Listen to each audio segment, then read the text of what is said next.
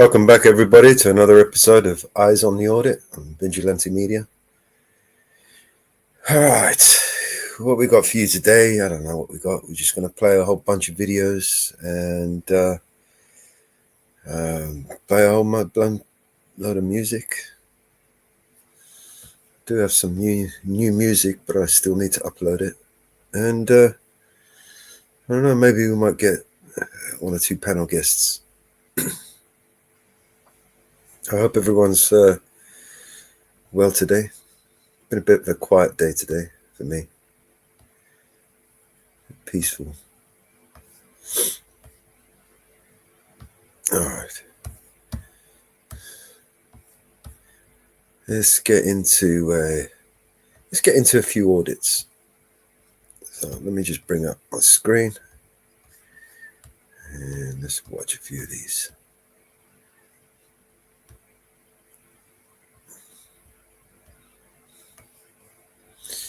New Jersey transparency. I'll drop the link in the chat. Please hit the like. And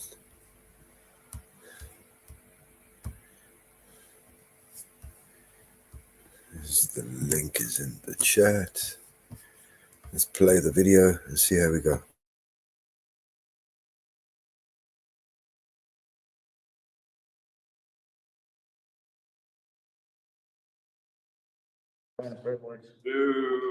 Okay, can I get my stuff from over there? Yeah. So I'm being told to leave under threat of arrest. I know you said you had a Oh, headache. what's up, Sam? What's up? What's up, You bud? going to grab your stuff? Yeah. And here they go. They're using the police You want me to to? come after us, but they're not the enemy. You're the enemy. Shame on you, Councilman. You tell them, mate. Shame You on tell you. them. And you know what? Fuck this town and fuck the government. Hey. You got a problem with what I said? Fuck you Yes, guys, sir. man. I lost thousands. Fuck all of you. Go on then, man. What's up, how we doing? Yo, what's My up, friend man? Christo. He's awesome, man.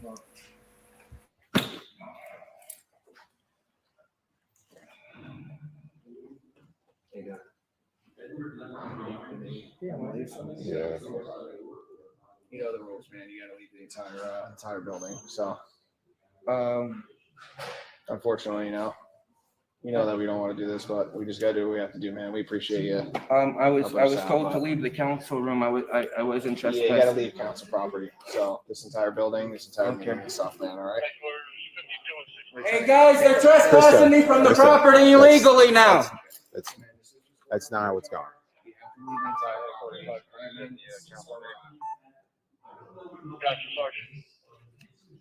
So you're telling me I have to leave the property? Well, I was going for medically. I couldn't even stand Okay. up. I'm Well, trying. do you want trying to catch an my breath. ambulance? You want an ambulance? First, I want to tell you, leave me the fuck alone. Medically, I can't even stand up. I was trying. Didn't you see me trying to stand on the wall? We can get an Didn't ambulance you for see you. me turn off my camera and then try to go stand on the wall? Why is he being trespassed? It's not trespass. Not being trespassed. We're discussing it with him. Okay. Christo, if you want, we can get you an ambulance. I don't. Is that what you need? I don't need an ambulance. This keeps going time and time again. The council president cannot trespass me from the property, so my trespass from the property. We're not saying trespass. If you're saying he's trespass, what the hell are you doing then, you My building's still knobheads? open. Hey, Goddess, Mrs. Reaper, how you doing? Right now, right? You agree with that? No, it's being used for more than that. Sometimes there's environmental commission meetings. All right, each one of you are ending up in my fucking tort claim. I said each one of you are gonna end up in my fucking tort claim. Not the council. He has to leave the building. That's being trespassed. Okay, it's not being trespassed. They're trespassing me from the building. You can't come back to the building at all. I went to go stand on the wall. I couldn't. Yeah, but why are you asking to leave the building? Right. He's not hurting anybody. Okay, so this is what I didn't break any law. Okay. It's still open. First off, I get what you're saying, man. Again, you keep saying he's being trespassed. He's not being trespassed. Turn off my camera. I went to stand on the wall because I can't even stand up. I had so fucking. Okay, so again, I'll explain it again. You're not being trespassed. You're allowed to come back. I was gonna leave 5 minutes Do you after want that, it? you guys. Do you want an ambulance? No, I want to see what they're You doing. said you had a headache and stuff like that. If you want, I gotta have an ambulance just come here and check you out. You want me to just get you one real quick? It feels like a knife. Okay, we'll call an ambulance. No. Or if you're saying it feels like a knife and you seem like you're slouched over, as you said over there before, if you want, I could have them come here. It doesn't mean you're going anywhere. It just means they'll come check you out. I'm waiting for my ride. Okay. Hey, Mama Bear. Hey, good morning. Good morning. Let me just add your screen thing. All right, man. Are we ready? You want to go this way, man? What do you want to do here? We can help you out. We can do our best. We're not rushing you. You gotta kind of forget. Are you talking to me right now? Yes. There you go. Or are you talking to the other guy? All this stuff. All right, what did you say? So we don't want to drag you out of here. We're trying to be nice. We're trying to give you some time. You're not feeling good. You have to leave this area. You don't trespass, but we don't want to All take right, well, you I'm out gonna here. tort claim you, and I'm gonna IA, and I'm gonna do every single thing tomorrow. You're entitled. Mrs. Reaper. Bullshit. You're not trespass, though, but we're going to drag you out of here. Because this is what. Deputy Chief Kudash. Yeah, Krista. It's like I said. Piece of you want an shit. ambulance for him? Tell him, Seem like you're kinda Krista. ahead of it. Fucking You want an piece of ambulance, I shit. get one here, just check you out. You want to get one or no? Oh. I don't want you to fall or anything like that. There's a bench right over here. He's pretending to be, he's like as if he cares. Just threaten to drag him out of there, right, without him committing a crime. He's not even So you trespassed. sure you don't want to just get Stated checked more out, than man? once that he's not trespassing him, but he's How about I threatened just to call drag in him here? out of there. Doesn't mean you're going anywhere. How Like I said, ridiculous these just people check you are. out. You can barely walk. Don't just kick people out of a public building, mate. You fucking idiots.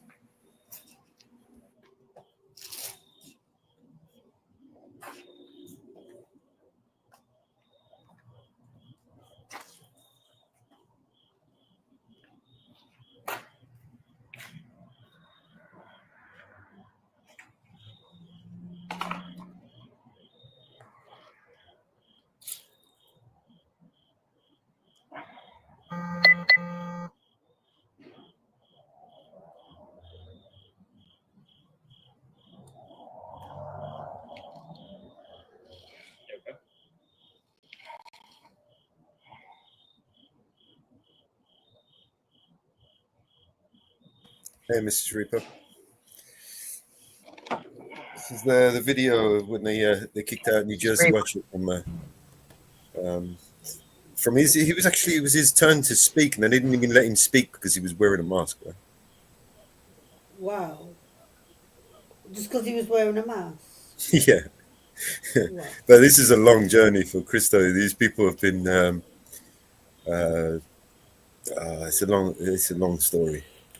Christoph, you need an Been ambulance or anything, let violating us know, this okay? guy's rights for a few years now. Trying to block him from doing it, coming to council meetings, asking questions. Today, I'm going to build an outdoor. I don't care what you're going to build. Shut up. Wow. Yeah. Mm. Yeah, give him a I like. see. Share the links Yeah, in I the chat. will. Oh, we're all right. I just thought, come on, there was no one around today. I had Jitsi open from the morning. No one came in, so I thought, I don't have access to it. no? No. Yeah, well, we're going to have to sort that out. Yeah. We'll get you in there. Sure. I know you go in there and you chat, but I've never used it. How are you feeling? Pretty today, easy. Mama? I'll drop the link in the back, and then you can. Yeah. I was doing some housework this morning. Oof. I must have worn you out. I All right, I so the got- link is in the back. So, I got a burst of energy this morning, so I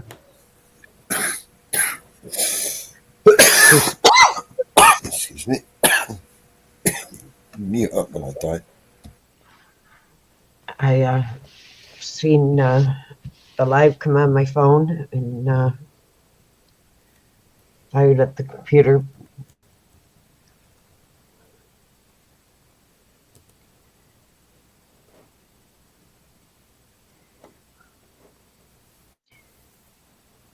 But I decided to do some housework. Oh, I did a bit today. I'm knackered now. Only halfway through and I'm knackered. You must be shattered. If I'm knackered after getting only halfway through, I've only done a couple of rooms and I'm absolutely dead on beat. So you must be feeling 10 times worse than me. Yeah, I decided to do some housework. Yeah.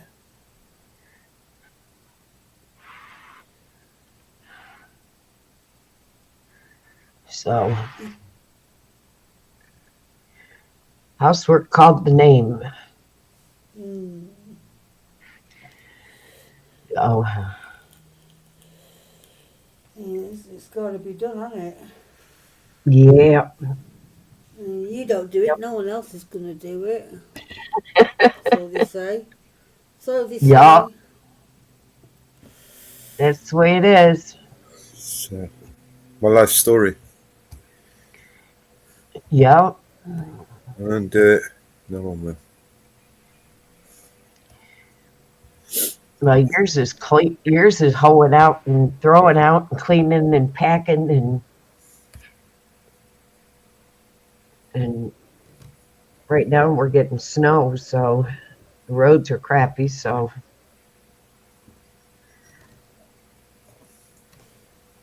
Yeah, I can imagine. We don't get snow till about April. March, April. and Still hot. of course we've got a weather issue bulletin going on here. Yeah. We've got lake snow effects going on. Wow. So the roads are not very good right now.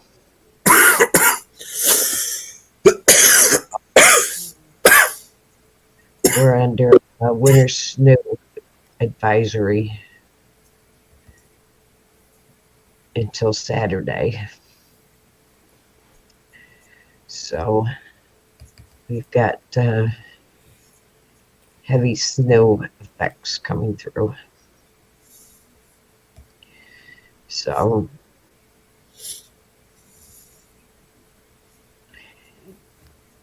it's snow right straight through for Christmas. So we are going to definitely have a white Christmas. Hey, Robert Mack, how are you? Are you enjoying California?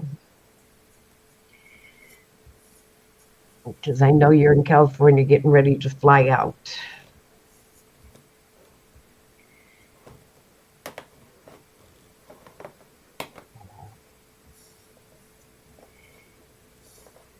Robert Mack is getting ready to go overseas.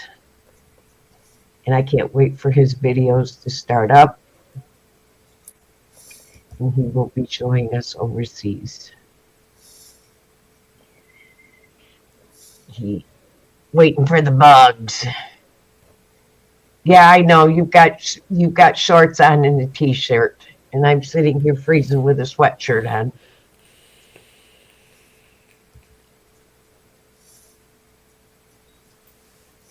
Yeah, I know. You're enjoying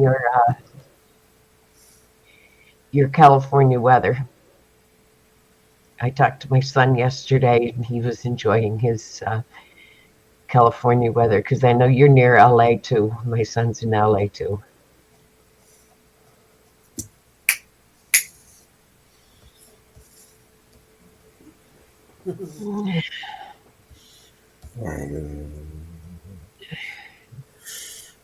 Damn it. We're getting ready for Rose Bowl parade for New Year's. My son says it stinks. He says the Rose Bowl parade smells. He says all the flowers smell. Yes, Oh, they do. he's in Pasadena. My son's in Pasadena. My son is actually right near the end of the Rose Bowl parade.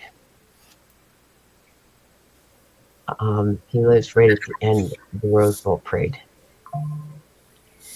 I've always said I'm going to one of these days go out for the Rose Bowl parade. And he says people line up at midnight for it. They start lining up for the Rose Bowl parade at midnight. They start getting their seats at midnight. So they get good seats for the Rose Bowl parade. So they get good seats. So, and they shut down the streets, and he says it smells. All the flowers. So, and Mellows, I do got to talk to you and support for the New Year's show. I got a good idea for the New Year's show. Okay. Hit me. Well, I don't want to give it out live. 1 second. Sorry. I don't want to say it on live because it will ruin the New Year's show. But I have a really good idea for a New Year's show. And we've got to put it together with support's help. But I have a really good idea for a New Year's Eve show. Really good idea. But we've got to put it together, and we got to start doing it now to put it together.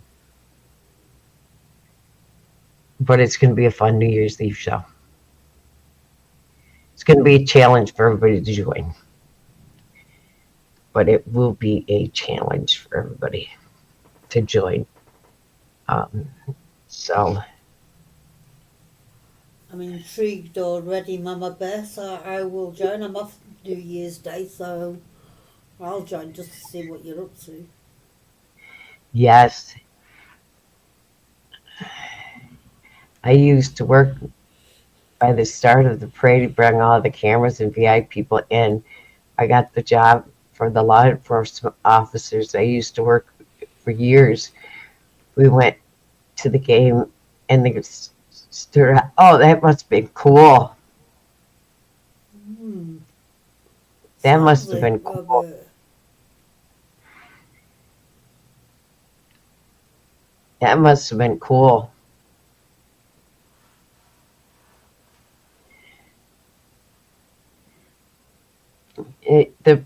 To my son, the parade is just nothing now because they spend so much of it that living right there by it, it's they've seen so much of it,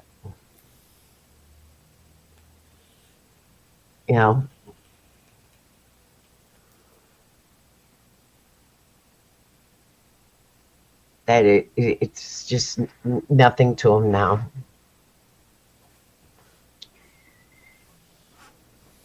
But they're building the floats now.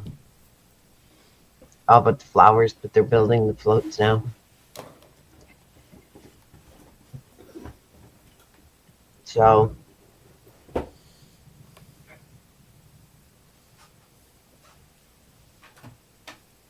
let's celebrate Easter.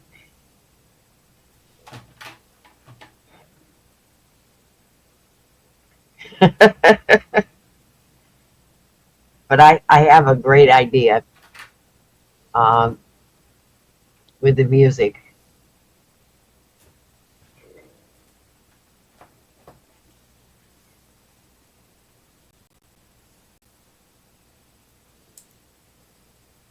You never attended the Rose Bowl parade till you worked it? Yeah. Yeah.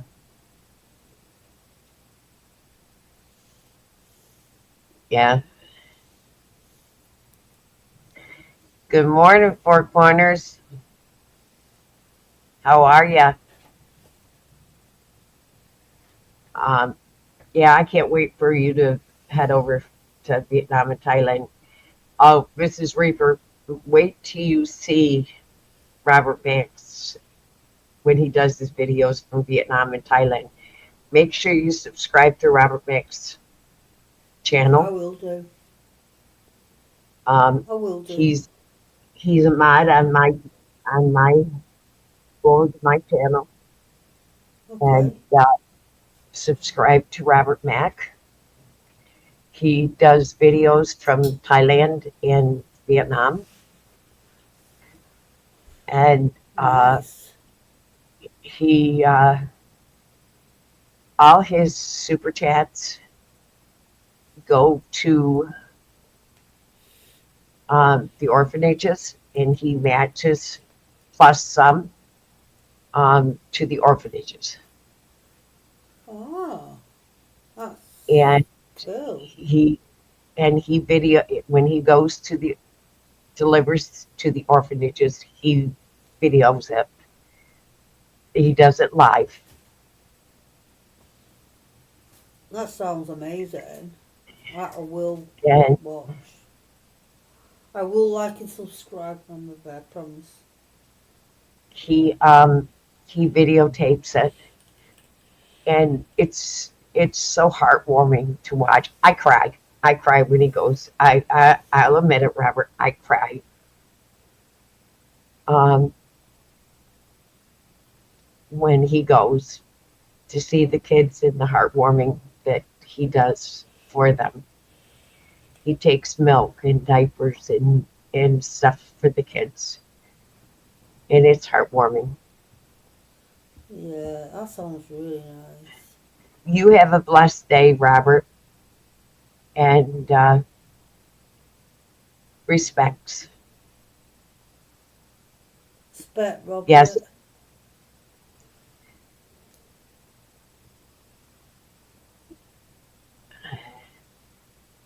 What a nice guy. and he does it every year, Yeah, that and it's sounds heart. amazing. Yes, it's very heartwarming to see what he does for the kids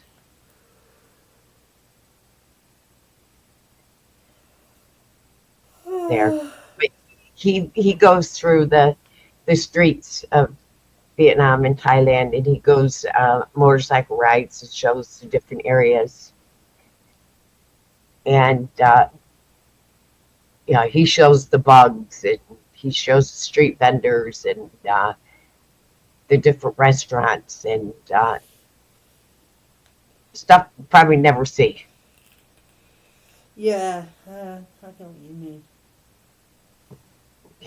Right, I'm Um, gonna go another hour, 'Cause I think. I'll never make it to Thailand. I'll never make it to Vietnam, No, me and neither. it it you know it is beautiful, I'm tired. I'm and not going to have an hour. it's actually beautiful to see what he shows. Yeah, He I shows bet it real life. is. He shows the real life there. He doesn't show the fake part of Vietnam and the fake part of Thailand. He shows the real part of Thailand.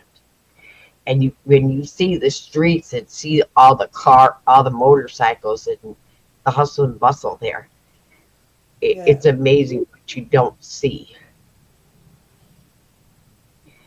You know, it's,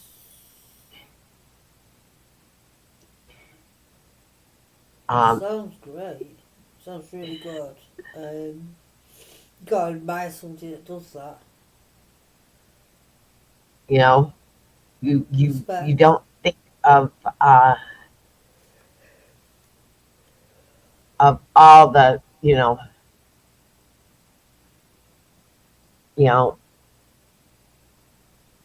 what is really there. No, you don't. You know, you know.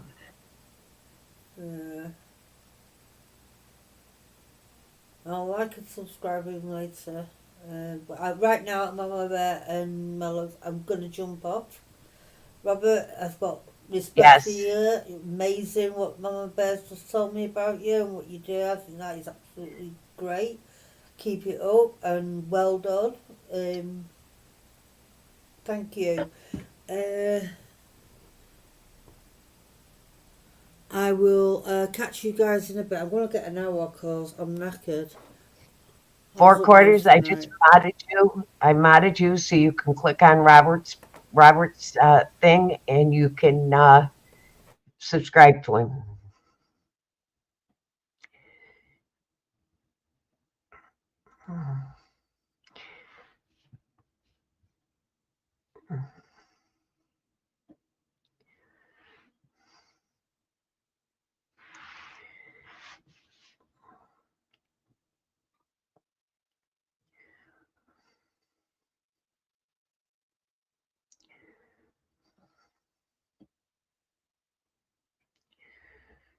Yes, we'll talk again soon, Robert.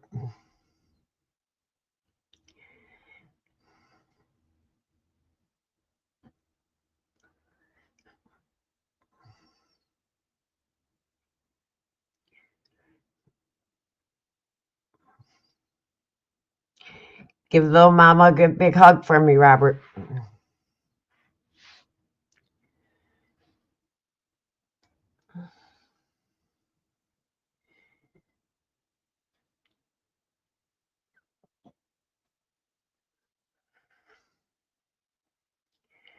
Yes, give Rochelle a big hug.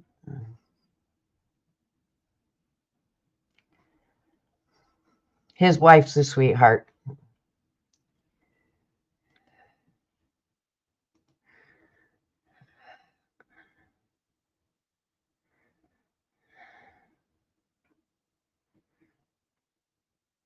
I have not actually been on much, so I don't know what there is. Let me go through and see what I can find to play.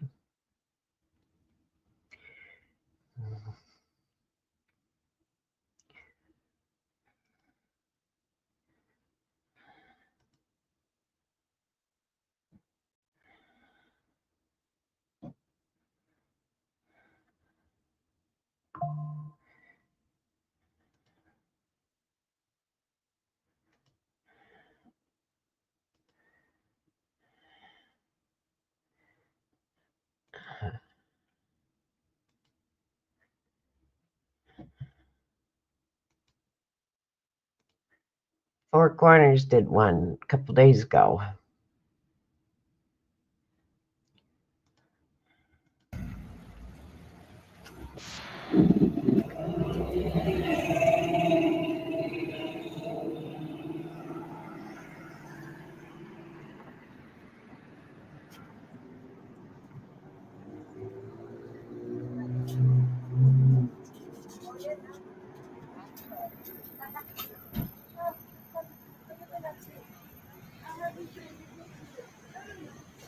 Over here.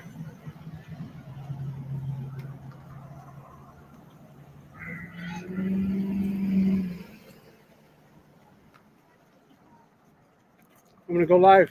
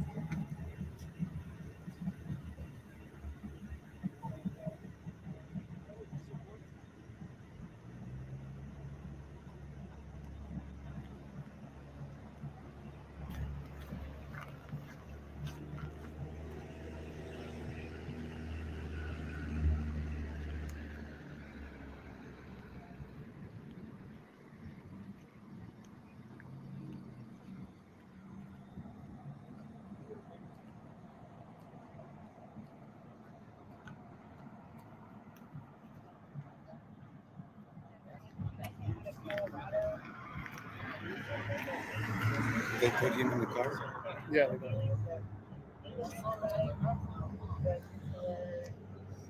Take a picture of that. Not sure. It's Officer Nez over there.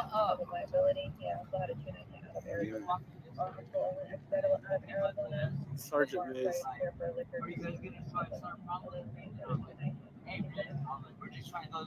Never seen this one.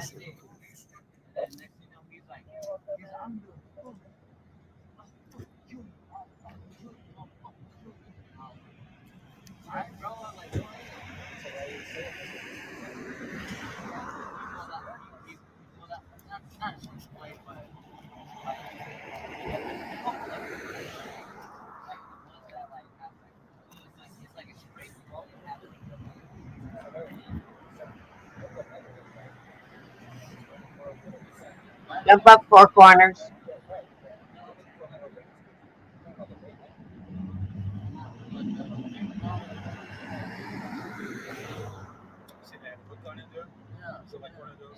It's a straight blade, but at the end of this straight blade,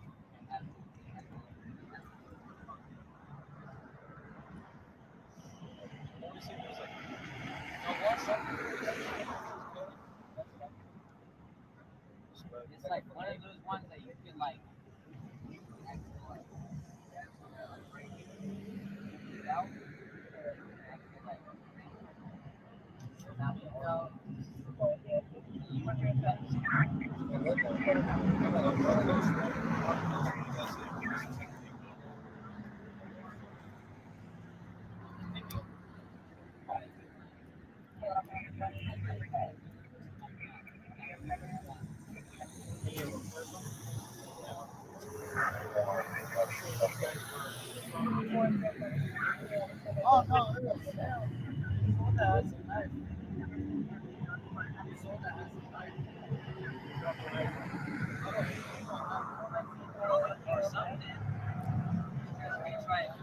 You can hear them.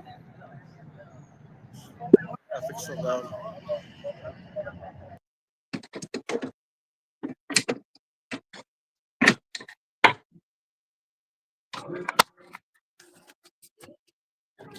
Do you know what they were saying to them? Morning, Mama Bear, Mellows. That's what I was saying. I wish I could hear them a little clearer, but there was the Sorry, traffic behind guys. us. I'm in a call. Hey, Four Corners. Do you have any idea what they were saying to them? I think they were just trying to figure out what was going on. But that's the problem is these guys are so used to telling people what to do. Like, here's what I'll mention later in the when they're done and the police take off and they let the young gentleman go. I think what I'm thinking is they would have took them in if we weren't there.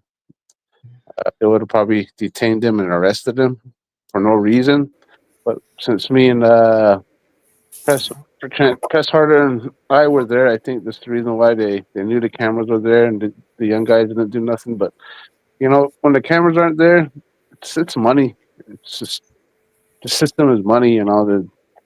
I think they would have took him in if they felt that if they wanted to, not because they didn't do nothing wrong. Even the guy that was just handcuffed and put him back in the unit, all he got was just a no trespassing warning.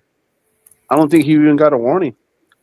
I think they just went and arrested him and unlawfully detained him. There's no need to put handcuffs on him, if you're just being detained. But then you'll see that when it's about over. The guy goes in, the short guy who handcuffs the young gentleman. He goes back into the store, and I don't know if he got the clerk to uh, have her do a trespass but Press Harder went inside. I'm surprised that he went inside because these guys are terrible. When he comes back out, he uncuffs and takes the handcuffs off the young gentleman, and it's like, why why did he handcuff him in the first place? You know, it didn't seem like he was a threat. But we showed up later. I'm just saying what I think would have happened and why the guy was. I don't think he should have had the handcuffs on him. But then they had these two young guys sitting on the ground too, and so. But you know, a couple nights later, these guys, the Farmington Police Department, got upset because Press Press Harder was pressing them pretty hard. He was up, you know, which is our right to, and they don't like it, you know, and we're doing the same thing not too far down the street from where this happened a couple of nights later, and they got upset and they had one of the officers, sergeant, show up, and he went and came up on us kind of aggressively with his vehicle, and he yelled at me if I don't get on the sidewalk, he would arrest me and take me to jail. And he told Press Harder the same thing. This is how bad Farmington is, Farmington, New Mexico. So yeah, thanks for letting me up and giving me a wrench. I know I think was it a couple weeks ago or a week and a half ago that you went and showed one of my videos also. Yeah. Yeah, we did. Yeah. Have you ever? Do they use body cams? Oh, they do. They do. Okay. Do Freedom of Information Act and request their body cams. Yeah. I've done it before, and you know they redacted their. Have you guys seen the one where James Freeman helped me out at City Hall? Yeah. Yeah. I requested those body cams, and they redacted them. The officer, he retired last year, but he turned the body cams off, and I made a complaint with the CPAC. I even went there, and it's a public meeting. But I made a complaint. I turned it in, and once I turned in the complaint, you know what they did. You guys know Press for Transparency, also. Yeah.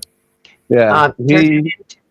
Turned it into the Attorney General's office. Yeah. Attorney General. Yeah, because even if they do redact it, it goes more in your favor that they have worked. When they redact it and you expose it, it's if it's something that they shouldn't have redacted, it could lead to tampering with evidence, right? Exactly. Yeah. It's state law to where they're not supposed to be, shutting up body cams off. And at the worst, it's perverting the course of justice, or at least it would be in the UK. But I think over there it's tampering with evidence. Yeah, at the very least, I would think, or at least you have an argument to make. Charges to be dropped. Do you know what I mean? Gotcha. Yeah, then that's why you contact the Attorney General's office. Okay, that's good information, Mama Bear. Appreciate that. So, what happened at City Hall when he redacted his body cams? Press for Transparency and we made a complaint, and we went to the CPAC meeting and we redressed our grievances, and we actually filed a complaint on a few officers. I remember I did it on Stearman, and I think Press for Transparency did it on another officer at a different incident that happened. And what happened was they told us that we had to leave, and so they had their own little private session talking about our complaint, and we had to leave, and it's ridiculous, it's stupid, So now what they did. Go ahead. Now you file it with the Attorney General's office that they are redacting their body cams. Gotcha. Yeah, like I said, it's good info, because when you turn it into the internal investigators, they don't find themselves doing nothing wrong. Yeah. I've got letters when I've done my complaints saying that, these Farmington police officers never violated any of their police policies or procedures, and they lie, and the camera proves it. Yeah. And our camera proves it. So that's why not everybody gives up. And like a guy just recently I'm still going through the situation with my resisting, obstructing, and criminal trespass. Yep. So so that's what goes on here in Farmington. That it's just That's been why they've been doing it so long, they're so used to it, and they don't care. Even when I show what's going on, they'll still do it, and they'll still arrest me. you And file it with the Attorney General's office, and you file it with the DOJ. good info. Yeah, but that's what I've got. I forgot who told me that. Also, to go then the next level up Yep. for if you want to be heard. So You take it right over everybody's head, and you file it with the Attorney General's office and the DOJ. It's the whole point of having checks and balances, right? And the separations of power. So, right, you got to use it to your best advantage as much as you can. I think any time that you can create an argument for your defense or against their defense, if you like, that kind of diminishes their defense. It's worth trying. Do you know what I mean? exactly. Sense because all we have basically is complaints processed, policy violations, and slaps on the wrist to contend with, while they can get away with brutalizing, victimizing, stalking, assaulting, and generally intimidating and coercing the public, right? Or us in particular, those that want to hold them accountable. So it's an unfair game and an unfair advantage straight away, right? And then it's a battle that you're not going to win on the street, right? Because they have the monopoly on violence, right? They can, just like playing Monopoly with somebody that's the banker. He can cheat, right? He can steal money from the bank and pretend and and play and cheat basically and get away with it because they're the bankers in this scenario, right? Right, the corporations. Yeah, they can make up the rules as they go along, and although the judicial, right, the judges, they like to make rules all day long. They like to make law when they're not supposed to make law. They're supposed to interpret the law, right? The legislative is supposed to make law, and they interpret it. But how many times have we seen? How many videos? Lane Myers the other day, they posted. Did you see the one where the judge kidnapped Lane Myers?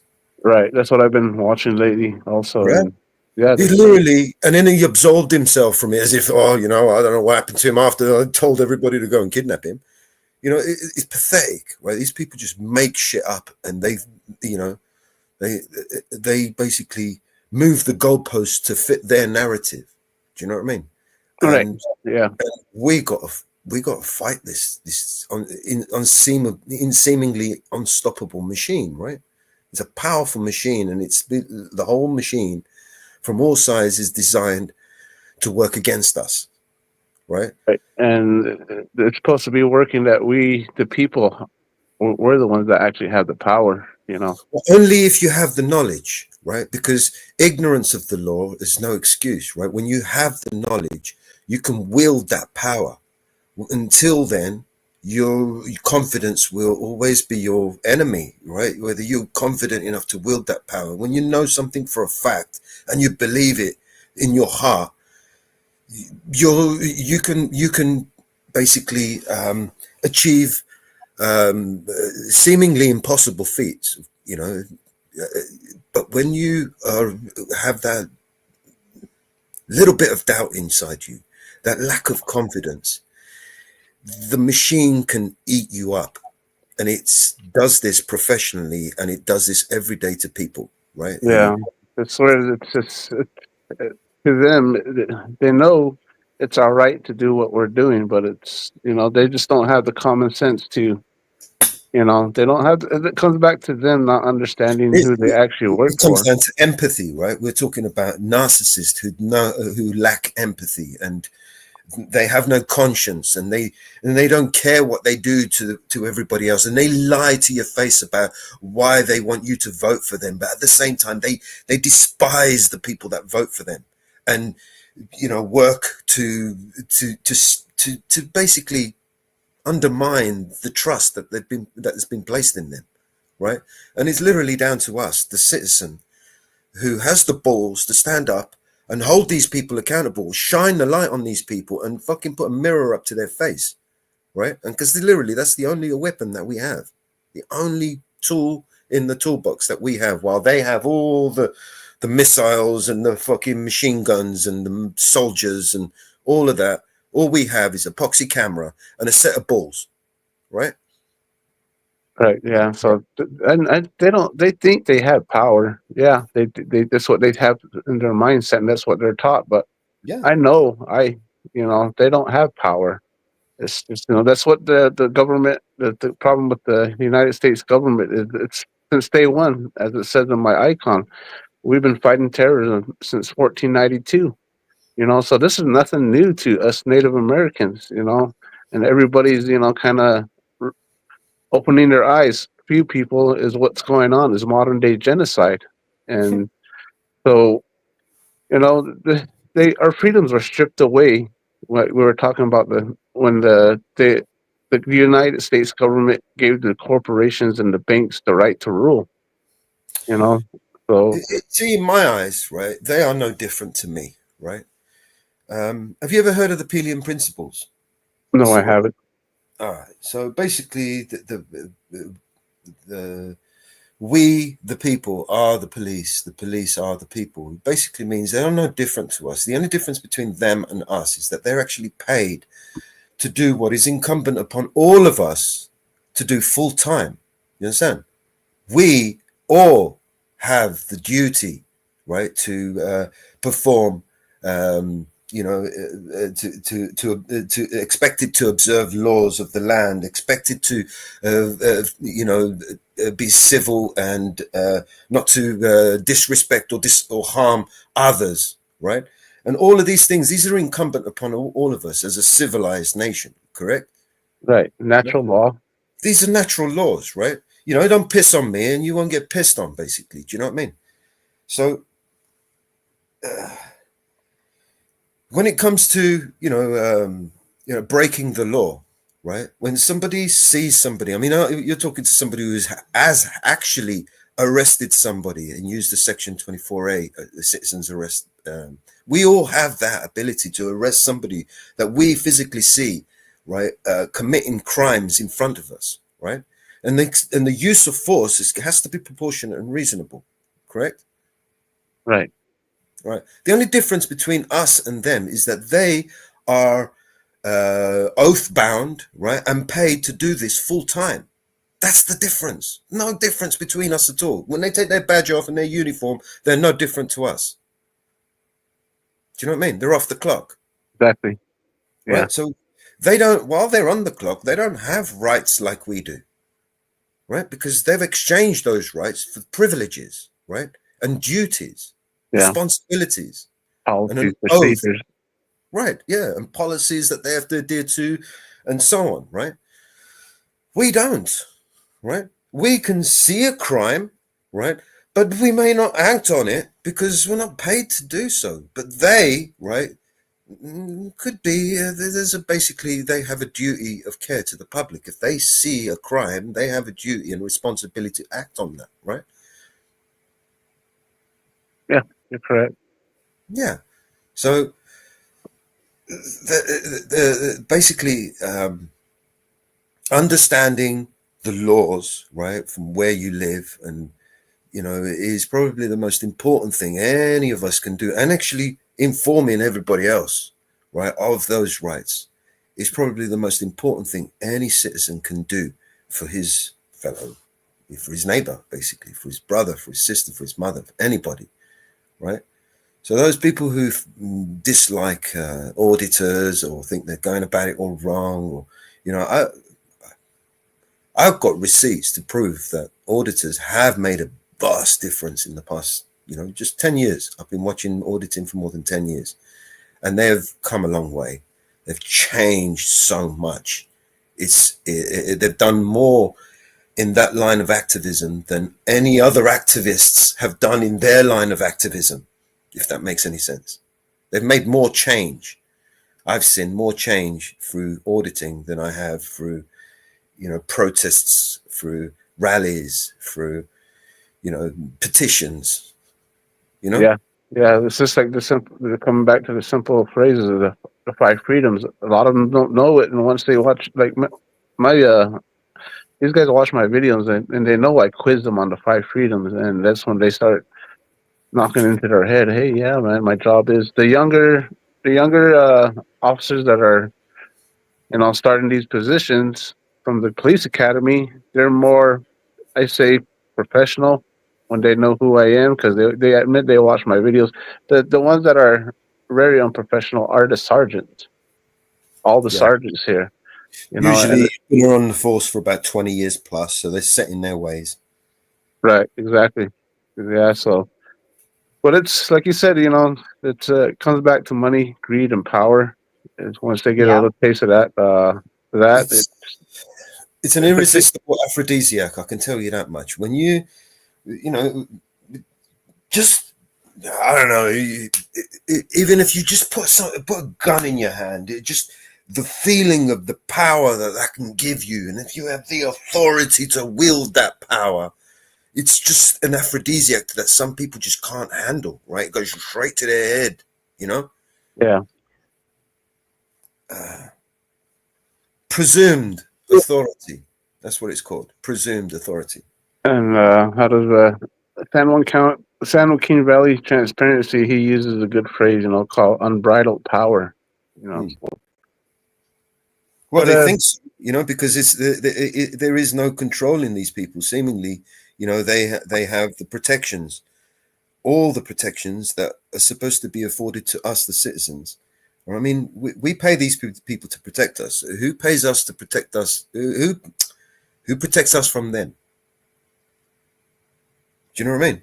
Who yeah, are we yeah. paying to protect us from the people that are supposed to be protecting us? You guys ever watch what happened in was it North Dakota, South Dakota, when they tried to put a, a pipeline through one of the local cities, towns there, and the local community there did not want that uh, pipeline coming through their city, so they went and put it through the Sioux reservation, and that's when that big old protest happened called Standing Rock. I remember it. Yeah, that's what happened there, and the local Native Americans, they came from all over the United States to help on that, to protest all that, and that's that one night that was what was happening with the government and you know closing down the Native Americans using they were doing what we're doing, trying to film them, for to expose, but they were using rubber bullets, shooting Native Americans in their hands when they're holding their phones up in their private, and that's what it came down to, a call saying, there was I think it was a Caucasian lady. She made a phone call saying, that she's trying to help these people out because that they're being um, hosed down and shot at. And so the person who answered the phone goes, you need to call the local law enforcement. And she told them the law enforcement is who is doing all of this. So who do we talk to? Whoever's next in charge? And the operator they knew what was going on. But it's like the same thing that you said, and that's what brought me back to, uh, who do we call to protect us when it comes to these situations? Yeah. We need more. What we need is more. There's more protections from these people, more anti-corruption laws that prevent these people from ever being able to take hold in a position of authority over anyone. We Yeah, need more stringent training and more stringent recruiting policy. Clearly, the people who are recruiting, they need to be changed over because they're not recruiting the right people. the people who are training, they need to be changed because they're not training them properly, right? So the whole thing needs to be overhauled. I'm not saying we don't need them, but if you give me an option, either having a corrupt police force or nothing at all, I would sooner prefer having nothing at all because, you know, it's better than having a gangster force around there that you can't do nothing to. Do you know what I mean? At least the fucking mafia, you can, you know, if you've got the balls, you can try and fight back. But these people, what are you going to do with these people when they drag you into court and your whole family into court? And they put you in there for 20, 30 years?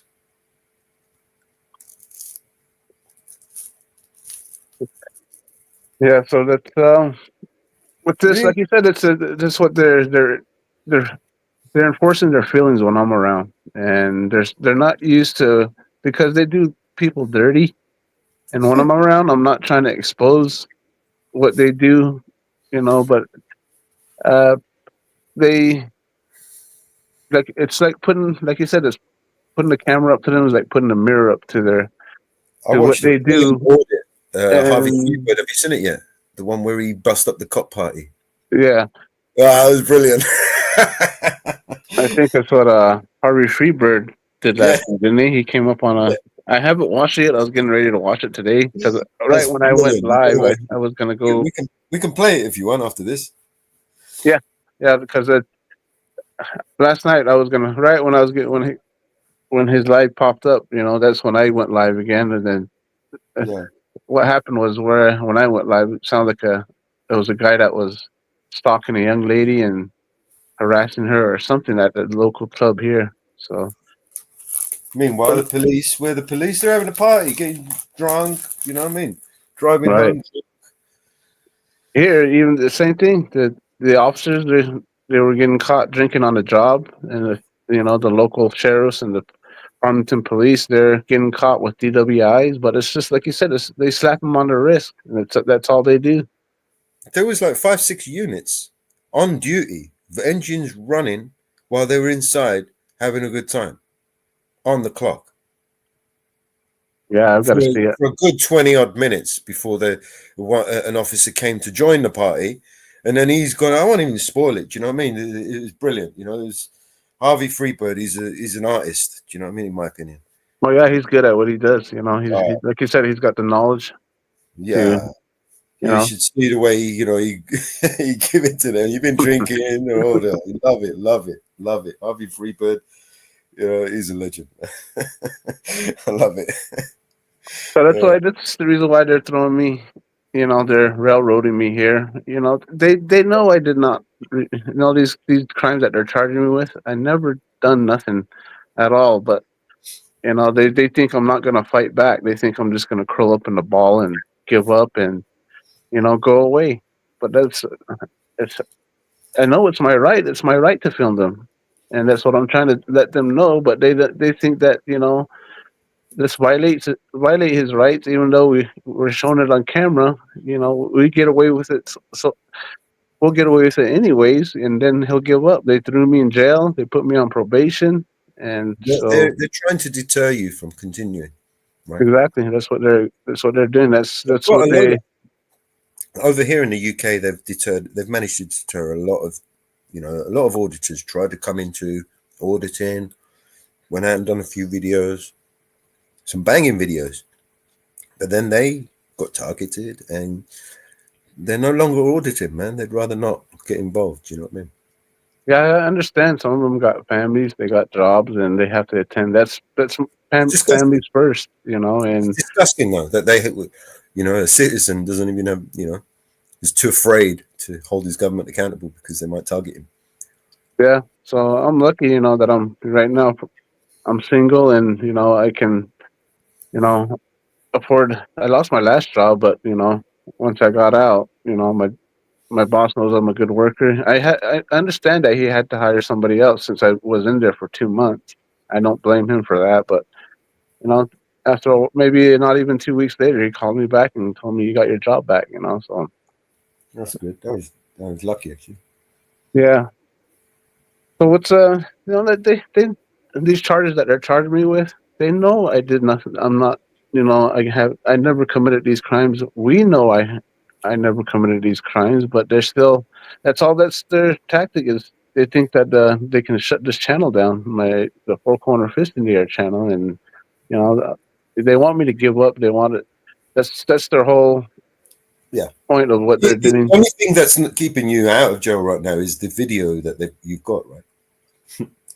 Yeah. You know, can you imagine if you weren't recording the things that they would have said and done? You would be in there forever. I mean, these people, who they're going to believe? Your word against theirs. There's no evidence.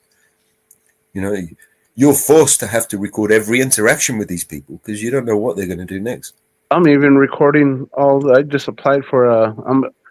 I'm appealing from the district court to the appeal courts now, and that's a process. It's paperwork that you have to have. You know, everything documented in the correct way, the correct order, and it's there's state statutes, state rules that you have to read when you're pro se.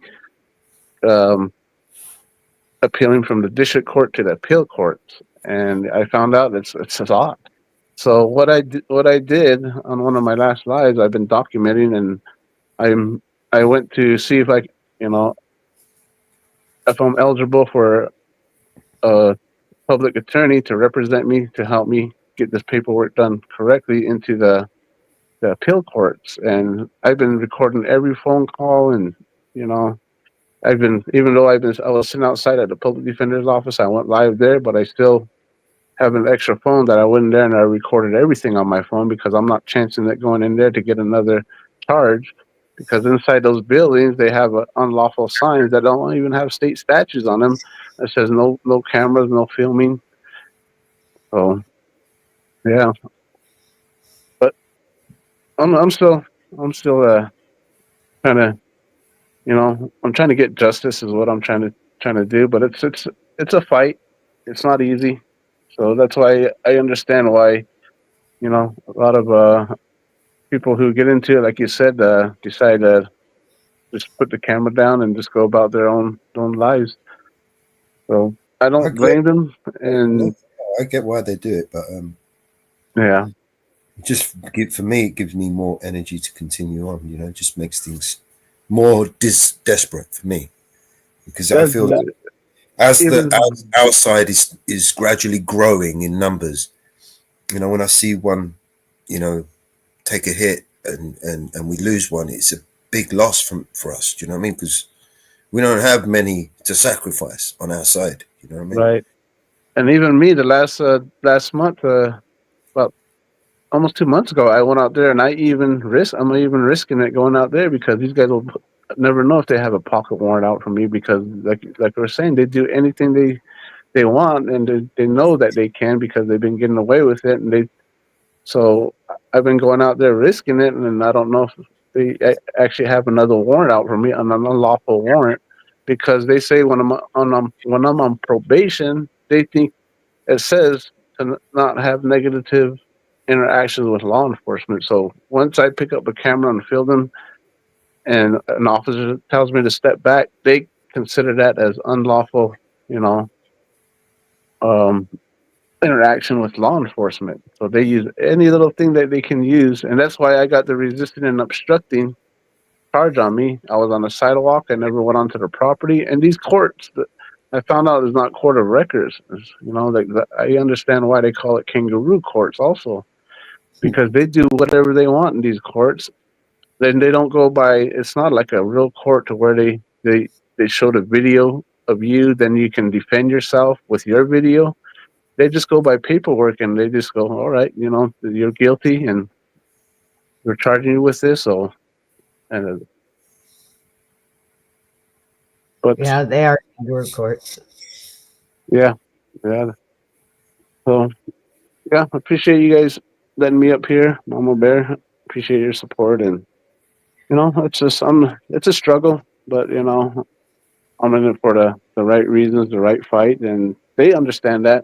But they, like I said, it's the uppers, the chief, the sergeants. They're so used to, you know, making up their own laws, policies, and procedures. That's why they've been getting away with it for so long. And like Mello says, they're slowly getting it, but it's they're not wanting to accept it. And I know in the local police academies here in this town where I am, they use my videos and they're teaching them that I'm looking for a civil lawsuit, and they're teaching them to try to avoid me. Like when I come up, what they always say is they won't even answer none of my questions. They will more or less say, do you have an emergency that you want to, report? It's funny. Yep.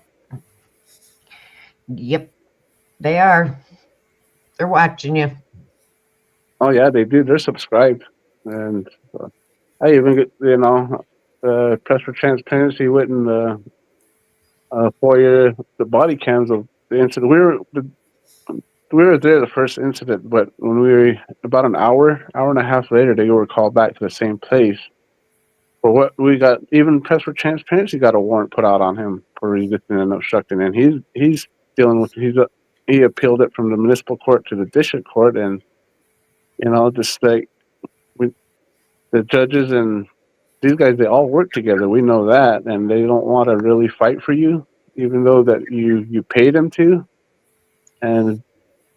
But it's just like my attorney, he folded on me on the day of court, and he had the confidence because he said he's seen my video camera, he's seen the female officer's body camera, and I did nothing wrong. I never resisted, I never obstructed. You were on a sidewalk, and so. But when it came to the day of court 3 months ago, I told him my father just passed, and is the because I wanted to be at my father's funeral because I know that they're going to throw me in today if I plead not guilty. And so what he told me is I would take the plea deal if you want to make it to your father's funeral. And I thought that was the only option I had. So that's what I did.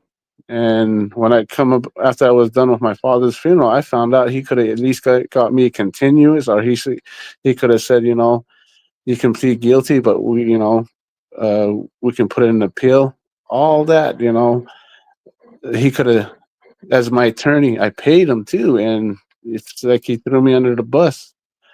So, and that's when at the last minute, I had a few days left before the 15 days to where you could appeal, but I didn't know if you could appeal a plea deal that you made in the municipal courts, and we tried looking it up. Press for Transparency helped me. This is where Press Harder came in, and he told me, he looked at the video and he told me, he goes, you know what, you need to appeal this. I said, it's a done deal. I already took the plea deal because I'm finding out that my attorney threw me under the bus. Instead of defending me and giving me good counsel, he gave me bad counsel into taking the plea deal. And Press Harder, he said, a lot of these city courts, I know they're not court of records. He said, I would find out if it is or not. So I found out it's not a court of records. And we're trying to look up if you can appeal a plea deal. And there's certain reasons, like my reason, I took a plea deal under, like a coerced plea. Felt like I was pressured in taking this plea in order to make it to my father's funeral. So we tried looking it up, and Press for Transparency was assisting me, and he goes, it's very vague, and he said what I would do, I just go to the district court, fill out an appeal, pay your $10, and if they give you another court date, that means that worked. So that's what I did, and sure enough, they gave me another court date in a district court. And as soon as I put that appeal in, I got it a court date into the district court. I turned it in. I served the municipal court, and that same day, the prosecutor, put a motion in to dismiss my appeal, saying I took the plea deal. And when I took the plea deal, it was an oral agreement. I never signed no contract neither, and that's what I found out. And that's what So I let the district court know. We had a status hearing. I put motions in for the reasons why I appealed to the district courts, and one was being under duress, and the other one was I did not sign no contract. It was an oral agreement. So it was a status hearing. Then he moved to continue it to a motion hearing. So it's like he could have made the a judgment that day, but he never did. He gave the prosecutor a chance. Time to. Yeah, to do what she had to do in order to, you know, like what she did is she went and she knew it was an oral agreement, so you have to, what was the three phrases? Knowingly, willingly, and intelligently make the plea deal. And she knew it wasn't, it wasn't on the record. So she got the judge and she got my attorney to testify against me. And it was like another kangaroo court. It actually was when I went to district court because they all know me there also. I got trespass from there last year. That trespass finally got uplifted on the 5th of this month. Every time I went in there, I had to call for a civil standby. It was ridiculous. And when I went to my first status hearing, the security guard came in. I called the sheriff's office and they knew. They said, we called the district court office and the security guards know that you have court today, so you're good. We don't have to be there at the civil standby. I went in there. I was in court with my friend, and all of a sudden, the security guard comes in. He gives me the signal to come outside, and he was worried about my phone, and that's what he wanted. And that's the same security guard that charged me with trespassing. And it's funny, I never got no notice in the mail saying I was trespassed. So that's and it's so that's what happened. When I was a status hearing, I went to a motion hearing. We turned in 2 motions, on time, and the judge said that there's motions here that weren't turned in on time. It says 48 hours before your court, and it was more, maybe a few more hours, 2-3 more hours before the 48 hours, more like 50 hours.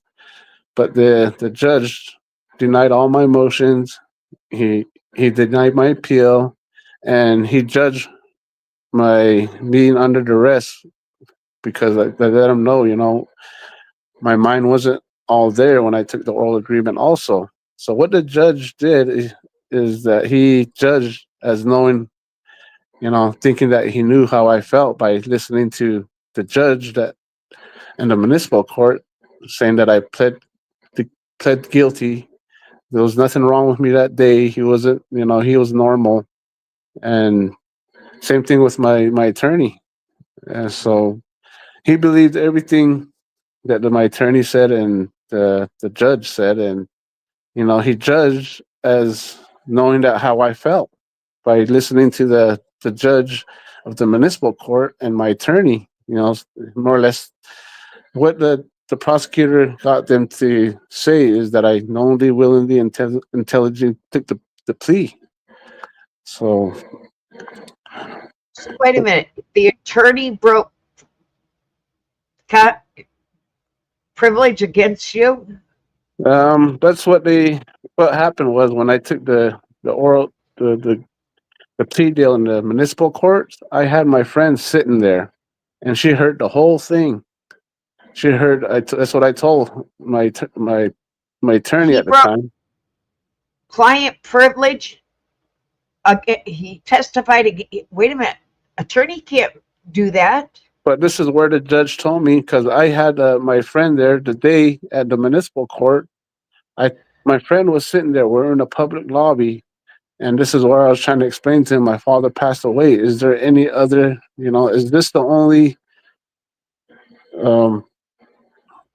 I said, I was trying to tell him, is this the only option that I have is taking a plea deal in order to make it to my father's funeral? And my friend was sitting right there in the public lobby, talking to my attorney, trying to explain to him that, my family told me, they knew I was coming to court to make the right decision to be there for your father.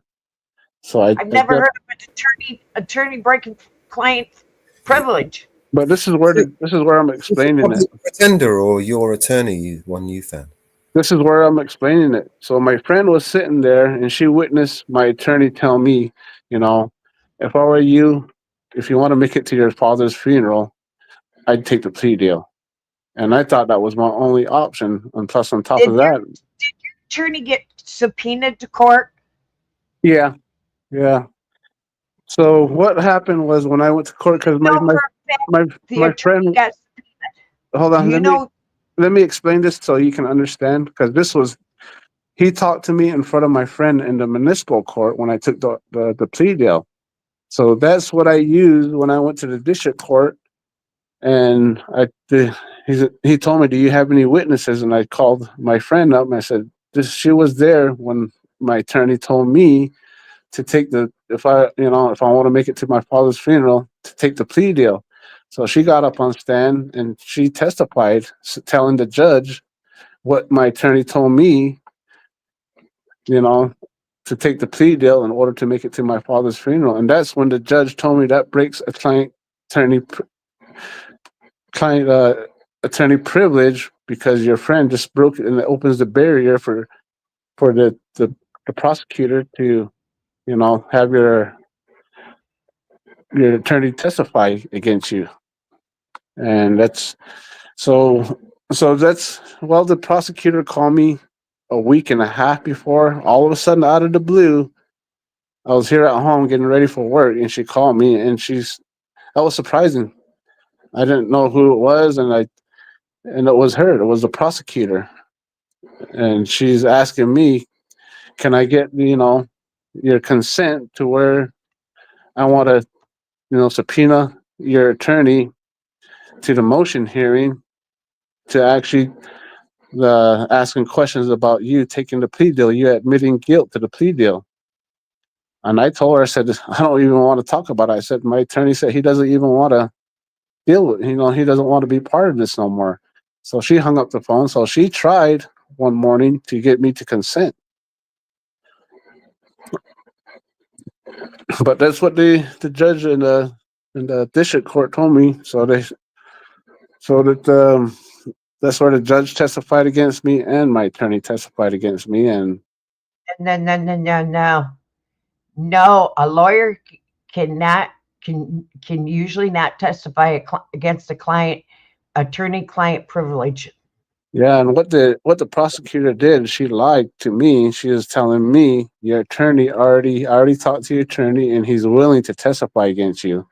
And a couple of days before I went to court, to the district court, my attorney in the municipal court called me up, and he goes, "I got a call from the prosecutor, and she's subpoenaing me to the district court to testify against you." He goes, and that's what he told me, that she can't do it because it's attorney attorney client attorney privilege, and that's and he doesn't know what she's thinking.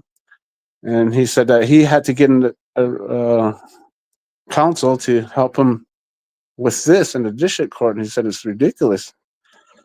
And I told him, I said, "I got a call on this day saying that she's telling me that you already agreed that you were going to testify against me, and she tried to get my consent." And he was surprised that what was going on. So, but that's what the judge in the district court said. Since you have your friend come up here and testify, with your attorney, because I let him know, because that was my evidence there, where she heard my attorney say, "If I were you, if you want to make it to your father's funeral, I would take the plea deal." And she was sitting right there the whole time. And that's when the judge says that breaks the client attorney privilege. So now, that opens the gate for the prosecutor to ask your attorney questions about, you taking the plea Out. deal. That all needs to, you need to go to the I'll think about it and I will email you, because that is judicial misconduct. Okay, yeah, that's what we're trying to find. And that's what me and Lori, her name is Lori, and that's what we're trying to figure out. Does that actually, him talking to me in the public hallway, telling me to take a plea deal while she was sitting there and she heard the whole thing, does that, It's that's what judicial misconduct that needs to go to it's judicial misconduct. yeah, if we can get that information to me, that be very helpful, because they want, when you appeal from the district court to the appeal courts, the main thing that they're looking for is mistakes that the judge made, is when they really take your appeal. So Um, It disqualifies. It's a mistrial. Automatic mistrial. Automatic mistrial. Yeah, if you can, you got my email, right? Yep. My email address. Yeah. Yep. So It's an automatic mistrial. fourcornerfishintheair@gmail.com. Remember, I've got. there's just there's an N. There's no I on the N. Yep. I have it. Okay. Yeah, if you can send me some information, that'd be very helpful. So right now, I applied for a public attorney to assist me on how to get this paperwork done, the process into and if he's willing to help me, that'd be, but I don't really, what I'm thinking is if I get this public attorney, he's going to start telling me, oh, these aren't good reasons for, taking it to the appeal courts. And I told, Lori's been helping me out with this, and she's been coming to all my courts and assisting me.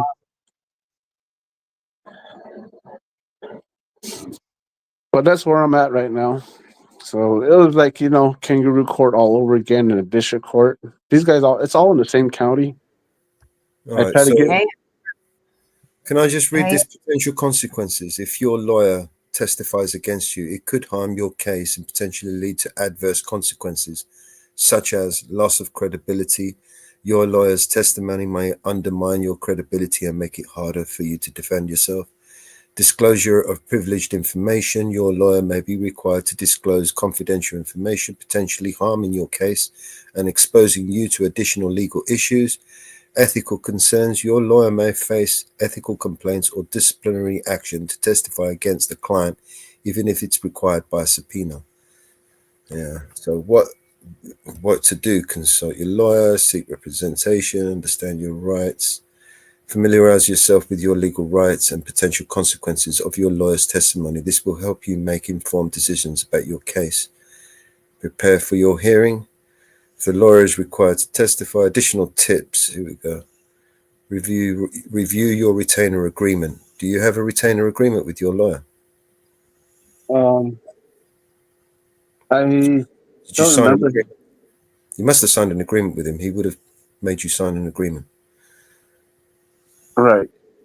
So in that agreement, you have him by the balls. Yep.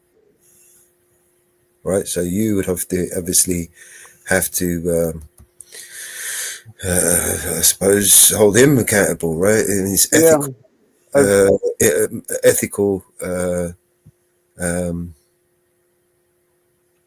Well, he represented me as my attorney. I never met him until that day. That's the first time I met him in person too. Do you have your retainer agreement where you retained him? I'm gonna probably have to look into that. It says carefully review the subpoena to understand what the information your lawyer is required to provide and what the potential consequences are, and then seek legal guidance on consult a new lawyer or a legal professional to ensure you're making informed decisions about your case. So yeah, check your retainer agreement to see if it addresses the situation where your lawyer is subpoenaed to testify against you. So in there, it might have a clause. I don't know if I didn't sign no paper because he was across state. He was down south. I didn't sign no paperwork, but I don't know if he's got any paperwork saying that we agreed. Like I said, that's the first time I ever met him in person. So You're in New Mexico, right? right. New Mexico, Section 38-666 of the New Mexico State states that cannot examine any communication made from the client without the client's consent. No, an attorney cannot testify against a client without the consent in New Mexico. You did not give consent. Yeah. And like I said, what the district attorney was saying, just because I had that was my only defense on my part is I told him, that I have a witness that was there that day, and she's a good friend of mine, and she heard what my attorney told me, and so she got up there and she told the judge, what she heard, but the judge, that's when he told me that breaks the barrier of a client attorney privilege. Because now and that's what we're trying to figure out. Does that break? Since he had that conversation with me in a public hallway in front of her, and she heard everything that he told me to take the plea deal in order to make it to my father's funeral. In private chat is where you file a complaint. Private chat. Yep. Is there a link that I go to or a site? Yep. File a complaint against the lawyer. I've done that already. I turned it in this past week. Yep. You want to file a complaint against the lawyer for testifying against you. It's an ethical complaint. I mean, he's prejudiced your complaint, your case. Right. Yep. File a complaint there. Could be grounds for mistrial, right? Yep. And file a complaint with the Supreme Court and the attorney. There is for the Attorney General's office. There. For all your other complaints, file a complaint. State bar. Yeah, I've done it with the disciplinary board of the Supreme Court of New Mexico. Was he a public defender? Okay. No, he was an attorney. He was actually an attorney that I paid. Oh, Jesus. Okay. You want to file a complaint with the State Bar of New Mexico? Okay. You paid him how? Online, cash, what? Yeah, online. Online. So yeah. you must have got a digital receipt, and I did. I kept all my receipts. Agreement that you would have ticked. I got the days that I did my payments, and when he received it, so I put that down on my complaint. As you've gone through the process, was there an agreement that you would have read and ticked? And I'm gonna have to look through that back through my emails because. Okay, you're gonna file a complaint with the State Bar Association. You want to file a complaint with the Attorney General on all your cases. Ooh. Okay. Okay.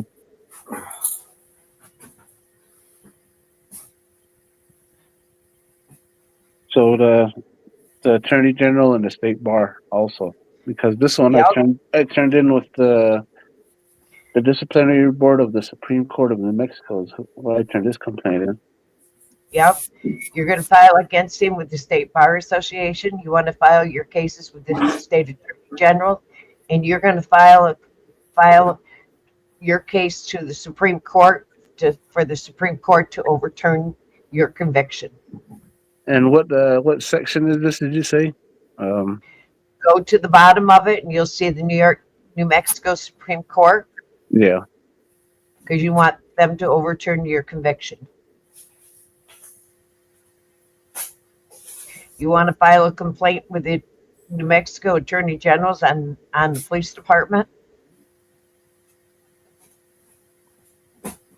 Okay. Is that the New Mexico State rule that you read earlier on about attorney-client privilege? The State Bar Association attorney privilege, yeah. Okay.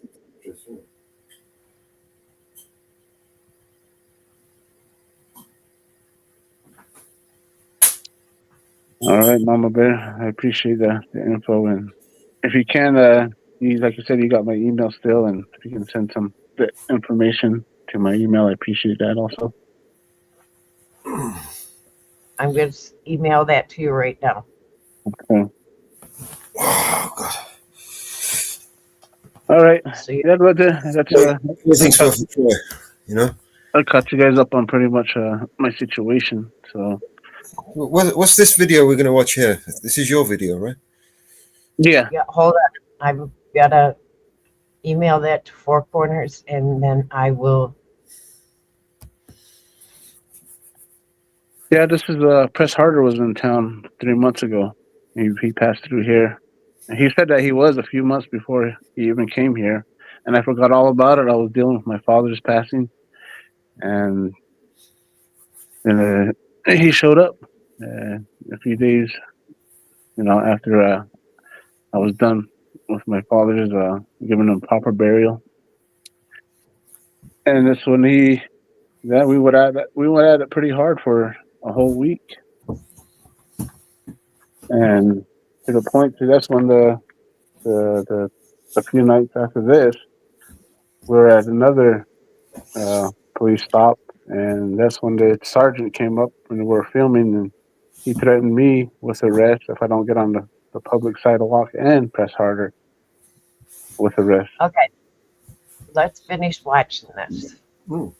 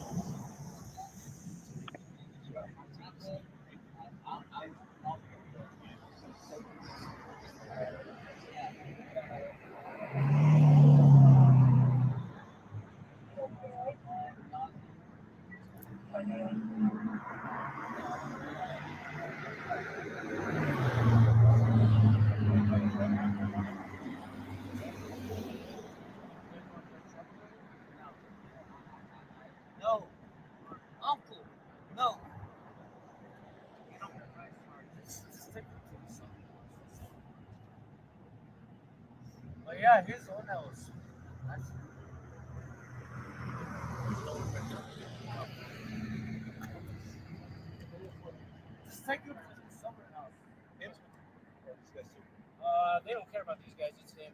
So I'll give him trespass, and these guys can go. You guys live around? Yeah. I'm just trying to figure out how far it is for you guys. Go press it. Go press it. I'm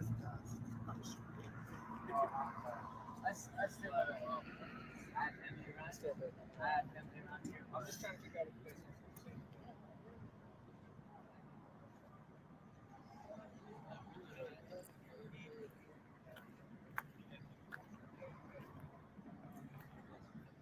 Letting those two go.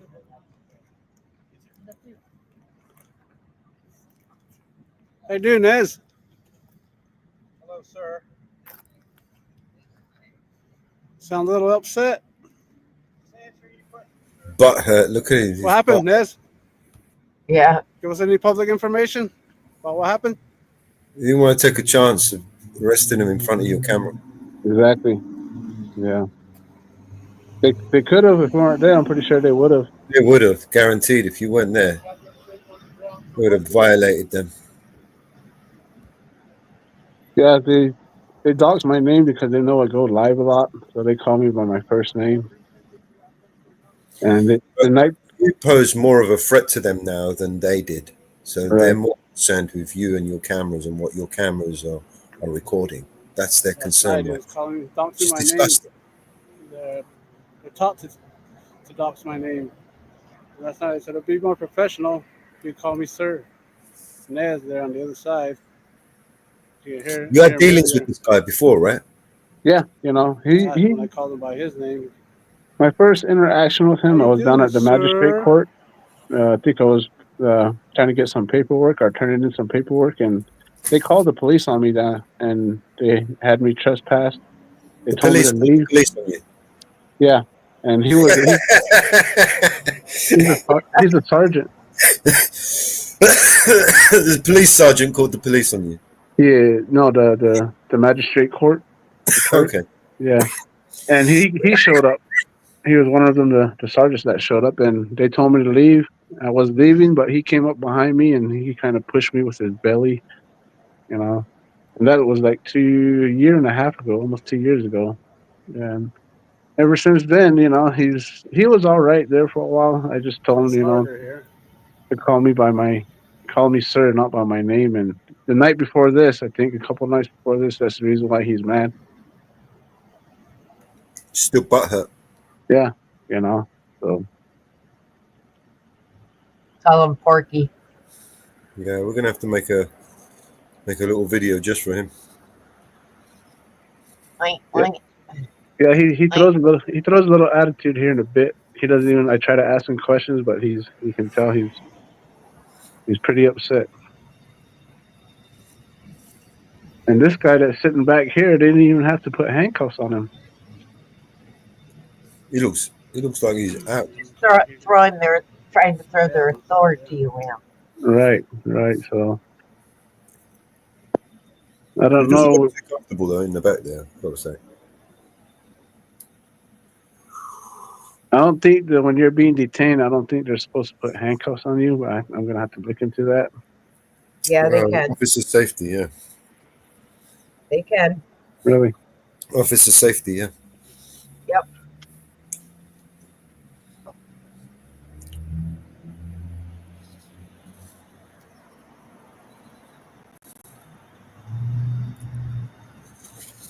Yeah, unfortunately, if you're being detained. How are you, man? Call me sir. Yourself? What's going on? Can you give us some public information? See, I had to cut out my name there. Hmm. I edited it, so you call me by my name every time. Never failed. Yeah, they do it because you're recording. They're trying to. It's called malicious doxing over here, but they get away with it. Right.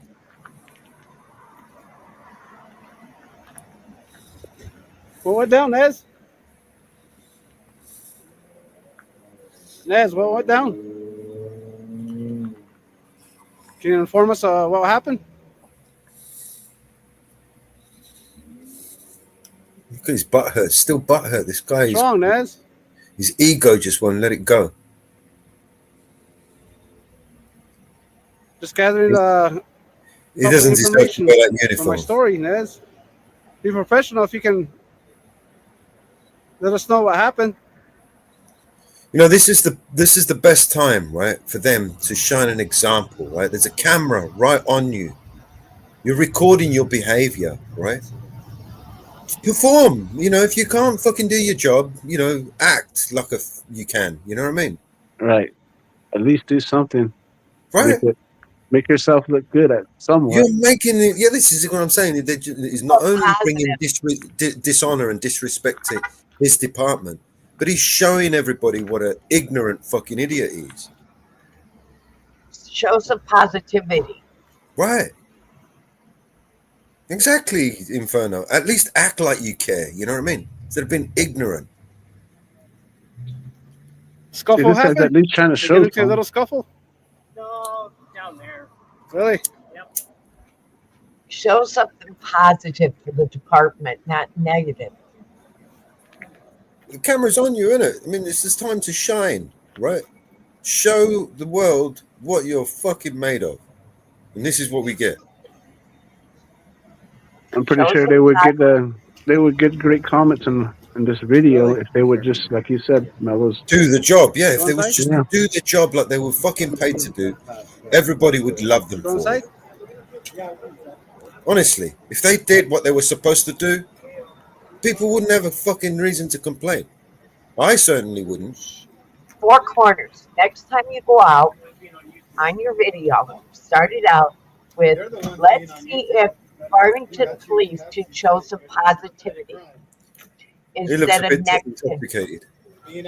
That's what I want you to start your video out with. Great idea, Mama Bear. Appreciate that. Let's see if a great idea. Show some positive instead of negative. Because you know they're watching. See if they do it. Okay. That'll help my channel a lot too, you know, and the reason why I'm out there. That's a good way to start out my videos, exactly. Yeah. Say, I want to see if Farmington Police can show positive instead of negative today. Right. And do a positive. You be positive instead of show no negative. All positive. Okay? Yeah. All positive. That way they can't use it against you in the court of law. You show all positive, no negative. Okay? Gotcha. That's excellent advice, Mama Bear. That'll help my channel out a lot. You show all positive, no negative. They You know, can't we've got a lot of got a law. we've got a lot of corrupt government officials, right? And let's face it, the only people that are actually going to do or can do anything about these corrupt Your name and politicians badge number, sir? officials are these politicians and public officials. So whether we like it or not, we have to find the good ones and empower them Yep. to take on the bad ones, right? Does And that make make any sure sense? We need them. We need the good ones. We need all the good ones we can find, and we need to help them, empower them to take on the bad ones. In my opinion, you know, I mean, you know, What's your name and badge number? Have you guys fucking bumped your head? Thank you, Officer Davis. you know how you just said, "Can I have your badge number?" Say, "May I please have your badge number?" well, no, you know, Bullshit charges, huh?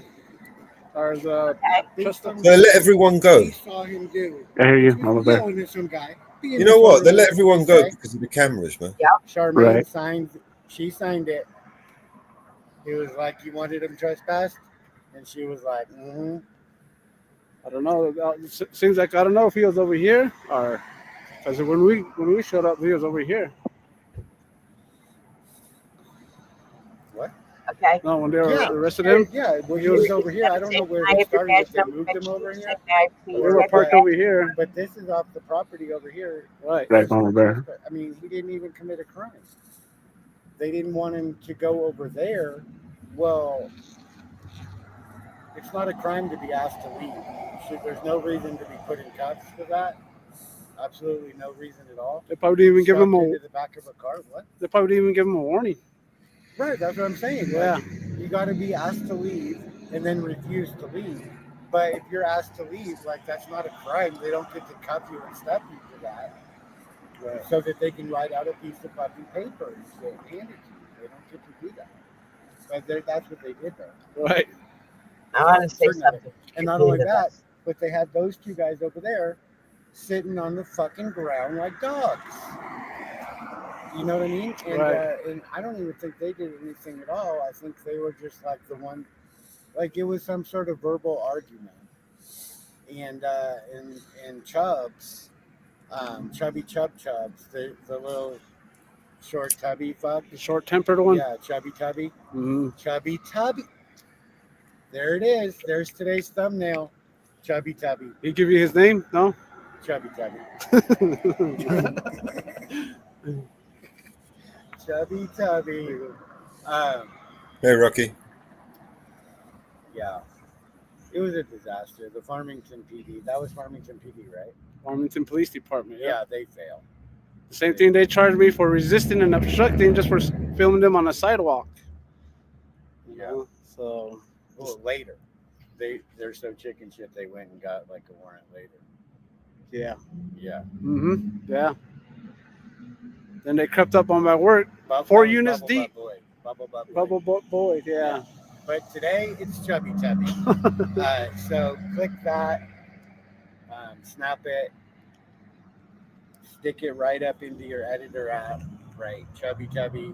Tell them I said it was okay. And you'll be good. You'll be good. All right. Okay. Yeah. All right. And we're out. Okay. Yeah, I think you Now- saved a bunch of people that night, man. Okay. Now I'm going to say something. If you got caught what the cop said, it did not happen here. It happened down a ways. Yeah. But Yeah. you got the order of no trespassing at the store. Yeah, they weren't even on the store property neither. But that's They after we showed left, up. right? So seriously, only because the cameras were there, right? They had to let them go. If the cameras weren't there, they would have taken them for the ride. We know that. That's a guaranteed, right? They would have Anybody picked it up. right? You know that they would have taken them for a ride. It was the cameras. You saved them that night. I think they would have took all of them in. I think so too. It comes back down to it's good for business. Right? It's good for business, right? I mean, there's 3 Exactly. customers. Exactly. You know, and it was because of the camera. You saved them, mate. That's how I see it. Yeah, after watching it a few times, that's what I realized too. You know, I'm pretty sure I've seen that a lot with cop watchers. I've seen Carolina, for instance. For that, you can't ask somebody for a trespass. They got to. Yeah, they're soliciting a trespass. And that's an illegal trespass. And I'm surprised Press Harder wouldn't there. He wouldn't follow the police all the way in there filming all of that when he solicited that trespass. So if they ask for a warrant, they can get out of that warrant. It's an illegal trespass. Right. That's why Press Harder said it was a fail. You know, they failed. It's amazing how they'll just humiliate us, right, and put us on the ground, handcuff us, kidnap us, ready to, you know, cart us away and, you know, throw away the key, right, for trespassing, right, when it's open to the public, right. But then when a security guard attacks or assaults you, well, it's not our jurisdiction. It's not, you know, it's not down to us. We'll take a report, but you have to go and file at the courthouse. And what the fuck are we paying you for? Yeah, but 4 quarters. When you talk to the cops, say, "May I please have your badge number?" Right. And yeah, that's you go out and you start being the positive auditor, not a negative auditor. And you start saying, "Let's see if we can find the friendly Farmington," and you start being a positive to them and see how they react. Get some stickers made up, some golden delicious apples, you know, like green apples, and then you got the rotten ones, you know, and a red apple with a parasite crawling out the side of it, and just anybody who you know, you just give them stickers out. Just like handing out stickers, looking for the good apples. You know, and we want to highlight the good apples, and then when we find the bad apples, we give them a sticker. and start leaving them at the scenes. I got a positive audit and a bad audit, and see who found the bad audit and the good audit. You give them a green apple sticker. Yeah, you passed. Here's a sticker. Well done. Well, there's a pat on the back. There's a green sticker. Yeah, that's like Mama said, you know, being a little more positive and a little more on the. You know, maybe if you put a blue line through it, they might take it. And you know, because they're watching you, and let's see how they fail at the audits, and because you're giving them a failed audit and a good audit. So you start being positive and to see if they fail it. You know what? I'm going to print you out some forms, right? And then when you see them and they're parked illegally or they're doing something, you just write out a ticket. Just hand them out a ticket, man. Just give them a ticket. I mean, yeah, you know, it's unenforceable. Get a ticket book. Get a ticket book. It's unenforceable, but it'd make a great video, right? You can get those online, right? Yeah, I'll make you some perfect ones. You know what I mean? Some brilliant ones, some funny ones. You know what I mean? We'll make you one, and you can print it off. Yeah, you sit there and ask them their names. You got like a little clipboard, like James Freeman. You know, just your name. You know, investigation. You know what I mean? You parked illegally. Tick the box. Parked illegally. You know, you can carry around a clipboard of a failed audit and a passed audit. Yeah. Did they give you your badge number? Did they know the First Amendment, the Second Amendment? Right. We'll give you a sticker. Still give you a sticker. You know what I mean? You passed. There we go. Here's a sticker. Well done. The virtual slap on the pat on the back. Did they have their body cam on?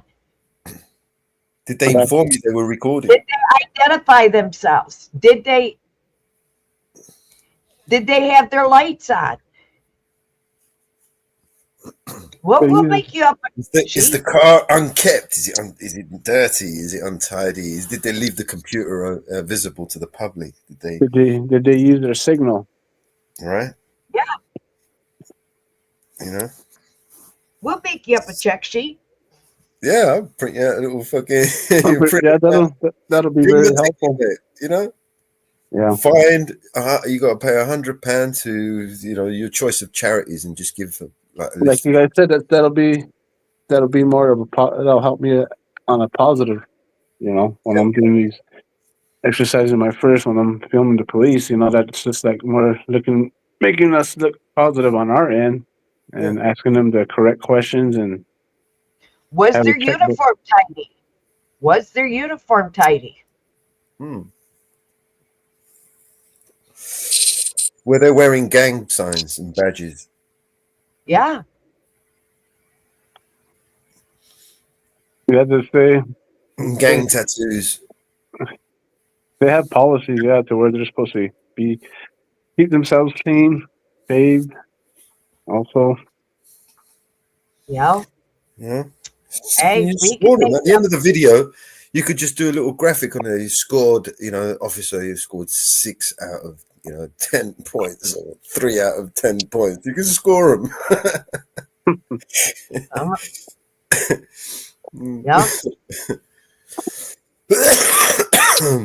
Yeah. Okay. I actually have I broke up a cop's party video. That's the one with Harvey Freeberg. That's brilliant. Yes. Brilliant. Class. Harvey, I love that guy for doing that. That was brilliant. I have that video. Harvey's located in Revelation here. Right? This is Galveston County Sheriff. Galveston. There's a nice party going on in here. You caught red-handed. Show you guys what's going on here. This is your tax dollars at work. I just happened to see a police car coming down this road, so you know me, I decided to follow him. I've been standing here for 10 minutes investigating, and I've already solved the crime. But check this out. How many cars do we have here? They're all running, too. This is a cop right here. Hey, can I help you? Huh? What? Turn what? All right, I turned it. I turned it sideways. What? All right, I mute it. What's up? Remember me? No? Yeah, you do. Reed Jones. Jones? Yeah. Oh, it's Jones. What's up, man? Yeah, beautiful. I was asking about you the other day. Where'd they move you to? I don't even know how to... Hold on, you guys.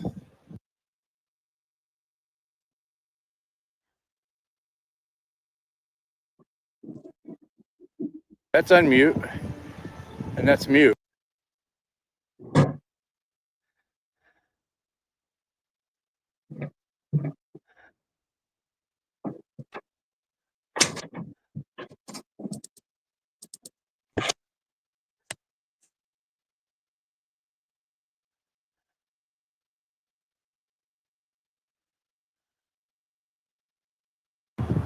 All right, that was Officer Jones.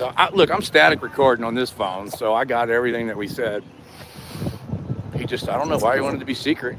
He used to be a cop. They moved him up to detective now. And he was always one of the cool cops. He never gave me any shit. He was always nice. Never tried to boss me around. Actually, he would tell other cops that we're cool, leave him alone. But look at this. We got a supervisor truck here. 1, 2, 3. There's one over there. That's 4 vehicles. And Officer Jones, which he was off duty, he was in regular clothes. So I've done busted up a police party here, and there's a sheriff department over here. These guys are all on the clock, man. What are they doing in here partying?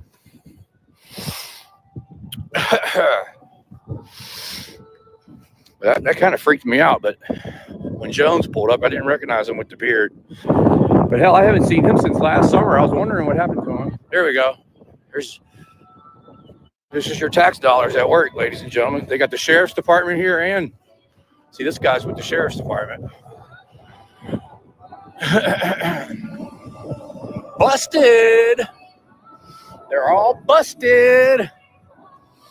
And before I went live, he already stitched on everybody. I asked him, I said, what the hell's going on? Because he was over there. I was like, why are all these cops here? Give me an incident number. I told him. I said, I want an incident number. He said, there's nothing going on. It's a party for police. So here's all your police partying. She's freaking out. She's like, why do I got to be recorded?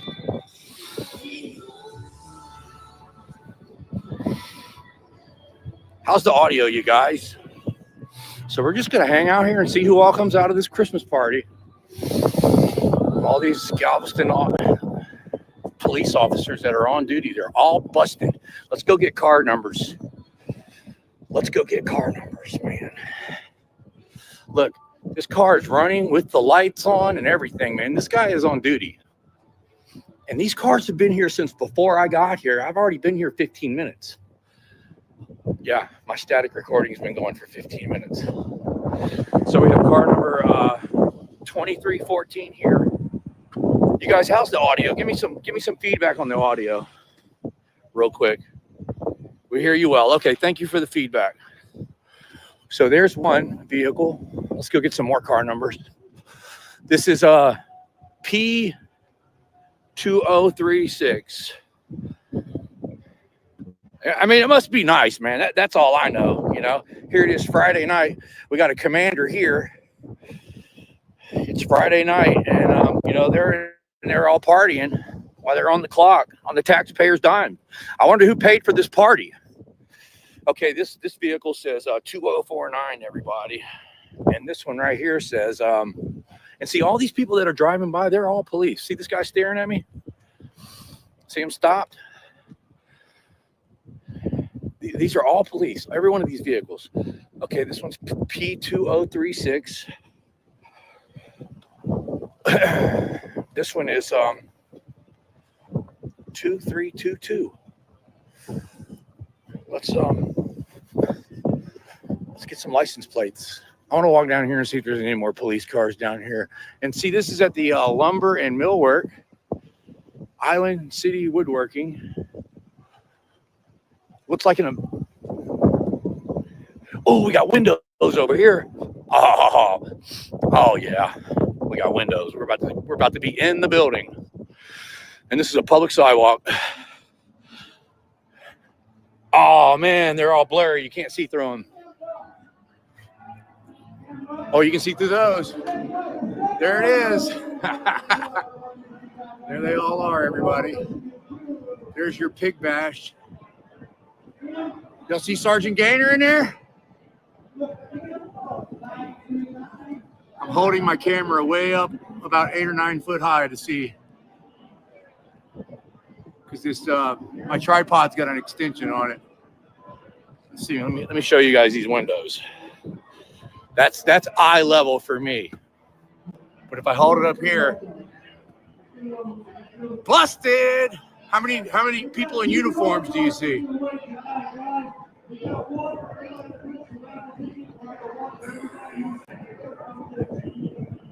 Wonder how many of these pigs are going to drive home drunk tonight, y'all.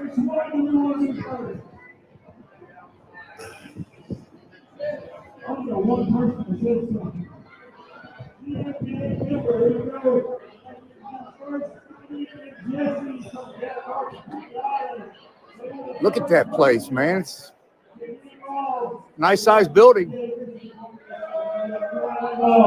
Oh, there's the stage right there.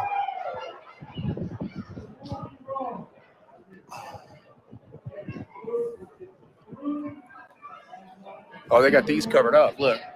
Oh, look at this. Oh, look at this. There we go. There we go, everybody. These are all police officers. They're partying We got 4 or 5 of them on duty on the clock. Their cars are running out there.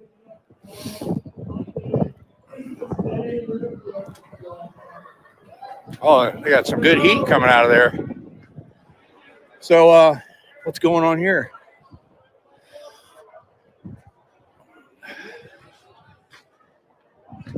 Oh, they have got blackjack tables, illegal gambling. Look at that. They're doing illegal gambling in there, y'all. So for the people that are just coming in late, the reason I stopped here is because you have all these on-duty police officers that are sitting here with their cars running. I thought maybe there was a disturbance or something inside, so I did a little investigation, but come to find out, this is no disturbance. This is a police officer's ball. But here's the problem. All these vehicles are running. See, look at this.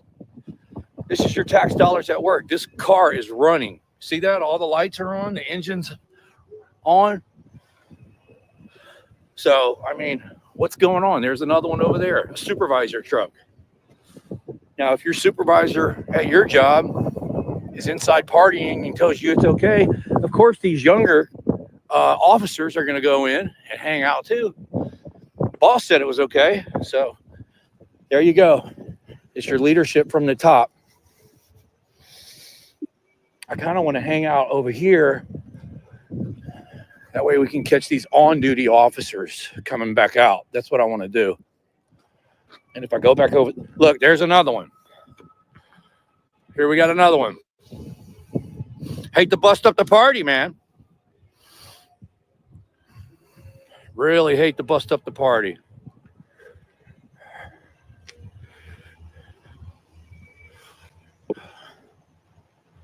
He's coming in hot, like he's mad about something. Oh, I hope he tries to say something about me recording through the windows. I hope he does. Yeah, nice turnaround.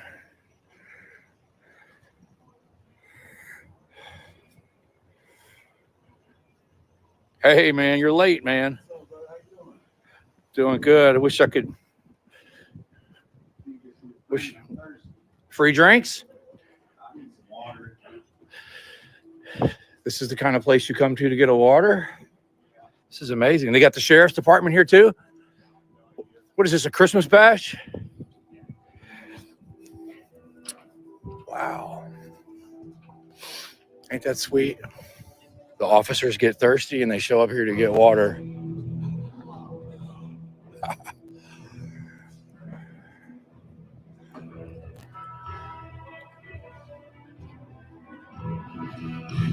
Showed up here to get a bottle of water, you guys. Do you believe that?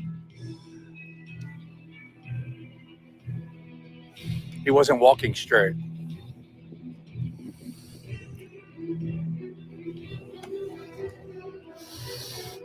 I was supposed to get tag numbers.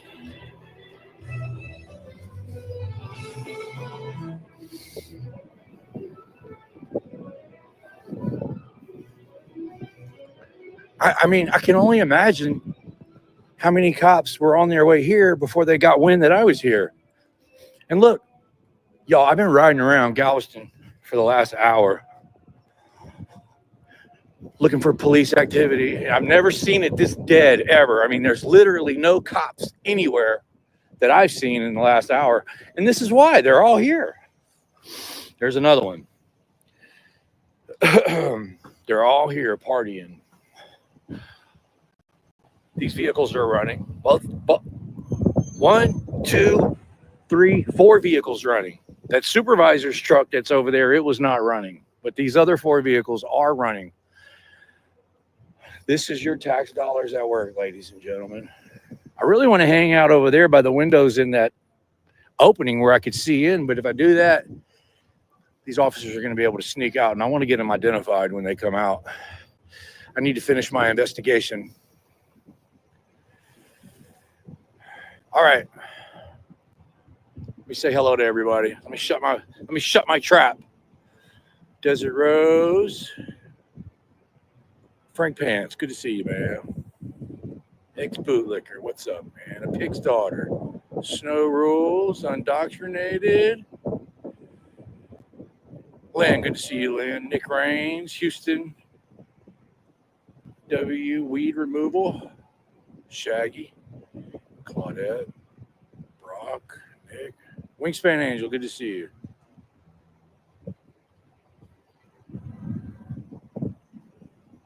Yeah. I wonder. Look, here he is. No bottle of water, you guys. Where's your bottle of water at, man? Where's the call at? All righty. Who all is in there that's on duty? You didn't drink any alcohol while you were in there, did you? Mind if I take a look at your eyes? That was mighty suspicious. He went in there. I think he went in there to tell everybody, hey, you're all being live streamed. That's what he did. Here they come. They're all sneaking out. That's what happened. He went in there and snitched on us.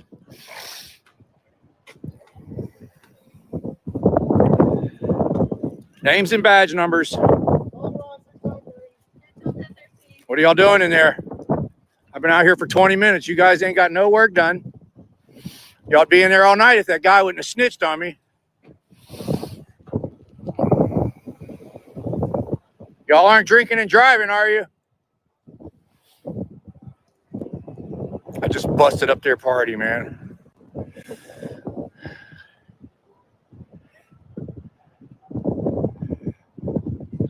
Y'all all right to drive? I can call y'all an Uber. Oh, look, they're sneaking out from everywhere. There's police officers. They just came. They're fleeing like rats off a sinking ship, y'all. They're coming out of all the exits. We still got this one. I don't know who this one is. And we still got that supervisor truck over there.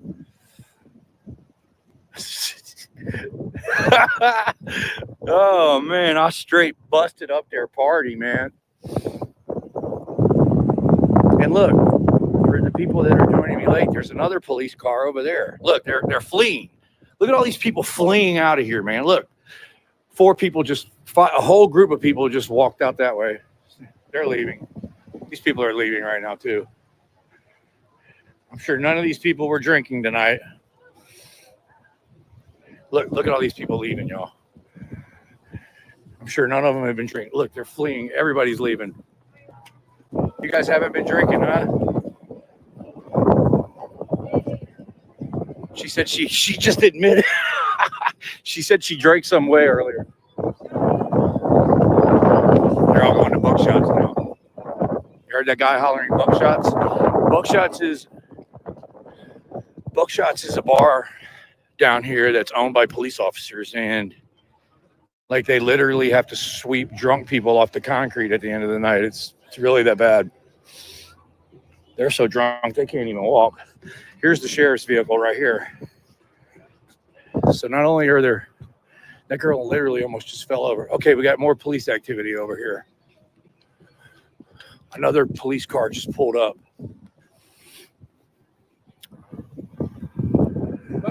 Buckshots.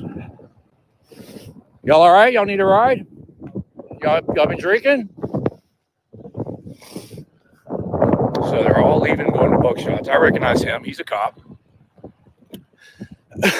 Like I said, Buckshots is owned by a police officer. There's fights in there every weekend. They beat the shit out of people, put people in the hospitals. We got one fleeing right there. 2335. Oh, you see what he did? He dropped this guy off. He smuggled this guy out. Name and badge number? How long have you been here? Don't lie. How long have I been here? I've been staking this place out for hours. How long have you been here? I was brought here 45 minutes earlier. Just cooperate. And I've been back for maybe, I don't know, 45 minutes. You been in and out all night? Anything to drink? Look, we can do this the easy way or the hard way. Honesty goes a long way with me. Lying's only going to get you in more trouble. Name and badge number, officer. So you're the supervisor. You're allowing all these officers to just party while they're on the clock? Yep. Okay. Well, at least you're being honest. Sounds like you're slurring your words a little bit. Is that vodka in that water bottle or what? No. I told you, honesty goes a long way. Mind if can I take a look at that water bottle? I don't want to drink it, but I'll take a look at it. You want me to grab it or what? I don't want to break the plane without consent. I'm not going to drink it. I just want to make sure it's let's see. I'm going to do a sniff test. Yeah, okay, that's water. The rim kind of smells like beer, though. You've been drinking beer? It smells like there's. Yeah. If you need, if you're feeling a little tipsy, I can give you a ride home if you want, man. What time was the party ending, man? It seems like everybody just kind of fled since I was here. Oh, okay. You going to Buckshots too?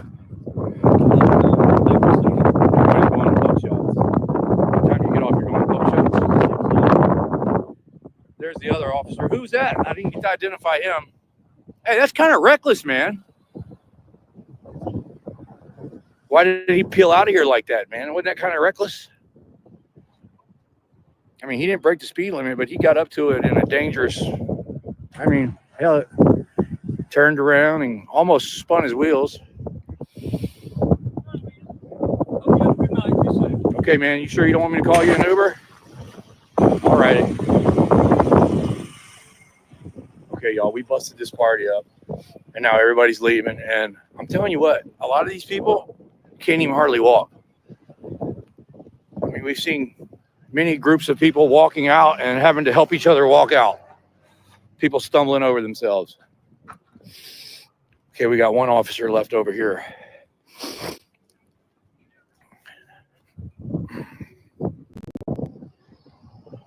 This is unbelievable, man. If you would have told me, see, these people have got their badges around their necks. Let's get some zoom in. Whoop.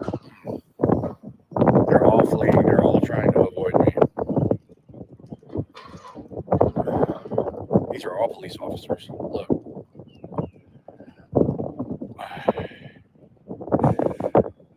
They got their badges around their neck.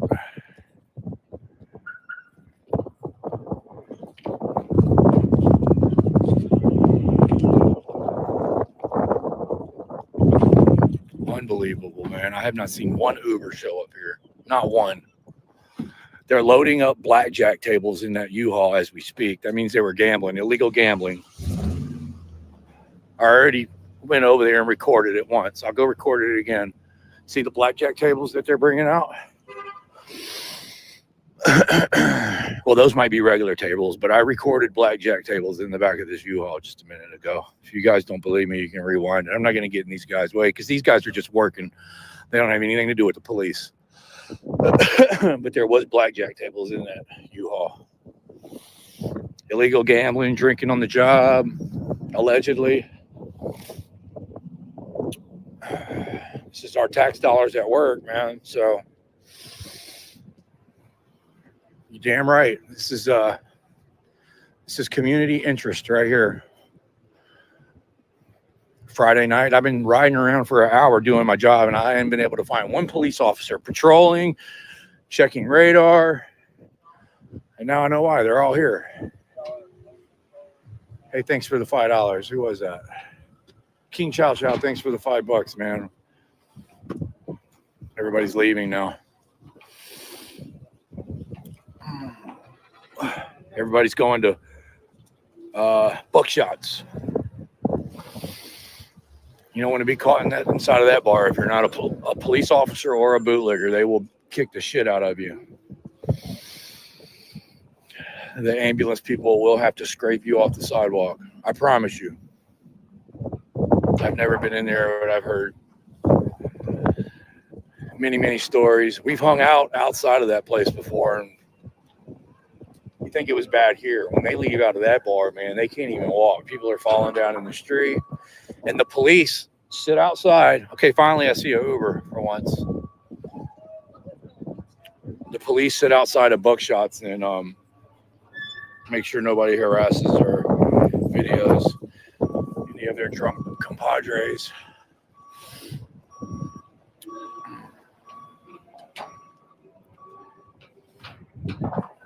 Buckshots, yeah. There's always police hanging out outside, making sure nobody interferes with their rackets.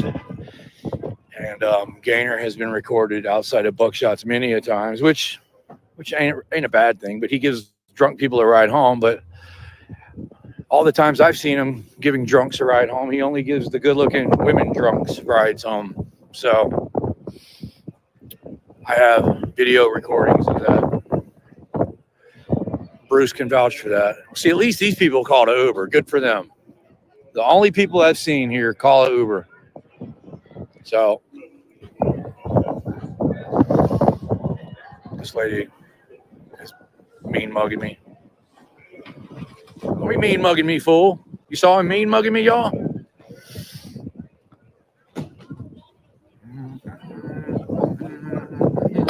Wumbo! Dallas Cowboys. It's a sign of intoxication.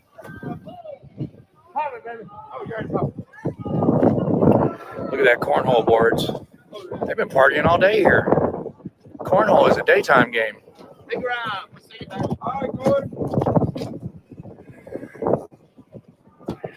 This guy's got 2 drinks in his hand.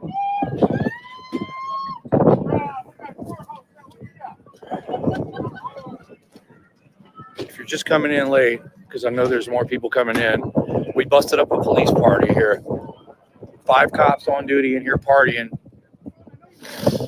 Everybody's leaving this place like a rat jumping off a sinking ship now. See how that guy just spit on the ground when he looked at me? That's a sign of disrespect. Nobody's catching an Uber. None of, they're all above the law, man. Sovereign citizens. They'll give us a DUI for drinking 2 beers, but this is your tax dollars right here, ladies and gentlemen. I'm not repeating myself. I just say things over and over for the new people coming in. But before I spotted this party going down here with all these cops on duty, I couldn't find any police activity in the city anywhere. It was like dead. Crime going on all around me. I'm like, where the hell are the cops tonight? Something weird is going on. And then I finally saw one police car, and I followed him because he was the only cop car I saw all night, and he led me right here. And there was 5 police cars here, but 3 or 4 of them were running with the lights on, and they were in there for at least 20 minutes before they came out. And the only reason they came out is because one of the cops saw my live stream. He pulled up here, parked, said he was going in there to get a water because he was thirsty. He went in there and ratted on me, and then all the police officers came flooding out of here, and they left. And then the guy that went in there and ratted on me didn't even leave with a water. He was only in there 3 minutes, and he didn't even grab a water. He's like, oh, there ain't no water in there. Nothing but alcohol. Nothing but alcohol. Geo, Accountability Angel. How y'all doing? I haven't been looking at the chats. Let's see. Toe for Life. What's up, Toe for Life? Matt Geo. So yeah, this is a matter of great public interest. This lady's carrying a blue line flag. See it? See the little miniature blue line flag? Oh.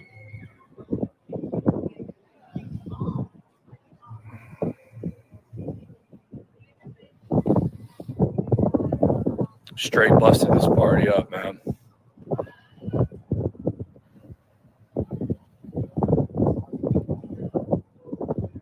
Down in the swamp. Gosh, she's slurring her words big time. It's okay, though. As long as I don't see her get behind the wheel of a car.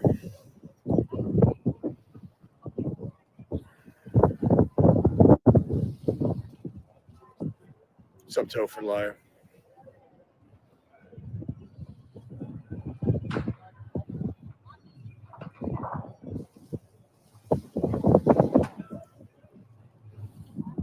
So we've seen, I don't know how many people we've seen leaving out of here stumbling and having difficulty walking, but I've only seen one Uber pick up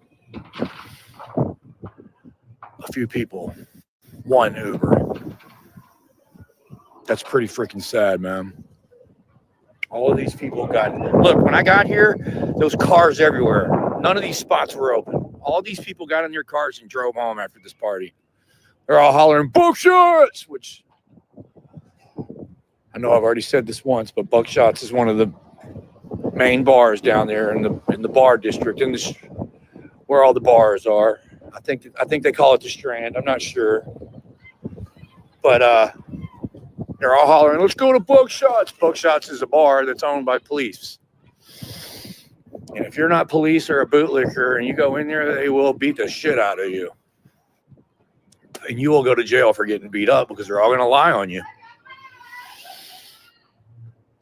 So somebody want a bike, somebody want a canoe. I'm telling you what, it'd be better for the community if they canoed home instead of driving home.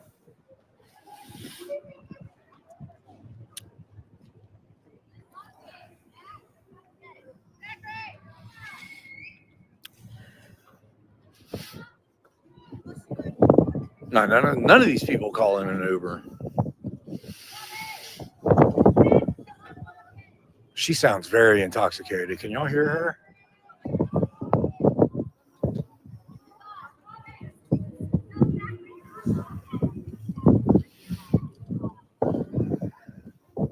If you're just coming up late, we busted up a police ball.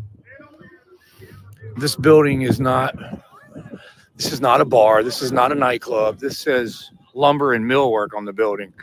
But they had the whole inside of this place filled up with poker tables and cornhole boards. What is it? For coins from the Christmas party. Thank you for joining us. All right. Appreciate it. Buddy. Thank you. Hey, you have a good night. You have a good night, too. Y'all need an Uber? I can call some Ubers. Anybody need an Uber? I'll pay for it. Got one on the way, buddy. All right. The association paid for all of it for everybody. Cool, man. All right, man. Have a good night, bro. I appreciate the coin. So they said they're calling an Uber.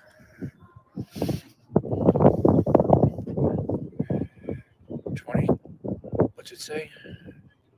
2024 GMPA. See, I told you they were in there gambling, y'all. This is a gambling ticket. What do they call it? Chip. This is a poker chip.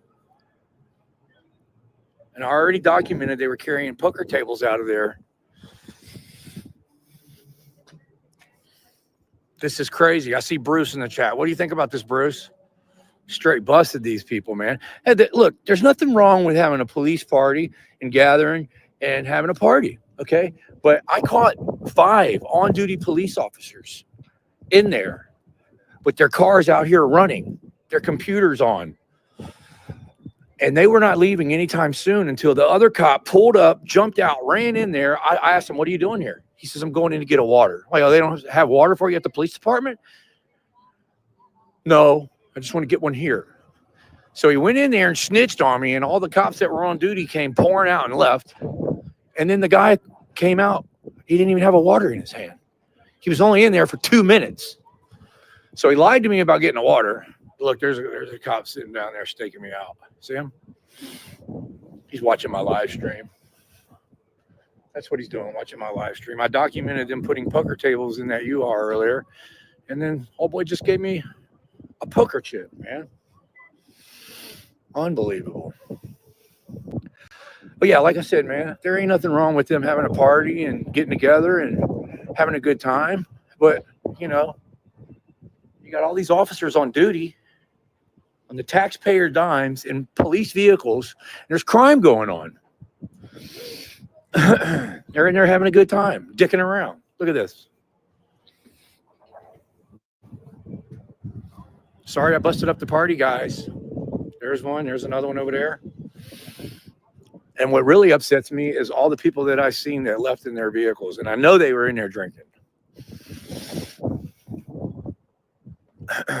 We've seen 2 people. Well, those people said that they called an Uber, but then they got in that vehicle right there. And that ain't an Uber because that vehicle's been parked there ever since I got here. So Shocking development, cops lie.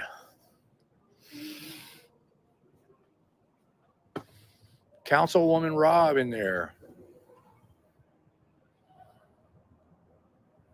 Boy, we really busted this party up.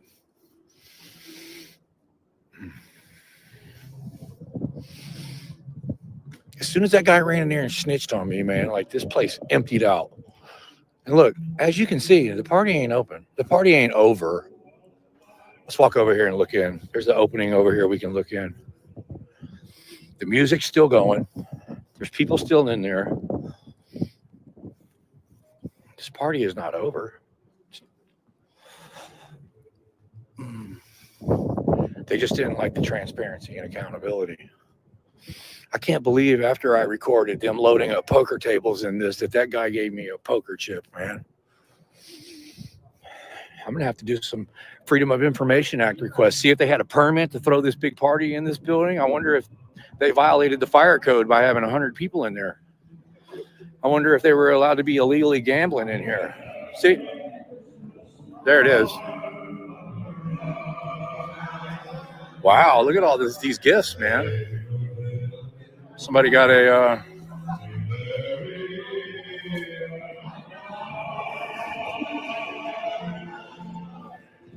He tried to bump me, man. Oh, bottles of vodka, look. That guy's got 2 bottles of vodka. He just put 2 bottles of vodka in the back of his car.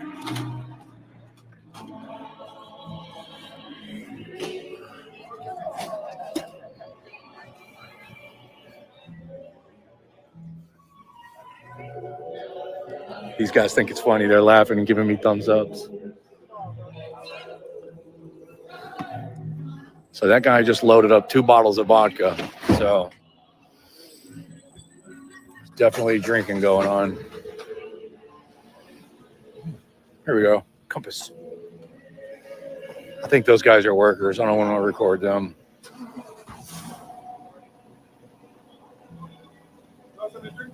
No, I'm good. I'm good. I got my own. That cop is still sitting over there. It smells like a bar, man. I can smell all the liquor and shit.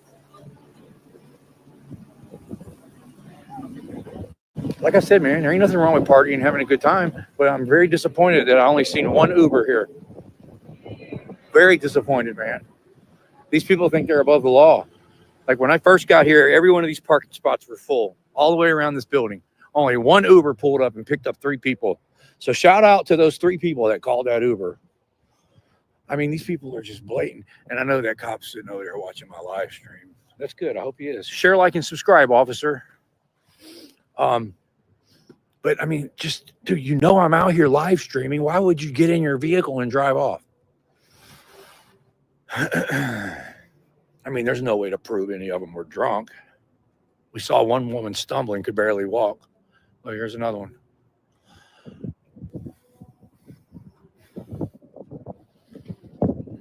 Let's go see who's in this vehicle.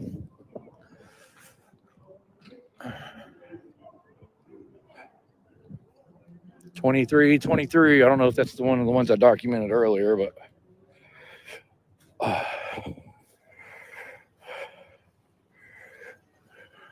who is that?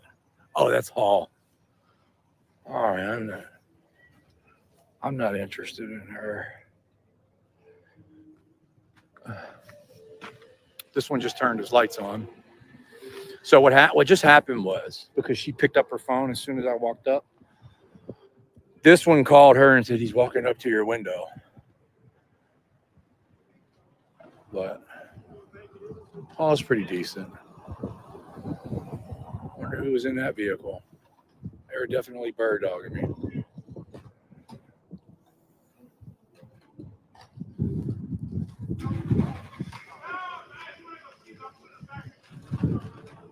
Yeah, that taxpayer booze goes down smooth. Yeah, I'm gonna make it, Phil. Don't worry.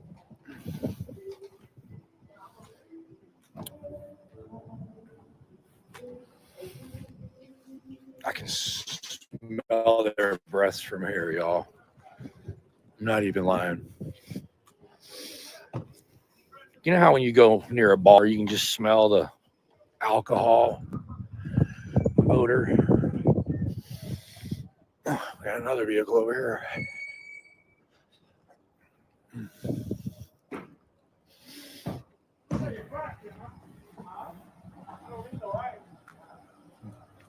Oh, that's a nice cooler.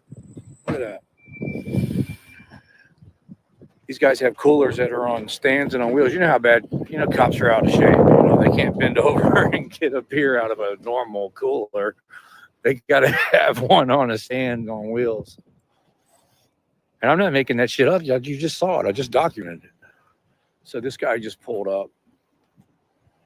And now he's out of his car. Now Hall pulled up. Wonder why they're here.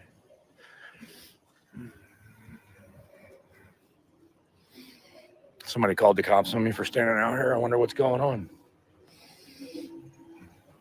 They got rid of all their boot. See, look at that. Those are poker. Y'all are playing poker? I see the poker.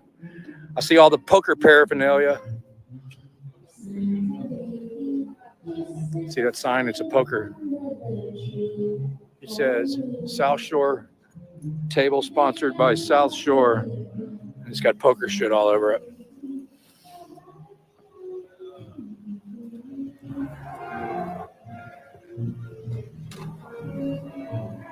Check out all this contraband they have in here, y'all.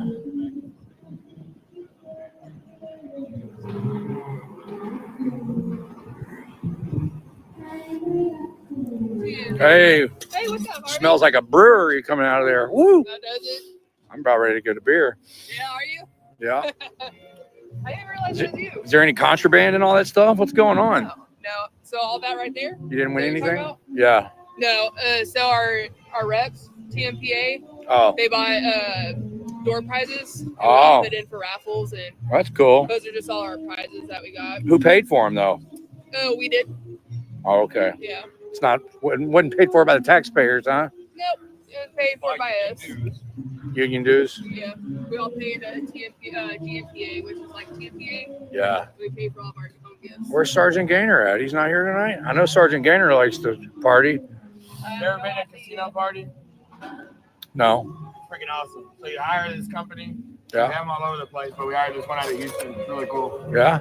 And they come out, you pay them, they set up all the tables. It's all play money.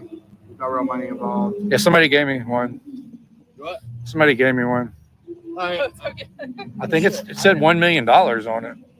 No, I guess his number 1 million. Well, Oh, 1 million. I won't see that Oh. much in my lifetime, I'll tell you. Yeah, I know it's fake, but it does say $1 million on it. No, it's fun. Come out and gamble, no real money involved or anything like that. Nothing wrong with having a good time, man. As long as y'all are careful, man. Make sure you don't drink and drive. All right, see you later. Hall, if they're swerving, pull them over. Don't give them any special treatment. I still don't understand why I've only seen one Uber pull up to this place. That guy was sloshy in his speech. All right, anyhow, I've seen enough. There's no point in me hanging out here anymore. I've documented everything pretty good. That's your tax dollars at work, ladies and gentlemen. Oh, look. That guy left that bag of ice laying there. Like, I literally just recorded him drop it on the ground. And he left it. I told you that they can't bend over and get their beers out of the cooler. So when he dropped that, he just left it there. No, I'm not leaving now. We got to make sure this gets picked up, man. That's bullshit, man.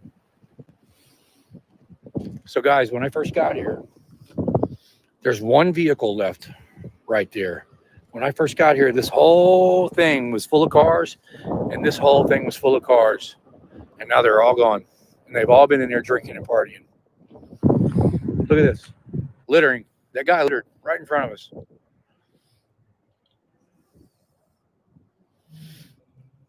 So, what I'm going to do is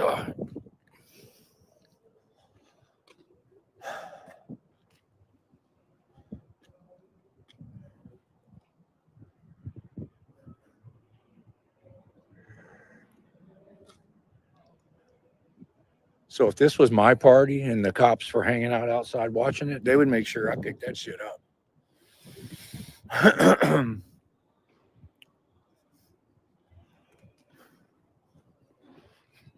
See, I was trying to leave, and look what they made me do.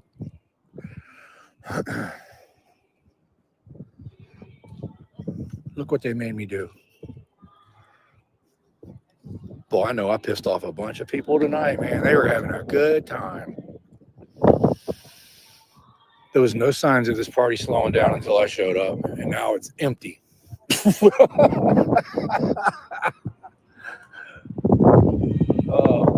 Hey, somebody left a bag of ice down here. You see him shrug his shoulders? I don't give a shit. I got him video recorded. Are we going to give him a ticket? So they're walking home. Cool. At least they're not trying to drive. That might be their car, and they're smart enough. They're like, look, we're freaking drunk. Got Harvey Freebird out here recording, and we're just going to walk home. The U-Haul left.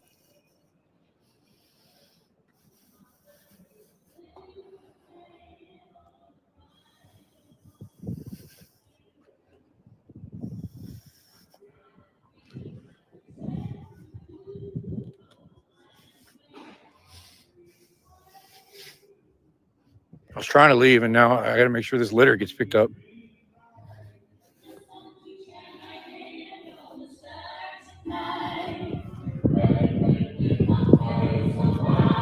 Nothing but alcohol. There ain't a Coke or a water in that cooler. It's nothing but alcohol. Look what I stopped. They were going to drink all of that until I showed up, y'all. Look at this. Look at that. They just litter. They're littering up our city, y'all. Look, there's more trash. Cigarette box.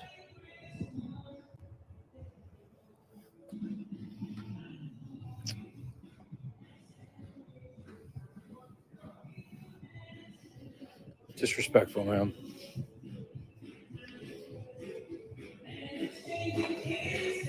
I don't see anybody but women, man, and I'm not trying to. I'm not even trying to talk to anybody's woman or girlfriend or wife. It's pretty sad. All the men done ran and hide and left all the women behind. Look at that. I actually documented that guy throw that on the ground. And then I made a joke about cops are too out of shape to bend over and pick stuff up. His cooler was on wheels on a stand where nobody has to bend over to pick it up.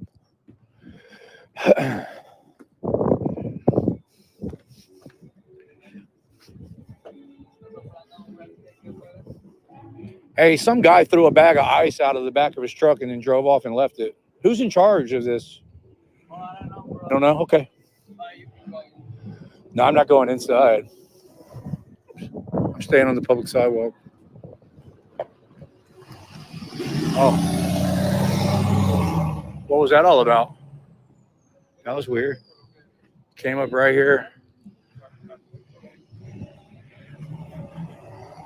Was that like an intimidation tactic or what?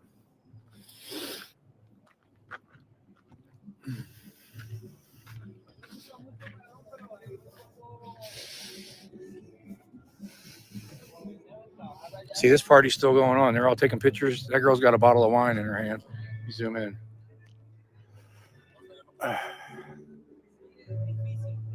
See her? See that big bottle of wine in her hand? This party ain't over, man. I busted it up.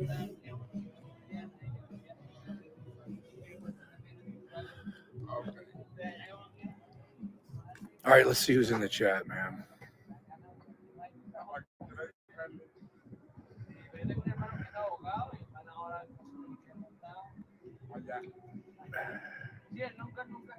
I see a comment that says,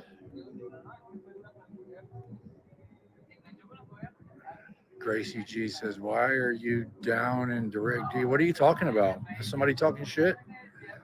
Let me go back in the chat and see what's going on. They are gunning for you, Harvey. Stay safe. Great job. Okay. Everybody's saying congratulations, Brandon. Brandon, good to see you. Oh, okay. Quitting smoking. Brandon, you know what I did to quit smoking? Sunflower seeds, man. Every time I got a craving to smoke, I stuffed my face full of sunflower seeds. I did that for about 2 weeks, and I quit smoking that way. And then after I got done, I never ate another sunflower seed again in my life. I was sick of them. I had blisters on my tongue from eating so many sunflower seeds.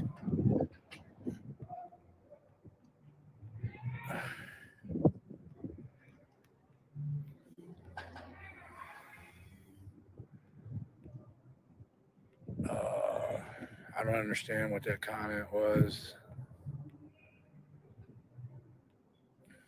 It says, why are you downing Direct D? I don't have any problems with Direct D. If y'all are talking to me, that was a weird comment. I don't understand it. There's no context with it because I done went backwards in the chats a mile and I don't see any context.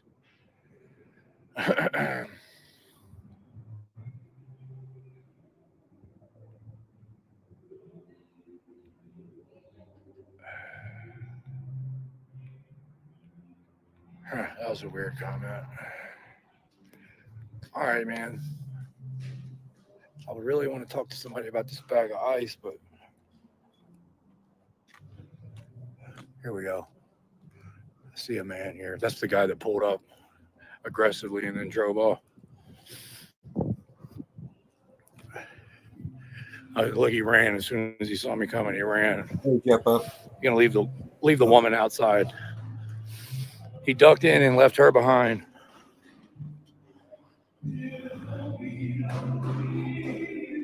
Oh, they got a bunch of ice bags to deal with.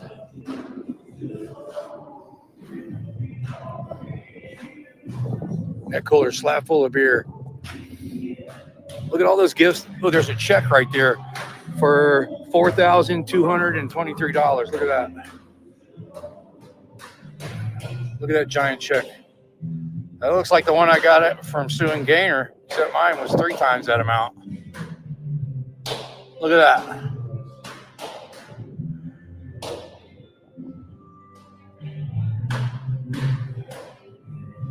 Gracie, I don't know what you're talking about. I never mentioned anything about Direct D, so I don't know what you're talking about.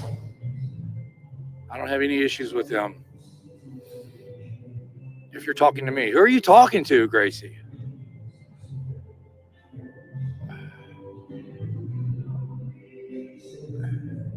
Hey, Sovereign Fool, what's up, man?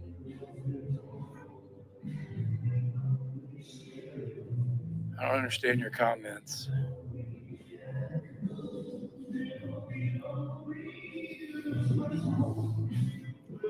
All right, they're all going to avoid me, and they're not going to walk out here, and I'm not going to walk in there.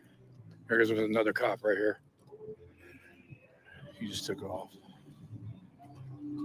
Hey, somebody threw that bag of ice out of the back of their truck. I was trying to leave, and then I saw him litter, and I'd have been gone by now if they wouldn't have did.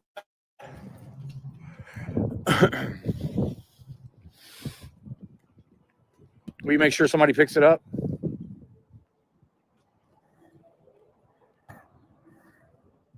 You guys sure did leave a lot of trash on the sidewalk.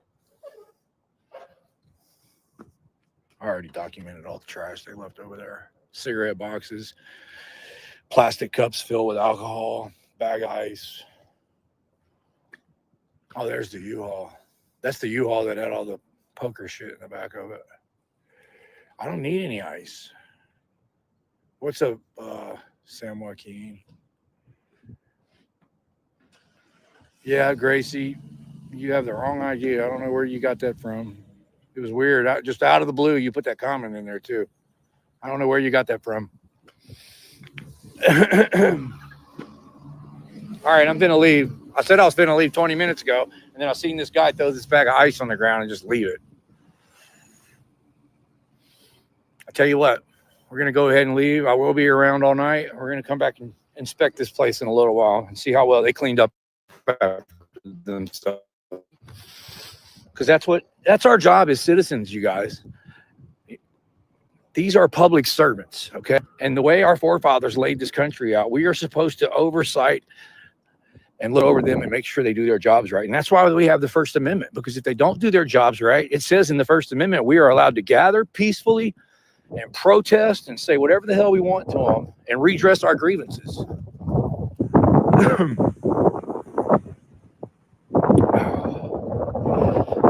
So, anyways, I'm going to end it on that note, you guys. Good night.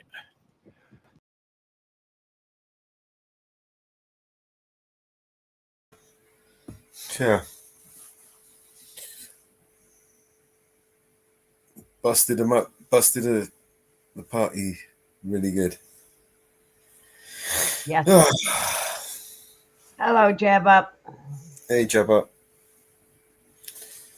All right.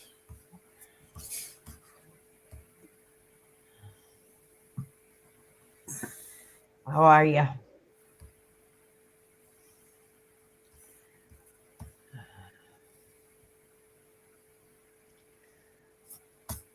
What else we got? That was an interesting one. Yeah, it's good.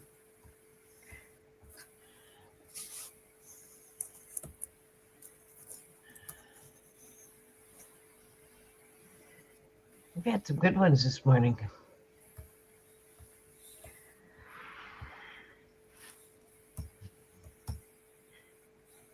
And Four Corners, I'm going to do some more research for you after the live.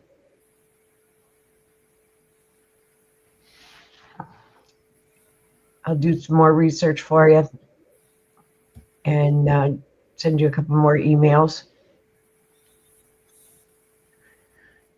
after the live.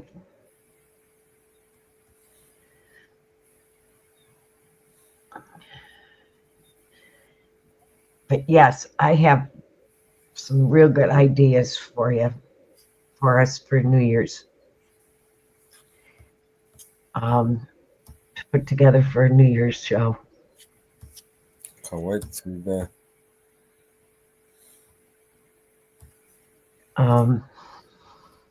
Yeah, what you got? I don't want to say it because I don't want anybody else to copy us. No. When we go into the Jiu-Jitsu room, you can tell me all about it. Yeah, I have an interesting for us for New Year's show.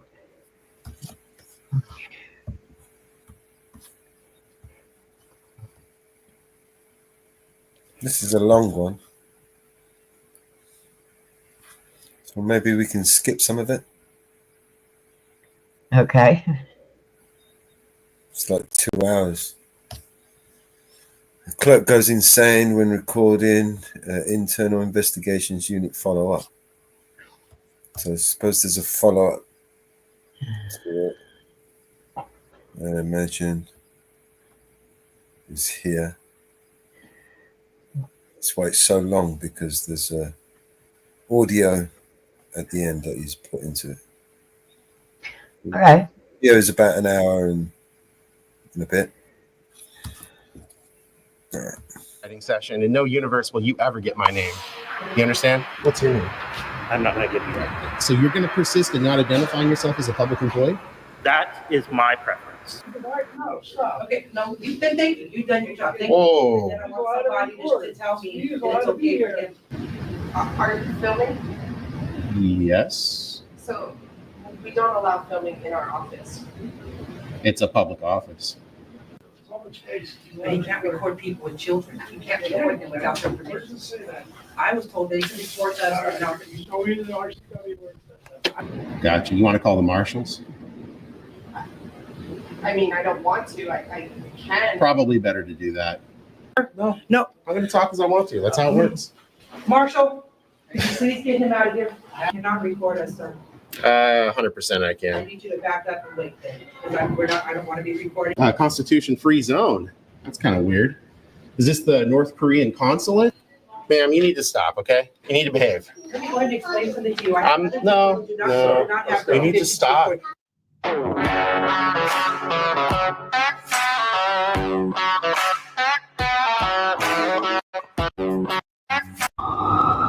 Hey everyone, I am free. It is December 11th, 2024. I'm in the city of Seattle, here in King County in the Communist Empire of Washington State. Heading on over to the King County Courthouse. You can see it right there, that big building. This is the administrative building, and you can see a big bridge up there that crosses over all of these buildings. That is a correctional center right there. Also has the courts in it. So I'm heading over to the King County Courthouse because I got some responsive records regarding the King County Malang Regional Justice Center and my terrible encounter with Marshall Gozelski here. Are you recording this? Yes, absolutely. That is not legal. Must I give you my permission in writing? Yeah. Working on the stories. I think that's great what you guys do. Thanks, man. I I appreciate it. do. Yeah, my channel's Inland Auditing Media. Inland Auditing Media. I am free. Okay, well, this is the prosecutor's office. Yeah, it's a public office. Okay, not for what you're doing, it's not. Who's this guy? Why is he recording us? Inside the public spaces, he's open to. And you're filming without her permission, then I'm asking you to leave. Are you ordering me to leave? Yeah, I'm telling you, you're gonna leave. And if I don't, I'll get arrested? Yeah. And where's the front office? Sir, would you please I need the front. Where's the front office at? Would you please leave? Well, I don't give you permission to record us. Yeah. Well, that's awkward because one doesn't need such a thing. Yes, they do. I work for the prosecutor's office. It's a two-consent state. You may not. When there's an expectation of privacy I have an expectation of privacy right this moment. in public. Should I go get the security officer and you can talk to him? So Sergeant right over there. This is settled at the Ninth Circuit Court of Appeals. So judges, so you're saying a federal judge doesn't matter? You've asked, I've answered. You're getting way too big for your britches here, Gozelski. And in these documents, which is not all of them, I got quite a hoard. It included the audio interviews for the internal investigation of Marshall Gozelski, where I laid out a very good argument that Marshall Gozelski violated a litany of policies for conduct with the King County Sheriff's Department as a marshal, and that he had committed a crime in committing official misconduct by violating my liberties to be present. Now, as a part of all this, the interview, the audio tapes, which I'm going to share a part of here in this story, quite a bit of it actually, Marshall Gozelski admits that he unlawfully trespassed me, admits that, and admits that I could record there, yet he did what he did anyways. In these documents right here, the Internal Investigations Unit for the King County Sheriff's Department makes the claim that I was there just to stir up trouble and that Marshall Gozelski did nothing wrong. His conduct was not abusive. Nothing about his behavior was abusive, untoward, unprofessional, etc. Sometimes grown-ups need to lie. It's hard to explain. So let's take a look at Captain Shane Watkins' lies, innuendo, and blatant manipulation of facts to suit his narrative that it was just a training issue with Marshall Gozelski and that I was the bad guy showing up to cause problems. You cannot make this stuff up, people. Law enforcement officers like Captain Shane Watkins are a detriment to law enforcement, civil society, and are a stain on the actual decent, hardworking law enforcement officers out there. Deputy Jimmy Rogan of the Clark County Sheriff's Department. Federal Protective Services officers Michael and Carlos serving in King County, Deputy Chief McKnight of Chehalis, Washington, Under Sheriff Ellis of Spokane County, Sergeant Skelton of the Renton Police Department, Sergeant Nichols of the Clark County Sheriff's Department, Deputy Miller of the Kitsap County Sheriff's Department, Chief Easterbrook of the Covington Police Department, Sergeant Jones of the Moses Lake Police Department, Officer Girkman of the Lacey Police Department, Deputy Crosscree of the Benton County Sheriff's Department and Sergeant Maxwell of the Mount Vernon Police Department. Now, let's see what shameful Watkins has to say about my fellow law enforcement officers serving us well out there, conducting lawful press business. Quote, during the timeline of this investigation, February of 2024, the complainant returned to MRJC for another video for his channel. During this visit, he interviewed Sergeant Hooper. Hi, Sergeant Hooper. Yeah. How you doing? Doing well. How are you? Good. Name's Steve. I just wanted to, since you're here, and I just talked to Marshall soon, I know that there is an IIU that is being done regarding Marshall Gazelski right now, but I just wanted to address the issue. I know that's like a thing as to whether or not King County is going to do something regarding his behavior or whatever. That's kind of a King County thing. Good. So I just want to address the issue and want to make sure that as I'm coming into the public's building, the people's building, that I'm good to go petitioning, have my right of press intact, right of free speech, all that's good to go. Because I want to go back and petition my government seeking jurisprudence at the prosecutor's office. And what I don't want to have happen is Marshall Gazelski goes SWAT mode on me and try to go crazy. So the situation, you're free to do whatever you want to do, is within the legalities, of the law. Yeah. So have at it. And I'm not going to stop you, or none of my folks are going to intervene unless somebody asks for help, and then we'll take that individually, case by case, see what's happening and make decisions. But my folks, obviously, I watched your videos, and so my folks generally know, what's going on. I agree. Marshall Sand and George, Marshall Wilbur. George was led down a road by a prosecutor thinking that they knew what they were talking about. George was led down a road by a prosecutor thinking that they knew what they were talking about. Oh. And so he just reacted in a way that he felt was reasonable to what he was being asked to do. You know what? I appreciate you letting me know that, because actually that matters a lot, right? So in the state of Washington, police don't, charge people. Prosecutors do. Correct. We take people to the court by taking them into custody or whatever we have to do, but we don't charge people. So when a prosecutor tells us this is happening, this is what the rules are, this is what the laws are, and we don't have the practical experience because he's from a different state and transferred here from Alaska. Okay. And so maybe the rules were, whatever they were in Alaska. Up there. When you come here, you're supposed to know the Washington laws, but also you listen to the prosecutor. When someone in the prosecutor's office tells you this is what's happening and this is the law, and I want you to do this thing, officer, sometimes we tend to listen more than we should. Returned to the Victims Advocate Unit lobby, where he made multiple attempts to disrupt the workflow by knocking on windows, which they chose to not respond.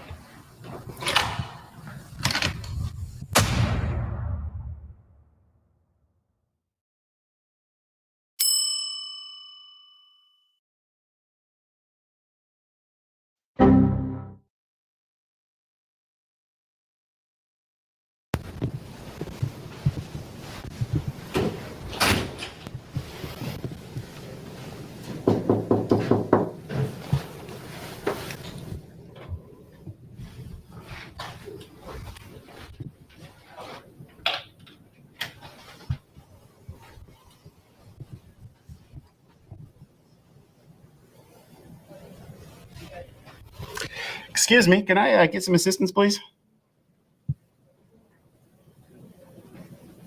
Hello?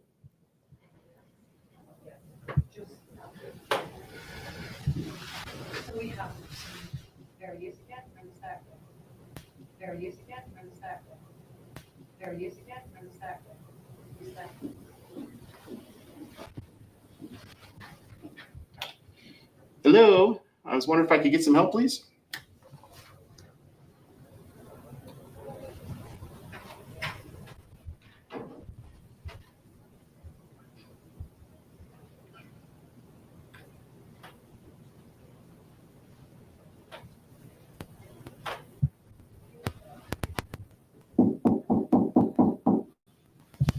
Good afternoon. I need some help, please.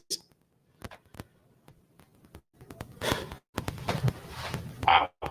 Just refusing help. This is crazy. Wow. Well, this is this is part and parcel of the tips and leads that I got everyone. Part of what I got was that public records requests were difficult here. But as you can see, there is an employee back at this window here to the left, absolutely refusing to provide assistance to the public. They blocked off this window with paper or whatever, which, again, that's totally up to the elected prosecutor to decide to manage the office in that way. But I'm actually trying to deliver a picture of the individual from March 13th of last year that doxed that family after they had just lost a child. And I think what this is about at this point is they're not wanting to be held to account for a horrible, horrible malady that needs to be remedied. And in this case, the person that you can go to, your elected official, the prosecutor, Lisa Mannion, she just doesn't care. She absolutely, I think implicitly, agrees with the actions taken by that currently unidentified employee. And in that vein, I think it's pretty shocking that an elected official, an elected prosecutor, would in fact support that kind of horrible behavior, giving out a phone number while on the phone discussing those issues. That's really shocking, and it's unbelievable that an elected prosecutor would do that. So I think that's really demonstrated here at Lisa Mannion's office, that she is not going to interact with the public or anything along those lines. We'll see if maybe there's something that can be done here in the next minute or two. Other than that, we'll have to kind of...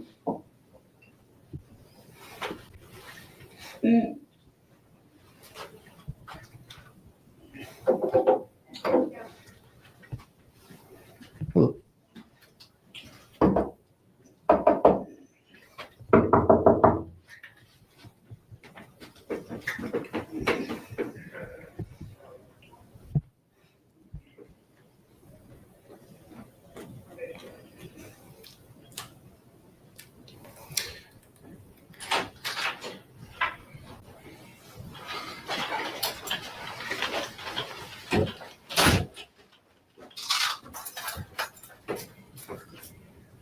Hey, Deputy. Yes. Is there any way you could ask a manager back there? I've got some business with the prosecutor's office. I just need to drop off some information, and I also need to try to get an employee's name. Sure. Thank you. Appreciate it. Mm-hmm.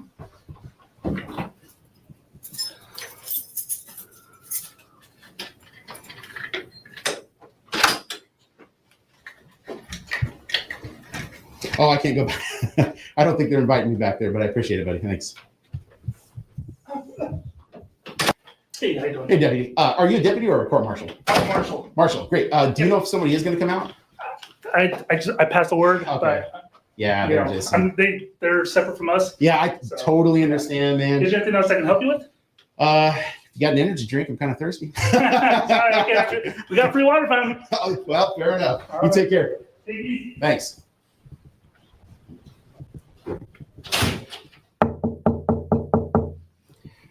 Hello, sir. Could I get some help, please? Any help I could get? This is pretty shocking behavior, everyone. I think I'm going to reach out to some of the other candidates that have run before.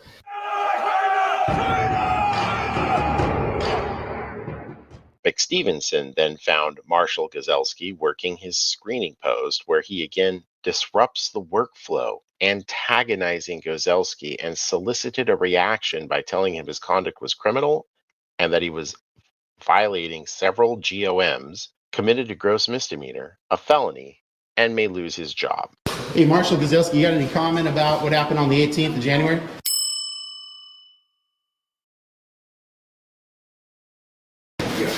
I'm not saying anything to you. Got nothing to say? Not to you. Do you feel any remorse for what you did, about your behavior, how you treated a member of the public and or a journalist? Any remorse for your behavior? You aren't a journalist. Really, I'm not. Well, I'll tell you what, statute 768010, as well as Green versus Pierce County 2021, absolutely defines me as a journalist in Washington State. So I am a journalist in Washington State, Court Marshal Gazelski. Are you concerned at all that in light of your felony that you committed, the gross misdemeanor you committed, and several general orders that you violated that you're going to possibly lose your job? Any comment, Court Marshal Gazelski? I think it'd do good for transparency if you just came out and ended up just having a brief interview with me. Your behavior was atrocious and it was criminal.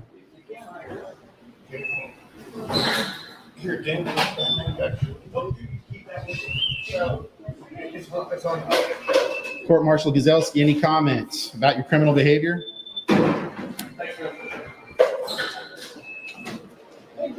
Any comment you have for the King County citizens?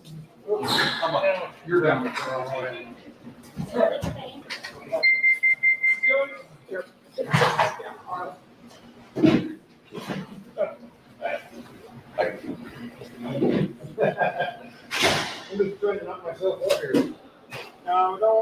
He additionally solicits negative hate emails from his viewers with caption comment requests and calls out Gazelski's behavior as criminal and tortious. The impact of McStevens. He has no comment about committing a felony, a gross misdemeanor against the press here at the courthouse on the 18th of January. Repeated visits to the MRJC with the intent to solicit reactions for his viewers, and the stress impact it has had on many that work there has caused the PAO to reevaluate their workspace in clearly defined public and limited access areas. Watch the rest of this story and let's see if there is any merit to Captain Shameful Watkins' assessment. What's of note out of these records that I've got here is that Marshall Sand, right here, he admits in his statement that things got personal. What you are seeing here is the witness statement from Marshal Sokasan, a good marshal, who reported accurately what happened. Here was his take from the interaction between myself and Marshal George the Unhinged Lunatic Gazelski on January 18th, 2024. Quote, after some back and forth debate about S. McStevens' right to video and audio record, all three of us stepped outside of the prosecutor's office to continue the interaction. Then I'm asking you to leave. Are you ordering me to leave? Yeah, I'm telling you, you're going to leave. And if I don't, I'll get arrested? Yeah. Okay. We ended up in the hallway just outside of 2A. During that interaction, Marshal Gazelski started raising his voice and, in my opinion, made it personal. As long as you're not interrupting, I'm not interrupting. I wasn't interrupting. You're not filming people. Oh, so you're saying I can't angle my camera that way? And if I do, I'll be arrested. You're not going to be arrested.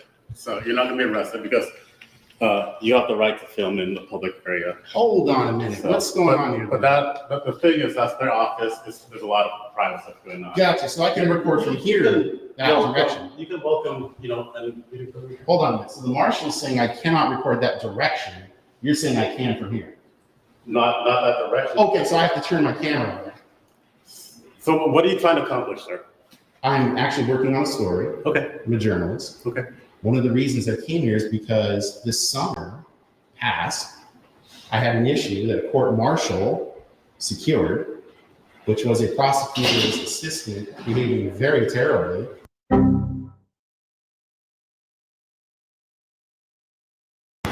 She doxed a victim on recording in a public space. We are here because someone's baby died. So I'm trying to seek redress of grievances with the prosecutor's office for that terrible behavior back then. And while I'm in there, that lady right there is telling me that I can't record my petition process. Ninth Circuit case law, Fordyce versus City of Seattle, as well as Washington state statutes say it's only a two-person party consent state if you're in a place where you have an expectation of privacy. You do not have an expectation of privacy in a public space. That is a public space. That is a public official who has been elected by the people of King County. I absolutely 100% can record video and audio. You guys, everything those private I don't have a problem with you recording. everything those private citizens are saying, the things through that window, if they don't like it, they can put up shades or something else. But you guys absolutely don't have a lawful authority to impede my ability as press to record video and audio. I'm just trying to figure out what's going on. Yeah. So, but what I'm saying is there's a bright red line, and I want to make sure we're all on the same page here. So, are you telling me I cannot aim my camera in that direction? Is that what you're saying, Deputy? I'm saying I'd rather you not to because they feel uncomfortable. Okay. Yeah. They have victims coming in and out of here. They don't want to be. So there's victims advocate. It's also a victims advocate. I get that, but what I'm saying is, you're saying you're asking you, Marshall, go. What is it? Gozelski? Count Gozelski. Okay, it's just part of your badge is covering or your lanyard. Gozelski. Okay. So what Marshall Gozelski is saying is, I absolutely can't be in there recording, and I can't even aim my camera in that direction. You're saying the opposite. So who's right? No, you're mincing words. That's not what it's Okay, so can I aim my camera in that direction and gather content from my news story? No, you cannot. Not with the victims talking there because they need privacy as well. Gotcha. As a victim. So you're saying I cannot do that. So if I aim that over that direction, that's a crime. Asked and answered, sir. How many What's times? the crime? How many times are you going to ask it? What's the crime? How many times are you going to ask it? How many times are you going to ask it? I tell me what the statute is. asked and answered. What's no. the RCW? It's because you're making it up. No, I'm not making anything up. Look, this is settled in the Ninth Circuit Court of Appeals. So judges. So you're saying a federal judge doesn't matter? You've asked. I've answered. You're getting way too big for your britches here, Gozelski. This is a public building. Yes, if you have business here, go about your business. You can't go in here and disrupt business. I do express. I'm not in there now. Okay, well then go leave the area. Are you telling me I need to leave from this area? You sit right in that chair right there and film all you want. So you're saying I need to leave this area? Right here, yeah. Am I being trespassed from right here? No, I'm asking you to leave and go sit in the chair. Asking or ordering? Hey, do you need a hearing aid? No. There's a difference. How many times? I just told you I'm asking you to leave. Well, if you're asking me, you're not ordering me to leave. You're going to politely decline your request. If it's not a request and you're issuing me a lawful order to leave this area. Did you have a tough childhood growing up or something? Why are you acting like this? You're being really unprofessional right now, Gozelski. You don't care. You don't care that you're being unprofessional. You know, the oath that you take is for everyone. It's not just for them in there. It's for me. It's for your coworker. Do you have business in here? I do. And what is your business?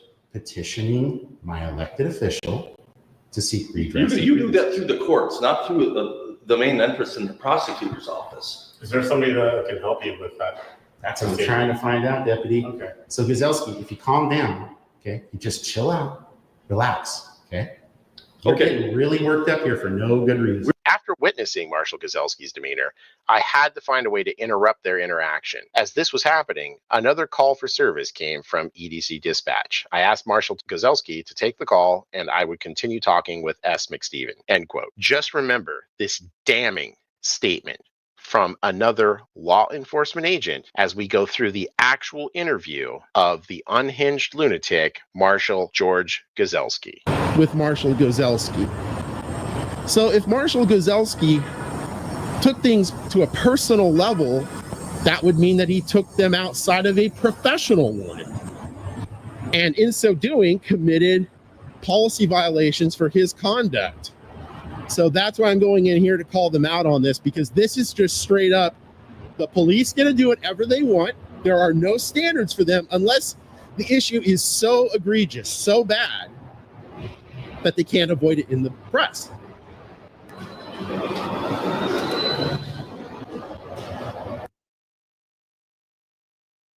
Hey, you guys know where the sheriff's department is? Yeah, so you go straight ahead where the screeners are, take a right. Okay. It'll be on the right side. Thanks.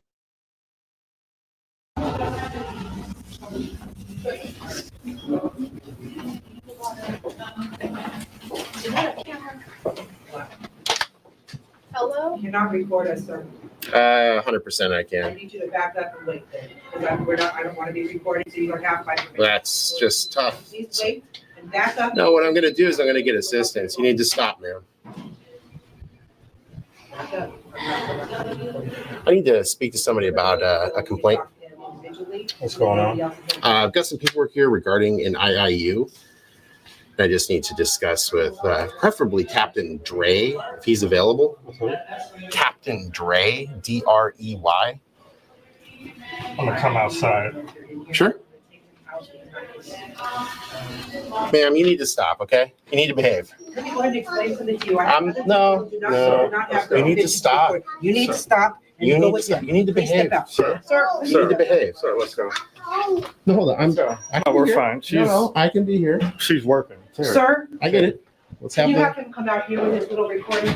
let's have the marshal come in He here. doesn't have the permission of these other people to be recorded. So please have him come out here. And then Chris will help him out there. No, I'm gonna wait for him. Well, I'm gonna take you to where we can help you. I will, but this has got to be resolved first. Her behavior is unbelievable. The sheriff's office. is That's right over fine. there. I'll be heading over there in a minute, but her behavior needs to be addressed first. What needs to be addressed? Your behavior. My behavior, sir, is that you do not have my permission to record. Sometimes However, we don't get what we want. stand by, sir. No. No. I'm gonna talk as I want to. That's how it works. Marshall, please get him out of here. I have one coming out. Here's the problem though. He's recording and he does not have the permission to record the people. He will walk out here so he can be helped. No, he can't So record these the people. general He can't record these sheriff's people. He can office. record us. Yeah, that's fine. Other side. Thank you. That's fine. We just I did appreciate without- that, but this has got to get resolved first. Sounds like someone's on the way down. So, Marshall is gonna walk you out. okay. Well, we'll see how it turns out. Good. 655, right? Oh, she's working on it right now. But it was January of So there's a gentleman recording. I've asked him to stop. He's also recording people in the lobby. He does not have the permission. I know you record me. I know you record me. You do not have my permission to record. However, Sometimes we don't get what we want. stand by, sir. He can't record them. I asked him to step out. Chris is going to take him out to help. He won't go. So much space. But he can't record people with children. He can't record them without their Where permission. does it say that? I was told that he can record us without. Show me the RCW where it says that. I don't know, show me where it says he can sit here and record us, and them, and kids, there's kids out there. No, stop. Okay, no, you've been, thank you, you've done your job, thank you. Whoa. And I want somebody just to tell me that it's okay for him, sir, First Amendment right. to record people without their permission, I'm telling you, you don't That's need fine. permission. okay, well then, You're in fine, a whatever, public I know space. that we were told he could He is record in a us. public space. I was told they could record us, I was not told that they could record other people. My manager, Look at your manager. that's, she's not even here, but then previously, all of our managers said they could record us, but that they cannot record other people without their permission. Look. You're telling me one thing, somebody else told me something else. All I care about is that people aren't getting put on camera that don't want to You have don't a want child out to. there. Doesn't matter if you have a I don't care about you too. This is, thank you, you did your job, and I thank you, I was doing mine on what I was told. That's all I don't do. Thank you. Ma'am, you need to check your behavior. You understand me? Oh, I will. Any way I want. Have a lovely day. You need to stop being disorderly. Thank you, sir, goodbye. And actually, before I'm done, what is your name? I need your name so I can file a complaint. I'll give you the paper in just a moment. So I got January 12th is yours to sign. So here's her application. Fill this out. I just need your name for the complaint.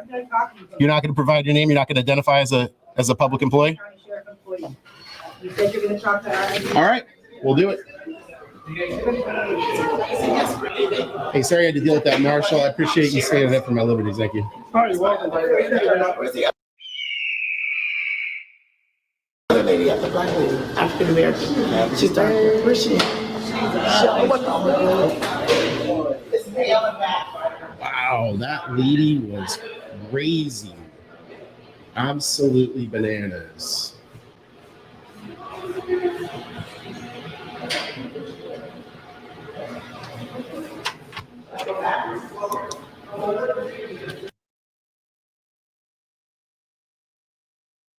Hello. Hi. I need to go over an IIU issue with somebody in here. I got a response and I need some assistance with the documents the sheriff's department sent me. Okay, one moment. Sure.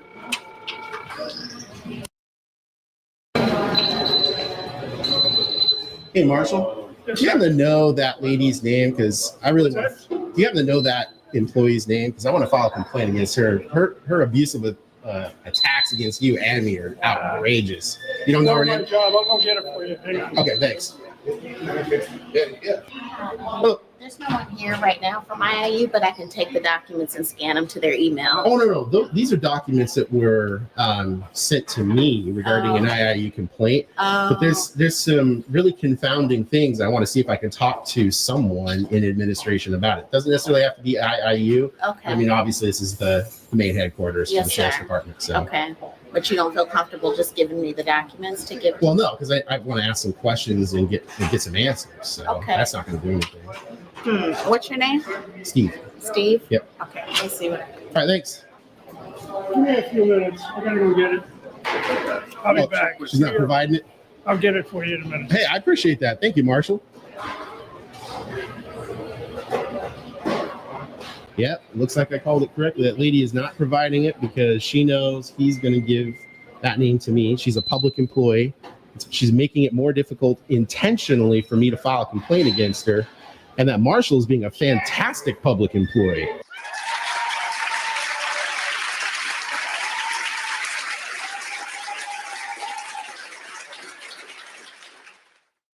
That is probably the best Marshal I have run across yet to date with the King County Sheriff's Department. Are you Steve? I am. Hi. So what can I help you with, sir? So let's get some questions. I'm Josh Scott. I'm a sergeant with the King County Sheriff's Office. That'll work just fine. So I'm looking to get some clarification on something because I filed a complaint against the marshal earlier this year after a really bad encounter with him at the Malang Regional Justice Center. Okay. I'm trying to make sense of some of the documents Do you here. have an open IIU case? It's closed. It's closed, all right. Correct. And I'm trying to get some understanding around the documents that were provided to me. Okay. So can I do that with you, or? I won't have the information to be able to help you. Do you know who the IIU investigator was, or? Well, partially. Is it like a desk or something? Like, because I need to set this down so I can like get these out and kind of like go through them a little bit. We'll just step inside here. Sure. Thanks. Sit down and do whatever you need to, sir. Thanks. So, what I am. So they said, ultimately that the internal investigation was found that there was insufficient evidence. Okay. What I'm trying to make sense of is one of the marshals, Sokasan, really great marshal, ended up admitting in his statement here that the marshal, Gozelski, made it personal, and that because of Gozelski's demeanor, he had to interrupt after he unlawfully trespassed me. Now, one may question, well, how do you know it was unlawful? He literally said those words in the IIU investigation. All right, let's dive into how profoundly corrupt the Internal Investigations Unit Department of the King County Sheriff's Department really is. I'm sorry. Actually, I meant the entire King County Sheriff's Department. Overall, by proving it with the most damning evidence one could get. That's right, citizens of King County. If you are ever abused or treated poorly by the King County Sheriff's Department, rest assured, your complaints will go nowhere, and I have the receipts to prove it. Keep voting in your county commissioners, King County, if you want more abusive tyrants like the King County Sheriff's Department. Here's a few random samples of your King County Sheriff's Department at work, everyone. Well, that's good. While you're rotting away in jail, let's get you some drugs to make the time go by faster. By commissioned deputies, nonetheless. This is great. And hold on a moment. Let's not forget the really good one. Now that misconduct is down, as you can see, it seems that the King County Sheriff's Department has just transferred their wrathful vengeance from regular abuse to excessive force. Great job, King County Sheriff's Department. You're a shining example of tyranny and beatdowns, just like the doctor ordered. Now, let's dive into the evidence regarding my assertion of corruption at the King County Sheriff's Department. Let's jump into the audio evidence and documents that corroborate, irrefutably, the corruption of the King County Sheriff's Department Internal Investigations Unit. To begin with, let's look at the exoneration that shows the IIU did in fact find Gozelski not guilty of discourteous behavior, as can be seen here in the Sheriff's Department Memorandum, Allegation 1. GOM, Title 3, Chapter 0, Section 20, Subsection 1C, Performance Standards, performs at a level significantly below the standard achieved by others in the work unit. Exonerated. Allegation 2, GOM, Title 3, Chapter 0, Section 15, Subsection 2I, Rules of Conduct, Misconduct, Courtesy. Members shall conduct themselves in an orderly, courteous, and civil manner toward others. Exonerated. Now that we've evaluated that, let's revisit the behavior of Marshall Gozelski straight from the point that I was unlawfully trespassed from the prosecuting attorney's office for the County of King. These fine deputies here do understand that one of the 5 enumerated liberties we have in the First Amendment is to petition our government to seek redress of grievances. Yeah, but not you're going about it all wrong. Really? Yeah. It's funny because when I looked at the petitioning to seek redress of grievances, it didn't say there was a prescribed manner. Okay, well, this is the prosecutor's office. Yeah, it's a public office. Okay, not for what you're doing, it's not. So are you telling me on recording that I cannot? Yeah, if you don't have business here, I have business. and you're filming without her permission, then I'm asking you to leave. Are you ordering me to leave? Yeah, I'm telling you, you're going to leave. And if I don't, I'll get arrested? Yeah. Okay. Can I get that declarant form? Oh, is it just from the office or the building? Just from here. If you have business in the building, go about your business. Okay. So I can be out in the hallway. As long as you're not interrupting. I wasn't interrupting. You're not filming people. Oh, so you're saying I can't angle my camera that way? And if I do, I'll be arrested. You're not going to be arrested. So you're not going to be arrested because you have the right to film in the public area. Hold on a minute. What's going on here? But the thing is, that's their office. There's a lot of private stuff going on. Gotcha. So I can record from here that direction. You can welcome, and hold on a minute. So the marshal's saying I cannot record that direction. You're saying I can from here. Not that direction. Okay, so I have to turn my camera on. So what are you trying to accomplish there? I'm actually working on a story. Okay. I'm a journalist. Okay. One of the reasons I came here is because this summer past, I had an issue that a court martial secured, which was a prosecutor's assistant behaving very terribly.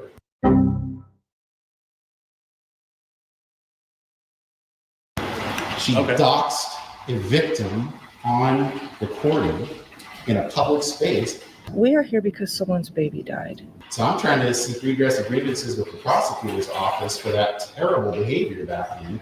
And while I'm in there, that lady right there is telling me that I can't record my petitioning process. Ninth Circuit case law, Fordyce versus City of Seattle, as well as Washington state statutes say it's only a 2-person party consent state if you're in a place where you have an expectation of privacy. You do not have an expectation of privacy in a public space. That is a public space. That is a public official who has been elected by the people of King County. I absolutely 100% can record video and audio. You guys, everything those private I don't have a problem with you recording.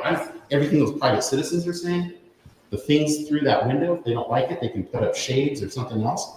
But you guys absolutely don't have a lawful authority to impede my ability as press to record video and audio. I'm just trying to figure out what's going on. Yeah. So, but what I'm saying is there's a bright red line, and I want to make sure we're all on the same page here. So, are you telling me I cannot aim my camera in that direction? Is that what you're saying, Deputy?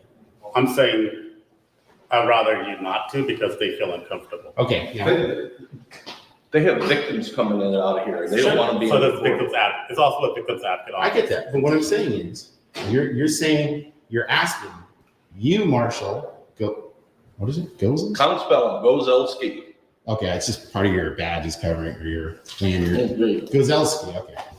So what Marshall Gozelski is saying is, I absolutely can't be in there recording, and I can't even aim my camera in that direction. You're saying the opposite. So who's right? No, you're mincing words. That's not what he's okay, so can I aim my camera in that direction and gather content for my news story? No, you cannot. Not with the victims talking there because they need privacy as well. Gotcha. So you're saying I cannot do that. So if I aim that over that direction, that's a crime. Asked and answered, sir. What's the crime? How many times are you going to ask it? What's the crime? How many times are you going to ask it? How many times are you going to ask it? I tell me what the statute is. Asked and answered. What's no. the RCW? It's because you're making it up. No, I'm not making anything up. Look, this is settled at the Ninth Circuit Court of Appeals. So judges. So you're saying a federal judge doesn't matter? You've asked, I've answered. You're getting way too big for your britches here, Gozelski. This is a public building, yes. If you have business here, go about your business. You can't go in here and disrupt business. I do express. I'm not in there now. Okay, well then go leave. Leave the area. Are you telling me I need to leave from this area? You sit right in that chair right there and film all you want. So you're saying I need to leave this area? Right here, yeah. Okay, am I being trespassed from right here? No, I'm asking you to leave and go sit in the chair. Asking or ordering? Hey, do you need a hearing aid? No. There's a difference between. I just told you I'm asking you to leave. Well, if you're asking me, you're not ordering me to leave. You're going to politely decline your request. If it's not a request and you're issuing me a lawful order to leave this area. Did you have a tough childhood growing up or something? Why are you acting like this? You're being really unprofessional right now, Gozelski. You don't care. You don't care that you're being unprofessional. You know, the oath that you take is for everyone. It's not just for them in there. It's for me. It's for your coworker. Do you have business in here? I do. And what is your business? Petitioning my elected official to seek redress. You do that through the courts, not through the main entrance in the prosecutor's office. Is there somebody that can help you with that? That's what I'm trying to find out, Deputy. Okay. So Gozelski, if you calm down, okay, you just chill out, relax, okay? You're getting really worked up here for no good reason.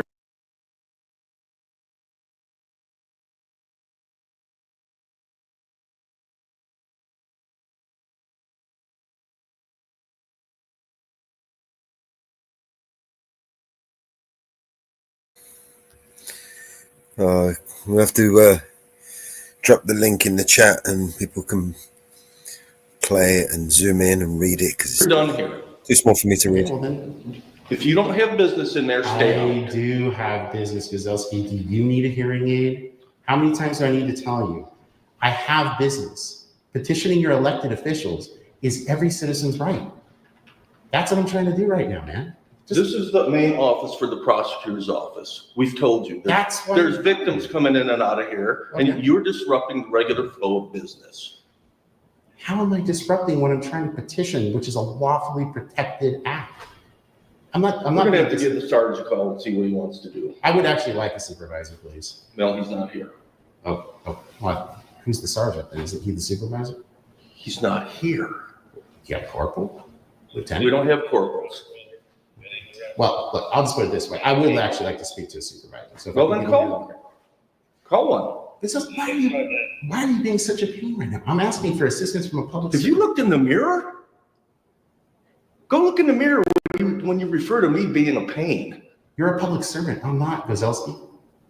That's the difference. Okay, let's see what we can do to help you out with I appreciate what that. you're trying to do. You bet. Because we want all parties to be happy. I mean, at the end of the day, that's what happens, right? I don't blame you. Okay, so what are you here to do, and is there somebody in there that can help you? I don't know if there's someone in there. Have you asked somebody there? Like, multiple times. What do you need to do to petition? That's part of the question. Okay. So part of the issue was, and I already explained it to the lady that came out and talked to you guys that came out from that door right there. She took a part of a complaint. She didn't get the photo of the person. I still need to convey that to her.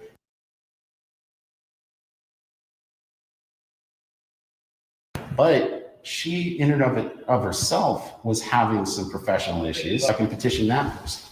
Let's see what's going on over there, George. I didn't hear what they say. Yeah, that's the duress alarm. Over the station. I'll talk. Now that we've seen Marshall Gozelski for the unhinged lunatic that he is as a public employee, let's look at the fact-finding process of the Internal Investigation Unit working hard to ensure that their coworkers are never found guilty of anything. And it's courtesy and performance standards, basically saying that you operate below the level of a marshal, similar to your experience. So those are the allegations that are being presented today. Stephen McSteven is alleging that while he was at the courthouse to file a complaint, you attempted to unlawfully trespass him from the property, and overall he described his interactions with you as unprofessional, dismissive, and rude. He was there to cause trouble, and I was starting to let it get under my skin, and I shouldn't have. So I told him, if you're going to continue to act like this in here, concerned that they were bringing witnesses and victims in and out of there. And we talked about this later on, and Sarge said, well, from now on, they can just take him in through the back door. Okay, that's all fine and well. But if that was the case, I said, you can't sit in here and video tape record these people. Go sit out in the hallway.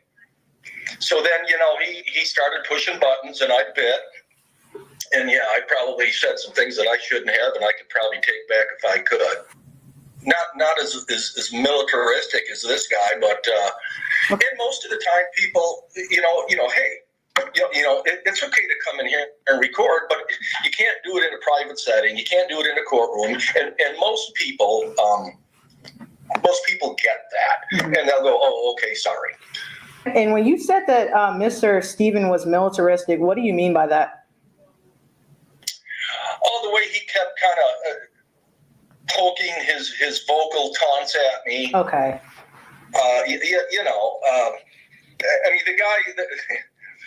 the guy obviously knows how to provoke, and I guess I was having a bad week, and like I said, I let it get under my skin when normally I it's like water off a duck's back to me.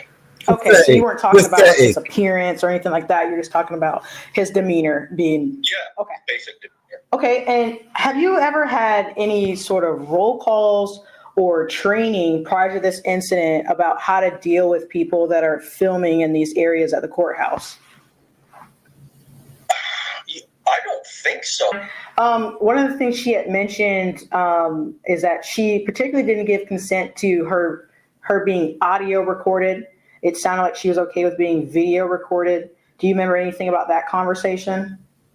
No, I don't remember. I just remember her being upset, and a lot of the people in that office were pretty upset about it. Okay.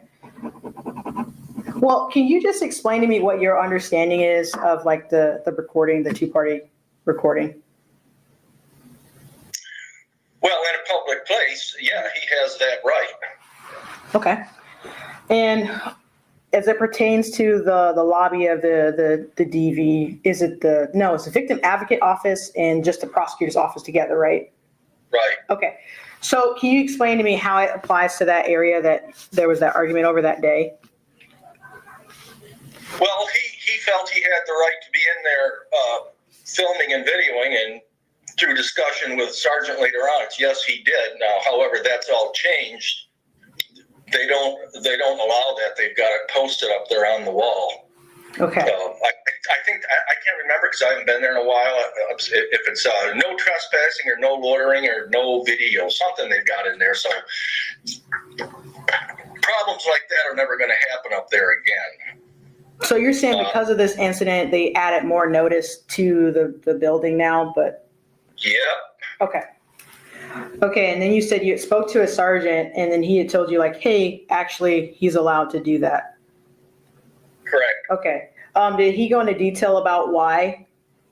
Like what the threshold was or anything like that? Yeah, pretty much. It's what we've already covered, and my whole thing was that, he was there to cause trouble. Mm-hmm. People there were being offended by him. Victims and witnesses were coming in and out of there. They didn't like getting filmed. Okay. So my thing was just to get him out in the hallway. I knew I was probably stretching to get him out of there. At least if I can get him out of there, he can sit in the hallway all he wants. Did the prosecutor's office in them making this complaint have any more, I guess, weight in your decision making of thinking like, no, this guy can't record because they were complaining about it? Do you get what I'm trying to say? Like, these are like the legal experts and they're saying it's not okay. Did that have any bearing in your decision making there? Well, I never really talked with any What's she of them. doing? She's helping him. She's leading There him. was an awful lot of closed door sessions after this incident. He's literally not a good helping him. person, and I just wanted to get him out of there.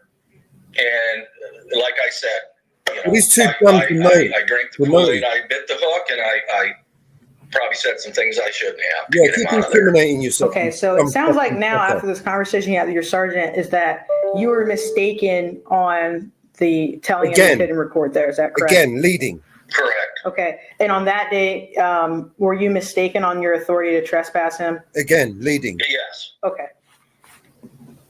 And after your sergeant talked to you, it became clear kind of why? You're justifying for him. Yes. You might as well. What's your understanding of courtesy? Fucking idiots. My understanding is treating others like you'd like to be treated yourself. Okay. And for this, do you feel like you acted the way you would act to everybody, or was this more of a different day and something just kind of kicked off? No, I don't hardly ever act like that. Like I said, he just got under my skin, and that's what happened. And kind of what ways did he like get under your skin? What was it was it the camera? Was it the way he was talking to you? What made him different from, someone else? Oh, just the way he was talking. Okay. And his little jabs. He was throwing out there. Demands, right? Fucking awesome. His defiance and indignation. At me. And just the fact that he thought he could just come in and rule the roost and upset everybody's day just because it's legal for him to come in and do it. Okay. And in your frustrations, you said some things that little ego. weren't professional. Is that kind of the gist I got? Oh, I'm sure I probably did. Okay. And so overall, do you feel like your conversations and interactions with him were professional that day? No, I could have done a lot better job. Okay. And are you more clear now today on like the recording, the 2-party consent situation? Okay. Yeah. To kind of change subject, I'm a little more familiar with sheriff's office trainings that are available to like sheriff's deputies. Do you have availability to take lead training, and have you taken that? Yeah, that sounds familiar. I think I've taken that. Okay. Do you recall what it is? Oh, not right off the top of my head. I can remember the acronyms. I take so much training. It's hard to remember all of this stuff. Right. But no, I get the gist of where you're going with it. Yeah. Okay, and then lastly, have you taken ABLE training? That doesn't sound familiar. I may have. I can't tell you off the top of my head. I honestly can't tell you. I may have. I don't know. Okay, that's all the questions I had. Okay, Jarrett, on to you. Hey, thanks. Was this guy wearing any sort of credentials, noting that he was acting in some sort of, a press or reporter aspect? Oh yeah, he had something on. He had a card or something that said. It said something to do with press, or he inferred that he was a reporter. He's like, what I did was unlawfully trespassing. That would be like you and me getting into a pushy shovey contest and then me saying, I did it. Yeah, sure. Right? It'd be like, well, yeah, Steve just admitted it. I mean, he literally said the words. It'd be hard to, disprove it at that point. So I'm trying to make sense how Captain Dre. You mean Deary? Is it Deary? Oh, is it Deary? I thought Dery. It very well may be. It is Deary. I thought it was okay. Deary. No worries. Yeah. I figured that would be. So Captain Deary ended up saying there was insufficient evidence. I'm trying to understand how video evidence corroborated by the admission of the individual and the person who was a marshal standing directly with Marshal Gazelski and myself came to this conclusion. What is the best way for someone to reach out to you to speak to you? Because I can go directly to Captain Deary and have him figure out who's the most appropriate person to reach out to you. Sure. So what would be the best way to reach you? Best way to reach me would just be to set up an appointment for me to come in person and talk with somebody. Okay. I mean, so if there's a way to maybe just figure out like what their calendar looks like for right now, maybe it's next month, maybe it's later this month. Do you have a phone number so someone can reach out to you? I'd really rather keep it off because I don't want to have any he said, she said stuff going on. I just meant to schedule an appointment with you. I've got an email. Because okay, that's Yeah. even better. It'd just be that right there in like the auditing media at Pro. Do you mind if I take a photo? Oh no.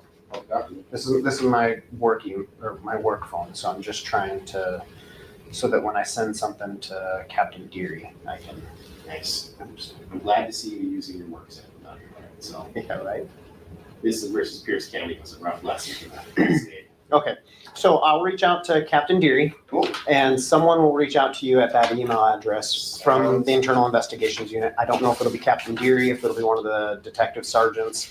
I truly don't know who it will be, but I promise someone will reach out to you. Okay. Oh, that sounds good. Do you have a business card? I actually don't think I do, but I can give you whatever information you need. Yep, I could just get name, badge number, and email address. Yeah, so my name is Joshua Scott. I'm a sergeant with the King County Sheriff's Office. My badge number is 97346, and my email is joshua.scott@kingcounty.gov. That's a long badge number. Wow. Yeah. I guess it's probably been a lot of sheriff's deputies working overtime. Yeah. So, all right, sounds good. Thanks. Sir, you needed the name of that person? Yes, please. It's Terry Johnson. This is my business card. I'm Sergeant Eric White. Okay. With the Sheriff's Office. Oh, I'm great. the supervisor for court protection. I just supervise the marshals and the screeners. Oh, I see. This marshal told me you needed a name, so I'm bringing that to you. I see you talked to Sergeant Scott here. Gotcha. So you supervise the marshals? I supervise the marshals and the screeners Okay. at a different location, Okay. but their supervisor's out of town, so I'm filling in. But keep while him he's- working as a marshal. That's the right kind of guy working for the public right there. Okay. Guy loves the Constitution probably more than the people that wrote it based on what he just did a moment ago. So, Thank you. yeah, absolutely appreciate that right Okay. there.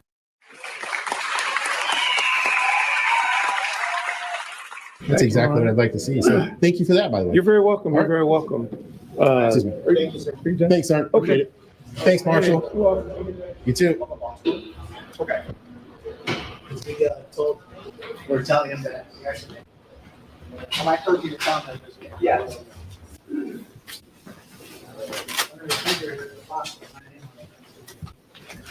Did we give you an envelope? Yeah. Right. Your name and address on this envelope. Yes, sir. We're gonna mail it to you. Copy that. Ms. Johnson, I need to speak to your supervisor. They're not here, I'll give them your phone number. I'm not. Your name, you got mine, I know. Yeah, ma'am. That's called a fantasy novel writing session. In no universe will you ever get my name. You understand?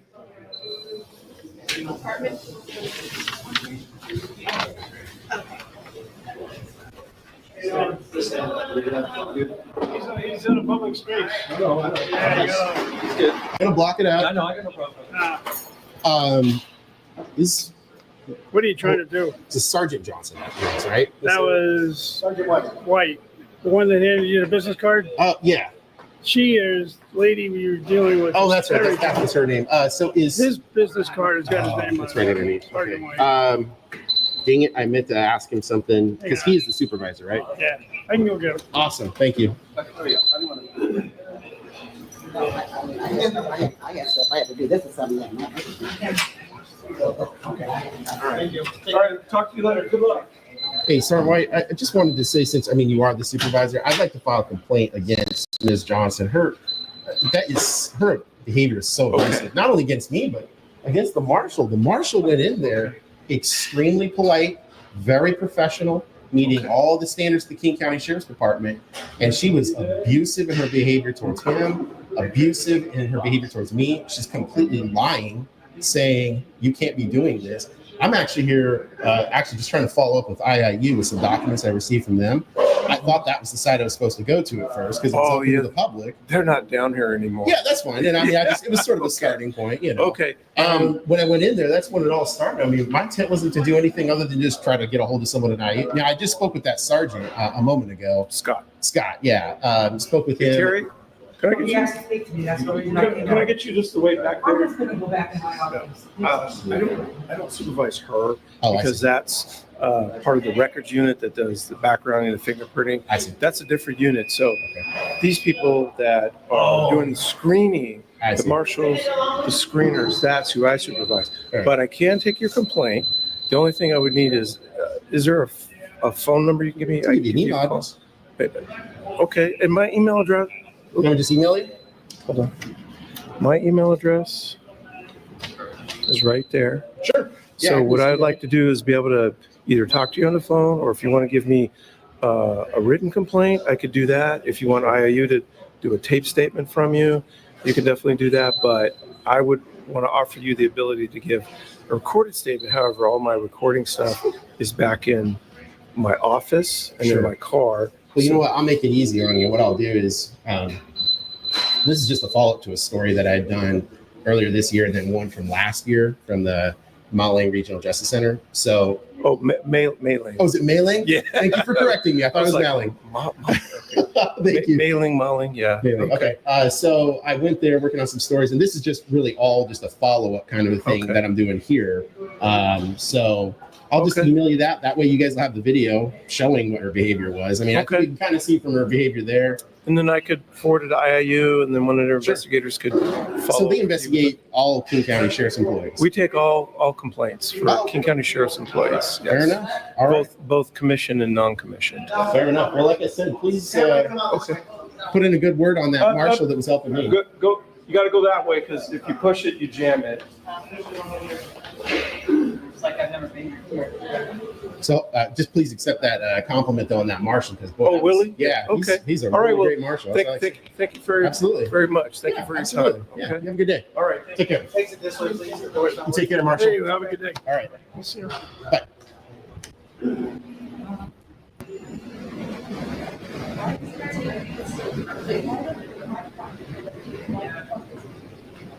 Hello.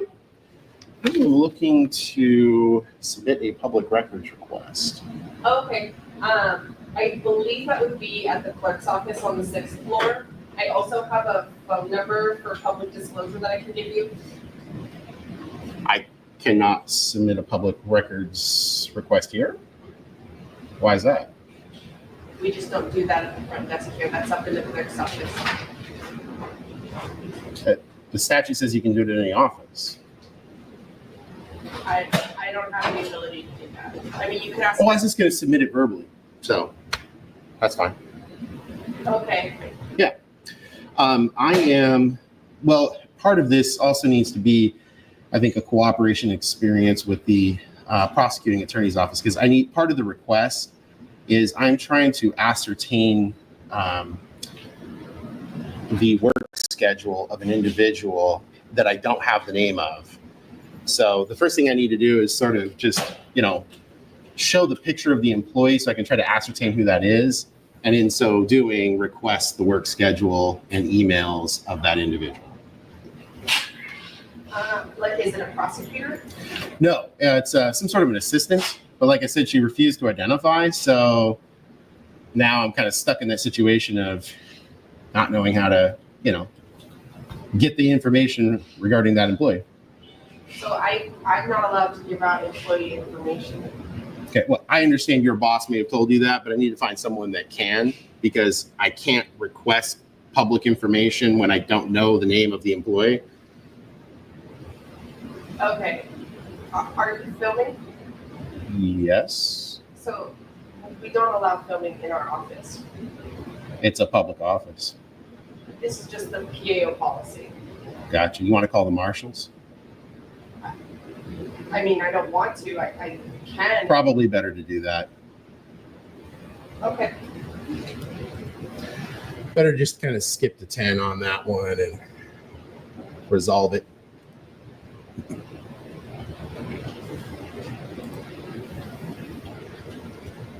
I actually didn't realize this was a constitution-free zone. That's kind of weird. Is this the North Korean consulate or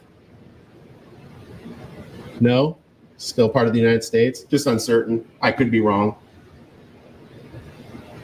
Sometimes one just accidentally wanders into the North Korean consulate. who could tell? Well, like I said, I'd still like to finish that public records request, though. So in order to do that, I need some assistance from somebody. I understand it's not you. That's fair enough. But I do need some assistance from the prosecutor's office because they are the ones that know who the person is. And I would like to request that person's emails. So I can't do that if I say it's the person that did the thing that day over there. A little vague. Not completely, but a little vague. So I can give you the public disclosure request number. That's what I have. So you just can't help me getting a manager, supervisor, just no options for that?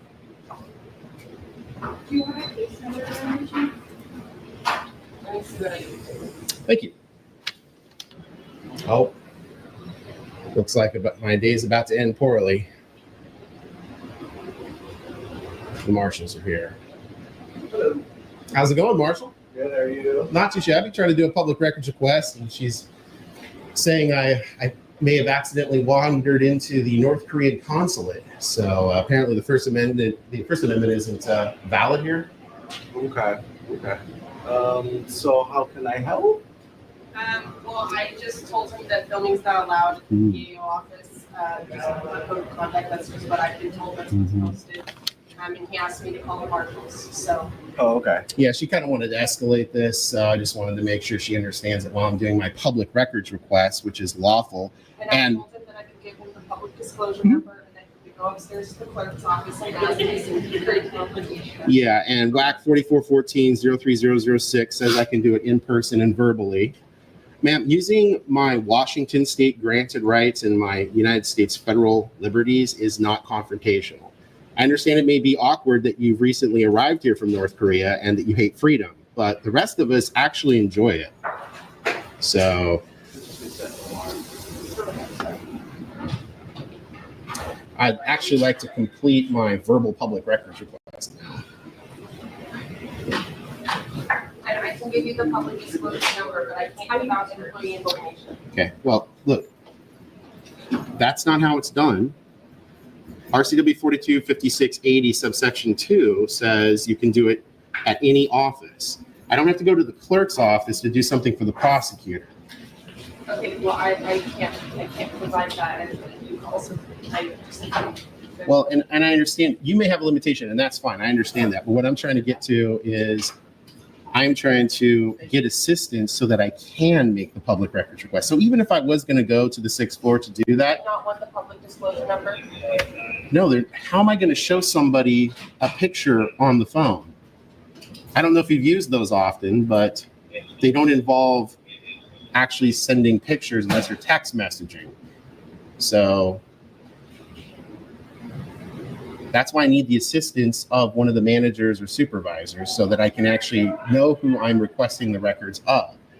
Like I said, I wasn't even being sarcastic earlier. If I said I need to get the emails for a certain range of time for the person over there that one day that did the thing, probably going to be a little hard to figure that out. It's a little vague. Okay, so do you have a name or? Ma'am, I just told you. Jesus Christ! No, that's what I'm trying to get is the name of the employee so that I can request the records. Do you know where they work or what they do? Yeah, I know that they work for the prosecutor's office. She admitted that. It was at the Mailing Regional Justice Center when it happened. It was last year. She's blonde. She has glasses. I think she's a victim's advocate, but I'm not 100% sure on that. So all I'm trying to do is get the name of the employee so that I can then request the emails of that employee for a certain range of time. But without knowing what her name is, there's no way for me to do that. I mean, I'm not too familiar with the employees of the MRJC, but I can give you the front desk number and you can try and see if they know. Oh my God, just take the fucking public records request, you dumb You may have fucking some wizardly moron. magic available to you that I do not. I am not a wizard. So when I talk to somebody on the phone, I can't send them a picture using my mental powers. Professor X is from a movie. It's not real. So what I'm trying to tell you is I need to be able to show a picture of the employee and say, oh, yes, that's Susie Anderson or whatever her name is, so that I can then request her emails. Is everything good here, Marshall? Yeah. Okay. Any way I can help at all? No, it just seemed that she was concerned about the recording in a public space, but it sounds like it's all legal. Okay, yeah. Yeah. Maybe okay for now? Yeah, I mean, I know that there's no filming up here. It's supposed to be a safe space for victims who come in for help.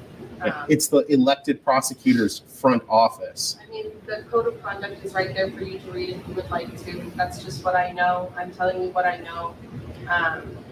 We're looking for a supervisor for you right now. Okay. Yeah, I mean, if a supervisor can come out, that's great. Like I said, I understand you may not be able to help me because, like you said, you may not know all the employees out there. That's fair enough.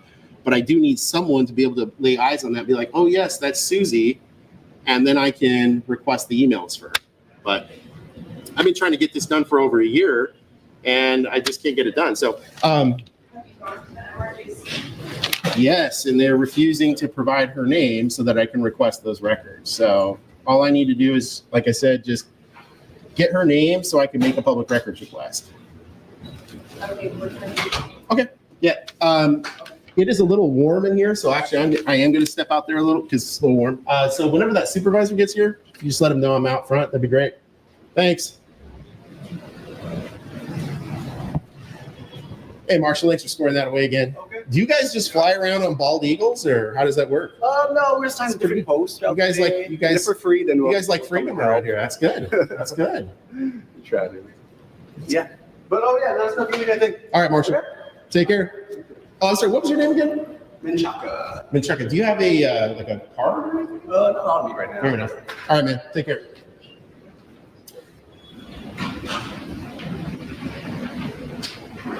Oh, you want to talk to a supervisor? Yeah, I am just trying to get some information so I can facilitate. I'm here. All right. So I'm just trying to get some information so I can facilitate a public records request. I've been trying to make this for well over a year now, and your office keeps obfuscating, so that you're in effect preventing me from making a public records request. So all I need to do is get the name of this employee who refused to identify so I can request her emails. And that is the person. She said she works for the prosecutor's office at the MJRC. That's what I need. Can you find that out? I can't make a records request if it's for information, sir. All right, let me go get my glasses. I think this is what you need to fill out. Sir? Okay, I'll be right back. Why are you doing this? What? Why are you doing this? You're doing what your office has been doing for well over a year. If you read the Public Records Act, you'd know. They can only respond to a request for records if it is for identifiable information. If I submit a public records request again, you're going to do what you guys did last time. You're going to say you're asking for information, not records. It's how it's worded in the Public Records Act. So what I'm trying to do is get her name so I can then request her emails for a certain week of time. Okay. So how do I do that? It's not through that because you guys have already denied providing information through that, which is why I'm now coming to my elected employee's office to try to get that information. Okay. I just need to get my reading glasses because I can't read this and I'm not familiar with it. So, all right. Is it okay if I go get my reading glasses? Yes, I just want to make sure the process. Sorry, what? Can I get my glasses so I can read? And yeah, absolutely. I'm just trying to make sure we're not beating a dead horse here because I've been trying to get this information so I can submit a request for over a year. I think that's a little too long. Yeah. All right, what did you find out? So lunch hour. Christy Johnson is our public disclosure individual. I don't know if you've received this yet. She's at lunch right now. I just know that I personally, the front desk ladies personally cannot just give out employee information. It's not our job to do that. What's your name? I'm not going to give you that. So it's not your policy to provide. So how would I request your emails then? This is our public disclosure unit. I can't request your emails if I say I need that employee's emails. You can ask for the supervisor's information for the front desk, and they know who that is. I need your emails. How do I request your emails if I don't know your name? See, you guys are doing this. You've been doing this for over a year, Dad. I see the wry smile. I get it. You guys are upset with the media. You don't like the press. I get it. You guys get caught doing things you shouldn't be doing, and it's uncomfortable. And so then you try to smite the media by effectively committing bad acts regarding the Public Records Act. I can't request these things if I don't have your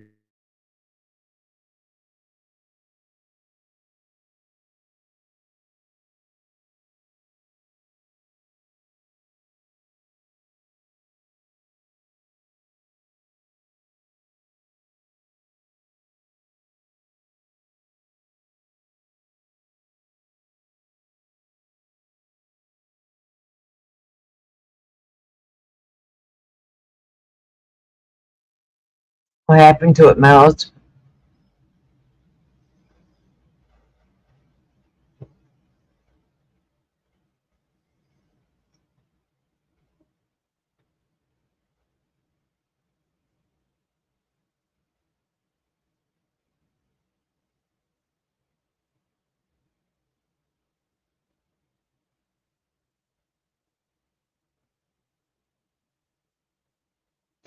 He get froze up on him.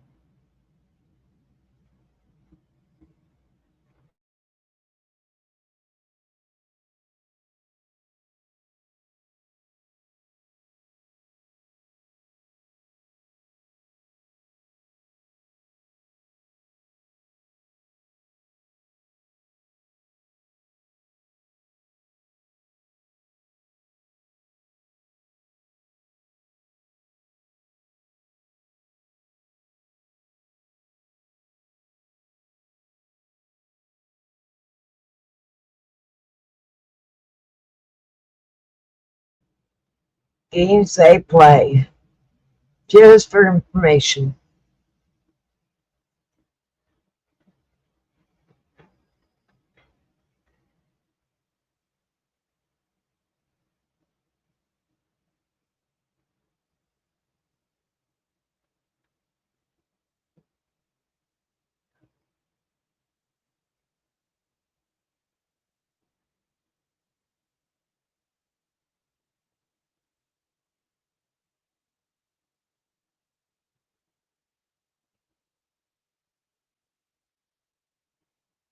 Another thing, whenever you do your Freedom of Information Act, any correspondence, make sure you keep a copy and you date what date you sent it on the back of it. You always put the date you send it.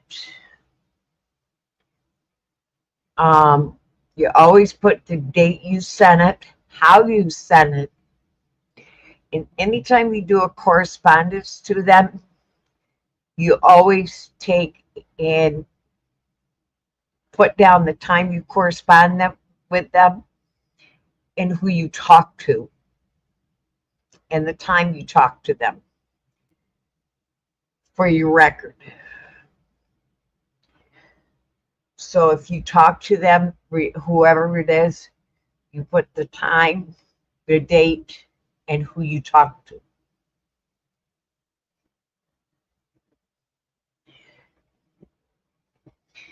When you send the letter, you put how you mailed it, you emailed it, you faxed it. If you fax it, make sure you get a response back, how you faxed it.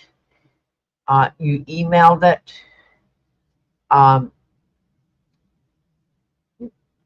I know a lot of times people, you could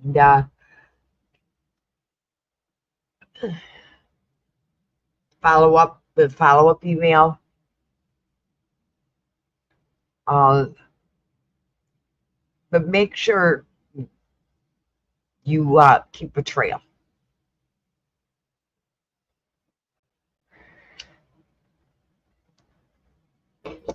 Sorry about that. My power cut off. Let's put the key in. Damn. Where was we? Put it back on. You there, Mama Bear? Can you hear me? Yeah. Yeah. Sorry about that. Yeah. Let's bring this back up. Like I was telling everybody, when you do these informations, make sure you have a paper trail and make sure you always keep when you called them, when you emailed them, whatever, when you mail them, keep a paper trail.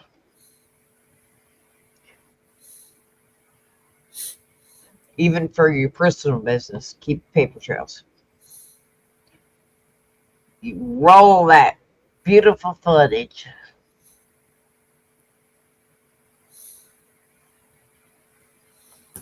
Shall I play?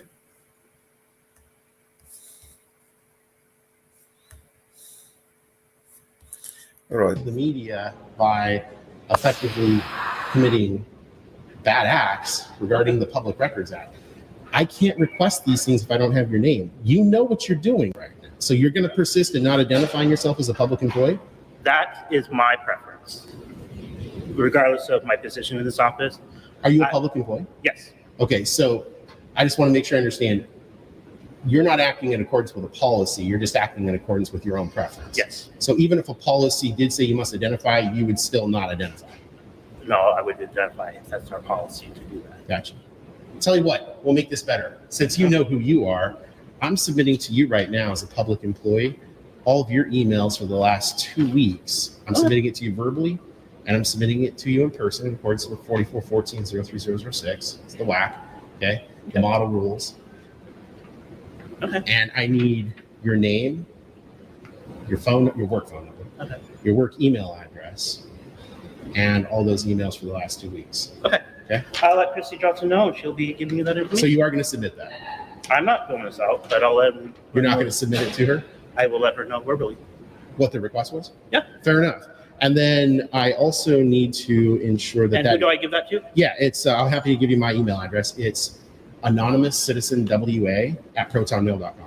Okay. Just a second. I didn't bring it in.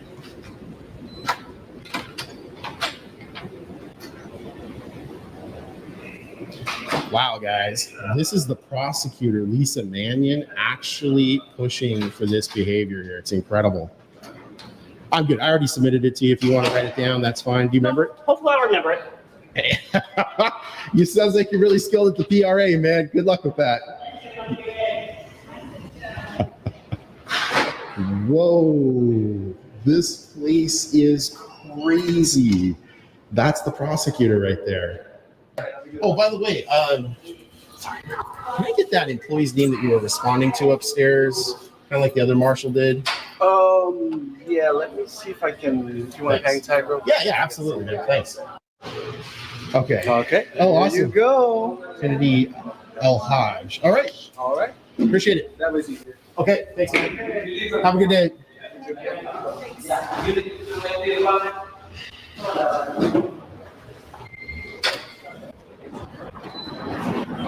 All right, so what you all saw there in the King County Courthouse was just unbridled insanity there, with many of the employees losing their minds over, remember, the press going in, working on a follow-up story, and getting called out for it. So there's going to be an internal investigation, an IIU investigation regarding that lady, Terry Johnson. The law enforcement in there was great. So there was the black guy, Sergeant White, Marshal Bergen, Marshal Menchaca. When they were attempting to abridge my liberties to simply record my public records request process, which is a part of this story, at the prosecuting attorney's office, they were corrected, fortunately, by the marshals. So, I mean, I do not know what's going on here. This is typical craziness in King County. They absolutely hate transparency here. They'll say, oh, hey, we always respond to the public records requests. Yeah, on your terms, in the modality that you choose. And it's just abridging people's liberties. It's rude. It's unprofessional. It just doesn't make any sense. But, you know, it is what it is. So anyways, got that kind of squared away. I just meant to go over those records initially, which is the ironic thing here, and really couldn't get that done. So I'm hoping to get an email from somebody from IIU so I can get an explanation as to how these decisions were made from the IIU. I mean, in light of all the evidence, it's crazy, but that's all we can do for now. So I'm going to head on to the next location. Please like, share, and subscribe. Hit that all notifications bell so you get my stories right when they release. You can follow me on X at Auditing, on Facebook at Inland Auditing Media. If you want to help keep my feet on the streets, you know what to do. You can go to the links in the description for Cash App and Venmo. Thanks for watching. Bye for now.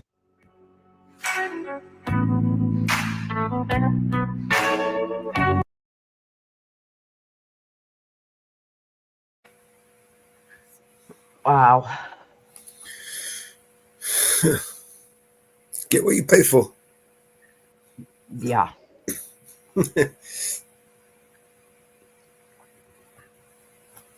Unbelievable.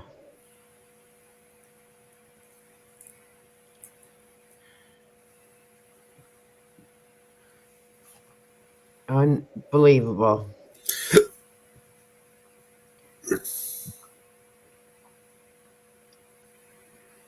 Unbelievable.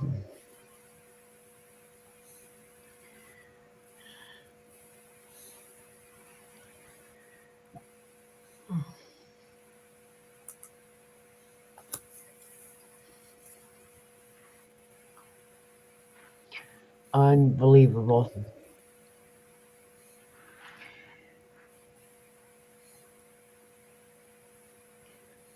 Totally unbelievable. Well, I have got to get a couple more things done because my grandkids are coming up. Okay. So I have got to jump off. My grandkids are coming up tomorrow, and I got to get a few things done today. So I've got to get a few things done around here. So I'm going to be in and out of jitsu, but I got to get a few things done around here. No worries. Grandma's got to do some dusting. I've done some housework, but I got to get some more done. Yeah. So I need to jump out of here. So well, thank you for me. Things done. So I will catch you in jitsu because we got to talk and hopefully support jumps in. Yeah, I'll be there soon. I'm already in there anyway, but I don't know. I'll probably just play a little bit of music, play another couple of videos, see what happens. Alrighty. All right, thank you. Yeah. Talk to y'all later. But I'm sure we'll be done tomorrow. So yeah. Do you want me to keep your channel running? Yeah, go ahead, leave it on. Okay. Get some airtime. Build up some more subscribers and airtime. Yes. Please go and subscribe to Mama Bear. Alrighty. We will talk it later. All right. Everybody have a beautiful rest of the day. Talk to you later. Bye, Mama Bear.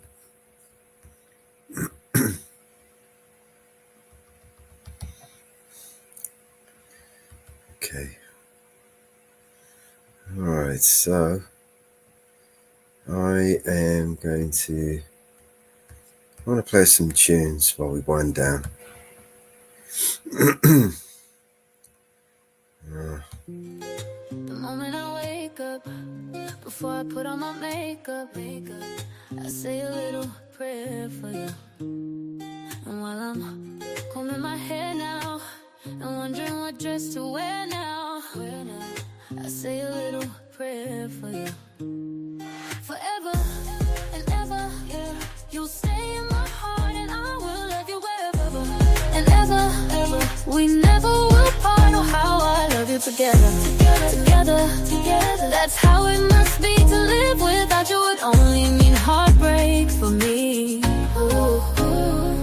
I run for the bus, dear, but while riding, I think of us, dear. I say a little prayer for you. And at work, I just take time. And all through my coffee break time, I say a little. So you're grumming automate shoes. Can't tickets for your favorite, we all use you might also like. Does that mean that when like it on sunshine, the heater and the waves, it's a bright side, the killer forever and ever. You'll stay in my heart and I will love We never will part of how I love you together. Together. That's how it must be to live without you. Would only mean heartbreak for me. Nobody but me. Forever, ever, ever. You'll stay in my heart and I will love you forever and ever, ever. We never will part of how I love you together. That's how it must be to live without you. Would only mean heartbreak for me. My darling, believe me. For me, there is no one but you. Please love me true. I'm in love with you. Answer my prayer, baby. Answer my prayer. Say you're my prayer. Say love me true. Answer my prayer, baby. I'll stay forever, never, ever. You'll stay in my heart and I will love you forever, ever and ever. We never will part of how I love you together. Together. That's how it must be to live without you. Only mean heartbreak for me. Oh, nobody but me. My darling, believe me. For me, there is no one but you. Please love me true. This is my prayer. Answer my prayer now, baby. This is my prayer. Answer it right now, baby. This is my prayer. Answer it now. This is my prayer. Answer my prayer, baby. I'm in love with you.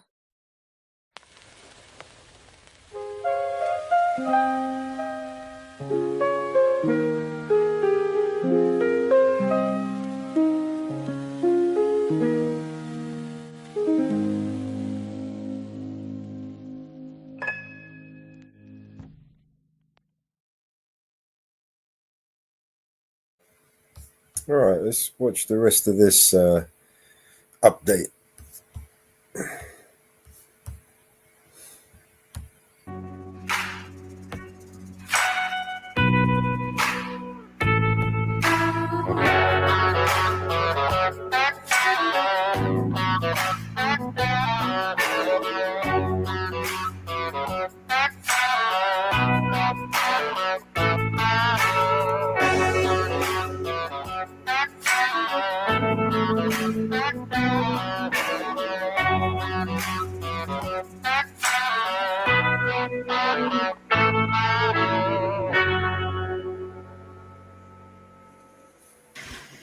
All right, this is Sergeant Jasmine Martin. Today's date is April 10th, 2024. The time now is 12:03 p.m. This statement is in reference to IIU file number 2024017. This is an interview of Marshal George Gudzeski.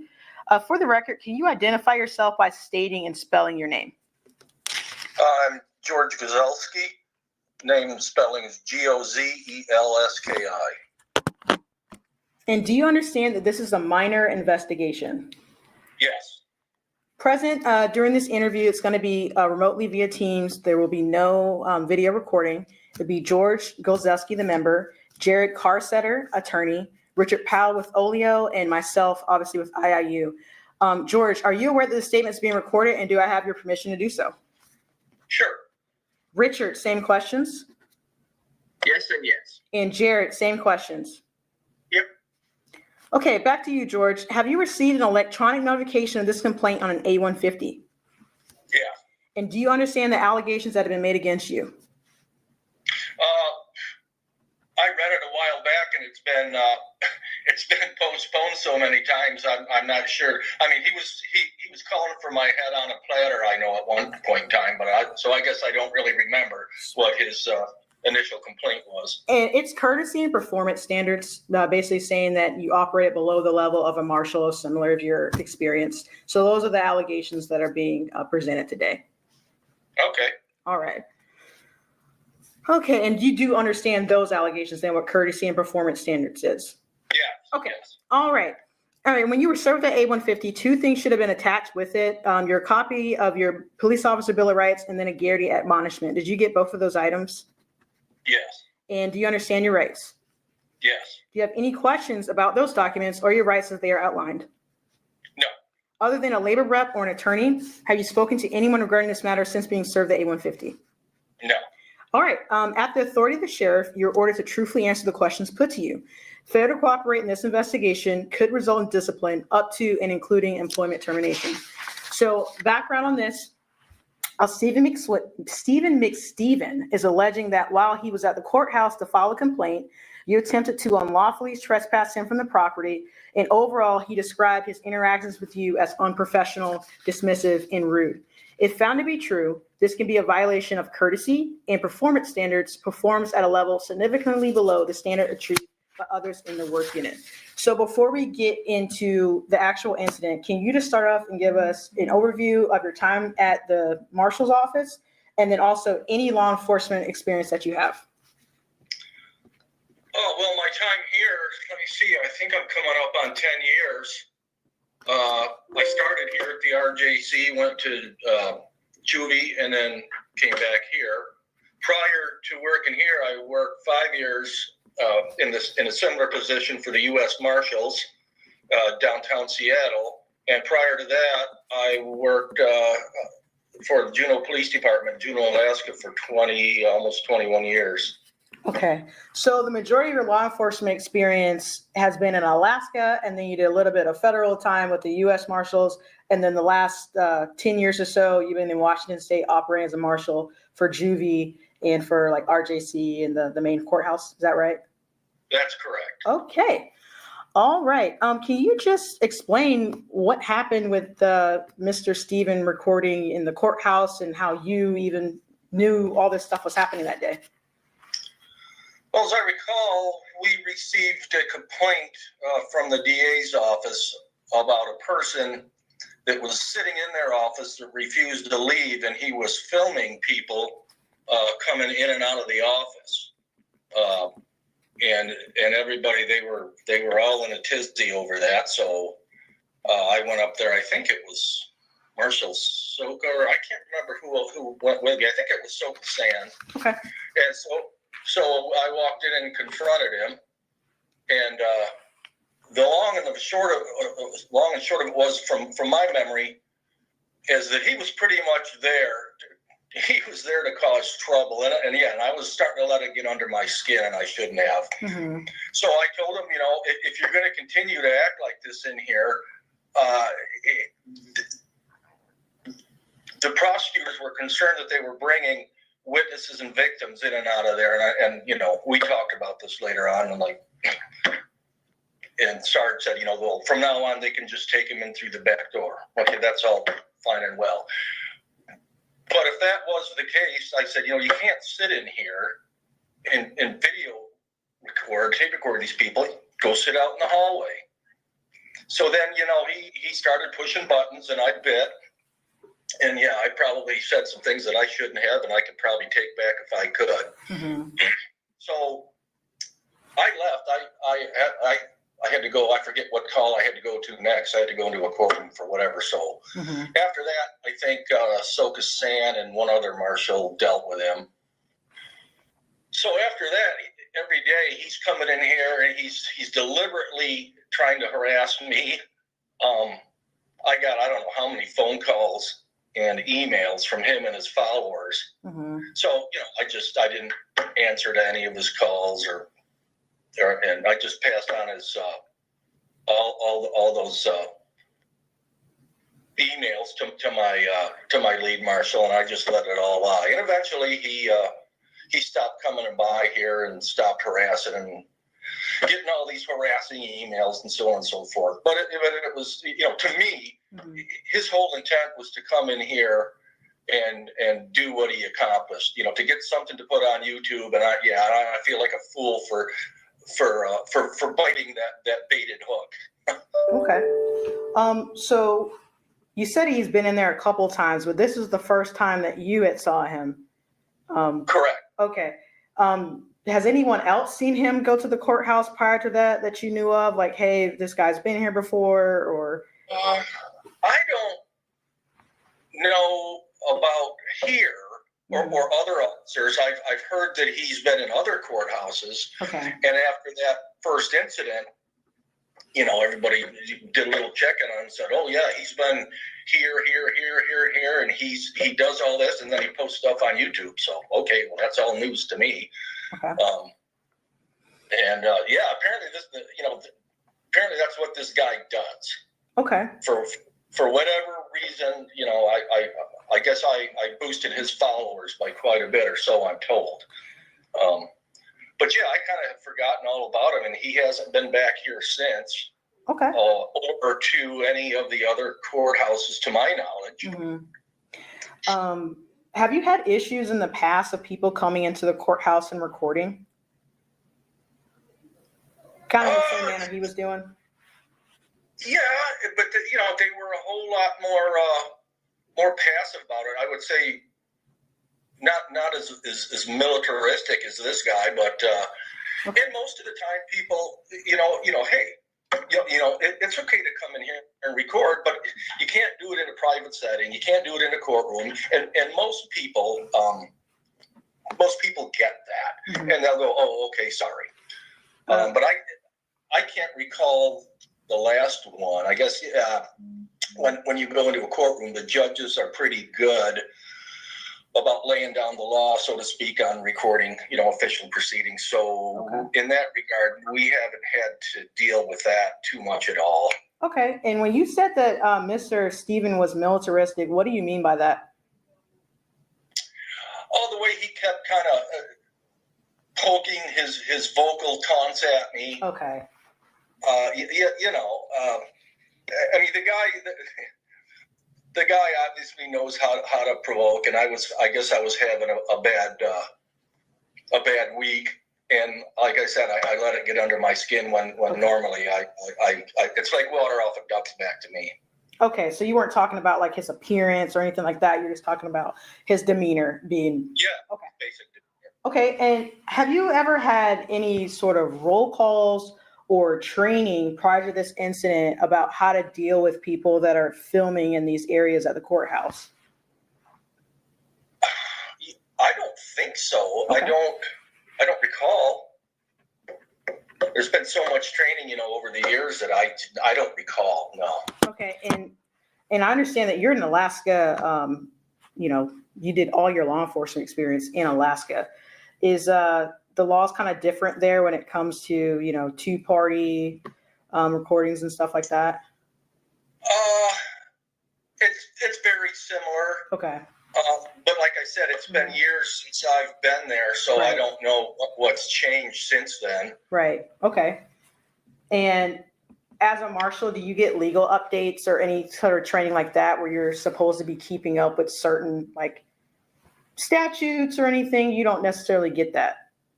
Oh, yeah, we get that stuff periodically. Okay. And you're not mandated though to like sign off on it and say that you viewed it, or you have like a certain period of your day to look at that. Well, when we get those training things, they're all coming in now on the NeoGov thing. Right. They used to be right on our homepage. Right. But no, yeah, we go in there and I think we have to sign off on that. Okay. And then I know you're talking about the NeoGov training, and some of it's mandatory and then some of it's not mandatory. So when it comes to the mandatory training, though, as far as you recall, you haven't had any training specifically dealing with people recording in certain areas. I can't say for sure. I don't remember that we have had that. Mm-hmm. We could have, but I can't remember that. Okay, that's fine. I just want to make sure, because again, I don't get the same training as you. I really don't know like the ins and outs of being a marshal. Is a totally different world over there. So some of this is just an education on my part for sure. So let's go to the incident. Have you seen the YouTube video? No, I refuse to watch it. I told my sisters about it. Okay. And that's also, so I just sent my sister the link, and they had a lot of expletive deletives to say to that guy. Of course, I'm their brother, they're going to look out for me. Right. But no, I personally, I wasn't going to lower and watch it and give him any kind of satisfaction. Okay. Yeah, I was just asking because some of my questions are from the video that we watched, and the video obviously is edited, which he has a right to do so. So some of it is like, well, maybe there may be context missing in here or something like that. So I was going to ask you questions about, hey, if you did see the video, was there anything that glaringly, happened that wasn't in the video? But since you didn't watch it, we'll move on from there. On the video, though, it shows that when you get into the lobby there, you're talking to a woman. Do you know who that woman was, or do you remember her name? No, I don't. Okay. I think she works in the prosecutor's office, if memory serves me correctly. Okay. I don't know. I don't know most people by name here, just by face. But if memory serves me correctly, she might have been the one that called us up there. Okay. She was having a problem with this guy. But no, I don't know her name. Okay, that's fine. One of the things she had mentioned is that she particularly didn't give consent to her being audio recorded. It sounded like she was okay with being video recorded. Do you remember anything about that conversation? No, I don't remember. I just remember her being upset, and a lot of the people in that office were pretty upset about it. Okay. Well, can you just explain to me what your understanding is of like the recording, the two-party recording? Well, in a public place, yeah, he has that right. Okay. And as it pertains to the lobby of the DV, it's the victim advocate office and just the prosecutor's office together, right? Right. Okay. So can you explain to me how it applies to that area that there was that argument over that day? Well, he felt he had the right to be in there filming and videoing, and through discussion with Sergeant later on, yes, he did. Now, however, that's all changed. They don't allow that. They've got it posted up there on the wall. Okay. I think I can't remember because I haven't been there in a while. If it's no trespassing or no loitering or no video, something they've got in there. So problems like that are never going to happen up there again. So you're saying because of this incident, they added more notice to the building now, but. Yeah. Okay. Okay, and then you said you spoke to a sergeant, and then he had told you like, hey, actually, he's allowed to do that. Correct. Okay. Did he go into detail about why, like what the threshold was or anything like that? Yeah, pretty much. It's what we've already covered, and my whole thing was that he was there to cause trouble. Mm-hmm. People there were being offended by him. Victims and witnesses were coming in and out of there. They didn't like getting filmed. Okay. So my thing was just to get him out in the hallway. I knew I was probably stretching to get him out of there. At least if I can get him out of there, he can sit in the hallway all he wants. And so I can't remember. A few minutes after that, I had to go answer another call, and then, like I said, some of the other marshals dealt with him, and I don't know what he did after that. I think he left. He did.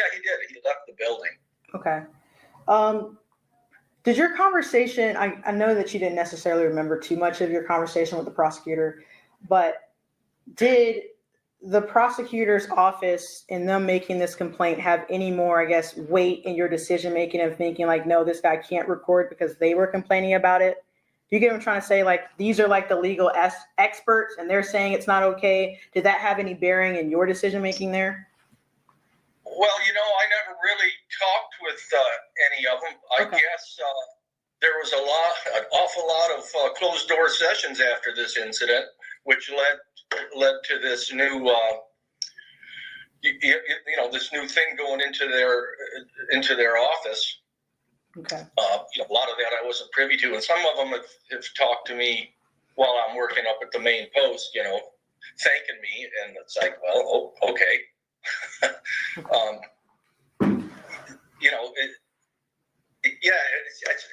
It's just one of them things where this guy was there to cause trouble. He was making everybody uncomfortable. He's not a good person, and I just wanted to get him out of there. And like I said, I drank the Kool-Aid, I bit the hook, and I probably said some things I shouldn't have to get him out of there. Okay, so it sounds like now after this conversation you had with your sergeant is that you were mistaken on the telling him he couldn't record there. Is that correct? Correct. Okay, and then on the lines of you trespassing him, is your opinion still the same or is that different now?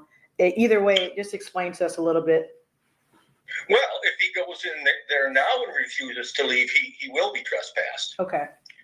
But he can sit out in the hallway or, all the public places that he wants to in this building and do what he wants. Okay.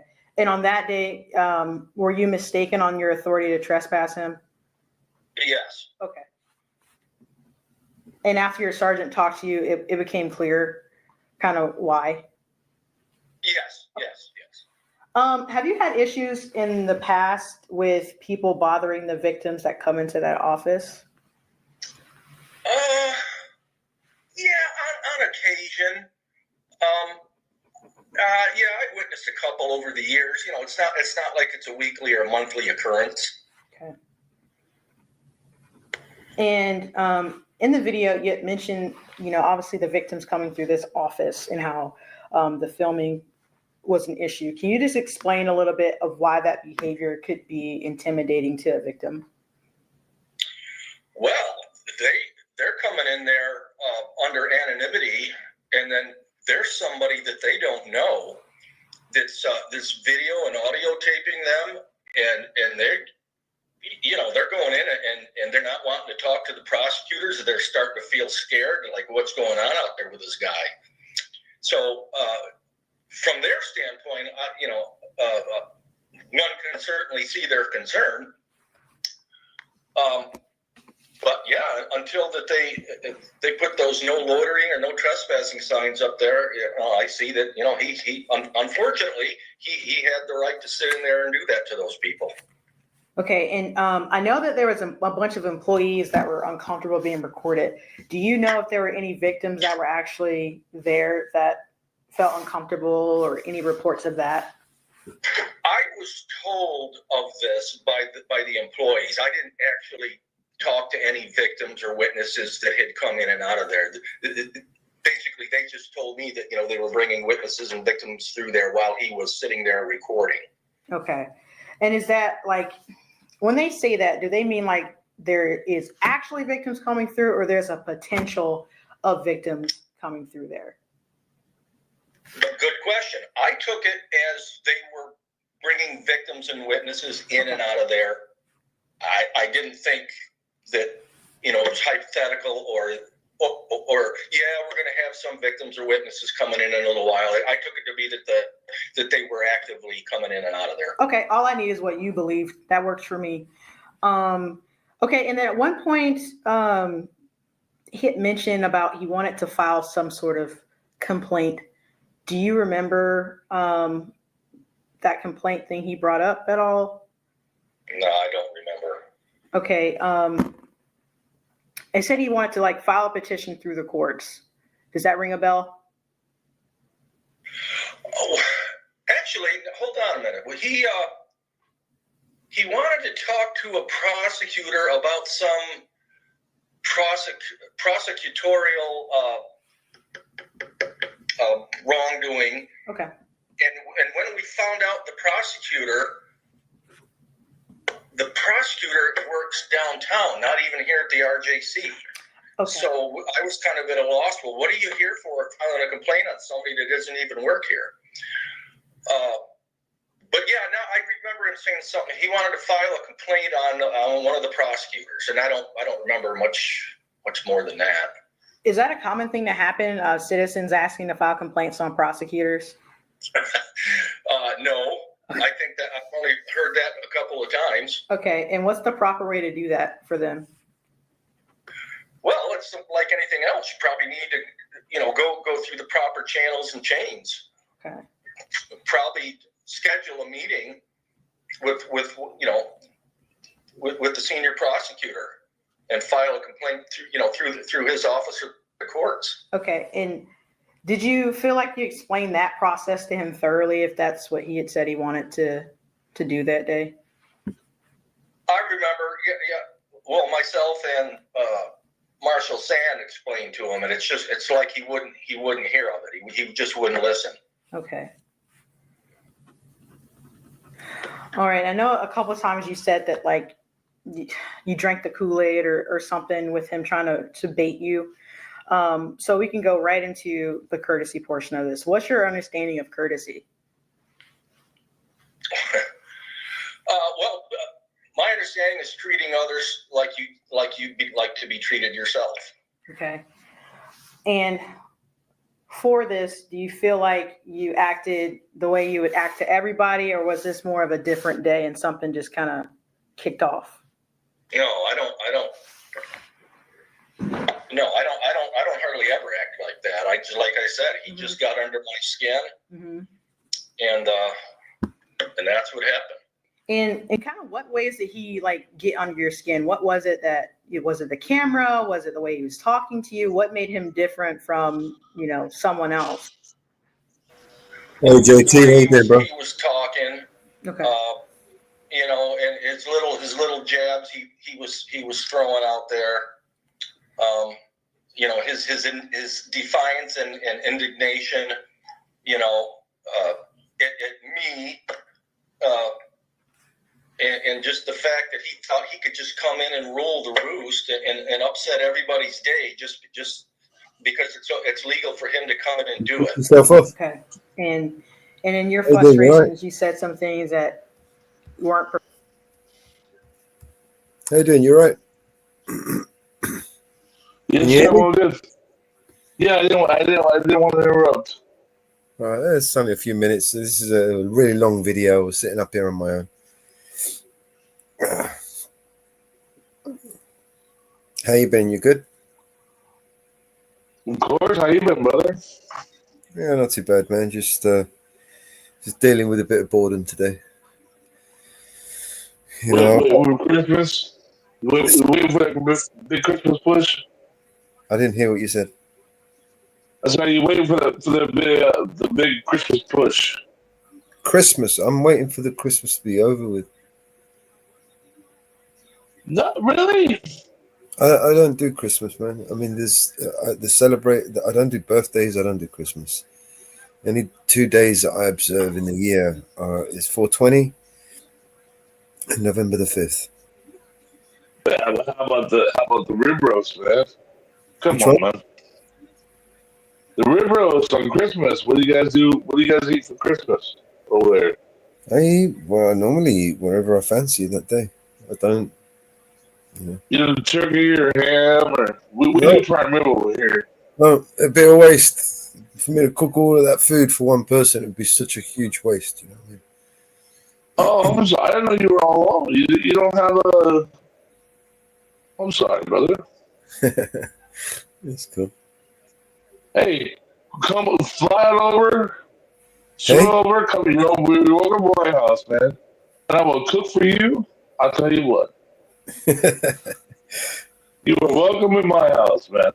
I appreciate that. And not just because I don't think you want to show up, but I hope you do. All right? And I'll give you a big slice of hello. I appreciate it. Yeah, I like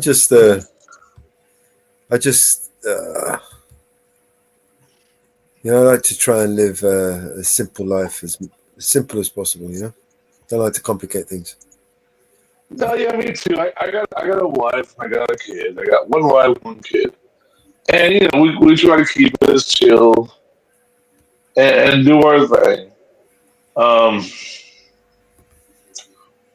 Nothing is too more important than being real, right? Mm-hmm. Nothing's more important than being real, right? Of course. But there's no point in lying to yourself, is there? When you got a kid, you got to hit them holidays with a little bit of punch, right? you just gotta do it because they deserve it, Them young ones, they deserve a little bit of show and. Hey, Matt Daddy. Oh, is that Matt Daddy Moonside? Yeah, what's up, brother? Jump up. He's a good one.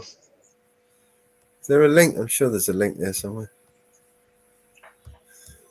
But hey, you ever come across a pond, you let me know, man. You know, in fact, I even had a park out back, air conditioned, with a full shower and a bathroom. You can stay in it, man. Let me know. Yeah. You got internet and everything, man. You let me know. You're perfectly welcome. Oh, I really do appreciate that, man. But, yeah. Oh, I know. It's a hard thing, you know. It's hard, man. I'm disabled, right? You know that. I don't really get out. No, I didn't know that. I have compressed vertebrae and I have spinal arthritis and all that stuff too. Hey, man, Daddy. I didn't know you were disabled. I didn't know that. What I have what happened with you, brother? I have a damaged lower spine. I was attacked. Yeah, me too. What happened? Long story. Born that way, or sorry? Were you just born that way, or no? I was attacked.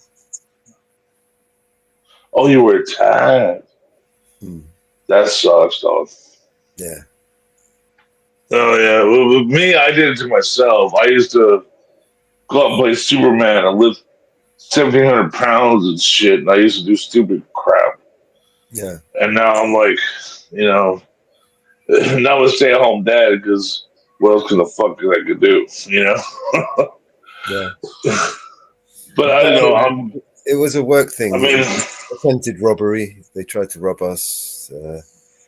I played the hero. Holy shit, man! Got fucked up. Yeah. Right on. Hey, man, that's something to be ashamed of. I mean, what? You know, I just wish I had run down the road and split it with him.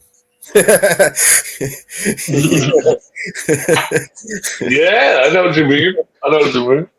You know, I just got a pat on my back for my trouble. You know. Yeah, me too. Me too. That's what I got too. You know, made the company millions of dollars, but I got a pat on the back. You know, I know how you feel about that one.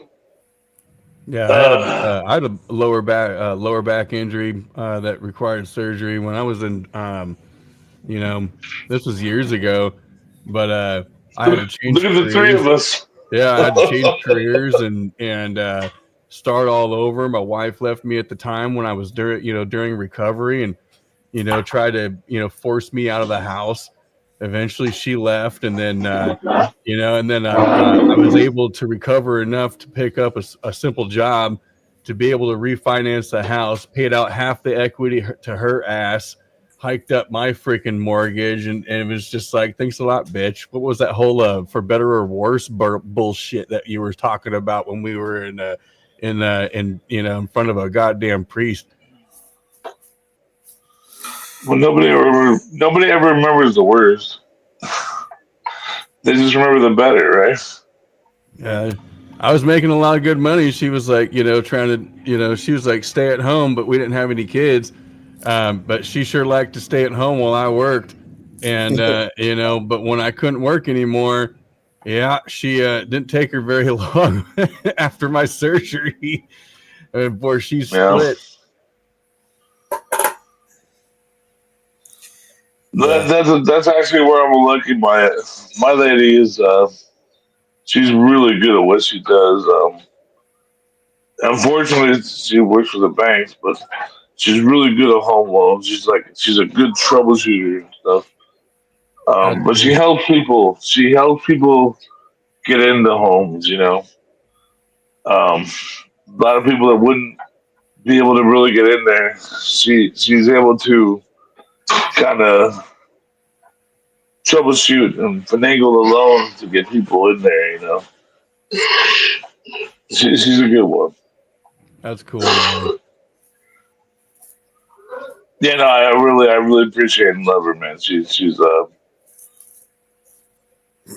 a normal one,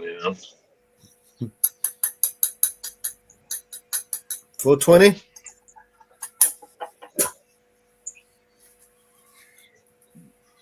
No, I'm on my own. I'm on my own. 420. I'll smoke one for you guys. I appreciate it. Yeah, I don't smoke, but No, Yeah, more dude. from Smoke one for me. yeah, definitely. Yeah, I can't either. Like Just once every like, few months, maybe if it's like, if I got the time or it's handed to me and it's like I'll take a couple puffs, but like the shit today is so damn strong. I can't handle it, man. You know. Right. When the homeboys are around, you do it a little. That's okay, but yeah, I can't do it alone. If I do it alone, it's like looking all paranoid and shit. I prefer it alone, man. I just like when I smoke, dude. Like I want everyone else to go the hell away. like that's when I'm most comfortable. Like I took a couple of puffs. I'm like, all right, y'all can leave. I wish. Relax and watch a movie or something,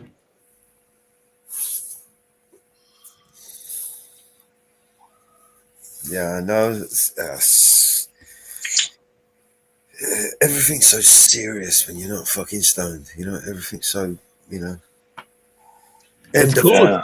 It's cool. It's intense, man. It's You ever intense. remember that Buffy program? Do you remember Buffy the Vampire Slayer? Oh my god, I couldn't get into it.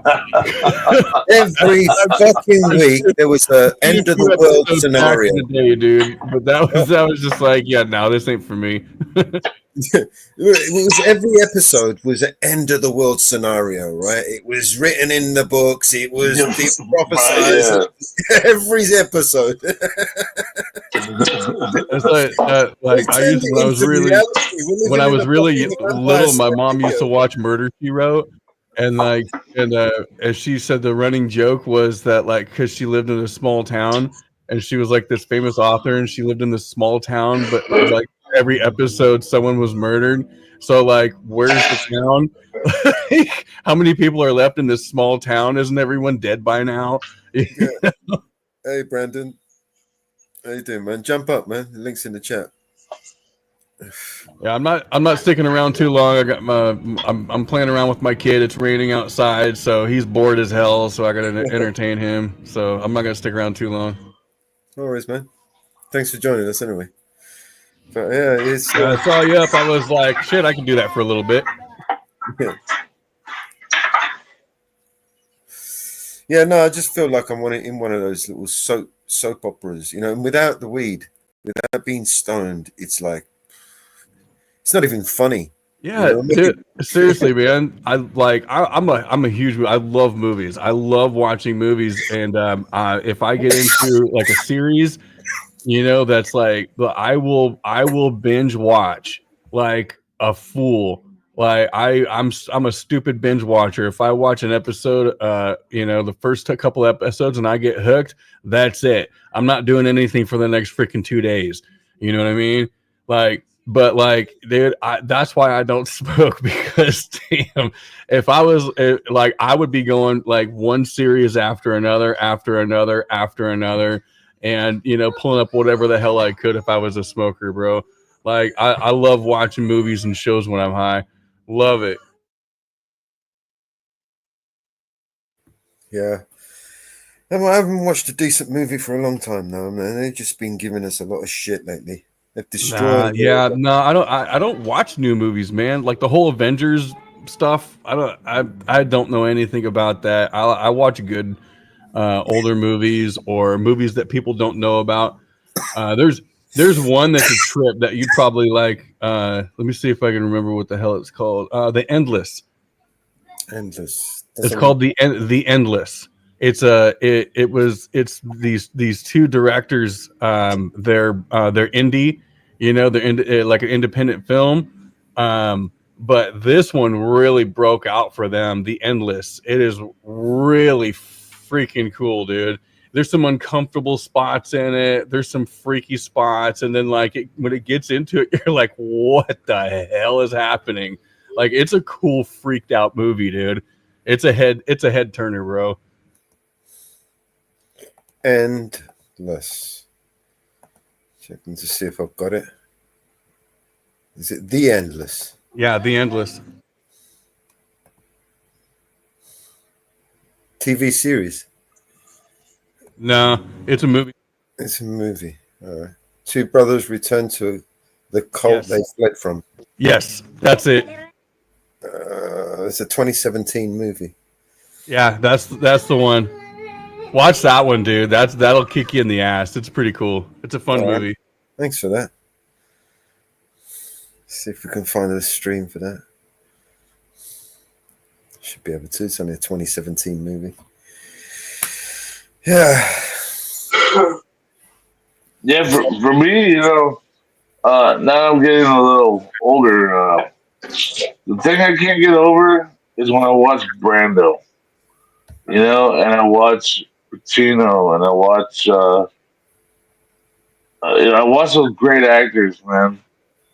Have you really watched Brando's movies, like his early career? Have you ever really watched them?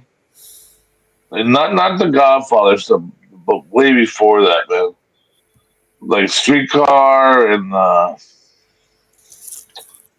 On the Waterfront. Could have been a contender. Could have been somebody. Like, you gotta watch that stuff, man. Brando wasn't just like he didn't just he revolutionized acting. You really gotta watch it. Wasn't he in the first Superman, the original Superman?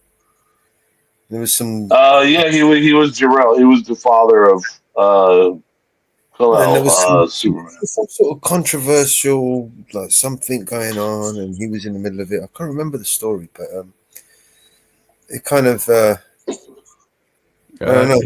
I got it here. I got it here. Brando played Jore I don't know what that. A scientist who he played Jor-El to Kai L to Earth on a spaceship before Krypton was destroyed. Yeah, he was Kal-El's father. Kal-El is Superman, and Brando was Jor-El on the planet Krypton, who sent Kal-El to Earth. Superman's father. But that was the '80s stuff. I'm talking about like go back to the '60s. Holy and shit. Watch this full act, man. Dude, you watch Brando like really act. Dude, you'll understand like why modern day acting is what it is because of Brando. So it's a whole different ballgame before Brando. It says here his salary for that. Brando was reportedly paid $3.7 million for 2 weeks of work, which was the highest amount ever paid to a performer per day at that time. He also received a large share of the movie's profit, taking home a total of $19 million. Yeah, I remember that. For 2 weeks of work, dude. Yeah. Well, he was Brando. It was just a cash cow anyway. He sucked the life out of them. Oh yeah. You know? And then they made it ended up. He was good. But have you seen The Godfather too? He was great in The Godfather. Have you seen that? Yeah, he was definitely. I love the Godfather series. I like the. But even before that, you gotta watch Streetcar, man. If you haven't seen Streetcar Named Desire, you gotta watch Stanley Kowalski. You gotta watch it, man. He's a powerhouse, bro. You've never seen somebody act like that. I'm not sure if I've seen that one or not. And even when he plays Zapata. He plays a Mexican revolutionary, Zapata. And you don't think he's gonna be like, how can Marlon Brando pull out being a Mexican revolutionary? But watch the movie and you'll be like, damn, if he ain't Mexican, I don't know who is. I'm telling you, watch the movie. Brando he just could do it. He also sued the film producers for $50 million, claiming that he was cheated out of his share of the box office, and the dispute led to his footage being excluded from the sequel. Well, I'm sorry you're stuck on the Superman thing, but I'm telling you, if you really appreciate movies and acting, You gotta really watch Brando. He's the wild one. I mean, you gotta watch Brando. He brings a realism to things that you gotta see it, man. You gotta really watch him. You gotta see it, man. Yeah.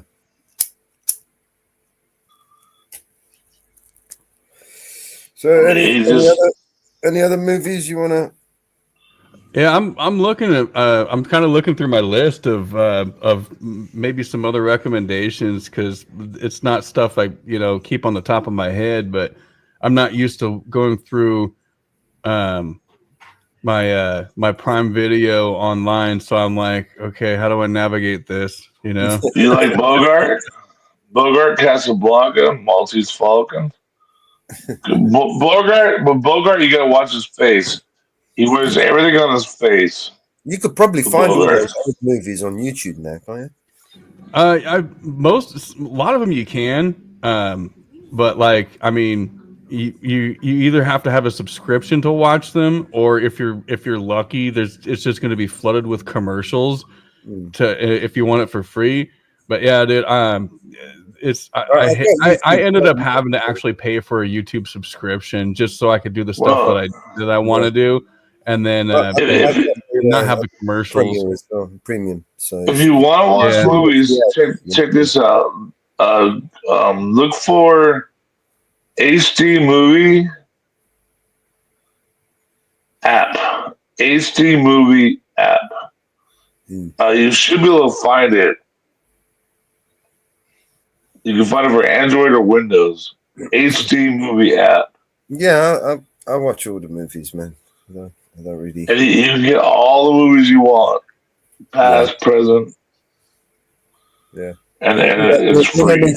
We don't need to be promoting all that shit on it. Yeah. I hate having to subscribe to movie channels, dude. I really hate it because like this right now, I can't even find my purchased movie list. It's full. It's just nothing but recommendations. Like I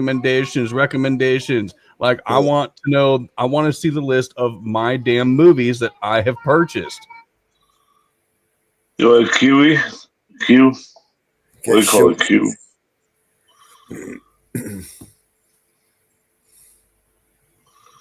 Like Netflix.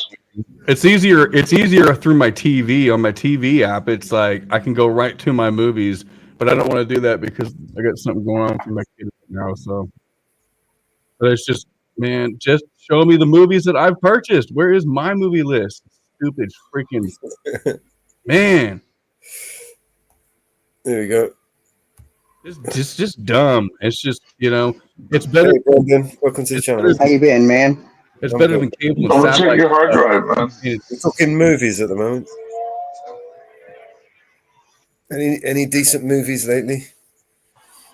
I've seen a few new ones. I watched the new Ghostbusters. It was shit. I watched the new Gladiator. Who mentioned Gladiator? Someone mentioned Gladiator. That was me. I seen it. It was all right, actually. It was decent. Yeah, I saw that. What was the other one? Venom. I did see Venom. It was okay. Damn it. Beetlejuice. I seen the new Beetlejuice movie. Dude, couldn't get into that, man. It was disappointing.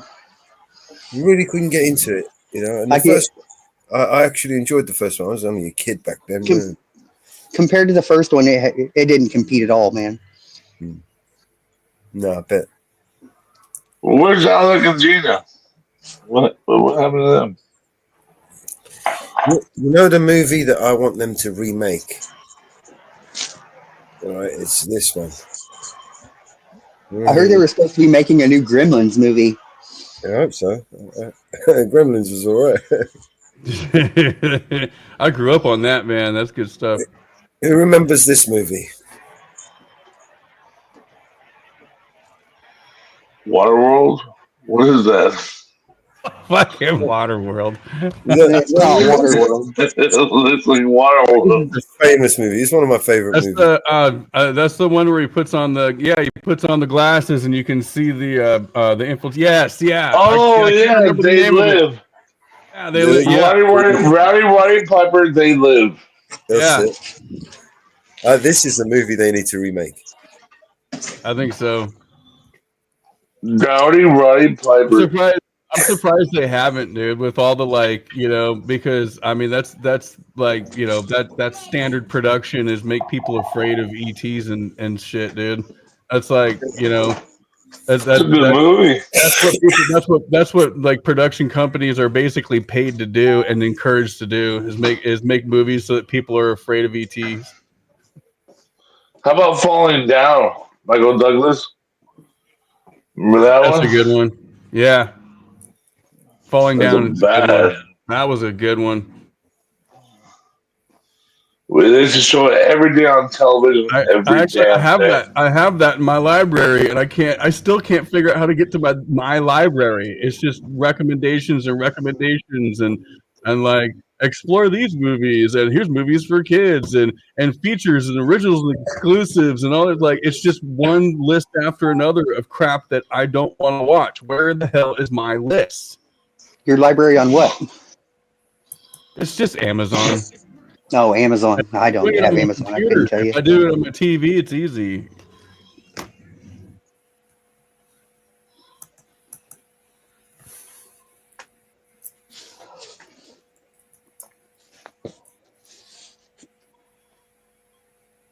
And they lived. Wow, that takes me back, man. I remember seeing that in the theater. Rowdy Roddy Piper. Woohoo!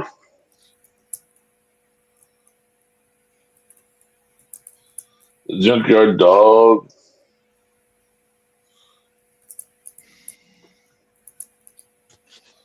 Old school. Razor Ramon. Remember Razor Ramon? I cut you away. Kevin Nash. Scott Hall. Scott Hall. Yeah. There's a lot. That's at least 5 mullets right there. Mm-hmm. Terry Funk. That's 2 mullets. One of my favorites, Eddie Guerrero. Well, hell yeah.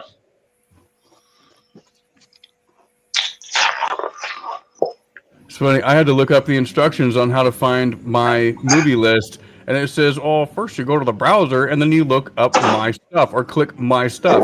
Great. I don't see my stuff. There's no selection that says my stuff. So, okay, so screw those.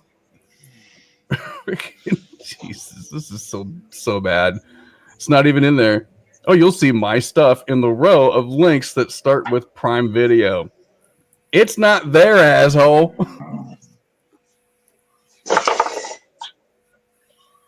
Type it in the search bar.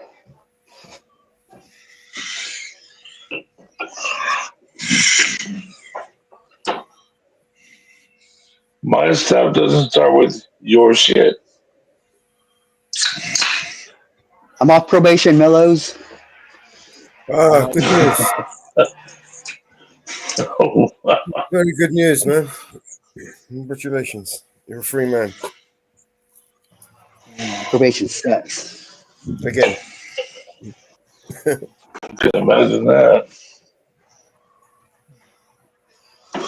The secret of my success.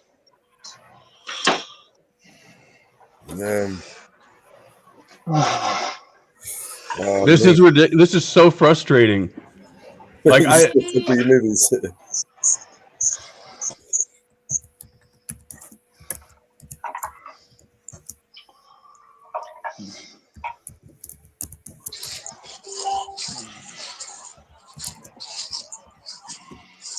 All right, let's have a look.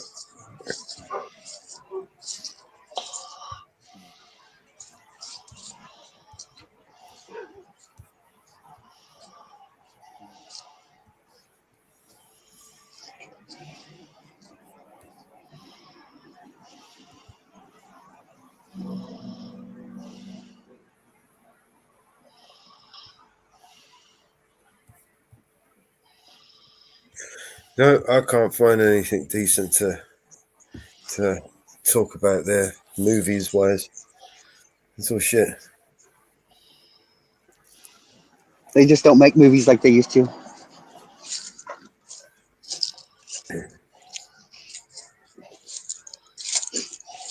How about how much of a flop that new Snow White's going to be?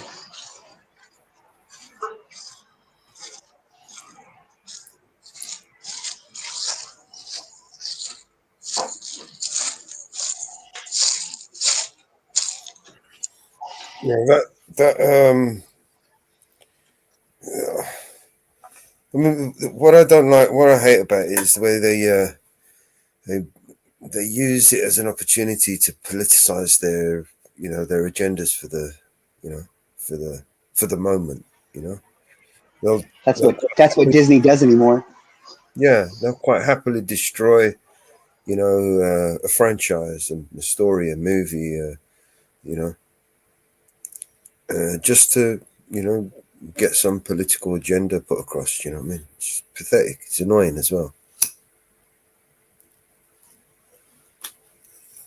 I feel like I'm getting ripped off. I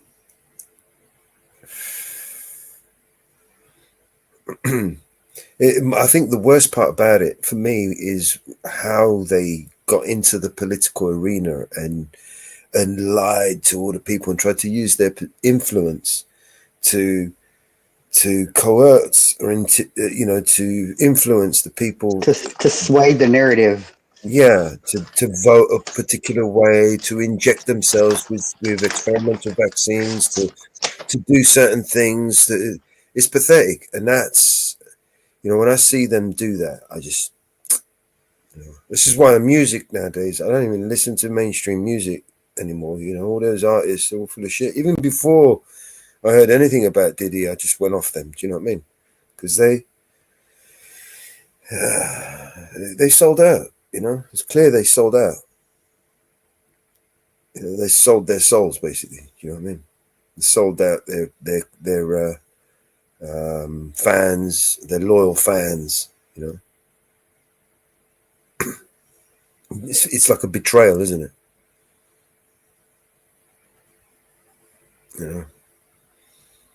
I almost don't even want to watch these movies nowadays with some of these people. Lots of people are going down with him. Yeah. Hey, Untrackable, how you doing, mate? Jump up on the panel, come and say hello, man. Yeah, it's So what's the news on the YouTube streets, man? Is all good? Ozzy, Nate, how you doing, bro? I know that cop that slammed Carolina got fired.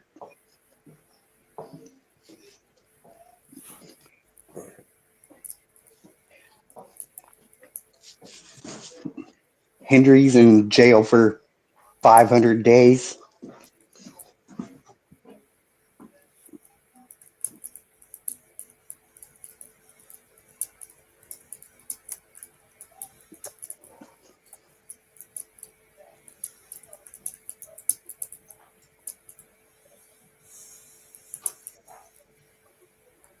Oh, sorry, I'm just replying to somebody on the other machine.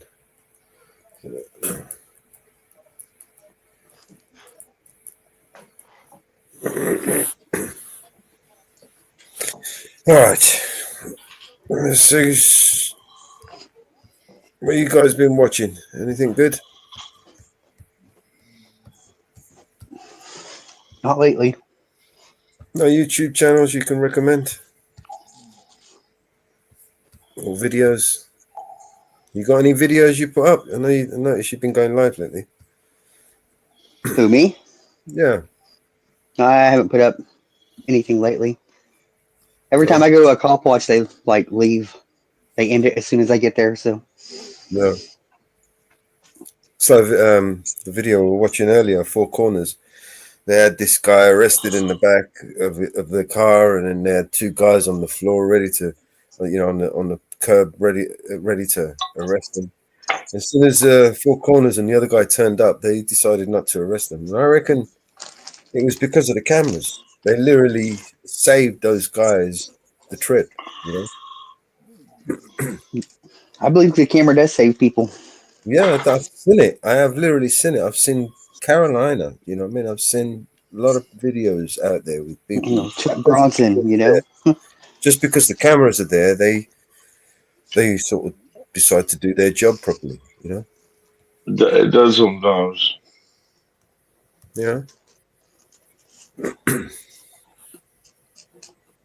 know who I haven't seen lately put up a video? He might have. I need to check his channel. That guy that built that tunnel under his house Yeah. here in the UK. Was it Colin? Colin Faze or something? I remember. Hey, you want a good documentary? 77 minutes. That's a good one. The Lost Century and How to Reclaim It. The Lost Century. Is it on YouTube? Yeah, actually, yeah. There's there should be a free a free one on it now. They just put it up, I think, a couple of months ago and let it be free. The Lost Century and How to Reclaim It. And how, yeah, the Lost Century and How to Reclaim It. That one will mess with you. And the crazy part of it is, I recommend it to people. They call me up, or they'll I see them again. They're like, is that real? Like, yes. Like, but that can't be real. Like, yes, it is. It is all real. It is all, and it can be proven. They can prove it in the any court of law. All the evidence and all the testimony, everything that they have, they can prove it in any court of law. And that's the crazy thing about it. They've been doing it for 30 years. And what's the name of it? The Lost Century and How to Reclaim It. Watch the whole thing so you get a really good understanding. There's tons of documentaries from the same group, and Dr. Greer and everything. The Sirius is a good one. Battle to buy it. Good one. There's a bunch of them. They've been trying to get people to, it doesn't show up. If you try to search this kind of thing, you're going to get you're going to get misinformation. You're going to get BS. It won't queue up these documentaries that actually have the real information, because YouTube is designed that way, so to make sure that people don't know the truth. But you have to specifically search it. I mean, you'll be very lucky if it shows up in any searches. Just with randomly asking, like, hey, I want to know about this, or I want to know more about that, or what's the truth about this. It won't ever show up like that. You have to name it specifically for it to actually show up.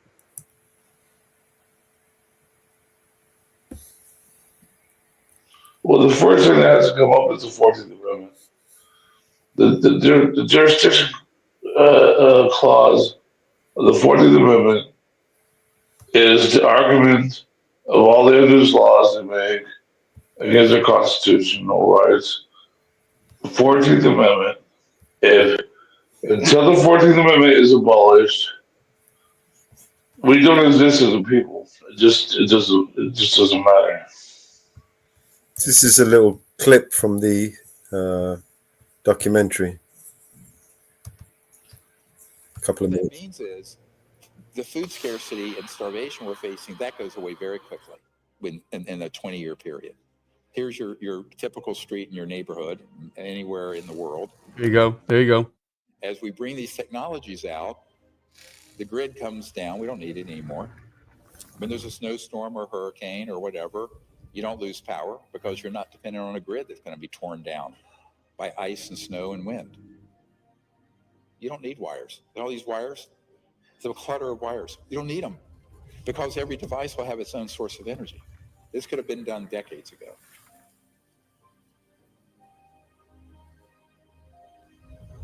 As we bring these out, all these freeways will be replaced. But it's not about what could have been. It's about what has been done. Above the surface. And in every city in the world, we're going to see this transformation. Every village in the world. And then we have these cities, eventually, where you're just floating. They're guided pathways. The ground is pristine. And then we're going out into space. So everyone remember where our destiny is. Our destiny is not just Earth, it's the whole cosmos. How is that going to be possible? The only way we're allowed to go outside our solar system is if we become a peaceful civilization. Otherwise, it's lockdown. You know, we are considered a planet that is dangerous and armed. Each one of us is very invested in the world as it is. We've built careers, relationships, and goals based on a world that doesn't include ETs and anti-gravity and free energy and healing devices and all this cool, abundant stuff. And so we need to understand and really know if we are ready for that investment to be disrupted. So one of the most powerful things that any of us can do is to look in our own hearts, imagine the world that could be, and ask ourselves, are we ready for that? If the answer is yes, then hold that readiness in your heart in all the excitement that it's due. If the answer is no, if there are some lingering doubts or fears or concerns, then go into that. Follow that. That's an important thread that you can follow back to something inside of you that needs attention. It's that obstacle that may be keeping us from living in this new world. All right, welcome, Dana. Welcome to my new guest haircut. today is Yeah, no, this Dr. David this is a great interview. This is a great interview. This is the one of the most recent interviews of Dr. Stephen Greer. And he breaks it down really good. And they like, you don't ever see Superfly speechless, dude. Dana Carvey and David Spade, they're like they have a lot of interviews or a few interviews with Dr. Greer, and he lays it out for them, and they're just listening. They're like, holy shit, this is like dumbfounding. It's like a lot of their most popular material. But yeah, man, it save that one. That's a really good one. It's super long though, and it's I think in 2 parts. And then they have another previous interview with Dr. Greer months ago. But dude, I have all of the interviews. Danica Patrick did an interview with him. What's his name? He's there. He's actually in one of the new interviews on the documentary, and I can't remember his damn name. His channel, but like. It doesn't ever come up. People don't know about it because like the algorithm is shadow banning it, and it's on purpose.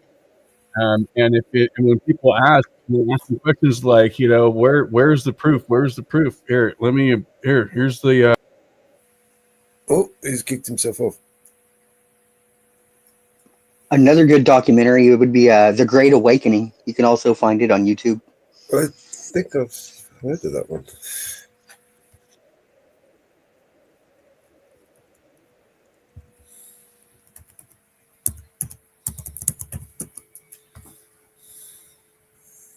Yeah, I've seen that one. One second, Nick.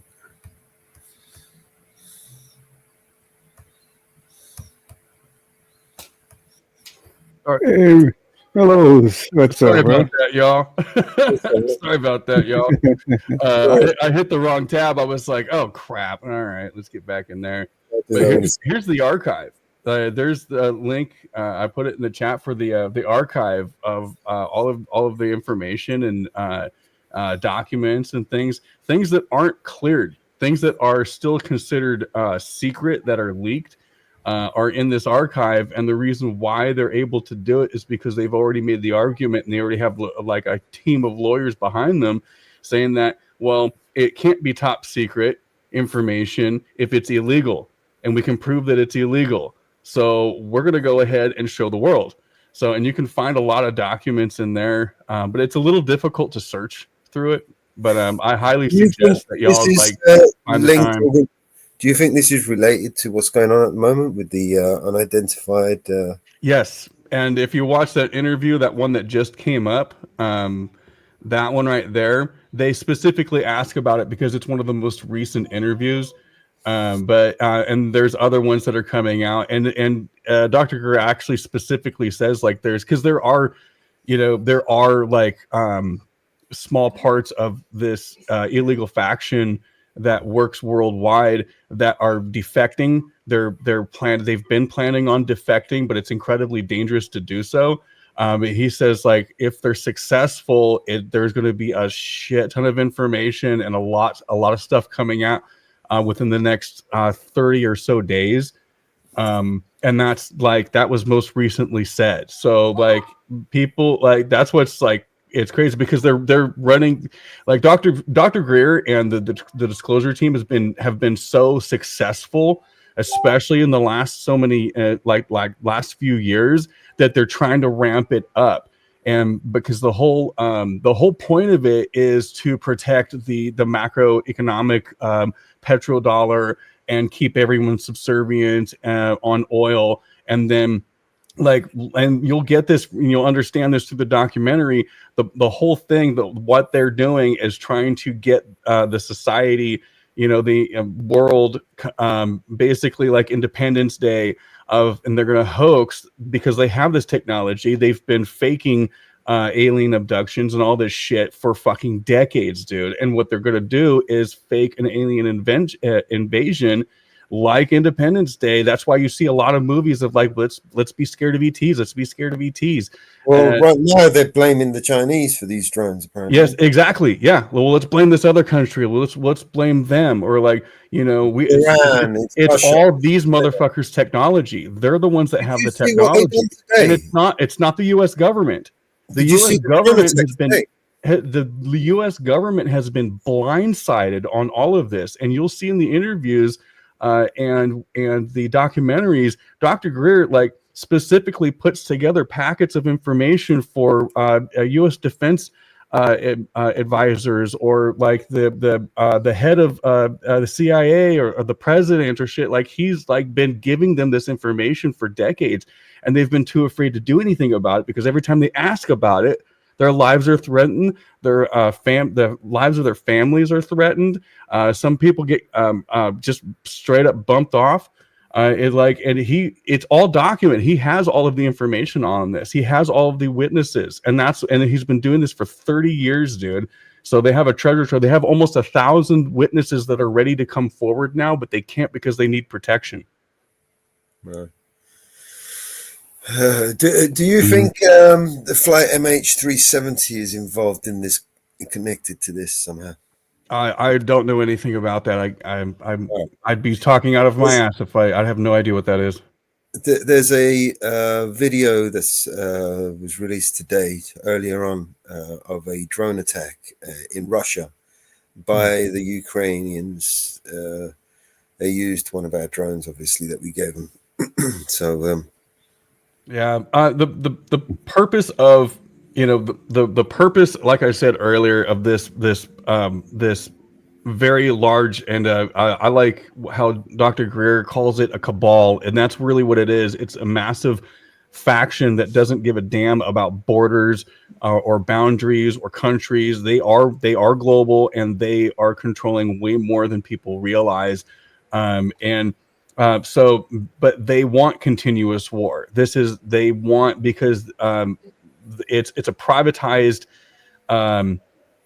corporate thing. So like all of the Northrop Grumman, Skunk Works, all of those major players, everyone knows they don't have to give up any secrets or give up any information, because they're a private company. You can't use freedom of information on those companies, but all of those major companies are involved. GE, name all the top research and development and technological companies of the world. All of them are under this same umbrella, and that's how all of this has been. They've been able to keep it so secret for so long, and anyone that tries to talk out about it, they get murdered. And that includes, Dr. Greer and his team. He's had people murdered on his team. He's had there have been witnesses murdered. He's had several attempts on him, but he has a legit dead man switch, so that like if he is murdered, it all goes out all at the same time, and he doesn't want that, and they don't want that. They're trying to do this peacefully. They're trying to do it diplomatically, but literally the entire world could have been saved, and we could have been off of all other energy, coal, oil, nuclear, solar, wind. It's all been obsolete for decades, and these people have the technology, and they've been using it against everyone across the world. And that's what he's like, I'm able to prove it. We're able to prove it in any court of law. We have all of the witnesses. We have all of the proof. We have defectors that are ready to come forward. We just need you guys to help protect them. We need our government to stand by these people. So when you watch these documentaries, man, find the right ones. Anything Lou Elizondo. Lou Elizondo is literally a CIA operative, and they're able to prove that. They have witnesses. They're like, yep, absolutely, Lou Elizondo. Who's the guy that the lead singer for that damn band that started the To the Stars Academy or whatever the hell it was. He's an operative. It's all meant for it's all disinformation BS. It's all meant to steer people into the idea that if you see saucers, it's or have an interaction or anything like that, it's 90% of the time it's this faction. Like, yeah, we do get visited. Yeah, there are actual ETs that do visit, and and he talks about that as well. But they're peaceful. They're worried about us, And if we don't get our shit straight, and the people don't freaking start demanding, that this comes out, there's only a few possibilities because they've already this faction has already built weapons. How do you think they get this technology? How do you think Roswell happened? They have the documentary, or in the documentary, in the documents, they have the the witnesses, and some of the paperwork on these weapons that they use on these craft to stun them and down them, and then they take them. And there's, I think, over 1,000 now downed craft, ET craft, that they've been able to acquire and hide. And it's just it's crazy, dude. It's nuts, and it sounds nuts, but like, if you just wrap your head around it, accept it, because like I said, it's all provable. It is all 100% provable. So just get your head around it, accept it as fact, because that's what it is, and it's coming, and it's going to happen one way or another. Either people are going to either they're going to hit the button and stage an interstellar alien attack and unite the world under this lie, or we disarm them, peacefully as we can, and release all of this technology that has been kept from us, for 100 years. There's technology that you can't even imagine. There was one person interviewed that said to think of anything that you've basically seen like on Star Trek or anything that you can imagine, period. They've done it or perfected it, or they've determined that it's not worth the effort and just set it to the side. Like they literally are thousands of years into the future as far as technology goes, and people don't know about it because they want us subservient on oil and the petrodollar, because that's how they make a shit ton of their money. Where do you think all your fucking taxes are going? Into those, not just the black budgets, the sanctioned black budgets of the government, but these a huge portion of it goes to unsanctioned and illegal activity for further research and development for these projects. And people don't know about it, and it's crazy. Like I've known about this for quite a few years, and if I get the chance to talk about it with someone, and they either brush it off and tell me I'm crazy, or I'm like, okay, well, in the last few years it's been a lot easier, because now you can have access to the documents, quite a few of the documents, and the testimonies and the documentaries are really good and explain things pretty well. But you don't accept it, fine, get the hell out of the way. We're all trying to free the fucking world here.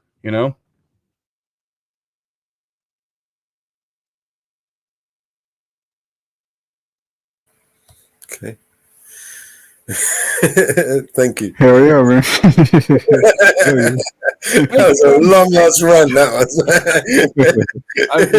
I've talked about this several times with several people, so yeah. So like, I hate to run on like that. Get it out, man. I wasn't going to interrupt you, man. I'll just let you get it out. Man. You got to get it out. There's no good bottling all that shit up, bro. I mean, it's got to be said. You have to say it. You're the man to say it. Tell him. I appreciate that, brother. Yeah, like I said, I've had many of these discussions, so it's like it's a lot easier. It's really easy for me to spit this out. I've researched it for quite some time, so yeah. I got a video for you guys. I'm not sure if you guys have seen it. This is breaking news, or it was earlier on today. This was in Russia, a drone attack sanctioned by us, basically. So this is the escalation that our leadership is continuing to spiral out of control. So watch this stuff and then talk about it. Okay.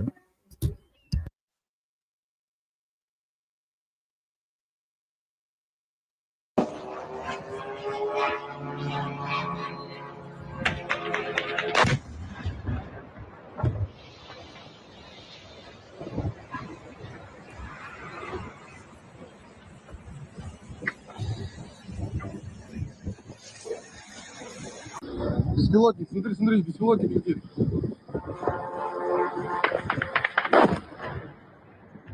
Охренеть!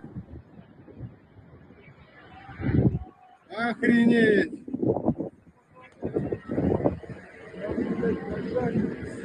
Вот это пиздец! Охренеть! А там народ.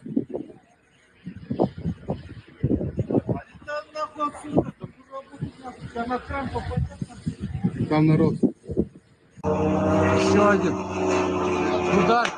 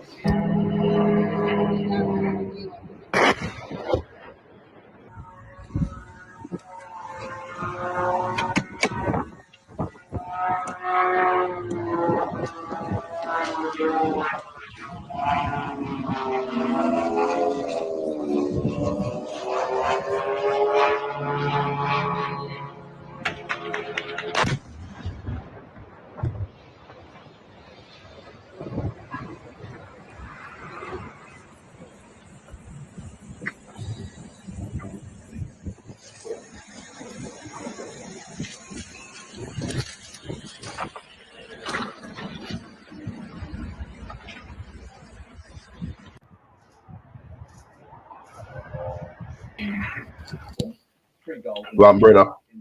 Damn, man. Yes, sir. Like I said, perpetual war, because it makes money for everyone at the top. I mean, does any of this familiar? And isn't this what supposedly done to? Wasn't this supposedly done to us in 9/11? Right. This is why we went to war, and then we go and sanction this. Yeah. This is an escalation. This is stupid. This is suicide, right? Yeah, making people angry and uniting them for in anger is a it's a tool. It's a huge tool to keep war going and keep people paid at the top. Because now we get to develop more weapons or unleash new weapons, and all of it again is all supported by the petrodollar. Well, it also opens the door to us being attacked on our own soil, right? So prepare for that. Yeah, another opportunity to create the crisis and lockdown and emergency. Exactly. Keep everyone pissed off. Keep everyone scared. Keep everyone in this. Keep hold of those emergency powers. Those emergency powers is what they're using right now, right? They extended those emergency powers during the lockdowns, right? And then they needed all of and this is just as pure escalation in order for them to give them another reason why they need to use those excessive powers, right? Those executive, overreaching powers, those emergency powers. crisis funding. Yes, but they ain't got no money. They got no money for nothing else but crisis funding. Them unlimited spending spree. Unlimited spending spree, Mellows.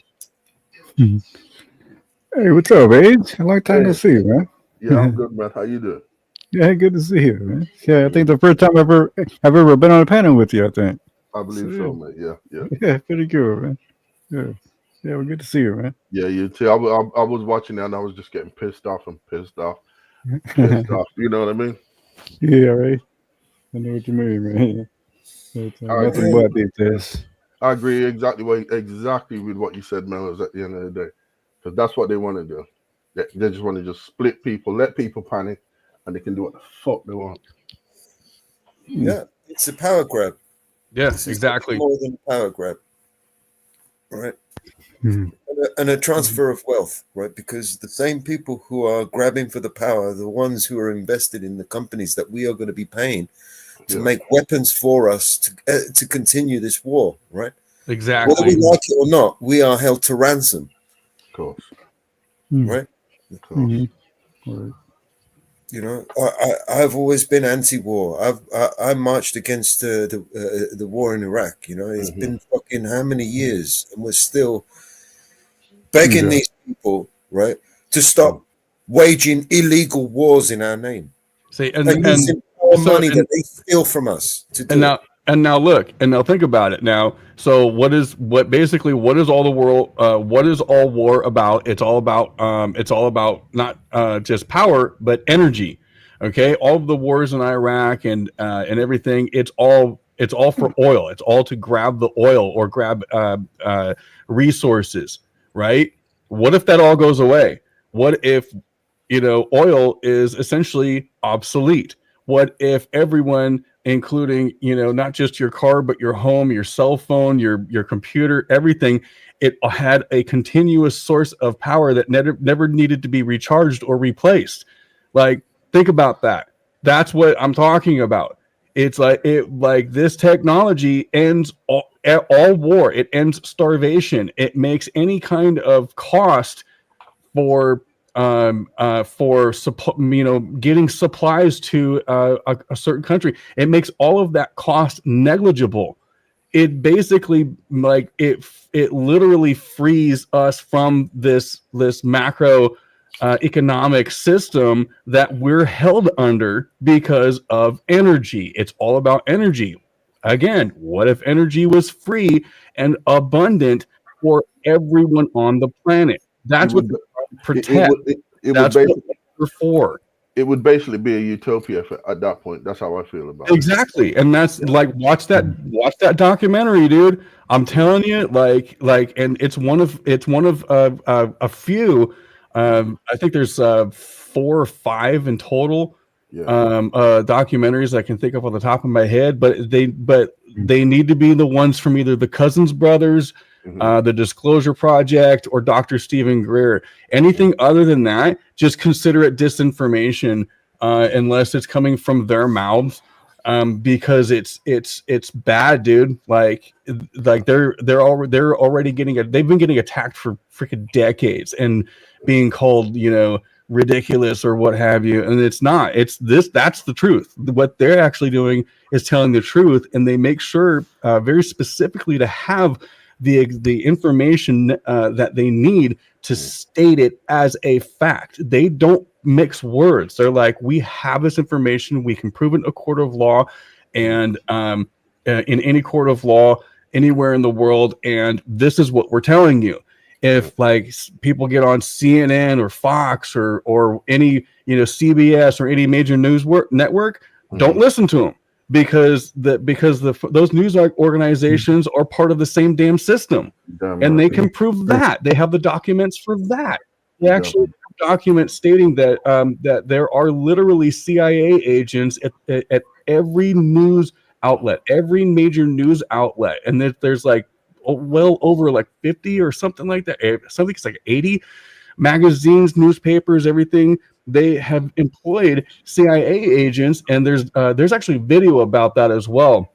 Someone being asked in a court of law, and they were like, "We're going to have to discuss this, behind closed doors," basically, because he didn't want to admit, all of it's controlled. All of the information that you're being told is part of this damn system.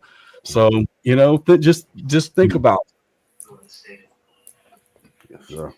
It's like way worse than people think, man. It's way worse than people saying, oh, that's a conspiracy in theory, and you know, that's fake news and blah blah blah. Well, that's meant to disarm you so that like, well, that's fake news, but this isn't fake news. No, it's all bullshit.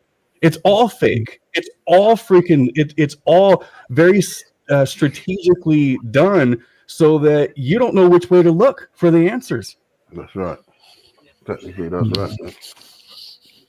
Yeah, confusion, deception, all that is part of the game, you know. For sure.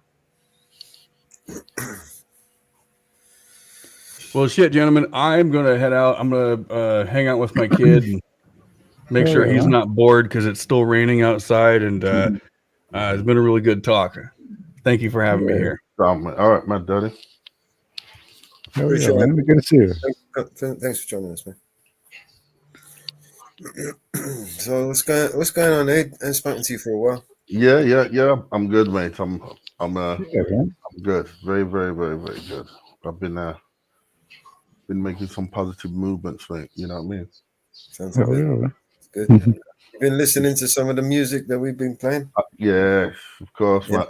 I might not come up and give a thingy, but when I do land in I always like, you know what I mean, say hello and that, you know what I mean? But yeah, sounds wicked, bro. Yeah. Yeah. I got a favorite. Which one's your favorite? Oh, it's always mine. Mine's always the favorite one.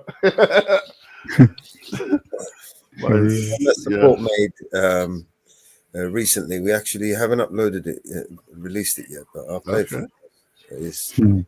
It's cool, man. I like it. He does some good work, support, man. I tell you. Yeah. It's a bit. Better than anything on the radio right now. I swear. I got you, Brendan. My phone died. Oh. Just about to play a song from my friend Support. Where is it? It's on the next one. This one. Yeah. I think this is my favorite one so far. Well, late.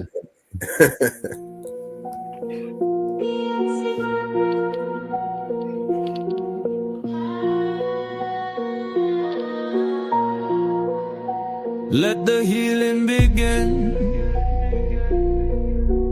Open up and let the love flow in. Let hope and joy come and destroy your suffering. Let the healing begin. Cause we've been down for so long in Babylon. Got to be strong, time to move on. We can't afford the rent no more. Beating our fists upon the door. Won't take no more. Won't stand here waiting, contemplating on the shore. Cause we're ready for some change. It's time to rearrange. Things are getting so strange in this hour. Wicked men sit up in power while most cower. Choose to believe, to be deceived by these cowards. So Babylon, I'm fading from your sight. Babylon, I'm fading from your sight. Because I know it's gonna be alright. If I give up this fight and get some sleep tonight. Cause fighting never did solve anything. And love is all that I, man, have to bring. Because I'd rather jump and dance and sing. And spend my time swimming in love everlasting. Cause if everything they say is true, then there's no hope for me. No hope for you too. So don't you believe a single word they say. Cause they're the ones who got us in this fix we're in. Let the healing begin. Open up and let the love flow in. Let hope and joy come and destroy your suffering. Let the healing begin. I have flown across the foreign lands and seen the inequalities forced on my fellow man. I have witnessed things that in my heart I just can't stand. And seen atrocities that have haunted me I can't overstand. Little children gone for weeks without a bite to eat. Grandmothers laboring, broken blisters bloodied on their feet. People drinking sewer water cause they can't get nothing clean. All innocent victims of this money machine. Every single word I say is true. But I got hope for me, I got hope for you too. So don't you believe a single word they say. the ones who come to fix this mess we're in. Cause if everything they say is true, then there's no hope for me, no hope for you too. So don't you believe a single word they say, cause they're the ones who come to fix this mess we're in. Let the healing begin. Open up and let the love flow in. Let hope and joy come and destroy your suffering. Let the healing begin. I have flown across the foreign lands and seen the inequalities forced on my fellow man. I have witnessed things that in my heart I just can't stand, and seen atrocities that have haunted me I can't overstand. Little children gone for weeks without a bite to eat. Grandmothers laboring, broken blisters bloodied on their feet. People drinking sewer water cause they can't get nothing clean. All innocent victims of this money machine. Every single word I say is true, but I got hope for me, I got hope for you too. So don't you believe a single word they say, cause we're the ones who come to fix this mess we're in. Let the healing begin. Open up and let the love flow in. Let hope and joy come and destroy your suffering. Let the healing begin.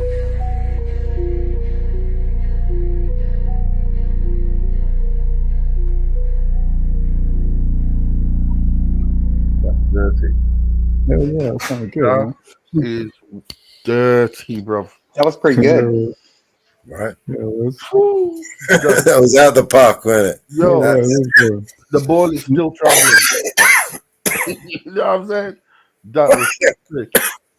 Yeah, I like that. Production, everything, the timing, everything, the beat was just right, bro. Yeah, it didn't sound like it was off or sound like it was, Exactly. trying to cram it in there like the way AI does. Yeah. Exactly. That was just perfect, man. I'm telling you, that was sick. Damn. Yeah. Yeah. Sounds as good as anything. I mean, like say, a lot better than anything I've heard in the last 20 years. That's for sure. Yeah. That is sick. God damn. Yeah. I'm telling you, support he's got it, man. Whatever it is, he's definitely got it. He's doing it, yeah. Yeah. I know, man. He can, like almost be a producer. It seems like. I mean, shit. Nowadays, I'm sure that's how a lot of people are making music, anyways. Yeah. Yeah. Right. Yeah. Yeah. That was sick. Yeah. Yeah. Proper. Where else can I play for you guys? What Most music anymore is just straight shit. So. Yeah. Just 2 AI. It's like all that shit you hear in like fast food or restaurants and shit. You know what I mean? It's like all that's AI. It has to be. It's like who's singing all that shit? What can I play for you guys? Here's one. Can I play this one?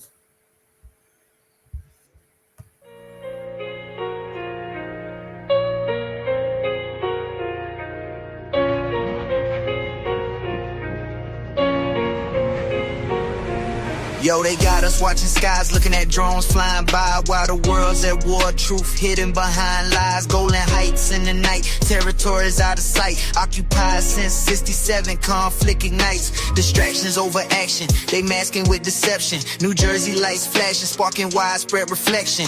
Larger than life, these drones and unknowns got us questioning intentions. Are they weapons or some clones? Investigations talking, but the silence too loud. Phil Murphy saying no threat, yet shadows shroud the crowd. Theories running rampant from government to galactic, while chaos on the ground turns more frantic and traumatic. Mysterious drones lead the dance of distraction while the world spins on with no real interaction. Look up to the sky while the struggles multiply. Divided by design, don't let truth pass us by. Brooklyn streets find a drone just a company play, but the whispers start to question if it's more than it display. Energy to conspiracy, a web of endless worry. But what about the scene over in Israel's territory? Occupied zones in the buffer, serious grip. Titans flow of history bleeding while the world's hearts frightened. Drones and UAPs, their headlines grabbing hold, while human right tales, they go untold and cold. Media's the puppet master pulling all the strings, got the world distracted with these unidentified things.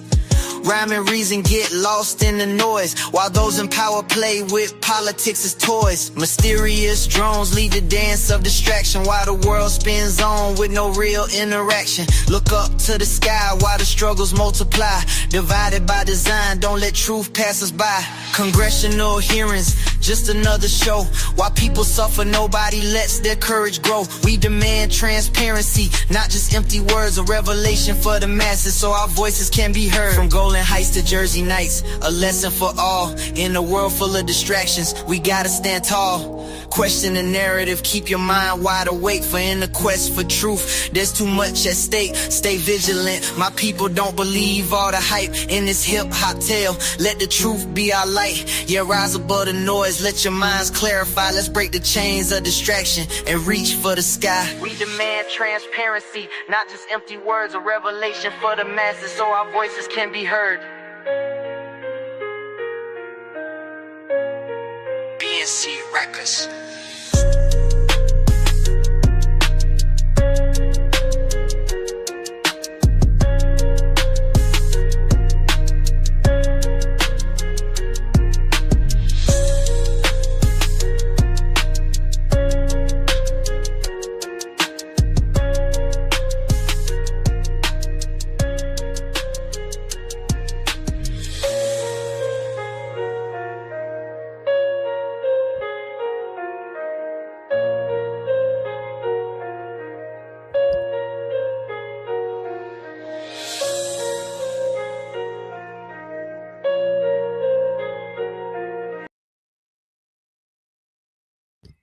Oh yeah, it remind me of this group called Camp Low from the '90s. They kind of had that sound. Versions of that. Yeah. That's all support, all BNC. Oh yeah. Yeah. I can play you some of mine. I made some. Oh yeah, man. They're not as good. That's good. But let's see what we got.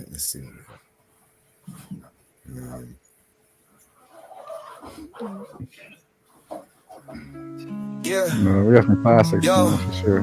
Mellows, BNC Records, support. Yeah, she says she wants a real man, one who opens up the door, hold her hands and still smiles when he feels bad. In control of his emotions, wears his heart on his sleeve but don't get mad. One who gives her all his time, puts his dreams to the side and gets a real bag. Yeah, she says she wants a real man, but what she wants is not for real, man. Realest story ever told. Can't have a man who's making money always home. Hard like a truck, that's why he's always on the road, providing everything you need to live the life you say you want. Can't have a man who wears his heart on his sleeve, that won't rip once a while at the seams, especially when you never take the time to look into his eyes and hear him when he silently screams. Yeah, she says she wants a real man, one who opens up the door, hold her hands and still smiles when he feels bad. In control of his emotions, wears his heart on his sleeve but don't get mad. One who gives her all his time, puts his dreams to the side and gets a real bag. Yeah, she says she wants a real man, but what she wants is not for real, man. That Disney movie that she wanted was a dream and not reality, or something that she got. She put the man up on a pedestal to scars, and when she found out he was human, then he dropped. He's not perfect, but he tries to live up to her beautiful life. But as time goes by, you'll realize the man he once knew on the inside him died. Yeah, she says she wants a real man, one who opens up the door, hold her hands and still smiles when he feels bad. In control of his emotions, wears his heart on his sleeve but don't get mad. One who gives her all his time, puts his dreams to the side and gets a real bag. Yeah, she says she wants a real man, but what she wants is not for real, man. Love is patient, love is kind, can be evil and also blind. God made man, then said in life he'll find good things when he finds his wife. So as a real man, broken and confused, struggling not knowing what to do, He dove to the bottom of the bottle, drowned in his sorrows, and prayed one day she would rescue. But stop pointing out at all his mistakes, be the place he felt safe to express the emotions the world said he can't. He's the rock that she needs, but she hammers away at the love that he has, like she wants it to break. Despite all of the pain, twisted and changed, trying to become the whole picture she paints, till she woke up one day, said she's walking away, looked him dead in the face and then screamed. Yeah, she says she wants a real man, one who opens up the door, hold her hands and still smiles when he feels bad. In control of his emotions, wears his heart on his sleeve but don't get mad. One who gives her all his time, puts his dreams to the side and gets a real bag. Yeah, she says she wants a real man, but what she wants is not for real, man.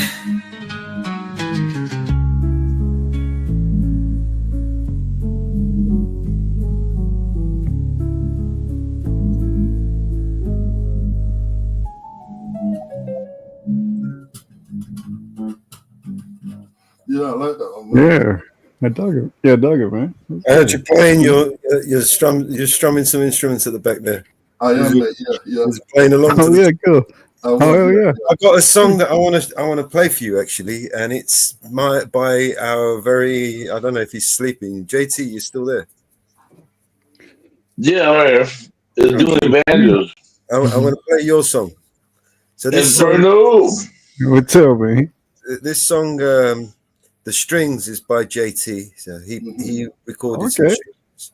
Hell yeah. Uploaded them to. Oh, thank you, brother. But you did a great job with this as well. It's not just me. That's okay. So I basically took his recording, 60 seconds of it, and then added my bit to it. Basically, added some lyrics to it, and come up with this. Oh yeah.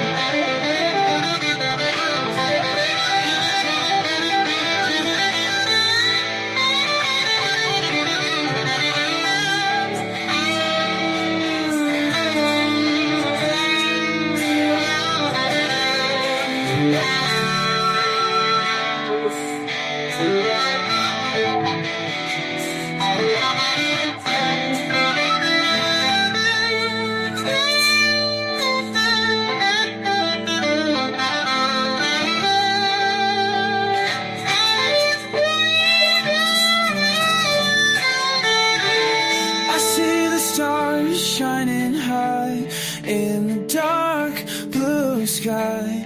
Let's dance, tomorrow is far underneath the moon's bright eye.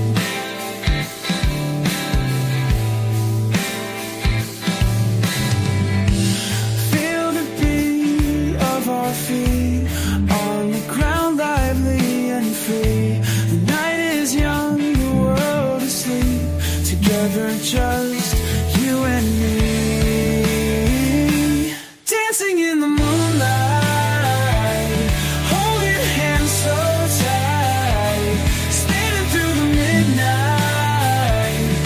Everything feels so right. The breeze whispers our song in a world where we belong. Every moment pure as gold. This love will never grow old. Ooh, ooh. Laughing loud, glowing bright, soft shadows in the light. Time stops with every twirl. You are my whole world.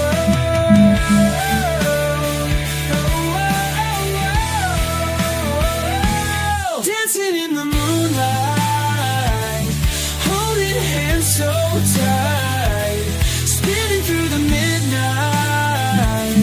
Everything feels so right.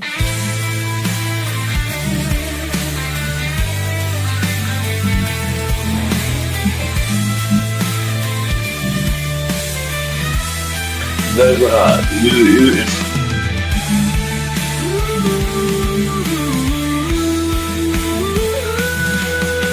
Yeah, sounds good, man. I like Laughing it. loud, glowing bright, soft shadows in the light. Time stops with every twirl. You are my whole world. Ooh, dancing in the moonlight,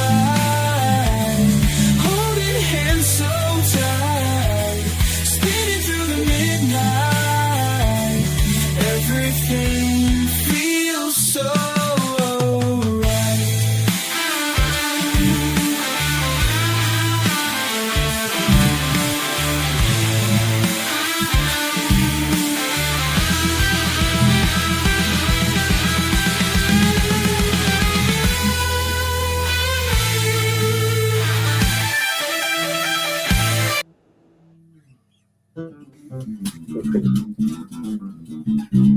Oh yeah, it's good.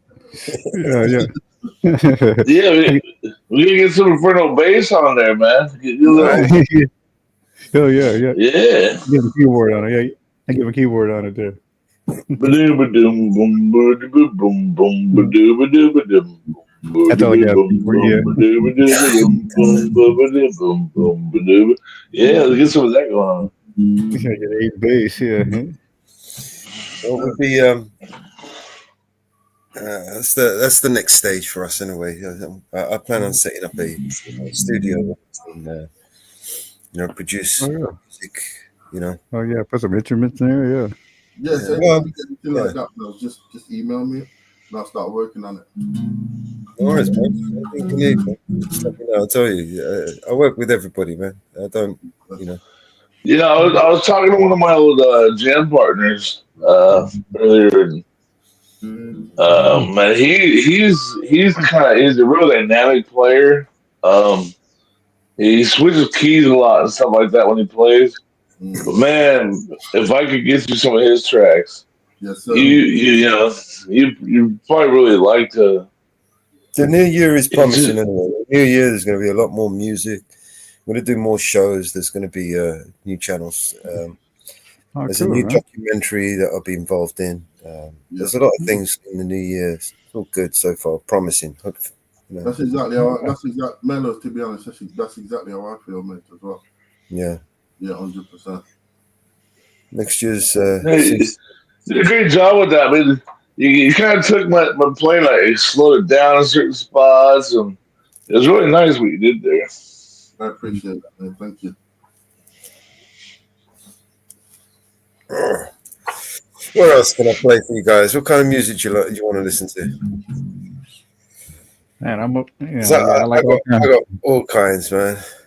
We've got a whole range of stuff. From it's not just rap, you know. We got some. Mm-hmm. Sure, I could use something that rocks a little bit. You know, something. You name the song. I tell you what, we did this the other day with JT. Man, he just named the song, and we made a song there and then on the spot. Oh yeah, yeah. I've been doing that. Yeah, it's amazing. How about something like the Who? You got any like? Yeah. Remember the Who? Oh sure. Man. Oh yeah. Oh, but I could make some. It's like you know the Who, don't you, Mellows? I've actually since I started this, I've got more than 2,000 records, like tracks basically that I've created, and it's still and going back and looking for something is like looking for a needle in a haystack. Sometimes it's just easier for me to make it again. Do you know what I mean? Or try something new. Yeah. You know, but I'll play something, I'll make something, and then I'll try to come back to it, you know, because it's a unique sound, or there's a certain element in that I want to, you know, like expand on, or change, or make something new out of it. Do you know what I mean? Yeah. So it's literally the limits are endless. You know, you're bound by your own limits with this. I got you. Oh, The new Jitsi room, you know, I'm not sure if you remember, we've got our own web conferencing software that we use, where we meet and it's like this, basically, exactly like this, but it's not, you know, for the world to see. It's just us, right? So, you know, this is where we do some of the projects that we work on. The new features will on the new software that we've just updated will give us a lot more things to do. We'll be able to broadcast from there, so we don't even need StreamYards. We could just go live from there. There's other things that we can do. It would be good for for what we're trying to do. I mean, especially when it comes to collaborating, recording, music and stuff like that. Do you know what I mean? And it will also have an AI built into it as well. So while we're in here, it's like here now we've got our own AI. We can ask it a question and it will tell us. Do you know what I mean? And we can all interact with it. There's a lot of new things that we want to bring into the group. You know what I mean? Like a few new features. Shit, we could look into it. Yeah, I mean, if you go, you can go into the. I don't know if you tried to go into Jitsi, but it should redirect the new room basically. Okay. You know what? Sometimes I miss like the jazz, like Dave Brubeck, Take 5. You know, anything like that? Yeah, Take 5. I miss jazz, man. Yeah. I miss that. Like, you remember, like, Squirrel Nut Zippers? Yeah, that was a good sound. That came out like in the early '90s, I think it was. You remember that? It's like, yeah, I remember that. That's good. That was good stuff. Yeah. You know them, right? Yeah. Okay. It's like, them Mellows? The Squirrel Nut Zippers. I'm not sure, but I did make one the other day that was kind of cool. What was that one I played? Is it this one? No More Lies now. I used to be a lunatic from the gracious days. Almost like Evanescence or something. Not this one, but that one's pretty cool as well. Have you heard the this one's cool. Where is it? What are you looking at? This one. Now, this one. Have you heard this one? Confusion. Not sure. Don't get it twisted now. This is Vigilante Media. It's BNC Vigilante season, you cunts. I don't think so. Still the same BNC song. Just different BNC hook. Jeez. What you looking at? BNC Records. What you looking at? Eyes on the audit. What you looking at? Vigilante Media. You got beef or you got business, bitch. What you looking at? BNC Records. What you looking at? Eyes on the audit. What you looking at? Vigilante Media. You got beef or you got business, bitch. I got nothing on my face. And as far as I know, I don't know you. So nothing less than a mean mug what I'm gonna show you. Cause you've been looking at me way too critically. And we both males, so I hope you ain't feeling me. Cause I got the remedy to all that sideways looking. Run up on you when you get your camera and phone tooking. Look like the stupid cunt type that be on the internet thugging. This reality here you cunt. Get your pockets shookin', I ain't making empty promises or threats with no substance. You're choosing both for that tough shit. There's space and opportunity, I got time. So if you got a reason to start shit, I got mine, you cunt. It's cause you're looking at me crazily. Got too much damn bravery. You don't really wanna catch a fade with me cause your block will end up hating me. You're trolling at me crazily. I'ma make you be afraid of me, you stupid cunt. If you want beef, I'ma knock your teeth inside your fucking face to see. Vigilant season! What you looking at? BNC Records. What you looking at? Eyes on the audit.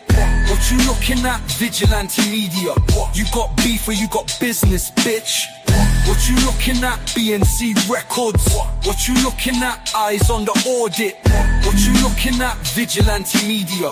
You got beef or you got business, bitch. Look, I ain't even the type to get mad or stupid, you cunt. Any sint for not having enough sense to quit with all that babbling. But hey, I've been having a bad day, and I have a habit of them. Now my actions get affected by what's happening today. So I suggest you keep on walking, cause I promise if you started it, then gon' be no stopping. BNC, you hear that hi-hat? You gon' hear my BNC boots more rocking. Making contact with your head, that won't hear you chucking. So before you get cut like dope and I get to choking cunts and you get some broken bones, I suggest you look away, stupid cunt, for you get knocked in your dome for steady trying to provoke and ignoring what you're told. Pay attention when I say it's fairly simple. You got beef or you got business with us. I ain't even on the top, damn it, it's just simple to see you cunts. You're trolling hard and look here, if you don't listen to me, you cunt. One other tooth, you gon' get lyrically or physically beat, you fucking cunts. What you looking at? BNC Records. What you looking at? Eyes on the audit. What you looking at? Vigilante Media. You got beef or you got business. business, bitch. What you looking at? BNC Records. What you looking at? Eyes on the audit. What you looking at? Vigilante Media. You got beef or you got business, bitch.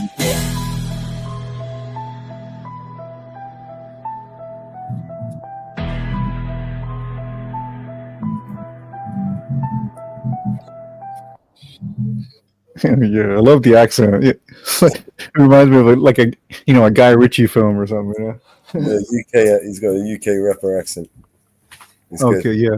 That, That's of cool. course, you could tell the music. That was a support, right? Yeah, that's badass. That was cool. That was definitely support. That wasn't me. I wish I could take credit for that. Oh, okay. Yeah. It was spot on. Yeah. I love that. I made one. It was Ariel. He asked for a song. It was Snow the Product, right? And she made a similar song, right? And I made that song, right? And I said, you know what? I'm going to give it to Support and let Support do his thing to it. You know what I mean? And then he changed it and brought it back, and that's what he brought back. It's fucking cool. Oh, that's cool. That's perfect. That's Support adding his salt and pepper to the song. That's pretty cool. Yeah, no, he's almost like a producer, man. I swear. Yeah, he's getting really good as well, man. Mm. He's teaching me, right? I started teaching him about this thing, right? He's teaching me about it. First. Oh, yeah. Hey, now the student became the master. Yeah.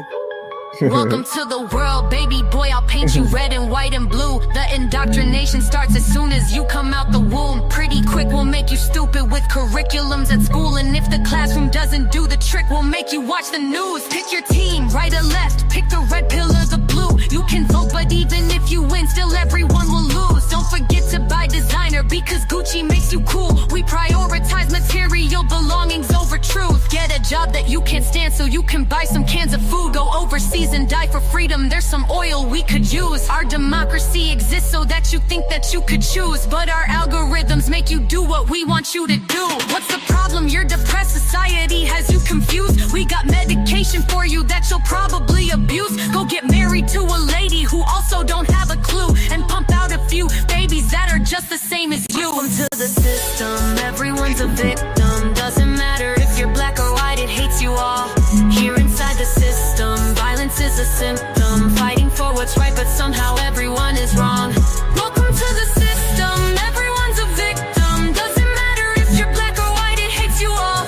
Here inside the system, violence is a symptom. Fighting for what's right, but somehow everyone is wrong. Welcome to the world, baby girl. I'll paint you pink if that's okay. We'll encourage self-destruction through the music that you play. We divided all the men by trying politics and race, and honestly, it's working awesome. So for you, we'll do the same. Never teaching you to love yourself, inject you full of hate, objectify your sexuality, then blame you for the rape, and weaponize the differences that make our men and women great. And just to screw with you, erase the genders, everyone's the same. We'll empower you with rights to vote and fight for equal pay, then have the men turn into women and you'll fight for them again. But you thought you had it figured out, but everything has changed. Welcome to the system, bitch. Please enjoy your stay. Here's a Bible and a bottle of the cheapest booze we make. Find a man who can take care of you to fill the holes we made. Buy a house and settle down, fulfill your duty, procreate, and make a couple babies who will also do the same. Welcome to the system. Everyone's a victim. Doesn't matter if you're black or white, it hates you all. Here inside the system, violence is a symptom. Fighting for what's right, but somehow everyone is wrong. Welcome to the system. Everyone's a victim. Doesn't matter if you're black or white, it hates you all. Here inside the system, violence is a symptom. Fighting for what's right, but somehow everyone is wrong.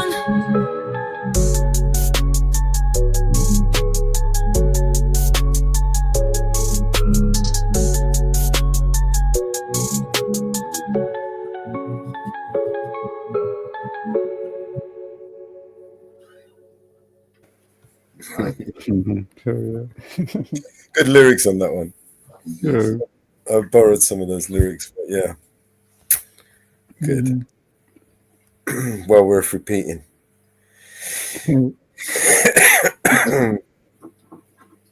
Let me see if I can get you a which one is this one?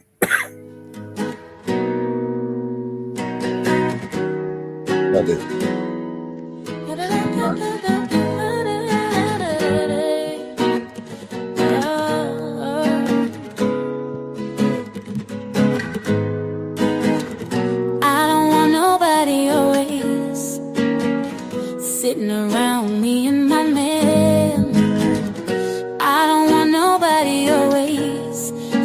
right there looking at me and that man, being my mother, my brother, or my sister. Would you believe I'll get up, put on some clothes, go out and help them find somebody for themselves if I can? Yes, I will.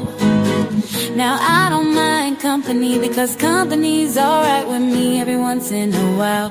Yes, it is. I say I don't mind company because company's alright with me every once in a while.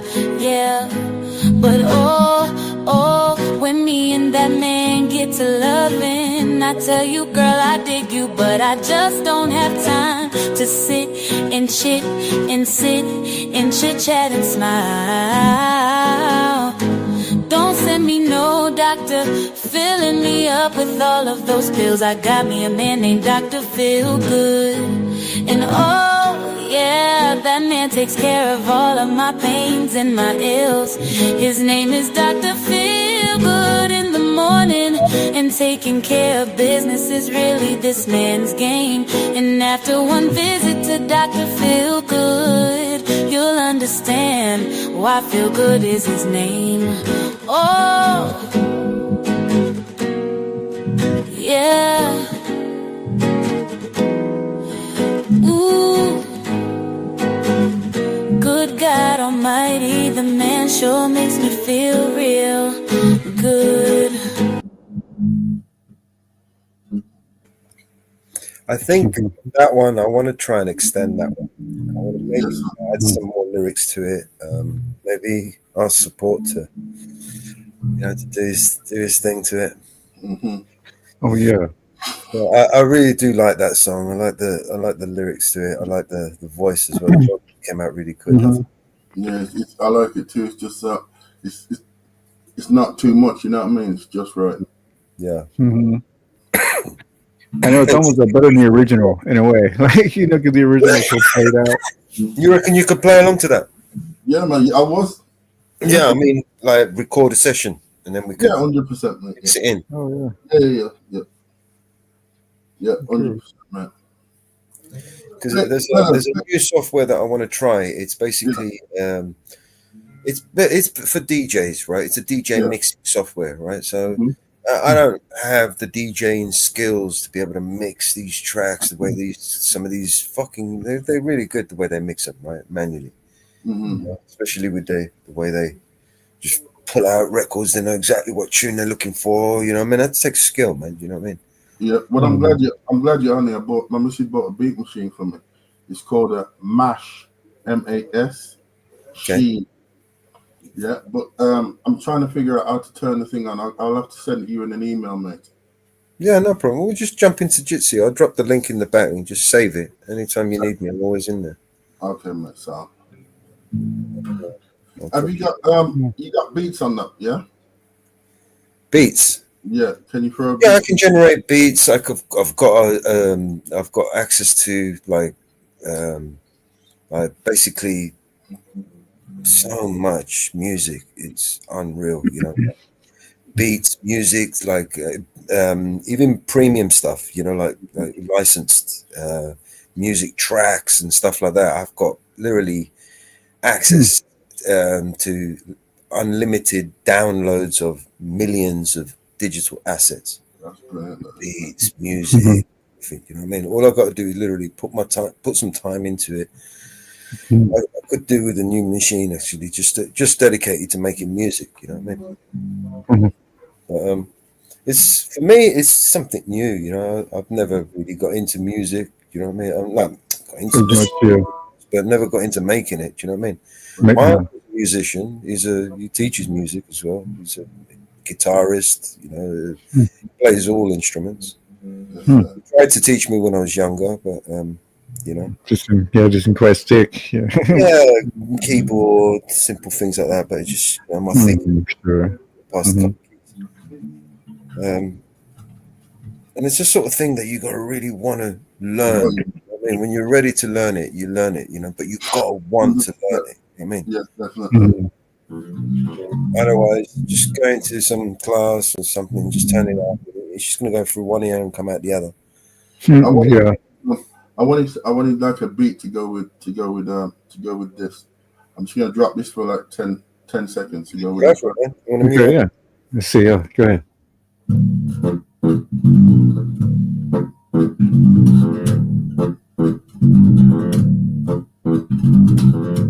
know what I mean? That sounds good. Yeah.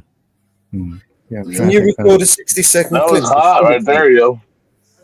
Can you record Do a that one 60-second? again. Send it to me. I think you can. 1 second. Let me just answer this. 1 minute. I just got a phone call. 1 minute, brother. All right.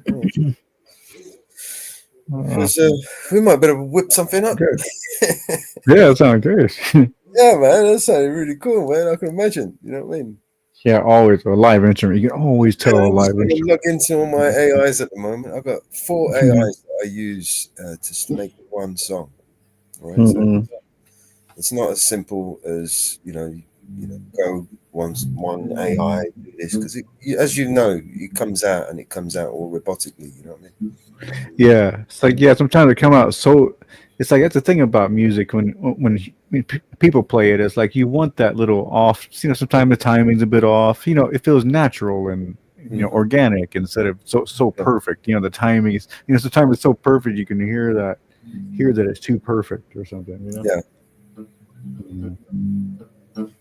Like you want that Prince. relaxed. The timing's gonna be a little off. Yeah, you like gotta be Prince. like Prince. It's gonna be a little bit off, right? The lyrics, having the lyrics is half the battle, right? So, and then the music as well. The kind of music you if you've got the music, then again, it's half the battle. You know what I mean? You just putting these pieces together and making a song. But in the traditional way, it's almost impossible to get all of that together without costing a fortune. Getting that time, getting all those people, those instruments, the singers, the vocalists, the recording studio, the time in the recording studio, the cost of it, Even all of that, that. It just makes it into a pipe dream. Yes, it does. The AI gives us something different. Gives us an even playing field, right? Yeah, fighting chance. Huh? Right.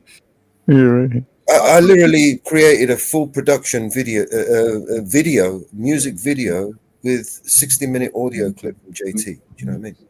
Oh yeah, that's really Song, good. lyrics, and everything. Just a matter of putting some time and effort into it. Do you know what I mean? That would have cost potentially thousands of pounds to produce, right? If not more. Yeah, like Tens if not 10 years ago, probably 10 years ago, I mean, probably. even today, to put a video If you did together, music production, we're looking at that's thousands of pounds, to get the props, right. the Do it right. space, Yeah.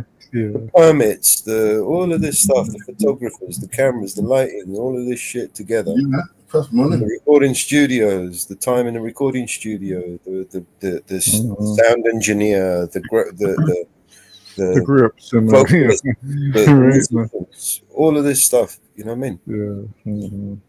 Yeah. It's a cost that most people don't consider. That's why when they come to these music moguls, they've got all the people doing all these things for them. Yes. They manage to sign off this deal because they think, oh, I'm going to get 50 grand, I'm going to get 100 grand, I'm going to sign a deal, it's going to make me £1 million or whatever. So they sign this deal and they don't realize exactly what they're signing for. They don't know anything. Yeah. Yeah, signing a whole other thing there too, right? The whole. Well, yeah. Essentially, what they're doing is they're signing away their name, right? Everything the legal. do.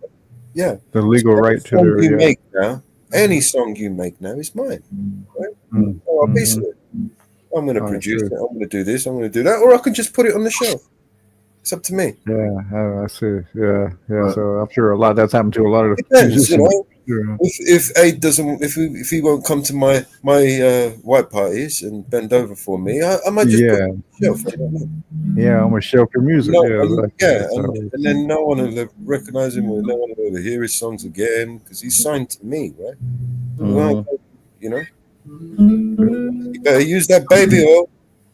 bought a baby one for you. No, did it? No, did he? We're deep pity over here. You know what I mean? I know. I think you think of even people like, man, even Tom Hanks and those guys too. The whole thing. The whole thing's rotten. The whole thing needs Yeah. rooting out and disinfecting. Yeah. Jim Carrey too, thinking like, oh, that's why Jim. I mean, it's like, man, Jim Carrey's in so many things. Now you see why. So many people. Yeah. Damn. Simultaneously. Yeah. Last night I remembered. Remember me, myself, and Irene, where they go, hey, look, Daddy got a butthole on his chin. Sure, but he can blow his nose and wipe his ass at the same time. You remember that? No, I don't. I never did see that. I remember back there was the one He man. got that what do you call it? A dimple put in his chin. Do you remember that? In the old days, do you remember they used to have the one man band? Yes. Oh, sure. Yes. Right. He's got the things on his knees. He's got the drums. He's got the fucking thing in his mouth. He's got everything. Yeah. And a lot, and he's doing it all at the same time while he's walking down the street. Mm-hmm. Yeah, that's what the AI does for you. Yeah, right. Right. AI assistance for everything right now. You know what I mean? But yeah, those guys are funny, especially in the old days. I can imagine seeing one of one of the first guys to do that. It must have been hell of a sight. Like, look at that dude. I bet you still find some out there. You go just YouTube and just one man band, you'll see it. Guaranteed. This is there's somebody doing it. Everything is done. Everything is doable. Everything's been done already.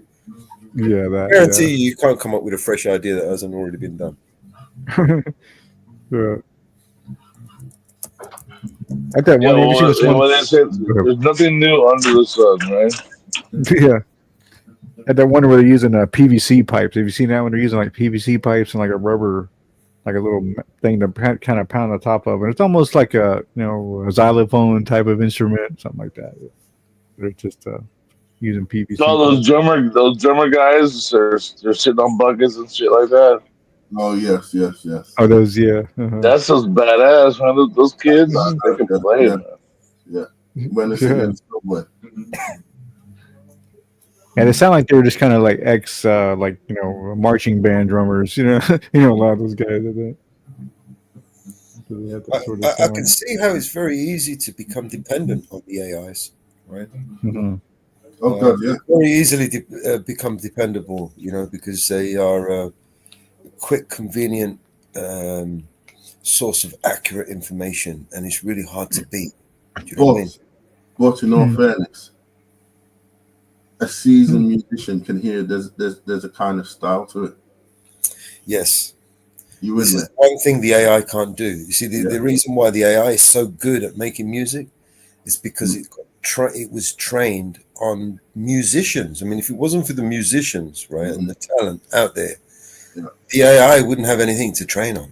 It wouldn't be able to, simulate any of it. Do you know what I mean?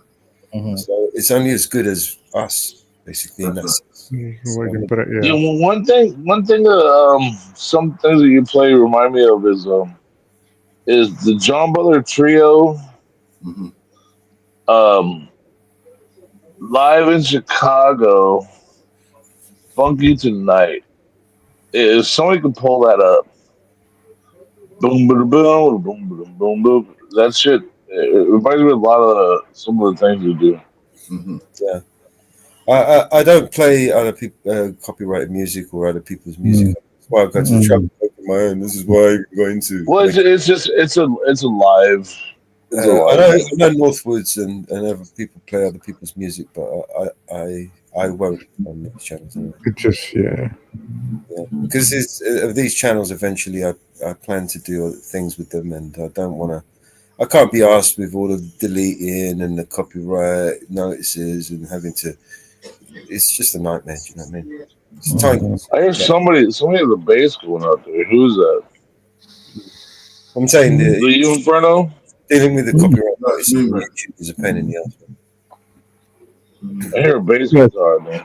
Some people Yeah, don't they- mind because you know they don't Hmm. because it's It's actually just has for no live, effect. yeah.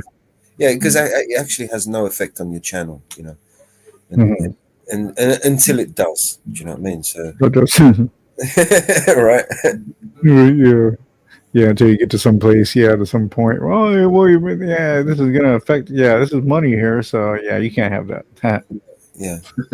hmm Well, I mean, if you don't intend to monetize your channel and you don't mind them deleting it after a while because you're going to set up a new one, and you know Mhm. you don't mind, right? Then you can do Right. that. If you don't want to set up another fucking channel again in your, you know, what I mean, I don't mind setting up channels. I just don't want to have to rebuild the channel after being deleted. That's not something that I want to do because I had that. I had a really nice channel. We were making some really nice money. Mm. They deleted it. You know what I mean? So Mhm. I don't want to do that again. Do you know what I mean? Mhm. I want to make whether it's this channel or another channel. I intend to, you know, Yeah. monetize it and do what everyone else does, man. Make money from fucking YouTube. Do you know what I mean? Yeah, really, right? You might as well. I'll Shit. unbox kittens if I have to. Mellows. You know what I mean? And so you should, bro. Everybody else is making money, so you should make money as well, pal. Yeah, man. You know, like I said, you know what I mean? Every man deserves the fruit of his labors, man.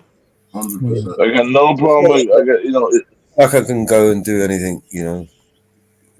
You know, I'm limited to the things that I can do, and YouTube is just one of those things that fits right in, you know. Mhm.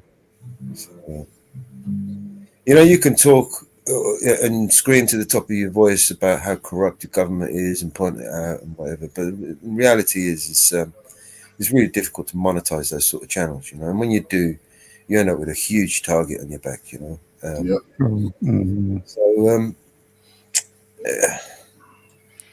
Yeah, I think every monetized channel I've heard of has been demonetized. Yeah, for sure. yeah, I'm not a sort of activist that would be, you know, would basically going to make money from my activism. I don't see that as activism. You know, what I mean, it's just I've got an issue with making money out of my activism. You know, if I've made money, if I've made any money out of my activism, which I haven't, it's cost me even that and more to do it. Do you know what I mean? I don't believe that you should do activism to make money out of it. You know, there are people that make money out of their activism, and I really don't have an issue with that because they do a lot of work and they use their money wisely. They use it to you know, they put it back into their activism. Do you know what I mean? Mhm. Yeah. Okay. In a good way, in a productive way, and I have no issues with that at all. Do you know what I mean? But, you know, yeah, some dudes some dope, but I mean, I can't blame a man for making the money off of his time and labor. I mean, yeah. if that's what you spending time and money doing, you know, I can't blame you for making a dollar cents off of it. Mhm. I mean, Oh yeah, if you're making it off of YouTube, yeah, hey, go for it. But say all the ones that are just doing it for lawsuits and all that shit, that's a whole nother thing, you know. This is something that you know, I do get what you mean, Inferno. I I'll do get. support anybody who Mhm. wants to stand up for his rights, and Mhm. but you know, I just feel there are some people that don't do it for the reasons, for those reasons. You know what I mean? They do it for Yeah. ulterior reasons. They do it to make money, basically. Do you know what I mean? I don't feel that that's Just trying productive. to get a payday. Yeah, To make payday. Yeah. money, do you know what I mean? Mhm. Because you're actually participating in the same bullshit, right? That while wanting to a better way, a change. Right? Yeah, yeah. Well, nothing Participate. changed. Yeah, you know, only Well, thing changed is your bank account. You know. right? You know what I mean? You just kind of become a hypocrite in that sense. Do you know what I mean? Mhm. So Yeah. I think it's a fine line to walk, in my opinion. Do you know what I mean? Mhm. You know,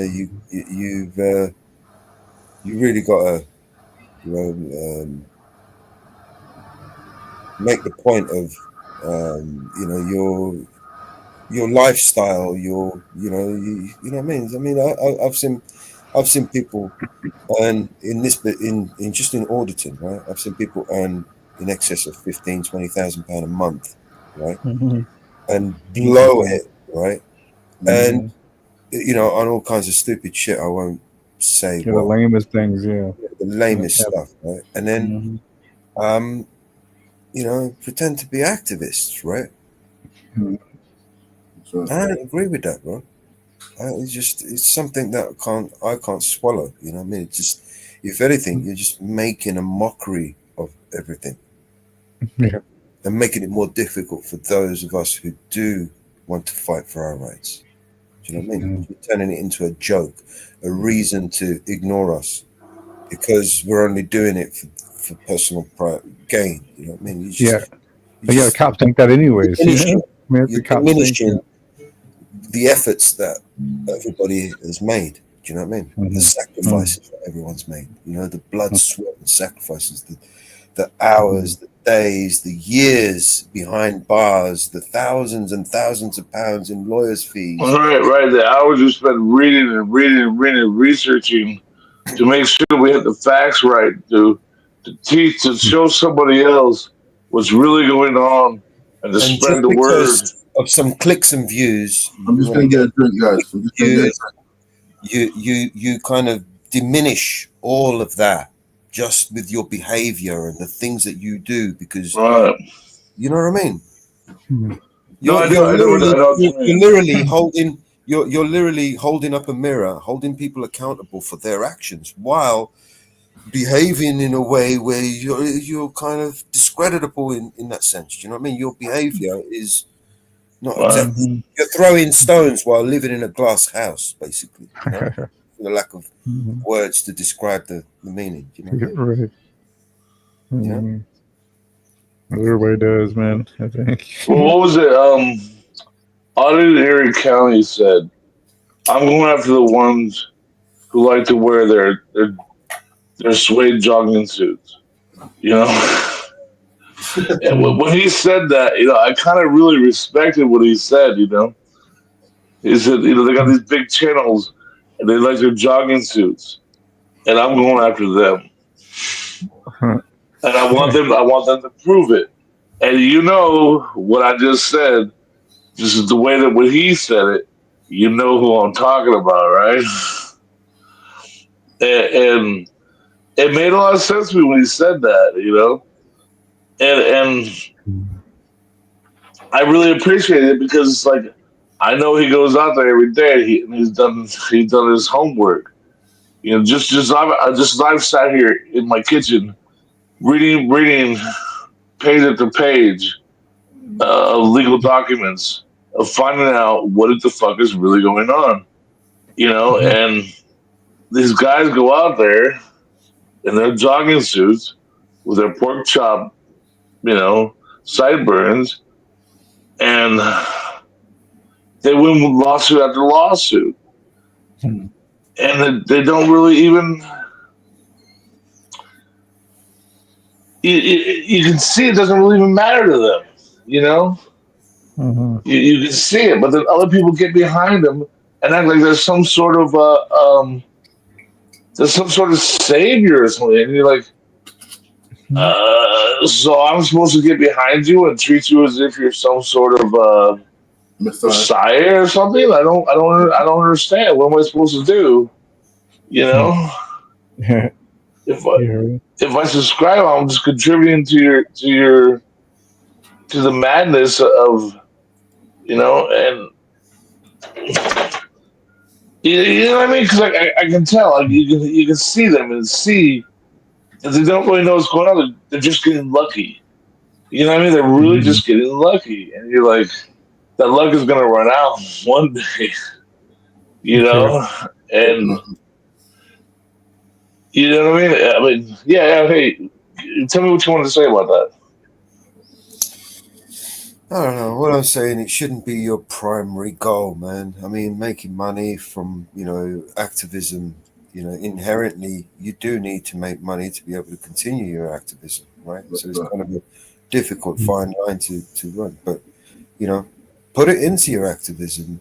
Don't fucking buy flashy motors and flashy outfits and pay for offensive prostitutes and stupid shit. You know what I mean? And pay for expensive fucking hotels and stuff like that, because that's not activism, bro.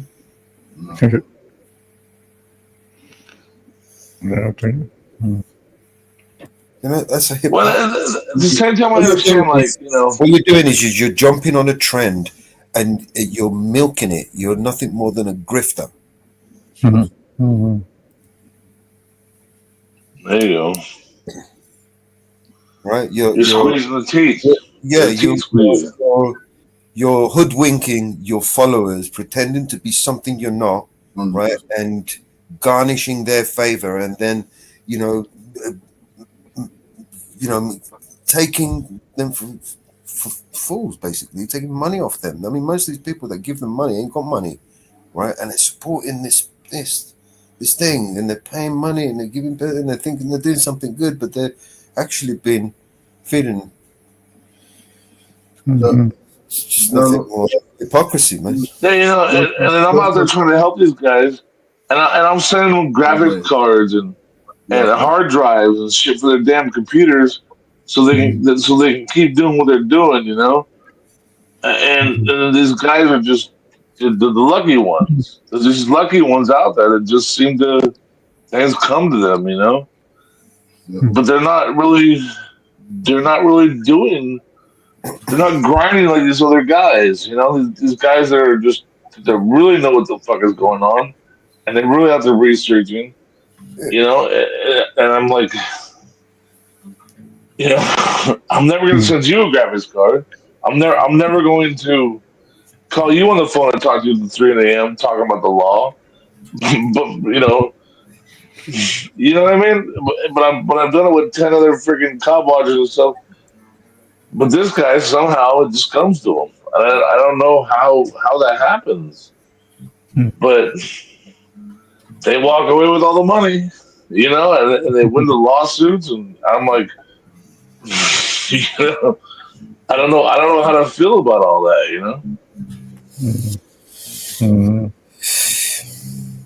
You just do what you're doing, man. I mean, at the end of the day, you're going to support people because of not who they are, of what they're doing, right? Well, I'll support them because I think they're real people, because they will come to 3 a.m. and go, I got this. I read this thing in the law and I want to talk about it with somebody, and they call me and they want to talk about it. And that's what lets me know how real they are, Yeah, what I'm saying is most of the videos we see, we don't know who these people are. All we see is a short clip of injustice being done to them, right? And we should be outraged by that. It doesn't matter who they are, even if it's somebody that we dislike, right? Because that injustice has been done to that person. Even more so, even there's more of a reason for us to speak out against that, even if it is somebody that we dislike. It's irrelevant, right? The fact is that we shouldn't cower and turn our eye away from somebody who's had injustice done to him, because injustice done to one person is injustice done to all of us. That's how the power of corruption gets a grip and a hold, because people turn a blind eye, right? Because it's to somebody we dislike. So we're not going to fuck it. Let him happen. But then we complain because we're allowed corruption to set a foothold into it, right? And then it's our turn. And then now we don't like it because it's done to us. That's right. Right? But that's perfectly right, that is, man. It's almost like human nature, that is, bro.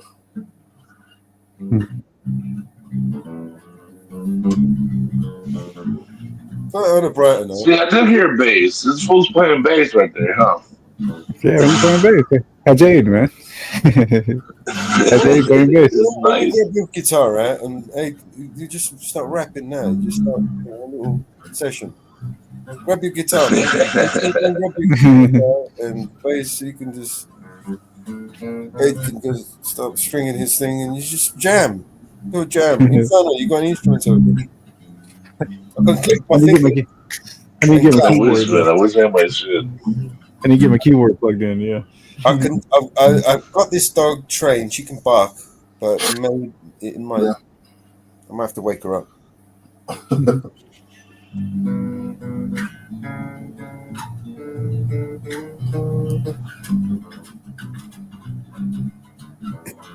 JT, you gonna grab your guitar, bro? Oh no!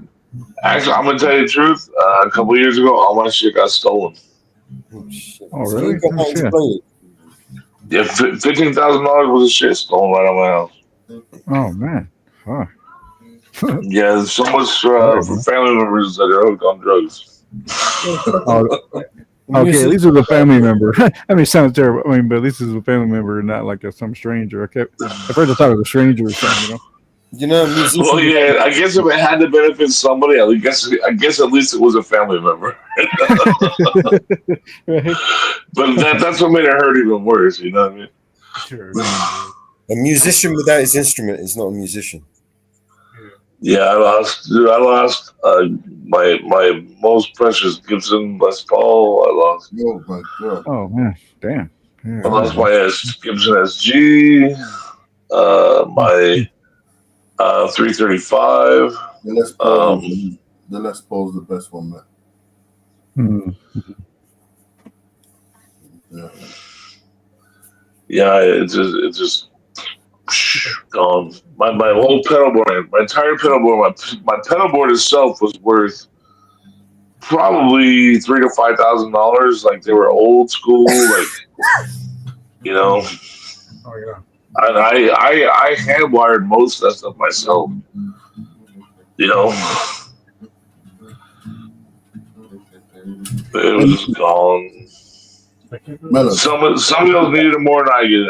I guess that's the way I have to tell myself, right?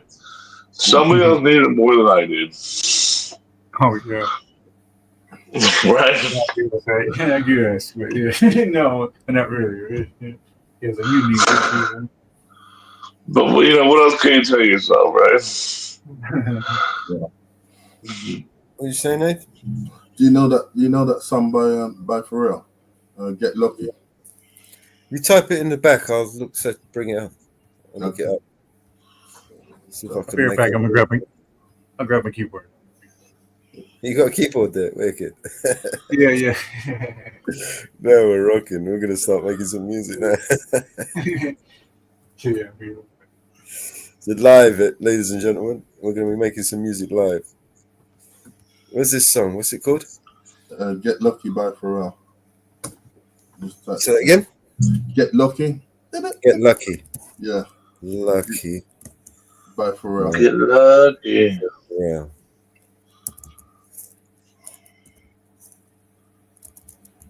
Yeah, the only thing I have left is a junior acoustic guitar.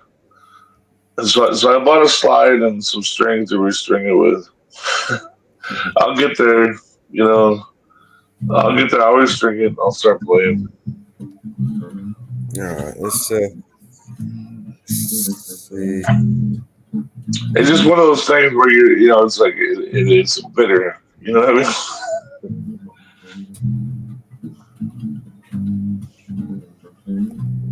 And what kind of music is this? It's like a like blues or something. Like kind of like funk. Yeah. It's kind of like funk, but it's like funk hip hop. Pharrell Williams, that's his name. Oh, Pharrell Williams, nice. All right. So what I'm going to do is I'm going to grab his lyrics and make sure that I've got them.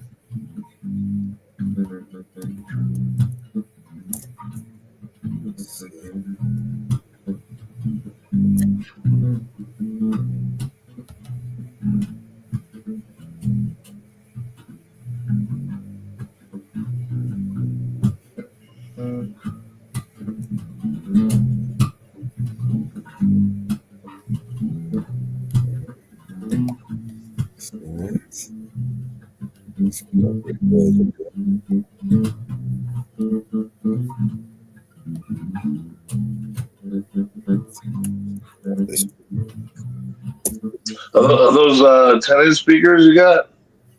I'm playing out of a box. I like the old. It's I got this box was made in 1960. Oh, nice. Yeah. Yeah, it sounds nice and punchy. Yes, definitely.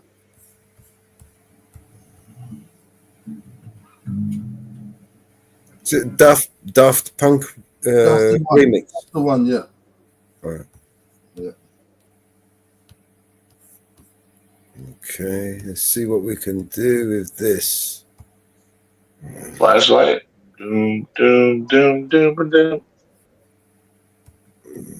Because we can't play the original here. No. We can modify it. Yes, sir. Make it our own. Even just a beat. If you can just do the beat now.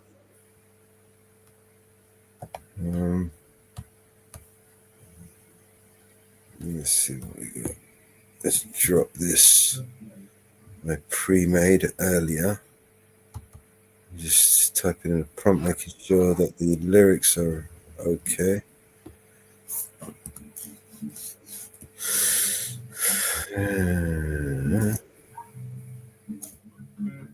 Let's just add in.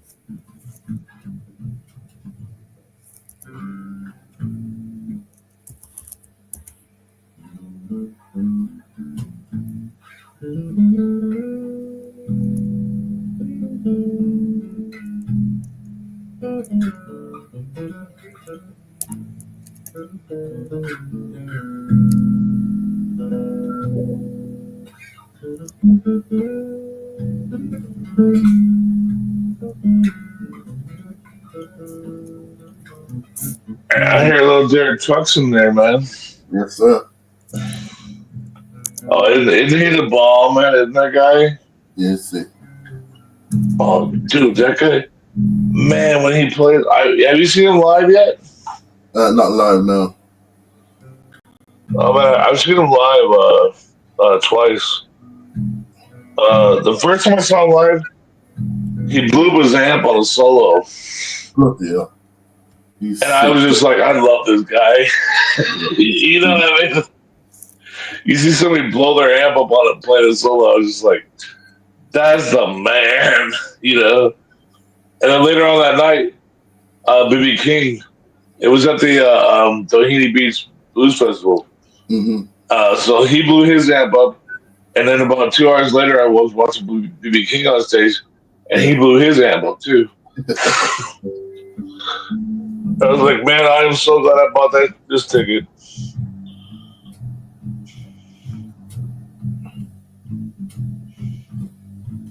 I'm on the road again. Oh wow. I'm on the road again. On the road again.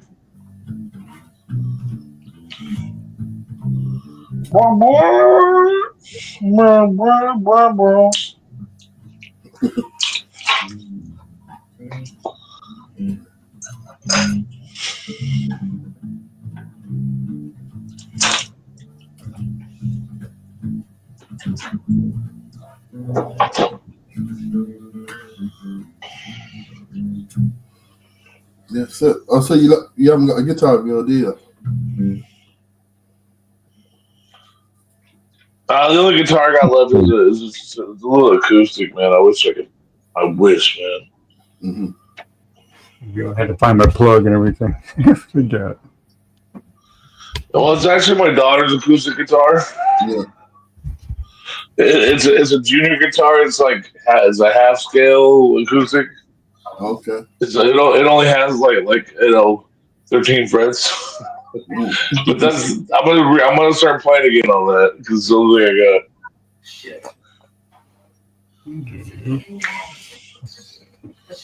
Let's figure out this is gonna sound good. I'll come clean. It was my sister was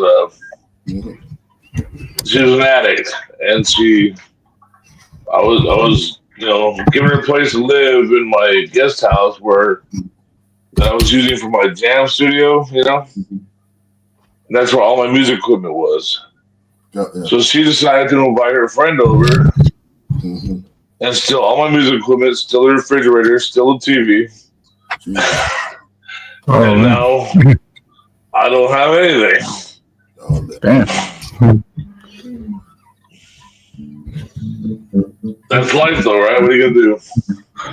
Try to help people, and you get kicked for it, right? All right, sometime. You guys know what this song is? Let's see, huh? Life is just like Scooby Doo.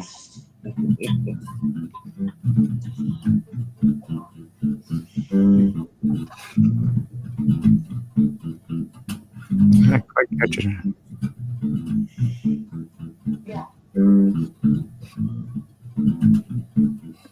Superstition. Stevie Wonder. Yeah, okay. Shit, yeah. Now that you said that, I was like, yeah, that's what it was. Yeah, I see that.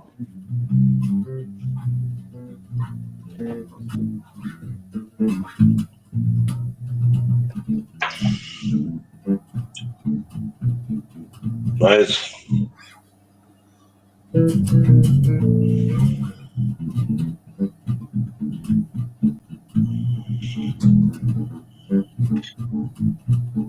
You know, I really wish I still played drums. Yes, sir. After all the years of play, I learned how to play guitar. You know, when I finally sat down a drum kit and learned, because I wanted to learn how drums fit in, you know. And boy, do I love playing drums. It's so fun.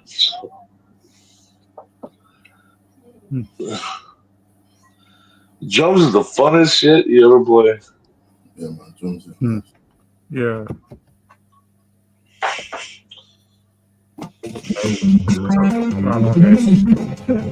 I guess. Mm-hmm.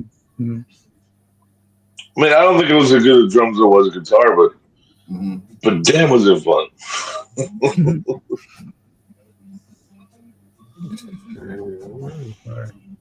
What was I supposed to do? Yeah.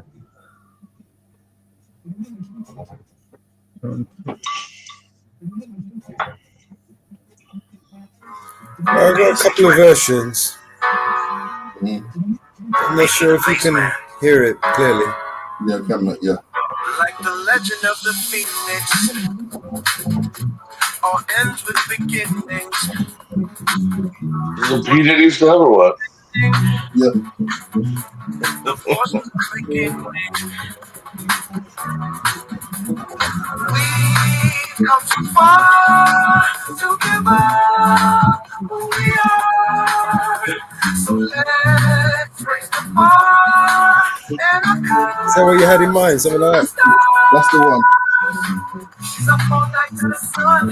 I'm up all night to get some. She's up all night for good fun. I'm up all night to get lucky. We're up all night to the sun. That was some Jamiroquai.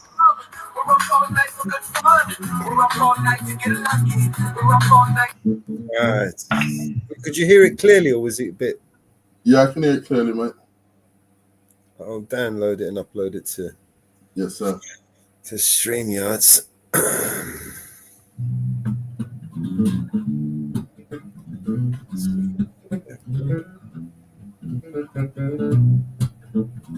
Yeah, I'm trying to get my little thing set. I'm almost back here, guys. Just so. Come out with a few. Oh shit! I put the wrong one on. Oh, so you're English, right, my brother? So yes, you sir. ever heard of the temperance movement? Remember them?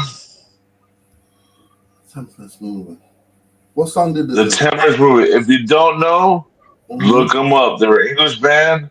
Bad as hell, man. Okay. Yeah, the temperance movement. They broke up about 3 or 4 years ago, but for 5 years they were Led Zeppelin, AC/DC. They were bad ass, brother. Okay. Yeah, they made some really great music coming out of I think we were out of London or Liverpool, but they were just rip roaring. Oh man, I guarantee you've heard them. I guarantee you have. You just don't know it was them. But don't. Mama told me. Wait, I'm telling you, there. Oh, dude. BNC Records. AD the bass man. Oh, there we go.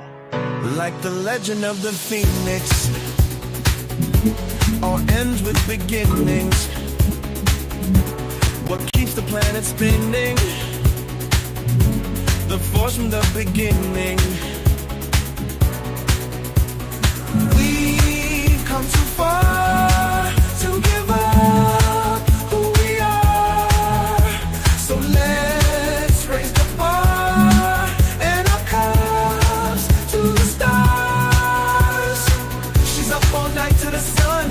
I'm up all night to get some. She's up all night for good fun. I'm up all night to get lucky. We're up all night to the sun. We're up all night to get some. We're up all night for good fun. We're up all night to get lucky. We're up all night to get lucky. We're up all night to get lucky. We're up all night to get lucky. We're up all night to get lucky.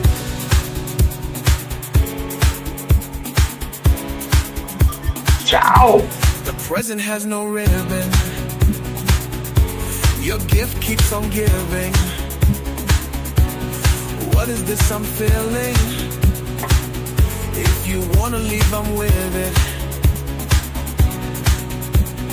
We've come too far to give up who we are. So let's raise the bar and our cups to the stars. She's up all night to the sun. I'm up all night to get some. She's up all night for good fun. I'm up all night to get lucky. We're up all night to the sun. We're up all night to get some. We're up all night for good fun. We're up all night to get lucky. We're up all night to get lucky. We're up all night to get lucky. We're up all night to get lucky. We're up all night to get lucky. We're up all night to get. We're up all night to get. We're up all night to get. We're up all night to get. We're up all night to get. We're up all night to get. We're up all night to get. We're up all night to get. We're up all night to get lucky. We're up all night to get lucky. We're up all night to get lucky. We're up all night to get lucky. We're up all night to get lucky. We're up all night to get lucky. We're up all night to get lucky. We're up all night to get lucky. We've come too far to give up who we are. So let's raise the bar and our cups to the stars. She's up all night to the sun. I'm up all night to get some. She's up all night for good fun. I'm up all night to get lucky. We're up all night to the sun. We're up all night to get some. We're up all night for good fun. We're up all night to get lucky. We're up all night to get lucky. We're up all night to get lucky. We're up all night to get lucky. We're up all night to get lucky. Ciao. That's hot. We're up all night to get lucky.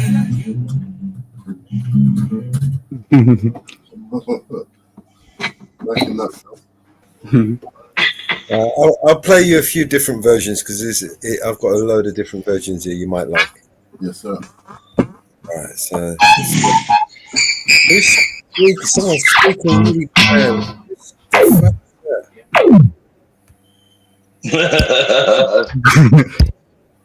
The fuck is that? Is that your soundboard? Yeah, it might be. Is it sounding kind of funny coming through my mic, or does it sound kind of good, or does it sound kind of shitty? That's the thing. It's always screechy, but you know, if we're doing a little wee wee wee, that'll work. There you go. Like the legend of the phoenix, all ends with beginnings. What keeps the planet spinning? The fall from You hear it? the beginning. We've come too far. BNC Records. Boom boom boom boom boom boom boom.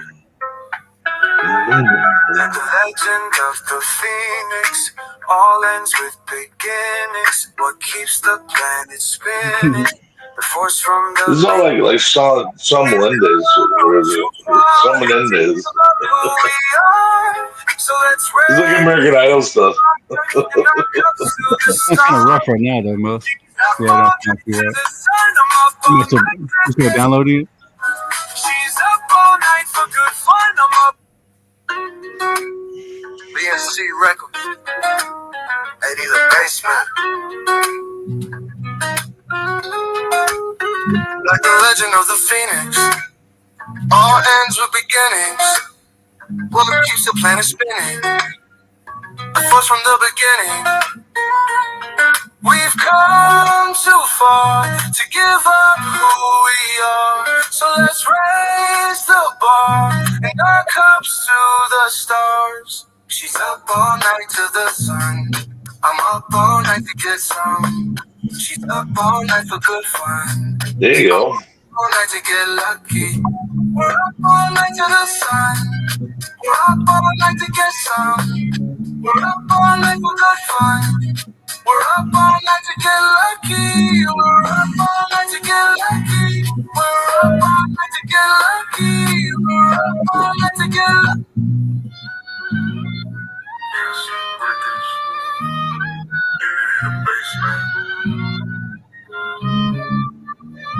Like the legend of the phoenix, all ends with beginnings. Keeps the planet spinning. The force from the beginning. We've come too far to give up who we are. So let's raise the bar and our cups to the stars. She's up all night to the sun. I'm up all night to get some. She's up all night for good fun. I'm up all night to get lucky. Up all night to the Want me to spit bars about driving cars, sitting in bars, going far. But you don't know where I've been. You ain't been where I've been. You ain't seen what I seen, because you ain't been there with me. Come on, Inferno, give me some bars. Yeah, I'm trying to figure out some sound though, like what to put, what to put out. Just playing around with it right now. This is how you jam, man. Just spit it out. That's how you go. What's the thing? I'm trying to figure out what, like I say, it's, it's gotta be just right. It gotta be a certain thing. This about Mellows 34. It don't have to be right. You just put it out there. That's the fun of it. So let's raise the bar. I remember the function. There's like 1,000 things on this keyboard. To the stars. She's up all night to the sun. I'm up all Look night. Hispanic right here. I can't hear. I'm up all night to get lucky. We're up all night to the sun. We're up all night to get some. We're up all night for good fun. We're up all night to get lucky. We're up all night to get lucky. We're up all night to get lucky. We're up all night to get lucky. It's like a little Zac Efron cleaning my underwear stuff. Gift keeps on giving. Yes, I said he was cleaning my underwear. I was thinking a house garage version might work. Yeah. What do you think? Yeah, definitely.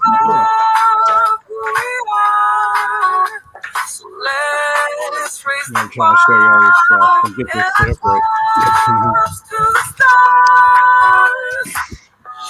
right. It's got a hot beat. I like the beat, man. I'm up all night to get lucky. Boom, boom, boom, boom, boom, boom, boom, boom, boom, boom. We're up all night to get lucky. We're up all night to get lucky. BNC Records. AD the basement. Like the legend of the phoenix, all ends with beginnings.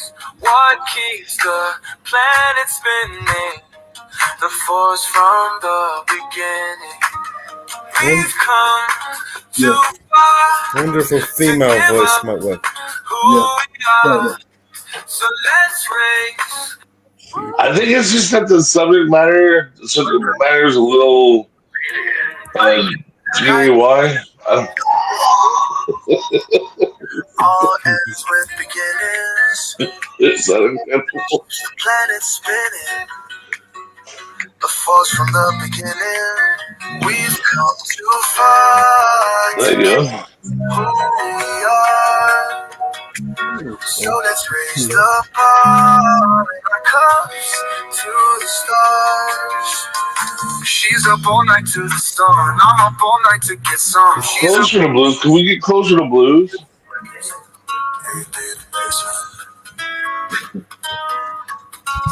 like the legend of the phoenix.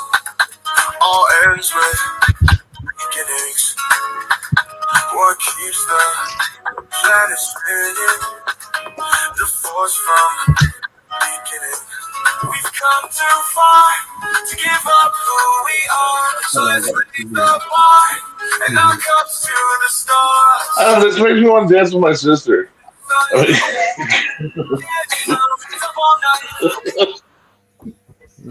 Pretty lame. See, sometimes you have to go through so many of them and try different style of prompts. Like Can get in towards like any more towards blues or blues rock, like Allman Brothers, like something like that. I bet you fools can pull off some Allman Brothers, man.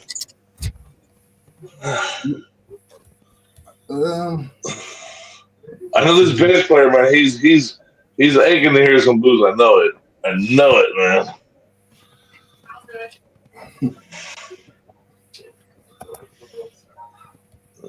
Favorite funk. How about some Taj Mahal? Taj Mahal. I mean, come on, Taj Mahal. Buy me a Chevrolet. Buy me a Chevrolet. Buy me a Chevrolet. Come on, you know that, right? No. I don't think I heard that one. We're gonna cakewalk through. You don't know cakewalk? BNC Rickers. No, man. 80 the basement. Oh, Kate Walsh? Or Kate? Of the Phoenix. I know. That's right. All ends with beginning. What keeps the planet spinning? The force from the beginning. We've come too far to give up who we are. That's bluesy. Raise the bar and comes to the stars. She's up all night to the sun. I'm up all night to get some. Boom, boom, boom, boom, boom, boom. BNC Records. 80 the basement. Like the legend. Oh, there you go. Nice. All ends with beginnings. Boom, boom, boom, boom, boom, Spinning. boom, boom, boom, Force from the beginning. boom. We've come too far to give up who we are. It's hot, man. That's nice. So let's raise the bar and our cups to the stars. She's up all night to the sun. I'm up all night to get Mellows, carry up on that one. all night for good Definitely fun. not I'm that one. up all night to get lucky. No, No, sir. didn't work. No.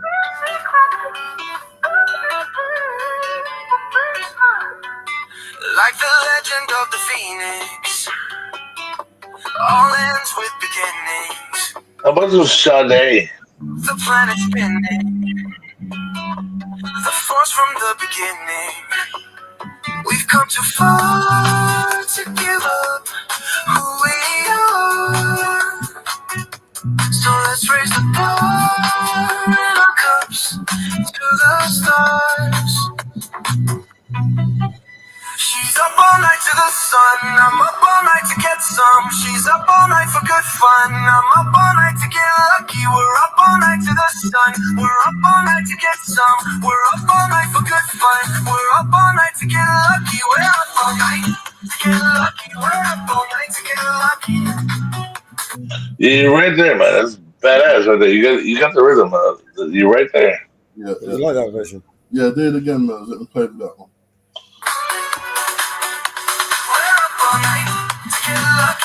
Shout! Present has no ribbon. Your gift keeps on giving. What is this I'm feeling? If you wanna leave, I'm with it. We've come too far to Yeah. who we are. So let's raise the bar and our cups to the stars. She's up all night to the sun. I'm up all night to get some. She's up all night for good fun. I'm up all night to get lucky. We're up all night to the sun. We're up all night to get some. We're up all night for good fun. We're up all night to get lucky. Yeah, you're right on it, man. That's badass. We're up all night to get lucky. You're writing that vocal. That's nice. So, yeah, so I kind of like injected a little bit of we tried to speed it up a little bit with the house and the garage there. You know what I mean? We're up all night to get. We're up all night to get. We're up all night to get. We're up all night to get. We're up all night to get lucky.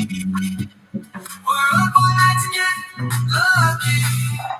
We're up all night to get. You got any old R&B? Anything R&B? Like James 10? No! Like Marvin Gaye? You got nothing like that? We've got loads now. Like the legend of the phoenix, or ends with beginnings. What keeps the planet That sounds like Bear Britain. The force from Is it not? We've come too far to give up who we are. So let's raise the bar.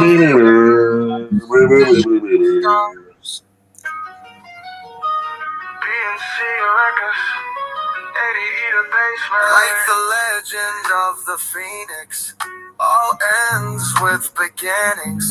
What keeps the planet spinning? The force from the beginning.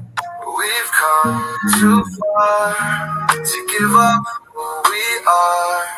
So let's raise the bar and our cups Nice. stars. She's up all night to the sun. I'm up all night to get some. Nice. Up all night for good fun. I'm up all night to get There you go. We're up all night to the sun. We're up all night to get some. We're up all night for good fun. We're up all night to get lucky. You got it right there. Get lucky. Boom, boom, boom, boom. Get lucky. We're up all night to get lucky. We're up all night to get lucky. The present has no ribbon. Your gift keeps on giving. What is this feeling? Wanna leave? I'm with it. Too far to give up who we are. Can you record that thing? Hey, can you record a 60-minute clip for me? Yeah, I could do, mate. Yeah, I gotta wait till I'm Not a 60 minutes, 60 seconds. Just a minute, 1 minute. You know what I bet you could do? The Barney Miller thing. Can you do Barney Miller? Yeah, I will. Boom. Say, boom. If you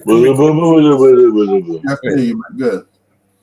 and send it to me, I'll upload it here and generate some. See if I can come up with some lyrics, or maybe these lyrics. We can use these lyrics to it. If you can drum, and then I don't know, we can make a song. Yeah, you know how many jazz like old school like you know Miles Davis is, right? Yeah, have you not heard the one I did for Mitch, old guy Mitch? No, I never heard that. I would love to hear it. No? No, play that, brother. OG Mitch. Jazz is the stuff, man. This one. Perfect. No, I heard this one. No. Oh God, bitch, calls you out. Words, what it about? General's plan. You know what? While we're here, I'm going to remake these, man. We might as well. Yes, sir. Let's do. That was nice, though. That was some bluesy, jazzy stuff we had going on there. I'm going to do. Yeah, Mellows, we're old guys, man. I'll do this one first. You're dealing with old guys here. We want some old stuff, you know? We don't want no Britney Spears.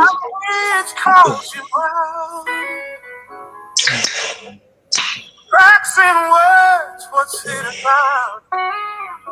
There you go. All right, let's download this and play it. Just play the second version. Oh, God, just calls you out. Cracks in words, what's Do this one. So let's download this. Upload it.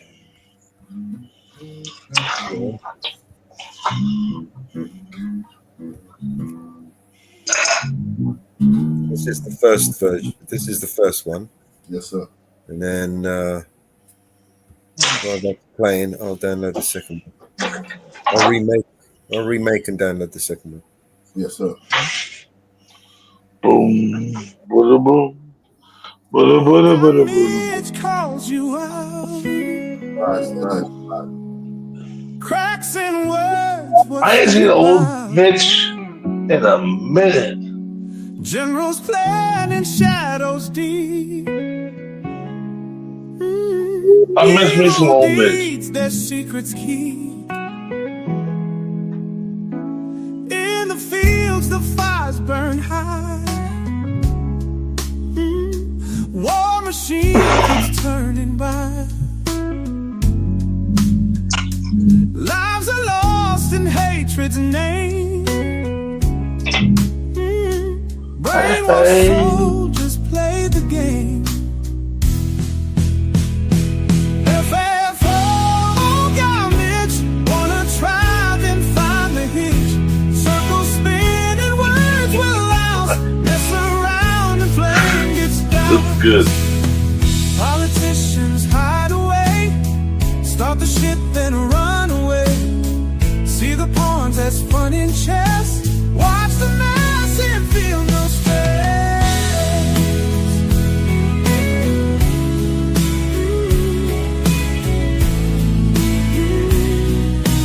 Darkness now, the world stands still. From the ashes, bodies chill. Power slips from greedy hands. Judgment Day, they understand.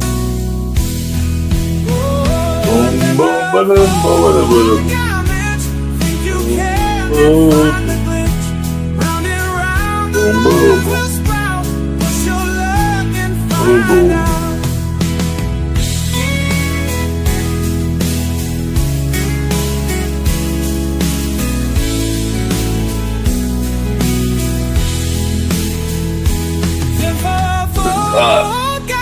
That's nice, man. You're making me miss Mitch, man. Push your luck and find out.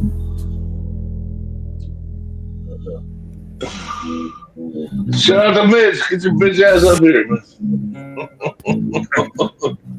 Oh, this one. Mitch your ass.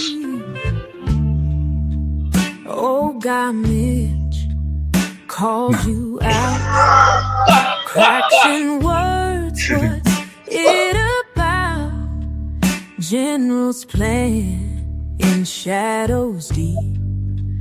Evil deeds their secrets keep. In the fields the fires burn high. War machine keeps turning by. Lives are lost in hatred's name. Brainwashed soldiers play the game. Faithful got Mitch. Wanna try and find the hitch. Circle spinning, words we lost. Mess around and flame gets doused. Politicians hide away. Start the shit, then run away. See the pawns as fun and chess. Watch the mess and feel no stress. Darkness now. That's some good blues right there. From the ashes, bodies chill. Power slips from greedy hands. Judgment Day, they understand. Faithful got Mitch. Think you can, then find the glitch. What is that? CD? Where is that? Let me see it, bro. Can find out.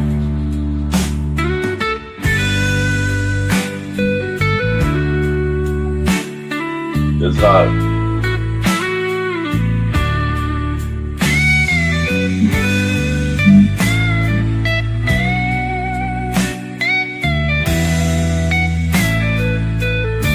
Get a G?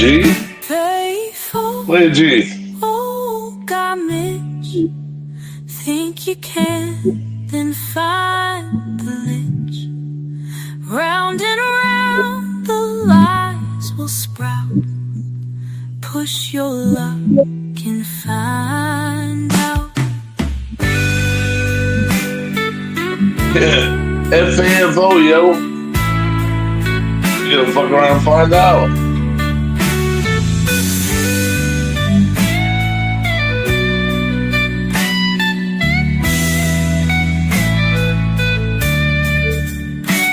That's hot.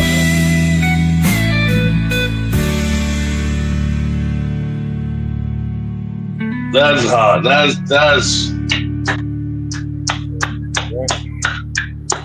That's hot, brother. Why would I want to sit here and play everybody else? We can just. That's hot, brother. I love that. That is it. Another applause. That's a good one, brother. Appreciate that. Mellows, play that one again, brother.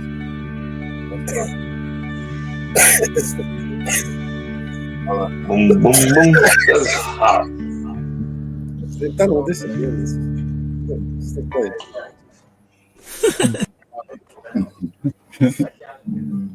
Yeah.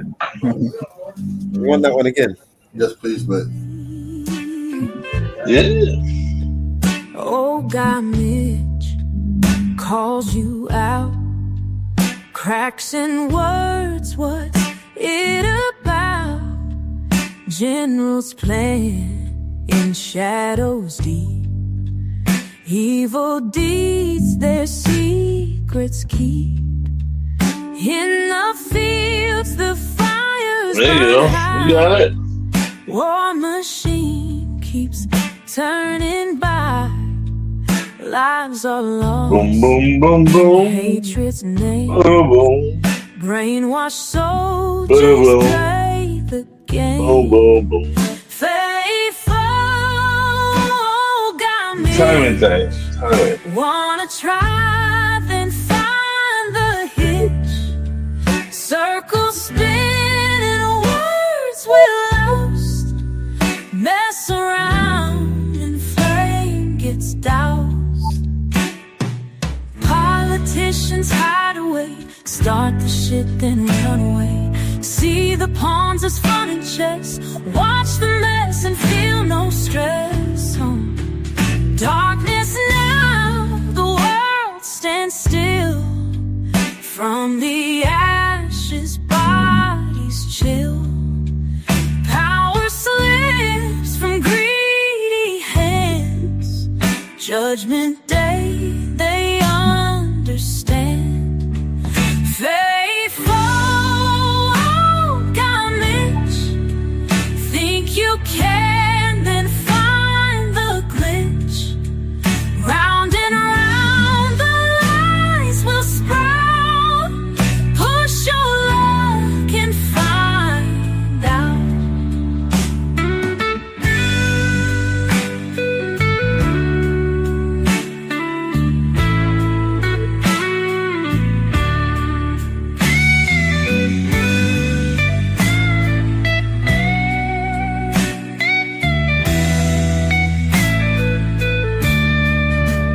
Faithful homecomings. Think you can, then find the lynch. Round and round the lies will sprout. Push your luck and find out.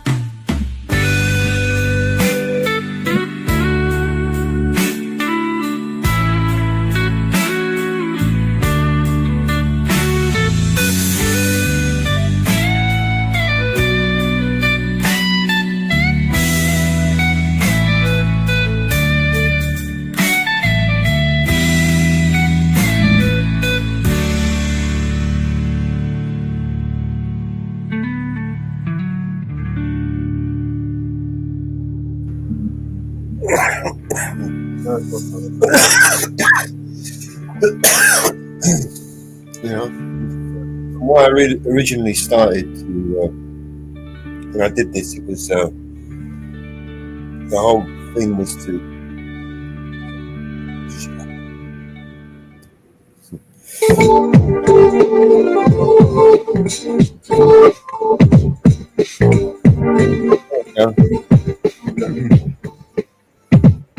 Yeah, get that going. Get that going.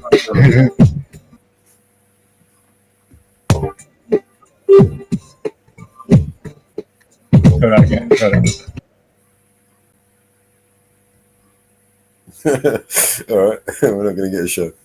Like I'm working on it. You're working on it. Like you say, you just got to work the flow. You know, you got to find the flow and the right thing, and you know. The flow is important. Put that one on StreamYard, the one you were just playing. Which one? That tune you were just playing. Put that one onto StreamYard. It sounds better when it's coming out the other way. The beat, the one that was just playing there. Yeah, the one you were just playing, yeah. That was, I think that was from Inferno.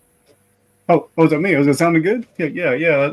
I was wondering if it. Yeah, I was wondering how that was sounding. Yeah. Play it. Yeah, play that. Okay. Let's see. Yeah, let's see.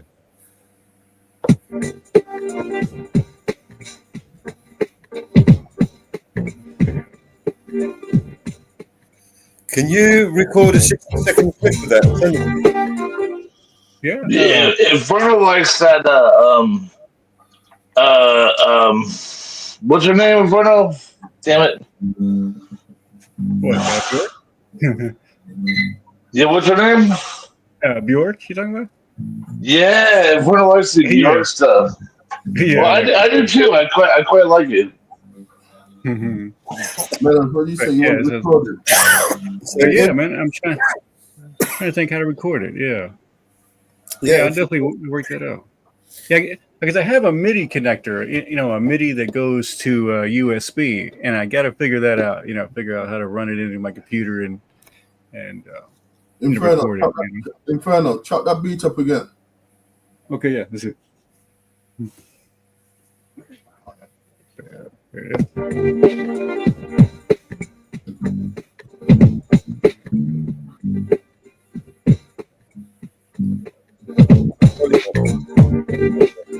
Like, does it sound clear and everything? I mean, it sounds good. It could sound a little bit loud. It sounds a little too loud. Okay. What about right there? A bit louder. Oh, louder. Oh, louder. Okay.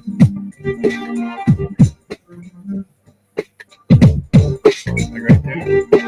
That's hot. That sounds pretty good. Yeah. That's hot. Now I'm doing. Yeah, let me find something. He's gonna drop his bass. Oh, come on. Oh. There you go.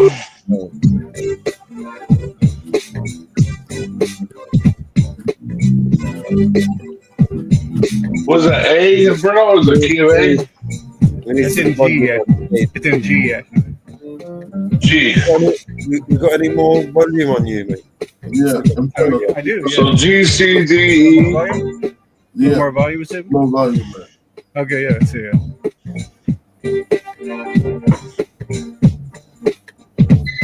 It's not getting too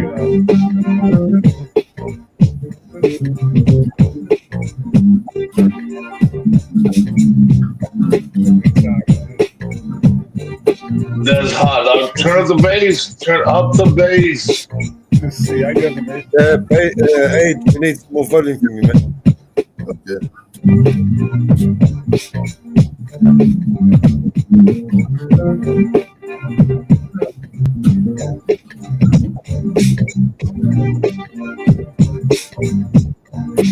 That's hot. Let's go. Change it a little bit.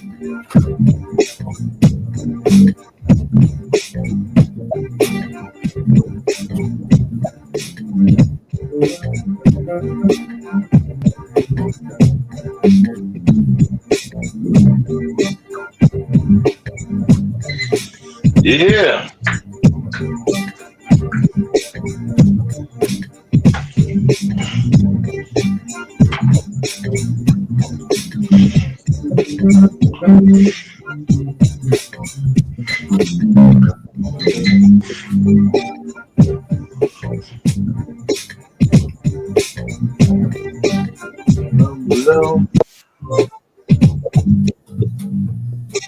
I like that.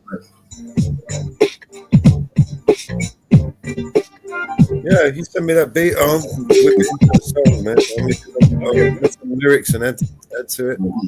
Oh yeah, okay, yeah, sure will, man. Yeah. I'll try to find a way to record that. Yeah, it's you know, Well, have you got should no be way easy, of plugging in the recording? Well, like I say, I just came across a like I say, it's a MIDI to USB cord, and I think I can find a way to hook it to my computer and possibly record it. So that's it. Yeah. So this goes from, yeah. So yeah. I have like MIDI right here, and then it goes down to my computers right there, and yeah. So hopefully, I can get that to record. Yeah. Do you ever use Audacity? Yeah, I've heard of it. Yeah. I was screwing around with that when I first got that cord, and yeah, but yeah, I've heard about that. Yeah, it's like the ultimate open software sound program. Yeah, and you can do almost everything with Audacity. Yeah, maybe I can run it. Yeah, maybe it runs through there, and you can record and do all that kind of stuff with it. Probably. Yeah, like most studio software is based off of Audacity. It's kind of like how oh god, what is it?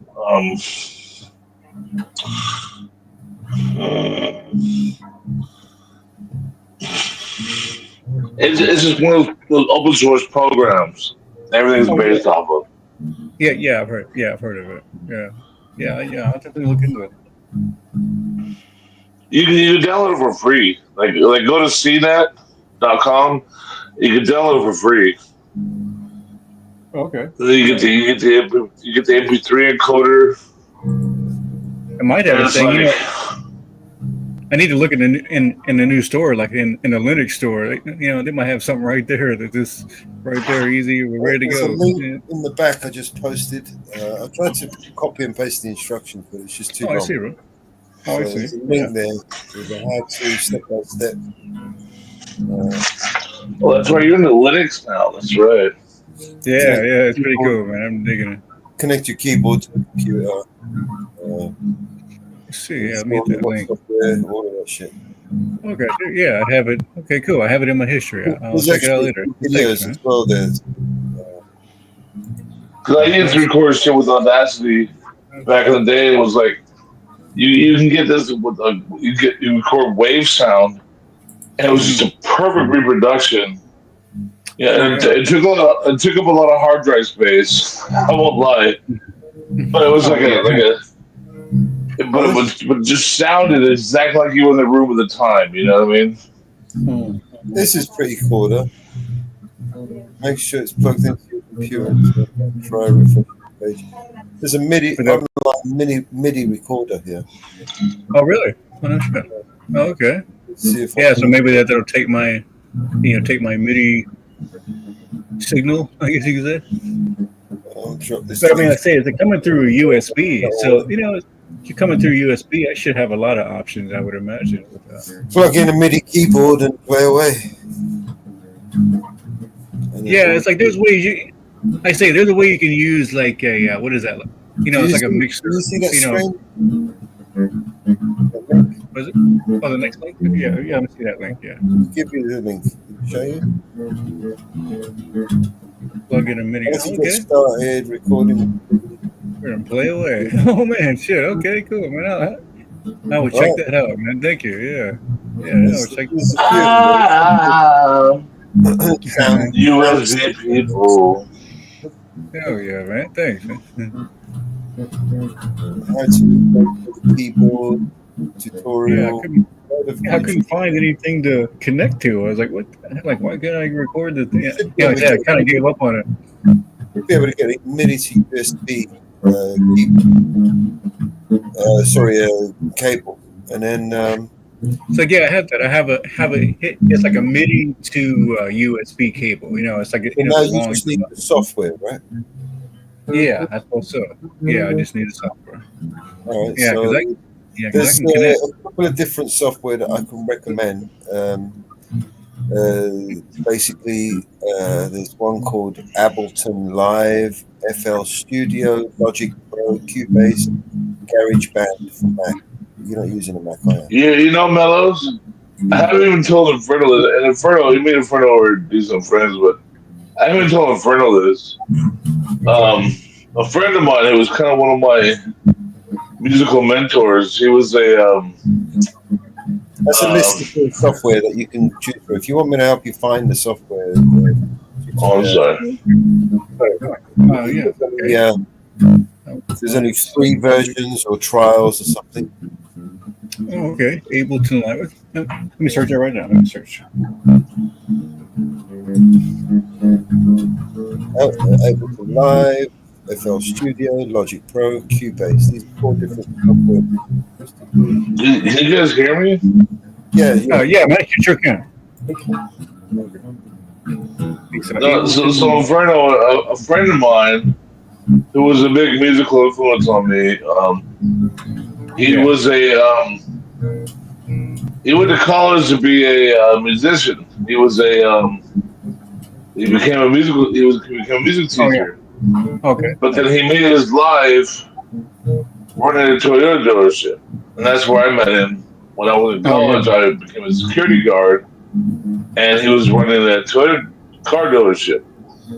But I used to practice my guitar sitting in my Volkswagen, and he came out one day and saw me.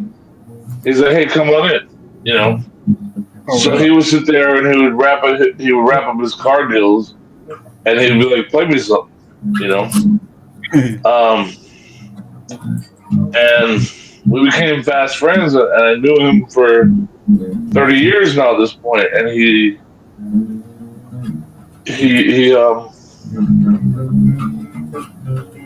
died. He recently died.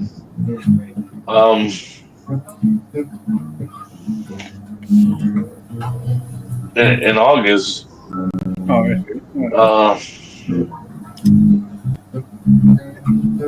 It's like first of all, my Israel gets stolen, and then my mentor gets taken from me. Yeah. And now that he was the godfather of my daughter, You know, I'm sorry to be such a sad sack, but I just want to put out in the world that Marshall Gordon, he was a Canadian, and he was a good cat, man. Oh yeah. And he's missed. You know, I lost a few myself, man. he was a good man. He was a good person. He was it broke my heart, man. It breaks my heart. I miss him, man. Was the third best friend of my life I lost. Why do all my best friends die? Why? Yeah. It is what it is. Damn, I man. miss that guy. Yeah, no. It's just part of life, right? You know, death part of life, right? That's what it said. But he was a good man. What would your last words be? If someone put a gun to your head and said you had 2 I used to, he used to say, send me all your friends. Leave cars, send me all my friends. And he would give them deals. He would give $800 over the cost of a car. He would give all my friends that same deal. Like who gets that kind of a deal from a car dealer? You know what I mean? Oh, yeah. But I would send my friends there, and he would just take care of them, one after another. You know, and he would just hook them up because he liked hooking up good people. He liked taking care of good people. And he was the president of the dealership, you know, and he was supposed to make money, but he was like, you know what? Good people are more important. And I loved him for that, man. I loved him for that. Yeah, with a good. And he would take me. He would take me to sit front row at the hockey games at Staples Center. I would sit front row at the Kings games, you know. Oh, I see. And I look behind me, and there's Sandra Bullock and Jesse James sitting behind me, you know. And we're laughing at them, you know. And Tom Likas, and we're laughing at their asses, you know. And we loved it. And we go to Vegas, and we're getting invited in the back rooms to watch UFC, you know. Yeah, it's just like you're my homie. He would just take me everywhere.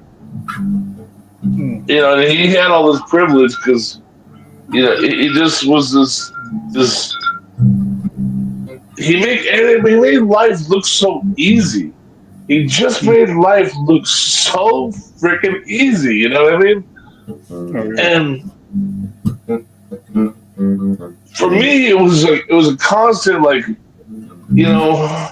It was Bloody Knuckles, and I loved it. But I do love that. Yeah, I love the Bloody Knuckles. I loved the athleticism of what I did for a living, but he knew that, and he liked that about me, you know. And we'd sit down, and me and him, we'd eat $300 worth of sushi on a Friday night. You know, and split the bill and flip it, and we would flip a coin to see who was going to give the tip. You know? I love that, man. It was just such a good soul, man. And he left behind a wife and a son and a daughter, and his son's probably going to be in the NHL. Watch for Jacob Gordon in the NHL. Watch for him. He's going to be in the NHL. I guarantee you he is. And he just was a good freaking soul that you can't. This world is lesser for him not being in it, you know. Yeah, no, he took the vaccine shots, you know, and he got on an airplane, and he complained that he couldn't breathe, and by the time the plane landed, he was gone. And it breaks my heart, man. It's just.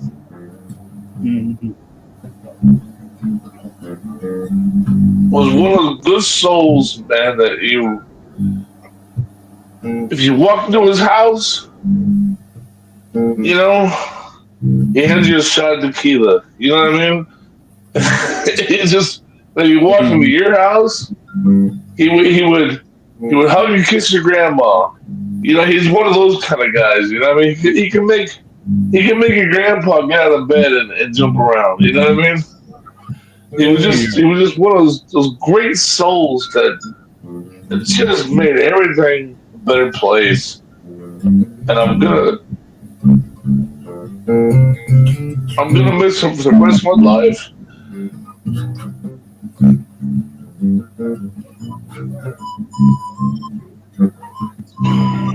I'm sorry. I'm sorry. No, you good, man.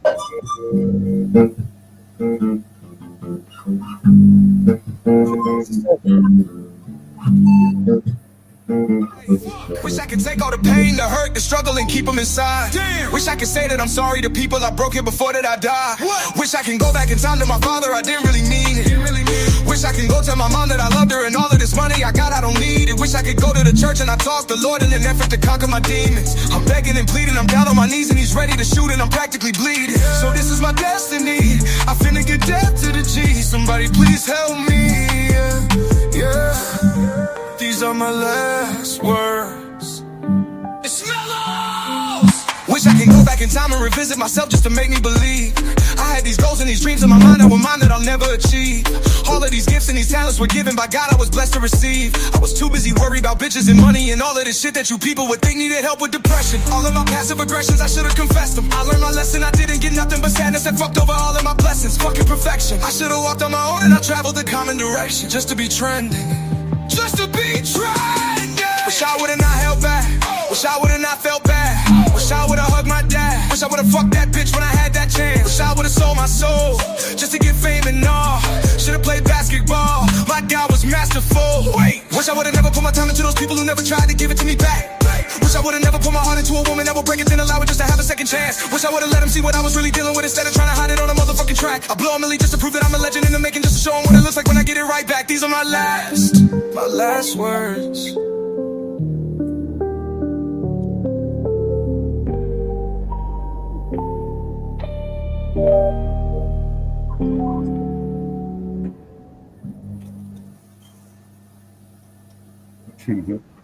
Yeah. Thanks, man. I appreciate that.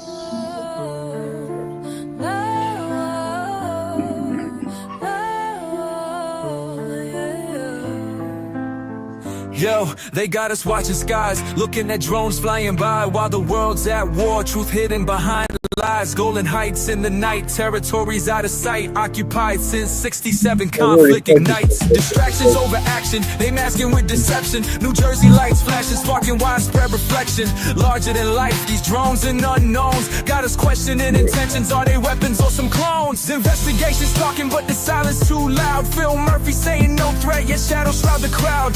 Tories running rampant from government to galactic, while chaos on the ground turns more frantic and traumatic. Mysterious drones lead the dance of distraction, while the world spins on with no real interaction. Look up to the sky while the struggles multiply, divided by design, don't let truth pass us by. Brooklyn streets find a drone, just a company play, but the whispers start to question if it's more than a display. Energy to conspiracy, a web of endless worry, but what about the scene over in Israel's territory? Occupied zones in the buffer, serious grip tightens, flow of history bleeding while the world's heart's frightened. Drones and UAPs, the headlines grabbing hold, while human rights tales, they go untold in code. Media's the puppet master pulling all the strings, got the world distracted with these unidentified things. Rhyme and reason get lost in the noise, while those in power play with politics as toys. Mysterious drones lead the dance of distraction, while the world spins on with no real interaction. Look up to the sky while the struggles multiply, divided by design, don't let truth pass us by. Congressional hearings, just another show. While people suffer, nobody lets their courage grow. We demand transparency, not just empty words, a revelation for the masses, so our voices can be heard.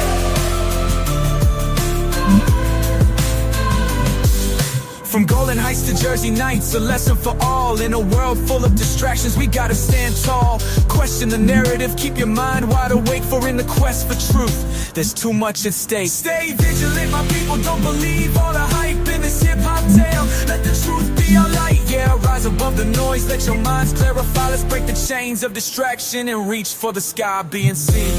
We being seen, we being seen. Not just as empty words, a revelation for the masses, so our voices can be heard.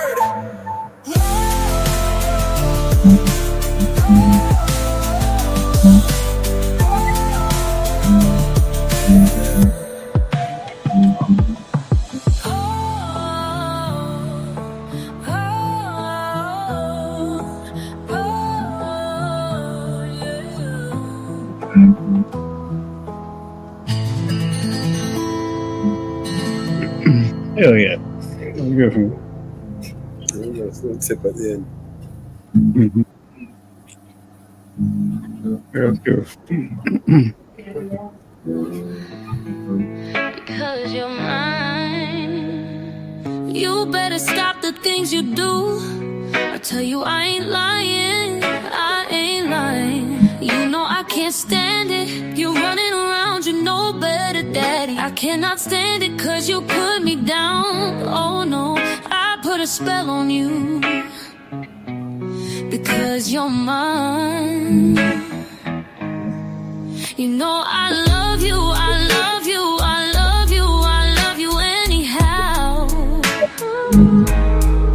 And I don't care if you don't want me, I'm yours right now. I put a spell on you. Because you're mine. Because you're mine.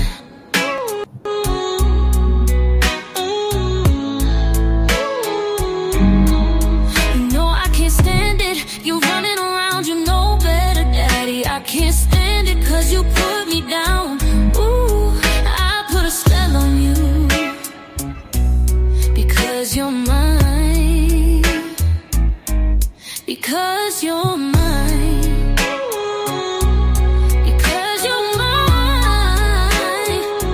Oh yeah. Oh yeah. I do like this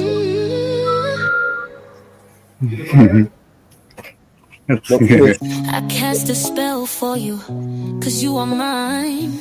Gonna make you see. Cross that line, you better quit now. Quit your tricks. This love ain't a game, no magic fix. Under my spell, cause you belong to me. Feel the power in my decree. Can't stand you running all over this town. See what happens when you get me down. Deep in the night, I love you still. No turning back against my will. Under my spell, cause you belong to me. Feel the power in my decree.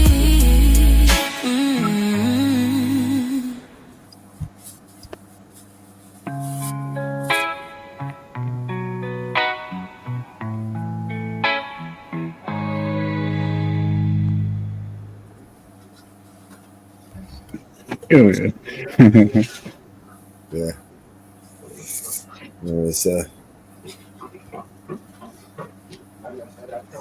what else? What else? What are you gonna like? What are you gonna like? We've got the new Vigilante song. We've got Starlight. Starlight, you're gonna like Starlight. Step by Step. Step by Step.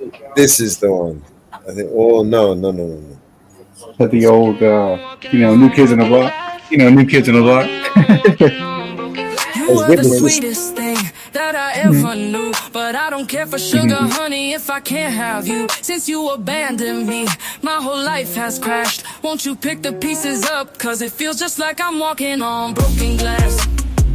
Walking on broken glass. Ooh, yeah.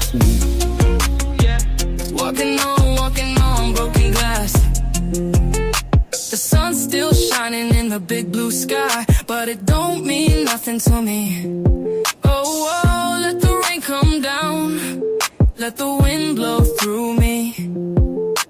I'm living in an empty room with all the windows smashed, and I've got so little left to lose that it feels just like I'm walking on broken glass. Walking on broken glass.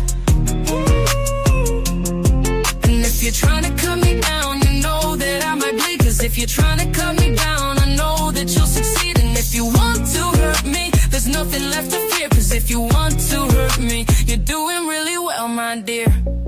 Now every one of us was made to suffer. Every one of us was made to weep.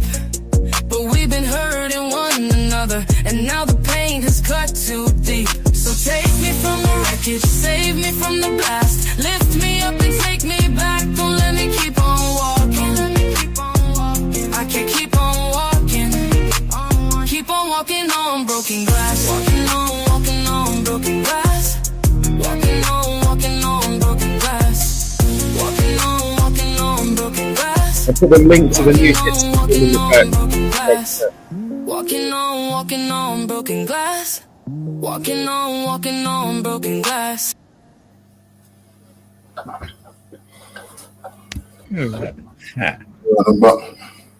That was another support. Yep. Out of the park. Yes, man. What else we got? I got Step by Step, Whitney Houston. I'll play that one for you. Starlight. Starlight's all right. No. New Vigilante Media song. Yes, sir. This is the one I was going to play for the intro.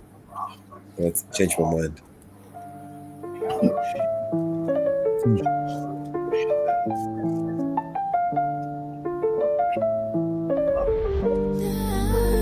Yeah, we living in a world where the truth's under attack. Mellows vigilante got the spotlight on the facts. Eyes on the audit, we ain't taking no more lies. Government corruption, we expose it, open skies. They think they can just play us, manipulate the game, but we digging deep, turning whispers into flames. Grab the mic, hit the streets, let the message unfold. Transparency, that's the anthem, time to break the mold.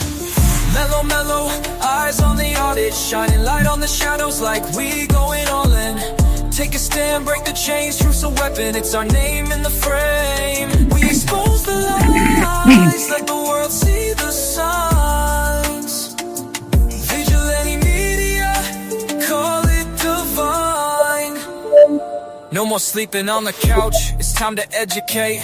Every headline that we read, man, it resonates. Behind closed doors, they making deals in the dark, but we armed with the truth, igniting a spark. They can't silence the voices, we'll break through the seams. From city halls to capitals, we're setting the scene. Government puppeteers pulling strings like insanity, but we cutting ties, demanding our humanity. Mellow, mellow, eyes on the audit, shining light on the shadows like we going all in. Take a stand, break the chains, truth's a weapon, it's our name in the frame. We expose the lies, let the world see the signs. Vigilante media, call it divine. Justice for the masses, it's a fight that we carry. Scrolling through the feeds, desperation feels scary, but through the chaos we will find unity. In this battle for the truth, we'll rewrite the mutiny. So rise up, warriors, with your heads held high. We'll march for the voiceless, let them know it's do or die. No more fear in the eyes, let's take back the night. Mellows got the vision, we'll shine like daylight. In a world full of smoke and mirrors, we stay bold. With every word we spit, we're breaking the mold. Mellows movement is the revolution sound. Integrity, transparency, we're taking the crown. Mellow, mellow, eyes on the audit, shining light on the shadows like we going all in. Take a stand, break the chains, truth's a weapon, it's our name in the frame. We expose the lies, let the world see the signs. Vigilante media, call it divine. So keep your eyes open wide, feel the change in the air. Together we rise up, we ain't going nowhere. Mellows vigilante eyes, keep it real, keep it raw. In this fight for the truth, we'll never withdraw.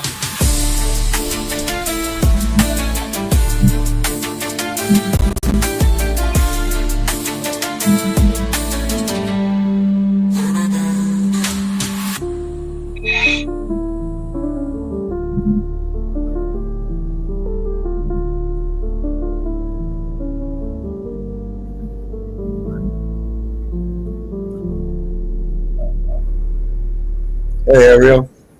Jump up. So real? Ariel. Yeah, so yeah, I've got to send that one to support so he can do his magic to it. So. Yeah, I like that one.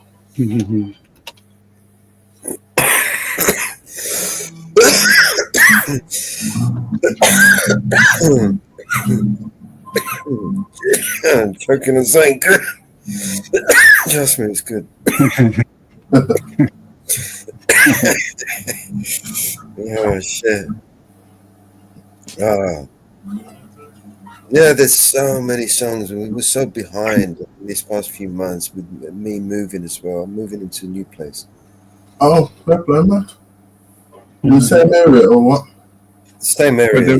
Well, I'm going closer, actually closer to the sea. So I'm literally like walking distance to the beach. Mm-hmm. Yeah, I'm right down the coast. Main thing is I'm on the ground floor because I'm in prison up here. You know what I mean? I'm stuck up here on the second floor. I don't blame him, man. Ground floor is good for you, you know what I mean? Yeah, you get a bit more independence, isn't it? Stairs and it's like climbing Mount Everest for me every day. You know? Fair play, man. So we'll be choking away over here. Hear that? All right, so let's play one of my favorite new ones. So tell me what you think of this one. Yes, sir.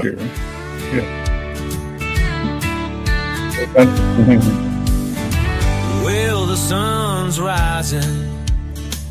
It's time to roll. Grab your boots. Let's rock and stroll. The spotlight shines. We're ready to play. You ain't felt this kind of vibe today. Call your friends. Let's raise some hell. Feel the beat. You know it well. Twist and turn. Let your spirit fly. Welcome to the Mama Bear High. Good morning, good afternoon, all around this crazy world. Welcome, y'all. It's time to twirl. Feel the energy, let it show. Laugh and sing, come on, let's go. Welcome to the Mama Bear Show.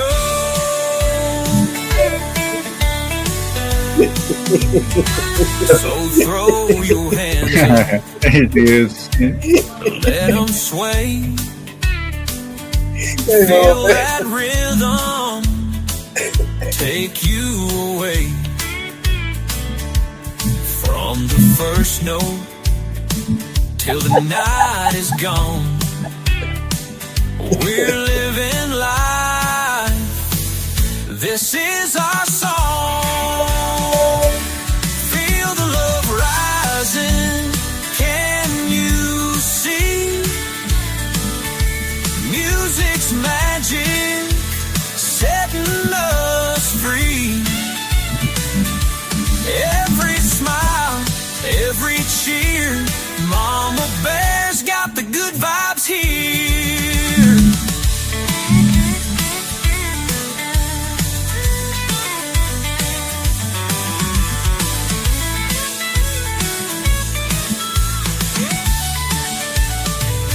Good morning, good afternoon, all around this crazy world. Welcome, y'all. It's time to twirl. Feel the energy, let it show. Laugh and sing, come on, let's go. Welcome to the Mama Bear Show.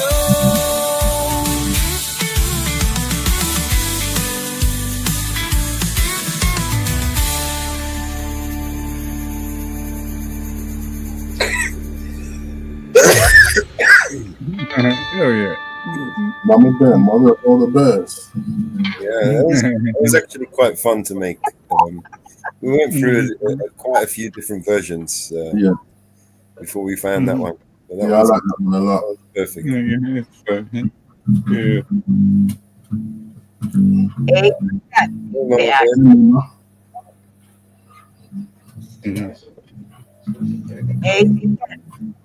How you doing, Mama?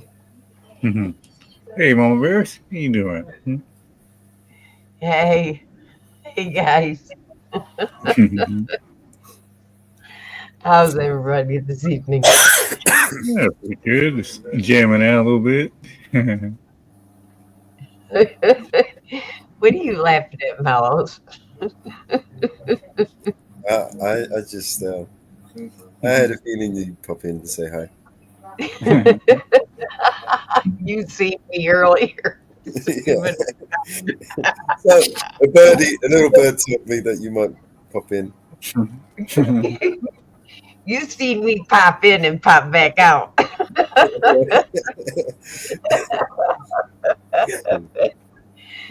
You seen me. I couldn't stop laughing. I had to stop laughing. So, what's your favorite song? Well, there's got to be a favorite that we've recently. I have tons. I can't say because I have tons. I have tons.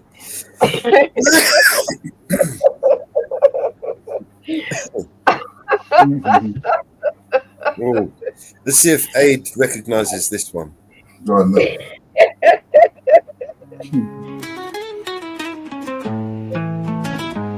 I wanna turn those blue lights into strobe lights. No blue flashing lights, maybe fairy lights. Those blue lights into strobe lights, maybe even fairy lights. No blue flashing lights. Don't you run when you hear the sirens coming.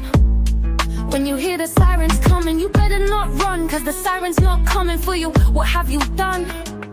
You went to school that day, was a bit late, but it was a Monday. Kept after class for answering back, you apologized. Any harm in that? I wanna turn those blue lights. What have you done? Into strobe lights.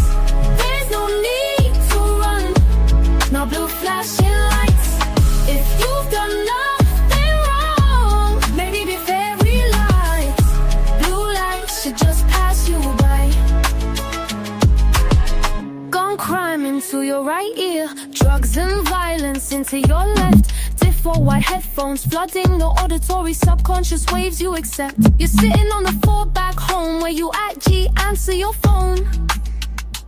Pause the poison to answer his message. Your boy sounds rushed, fears for his adolescence. Blue lights, what have you done? Into strobe lights. There's no need to run. No blue flashing lights. If you've done nothing wrong, maybe be fairy lights. Blue lights should just pass you by.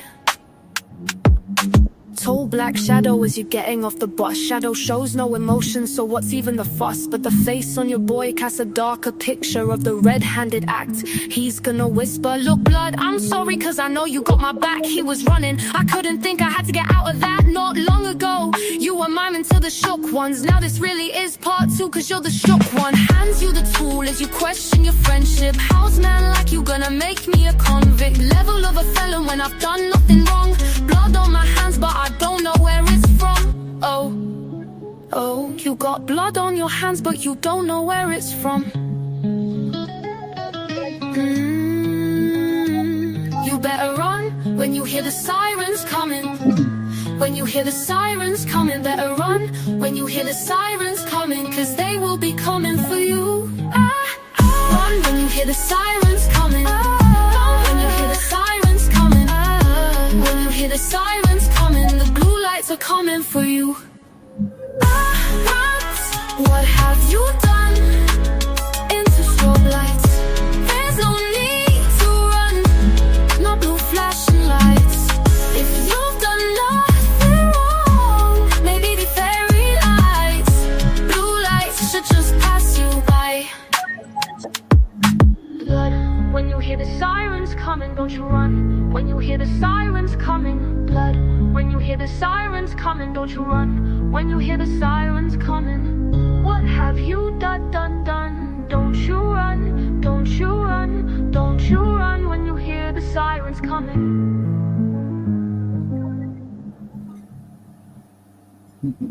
Sure, yeah. What's up? Abe, Abe, I gotta admit something. I came in earlier and I put Team Pooh podcast on your name. Oh,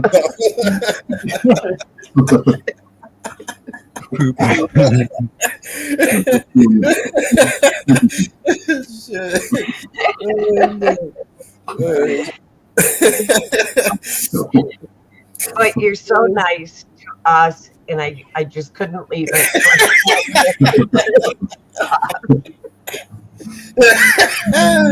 Yeah, I had so much fun with that shit, man. That's so much fun. I went and removed it. Oh shit. Wow. Let's play something else, man. Let's play a good. I went and removed it, but I did it, and I got. I can't do it to you because you're such a nice person. Yeah, it gets a pass. Can't do it to you. Some people. We're gonna give him a red spot over it. I can't do it to you. I can't do it to you. Love your mama back. No, they're I both cannot good. do it to you, Abe. I know. I cannot do it to you, Abe. I can't do it to you. All right, let's play another song, okay? Love you, Abe. Love you too, Mama Bell. Which one should we play? But you got to come join us for New Year's because we got a good show. That's I'm going to work with Mellows and support on. We got a good show. Yes. Yeah, definitely got a few things lined up.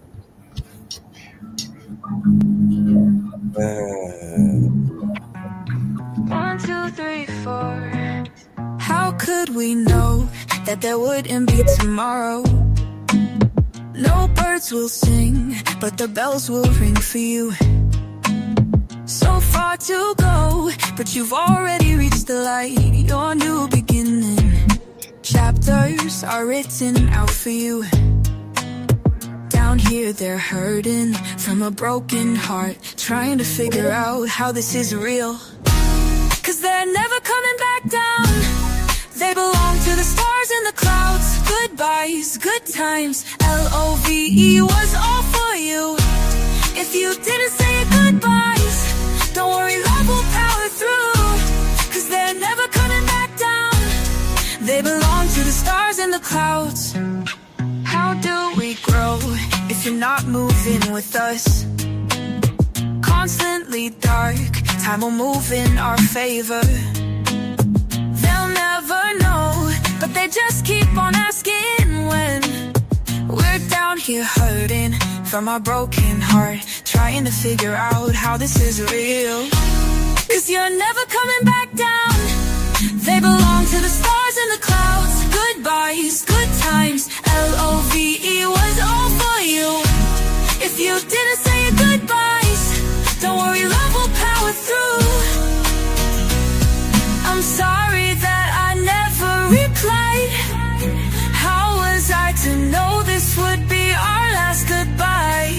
We can't look at the world with tears in our eyes. Don't cry, don't cry, don't cry, don't cry. Just think of the good times you've left behind. L-O-V-E was all for you. No, no. If you didn't say your goodbyes, don't worry, love will power through. No, no, no. 'Cause you're never coming back down. You belong to the stars and the clouds.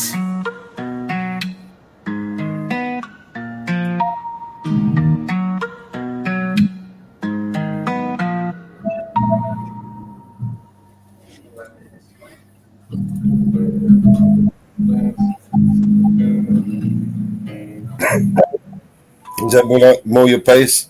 You like that, man? Oh.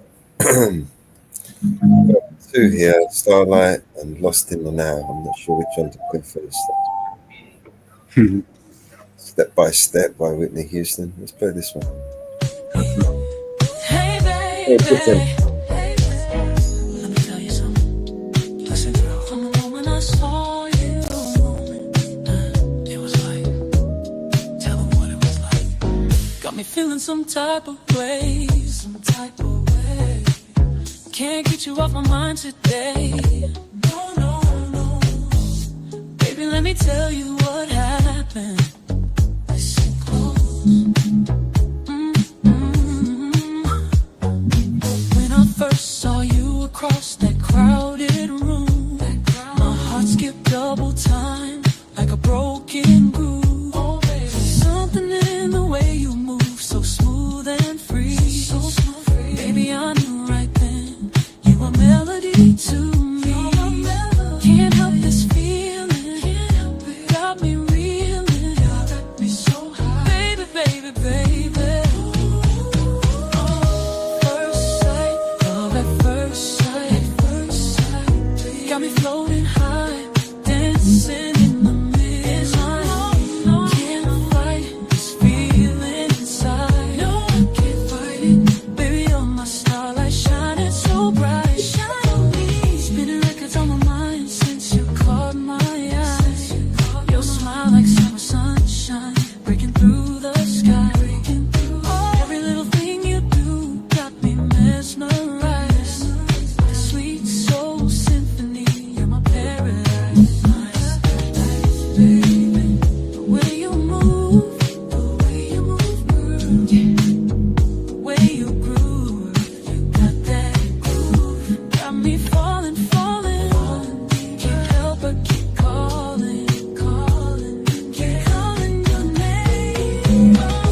First sight, love at first sight, got me floating high, dancing in the midnight.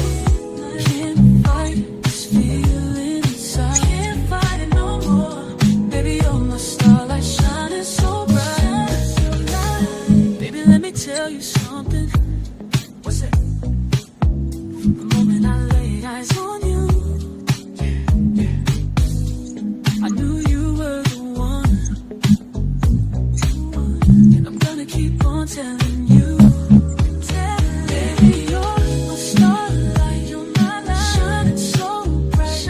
Can't get enough of your love. Got me floating so high. Baby, baby, my baby. Keep me floating. All night long.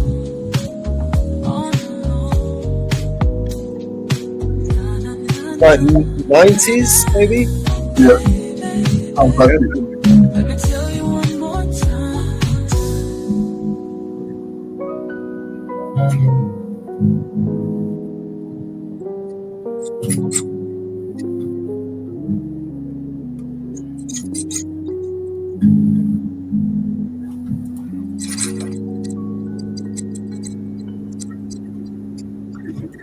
Yeah, I'd say around the 90s, maybe. It sounds like that, doesn't it? That sort of sound. Yeah. That 90s sound. That's good. Yeah, that's good. If there's something you should know, I've had a past life, but don't go, 'cause there's something in the present right now. No. If there's something you should know, well, it's not that big to fret about. I may have danced to an unfamiliarness. No. Ooh, there's not something in the present right now. Don't worry, there's nothing in the moment for you. Ooh, 'cause there's my something somewhere else right now. Oh, if there's something you should know, or if there's somewhere you should go, well, I may have it in the moment right now. Yeah, but I gotta let you know, it's not what we have it all right now. I may have to an unfamiliar step. No, no, no. Ooh, there's not something in the present right now. Don't worry, there's nothing in the moment for you. Yeah, 'cause there's my something somewhere else right now.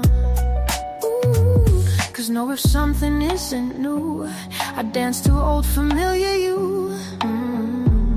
Yeah. Yeah. Because there's something hasn't happened right now. And if there's something that you knew, it wouldn't happen in the moment for you. I may dance to an unfamiliar step. No, no, no.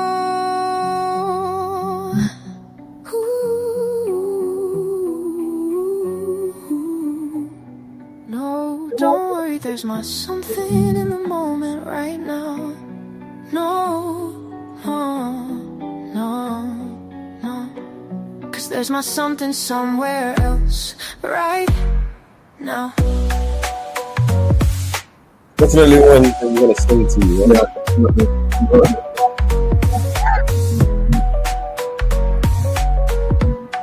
It's the bones moving. Yeah. I'm popping over here. How about we play Ariel's favorite one? Let's do it. Should we put the Spanish one on? Yes, sir.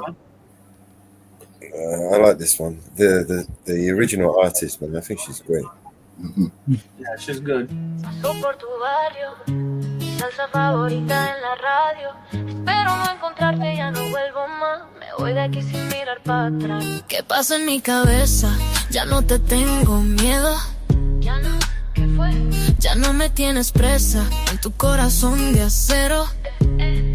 Dejaste que mi piel se queme, dejaste que mi cuerpo se caiga al suelo. Tú no eres el hombre que conocí. Si quieres la guerra, yo estoy aquí. Yo soy mi propia dueña y confío en mi fuerza. Paso por tu barrio, mi salsa favorita en la radio. Espero no encontrarte, ya no vuelvo más. Me voy de aquí sin mirar para atrás. Adiós, adiós, adiós. Paso por tu barrio, busco leche para la niña en el colmado. Yo no te pertenezco, ya no vuelvo más. Me voy de aquí sin mirar para atrás. Adiós, adiós, adiós. Te tengo un veneno en copa de oro. Te espero en la noche aquí sentada en tu cama sin miedo. Aquí te tengo un veneno en copa de oro. Senta en el suelo, aquí senta en tu cama sin miedo. ¿Qué pasa en mi cabeza? Ya no te tengo miedo. Ya no, ¿qué fue? Ya no me tienes presa en tu corazón de acero. Dejaste que mi piel se queme, dejaste que mi cuerpo se caiga al suelo. Tú no eres el hombre que conocí. Si quieres la guerra, yo estoy aquí. Yo soy mi propia dueña y confío en mi fuerza. Me prometiste que iba a cambiar, pero la vaina aquí sigue igual. No me quedo atrapada. Te va de mi cama, así. Paso por tu barrio, mi salsa favorita en la radio. Espero no encontrarte, ya no vuelvo más. Me voy de aquí sin mirar para atrás. Adiós, adiós, adiós. Paso por tu barrio, busco leche para la niña en el colmado. Yo no te pertenezco, ya no vuelvo más. Me voy de aquí sin mirar para atrás. Adiós, adiós, adiós. Te tengo un veneno en copa de oro.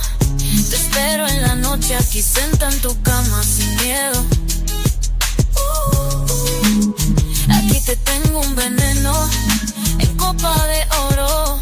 Senta en el suelo, aquí senta en tu cama sin miedo. Te tengo un veneno en copa de oro. Te espero en la noche aquí senta en tu cama sin miedo. Ya no me tenés, ya no me lo tomas. Aquí te tengo un veneno en copa de oro. Senta en el suelo, aquí senta en tu cama sin miedo. Paso por tu barrio, favorita en la radio.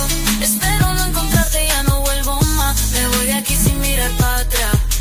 No me digas nada. Paso por tu barrio, busco leche para la niña en el colmado. Yo no te pertenezco, ya no vuelvo más. Me voy de aquí sin mirar para atrás. Me fui. ¿Y si me enamoro otra vez?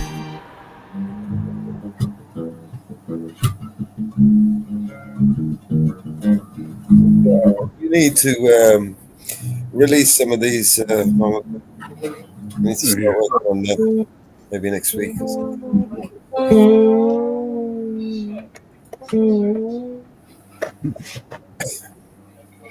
And the ones that are remakes, we just need to take the old album cover and just put remakes on them. Yeah. Oh, I did.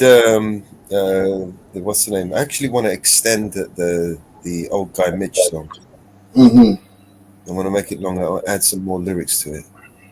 So I think it's only 2 minutes at the moment. I want to extend it to 4, at least 4 or 5 minutes. Add a couple of more lyrics to it.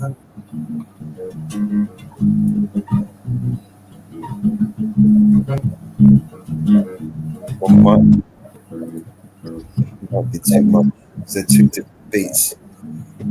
Put 2 songs together, mix them, but it's not worth it. Might as well make 2 different songs, like an A and a B sort of thing. What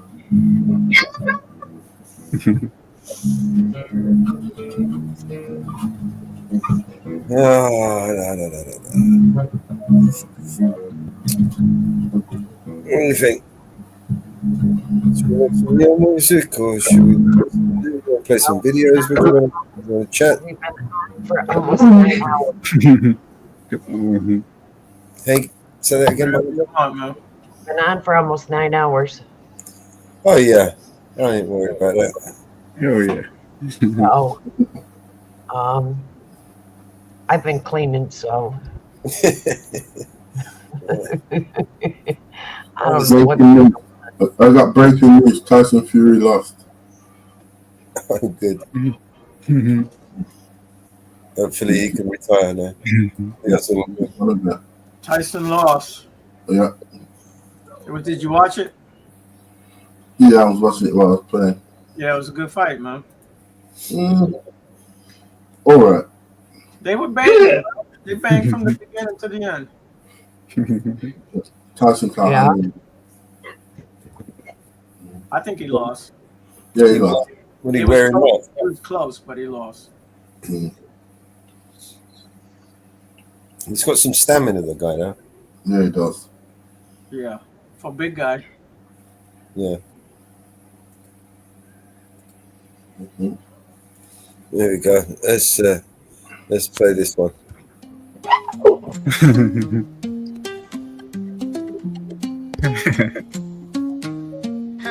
He said I'm the baddest. Ain't no one that can do it like me. No, he said I'm the baddest.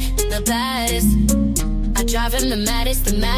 See, I know that he know I'm the baddest, and that's why he be wanting my address, yes. Yeah, I drive him the maddest, cause I'm the baddest.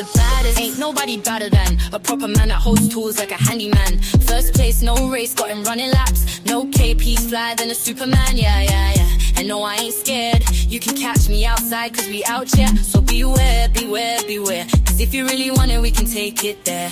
The game's mine, I don't need to share. Please don't hate, I can never care. Swag from my feet straight up to my hair. She need a man that's gonna be rockin' Montclair. No shade, these ain't no Ray-Bans. That's a real shade, these ain't no spray tans. No shade, these ain't no Ray-Bans. Nah. He said I'm the baddest. Ain't no one that can do it like me. Now he said I'm the baddest. I drive him the maddest. See, I know that he know I'm the baddest, and that's why he be wanting my address, yes. Yeah, I drive him the maddest, cause I'm the baddest. Ooh, nah. I say she looking kinda cool, nah. And she know what I wanna do, nah. So don't take me for a fool, nah. Ooh, nah. I say she looking kinda cool, nah. And she know what I wanna do, nah. So don't take me for a fool, nah. Baddest, ain't no one that can do it like he do. You're the baddest, and she play with my mind like a juju. And I know that he knows I'm the baddest. It's for real, baby, I ain't no actress, yeah. I drive him the maddest, cause I'm the baddest, the baddest. Ain't no one that can do it like me. Now he said I'm the baddest, the baddest. I drive him the maddest, See, I know that he know I'm the baddest, and that's why he be wanting my address, yes. I drive him the maddest, cause I'm the baddest, the baddest. Ain't no one that can do it like me. Now he said I'm the baddest, the baddest. I drive him the maddest, See, I know that he know I'm the baddest, and that's why he be wanting my address, yes. I drive him the maddest, cause I'm the baddest, the baddest. Yeah. You saw the baddest, the baddest.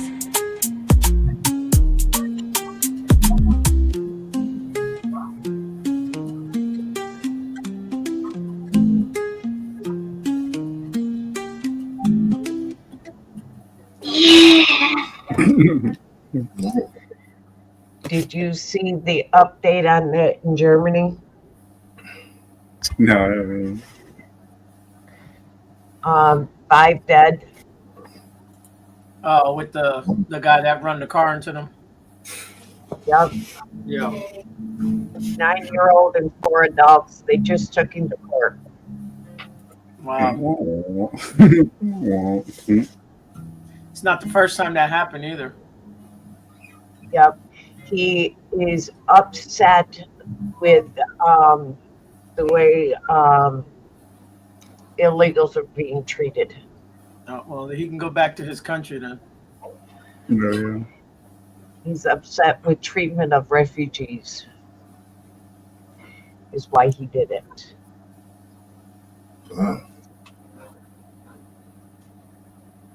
I'm upset too, but I ain't killing nobody. Is why he did it.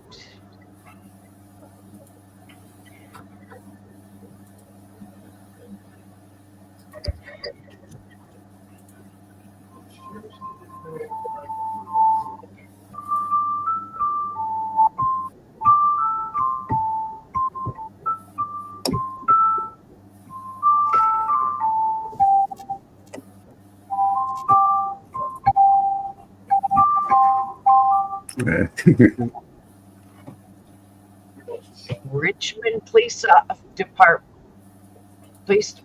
officer gets put on the Brady list.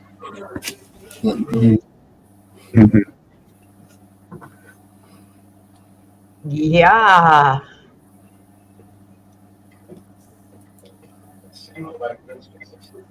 I like hearing that.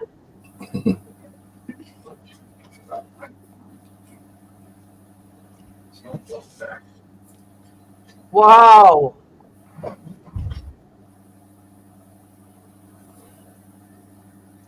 Wow.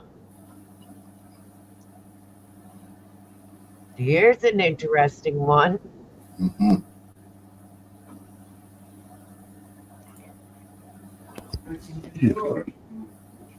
Police commissioner accepts resignation of chief of the department. New York City Police Department chief resigns.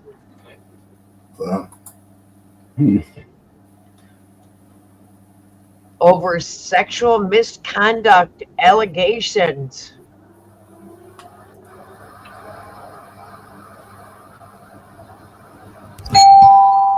Effective immediately.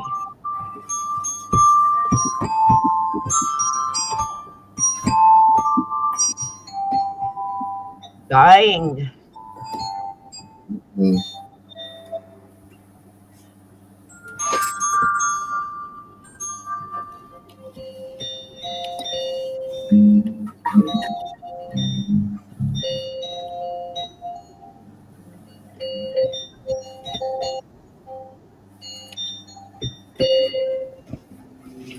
Of demanding sexual favors in exchange for large amounts of overtime, and interim replacement has already taken Adri's place.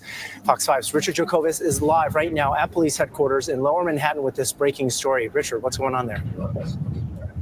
Arthur, he was New York City's top uniformed officer for 2 years, the chief of the largest police department in the country. But tonight, Jeffrey Maddrey has resigned from that position after sexual misconduct allegations were made against him by, like you said, a fellow subordinate who claimed she and Maddrey exchanged overtime for sexual favors. The disturbing allegations were made by a woman who holds an administrative position in Maddrey's office. She has filed a complaint against the city, claiming that Maddrey engaged in, quote, quid pro quo sexual harassment by coercing her to perform unwanted sexual favors in exchange for overtime opportunities in the workplace. The 51-year-old told the New York Post Maddrey would force her into the back room of his office where they had sex nearly a dozen times.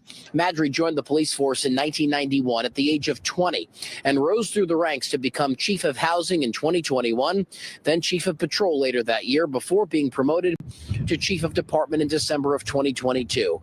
Mayor Eric Adams reacting this afternoon to these allegations. Been speaking with the NYPD team, the allegations are extremely concerning and alarming. The police commissioner is doing a full review of all personnel, but she's also doing a full review of this issue.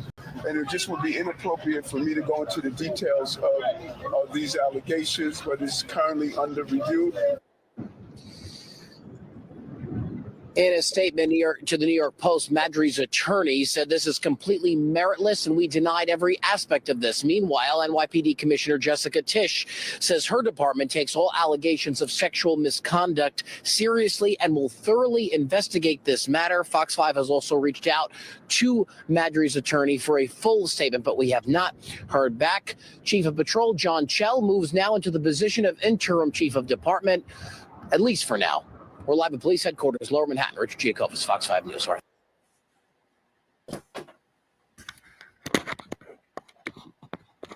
Yeah, that's why he became chief, right? Yeah. That's nice. And I think the one they're talking about, she was the highest paid Hmm. the department.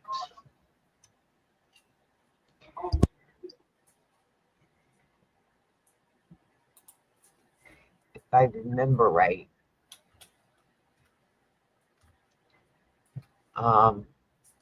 Because I had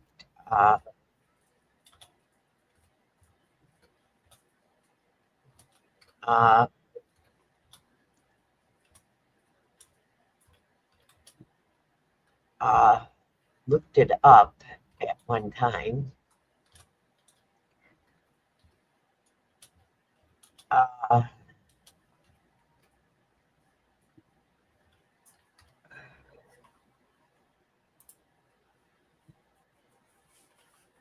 Looked it up.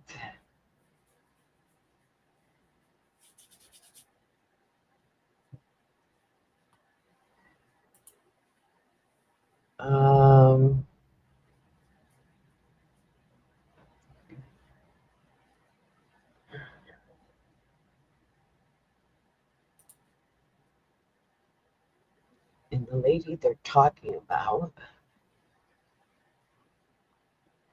she earned $403,515 in a physical year.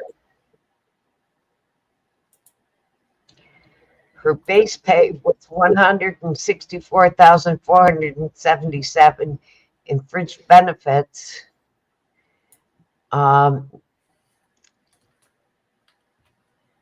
She retired actually.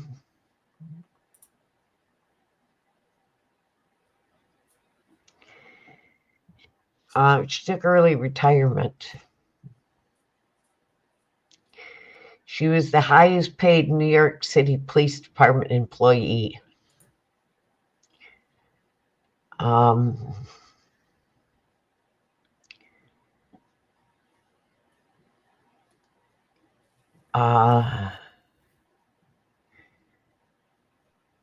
In overtime.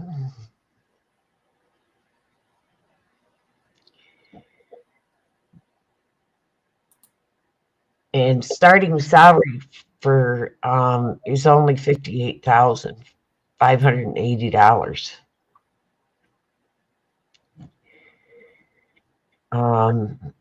Yeah, something going on. Yeah.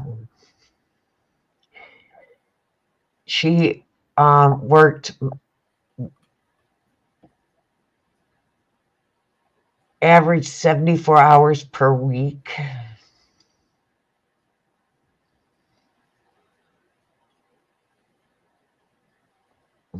Yeah. Yeah. Yeah. Yeah.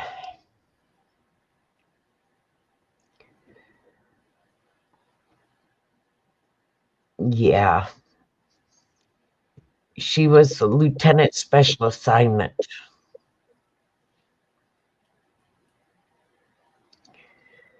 Yeah. That story broke in November when that story broke. So it was just a matter of time before the rest of the story broke.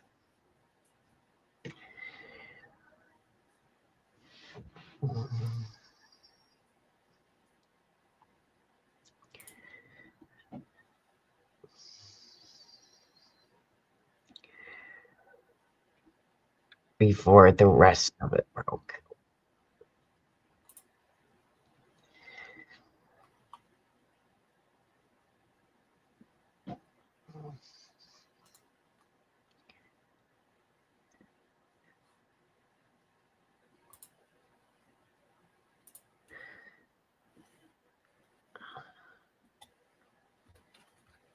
All right, I'm back. That's just a quick one.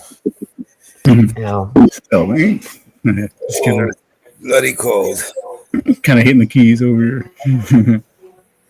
Before the rest of the story broke on it, New York City's getting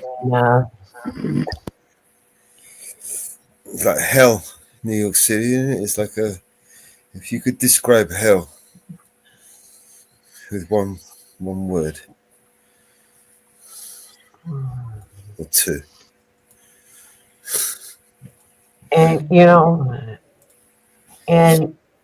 it's everybody says, well, New York City, the city pays the taxes in New York City, but they don't realize the state is paying as well.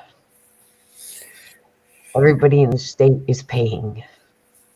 Lawsuits, that's what they're paying. Yep. I, as a taxpayer in the state, is paying these lawsuits as well. And you want to know why Billions. they're so high. Billions. And federal taxes are paying them as well. So it's not just the city taxes that are paying, the state taxes are paying. No, they don't discriminate. You guys, Taxes. federal taxes are paying these lawsuits as well. So you guys, with your federal money that is coming into New York State, is paying these as well. So congratulations, you people that are living in North Carolina, Virginia, Oklahoma, and all these other We states. appreciate your contribution. Thank you, Inferno, and Texas, and Ariel, and Abe. Thank you for helping me pay these lawsuits in New York City. Thank you for your federal money that is helping me as a New York City, New York taxpayer pay these jackasses in New York City. And basically, it's just incompetence. That's what you're paying for.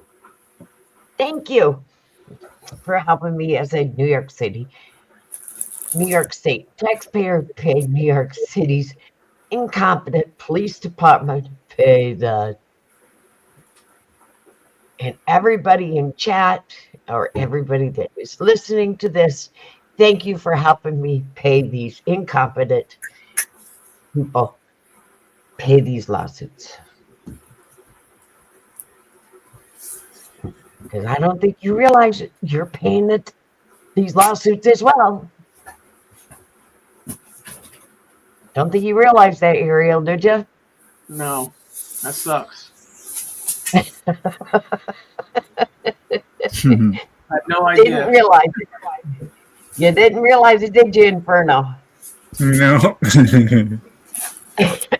Yeah, the federal money that comes into the state is you guys' tax money that is paying into these taxes, that is paying these incompetent police. I know they waste some money. I know that. Yeah. You didn't realize it, did you? Don't it make you feel good? You know, I wouldn't mind paying some taxes if I knew it was actually going somewhere, doing something, and not just, lining pockets, Oh, you mean as opposed to blowing up innocent people? Yeah, that too. Yeah. That'd be nice. Yeah.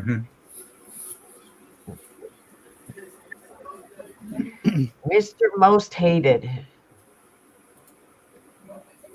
You know who that is? That avatar looks so familiar.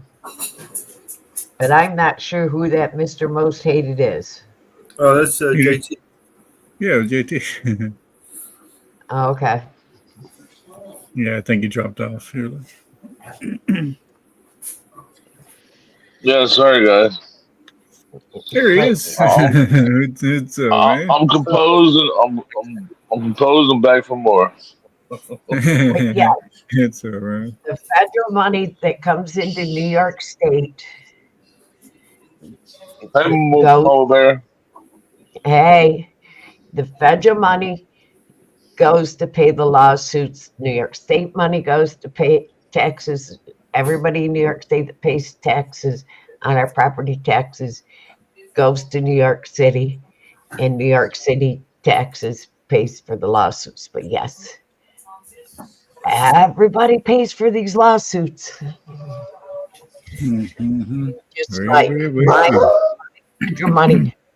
federal money that I pay into my taxes that goes to federal pays for any lawsuits in Texas or any other state that we pay out of our taxes that goes to federal, that our state pays for federal, goes to anybody else's state. But yes, money that we collect from federal goes to New York City, and it goes to any other county, but it also goes to New York City to pay for our lawsuits. Yeah. What is the amount for this year currently? I haven't looked it up lately to see how much we've paid in lawsuits this year so far. I imagine over $1 billion.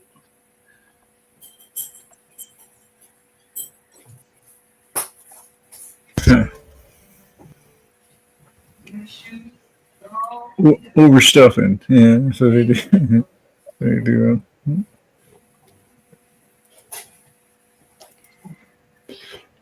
Yeah.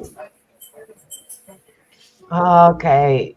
New York City misconduct lawsuits as of July 30th, 82, oh God.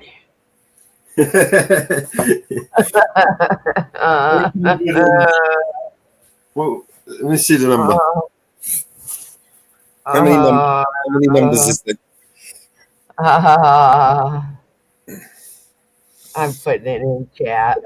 I mean, it's got to be close to $1 billion, I imagine, if not over. That was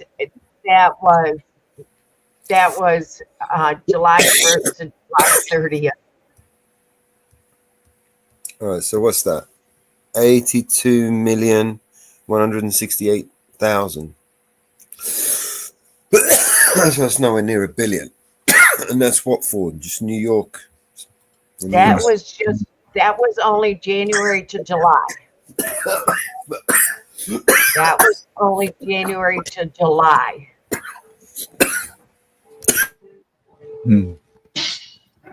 Well, what's really sick is that before the scamdemic, cops used to kill an average of 700 people a year. Well, they used to shoot an average of 700 people a year. But after the scamdemic, they've been shooting 2,000 people a year, which is you guys just insane. Okay. Now that is a 61% increase from the same period last year.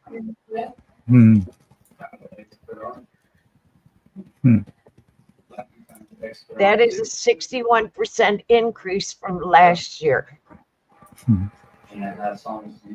So we won't get the totals.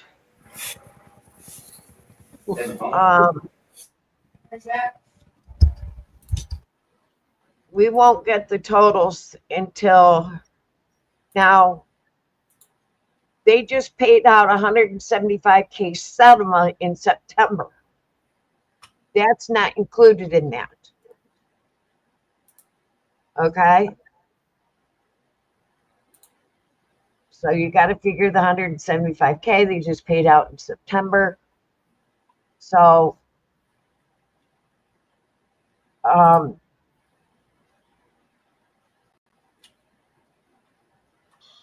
and you consider things like these veterans.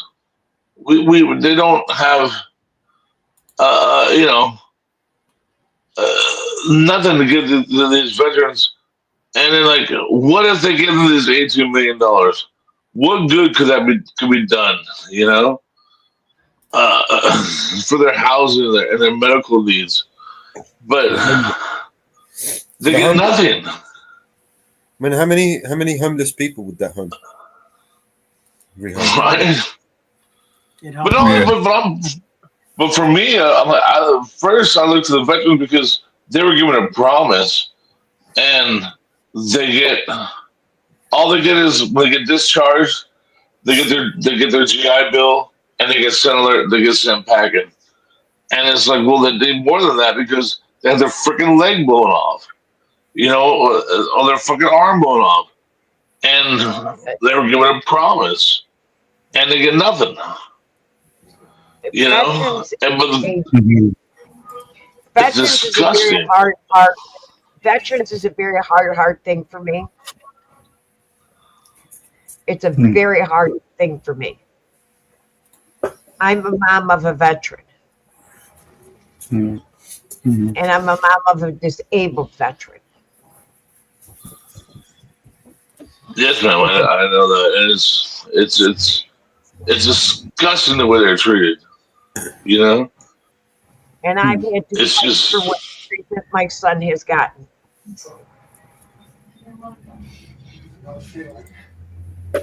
And it's a very tough thing for me to talk about and to discuss. Well, you know, I've seen in my lifetime, I've seen veterans in wheelchairs that were living in trailers and killed themselves because they were just so destitute. But then I've seen veterans who are victims of friendly fire, and they're living well. You know, like they're given triple the dollar amount, and they're given every opportunity because, well, we can't have the friendly fire be a problem. And it's not that I want some sort of I don't want the guy who was a victim of friendly fire not to have what he has, but everybody when I see this guy who was wounded in battle and is now in a wheelchair, and he's only given $500 a month, and you're like, this is insane, you know. There's this disparity. It's ridiculous. Like where do we?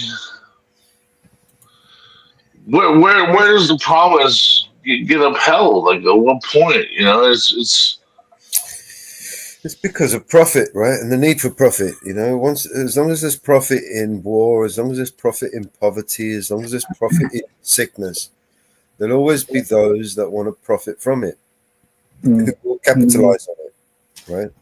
For sure. You know, imagine a world for one moment, right, without wars, without limits to our, without restrictions, without limits, without free transportation, free healthcare, free food for everybody, free housing, free, a world where you wouldn't have to pay for education. It's just naturally free. Imagine that world. We could have that world. There is absolutely no need for us to profit from even the simplest basic needs like food and water and energy, electricity, I know what you mean. And internet and all of these things that we pay so dearly for. We shouldn't have to pay for.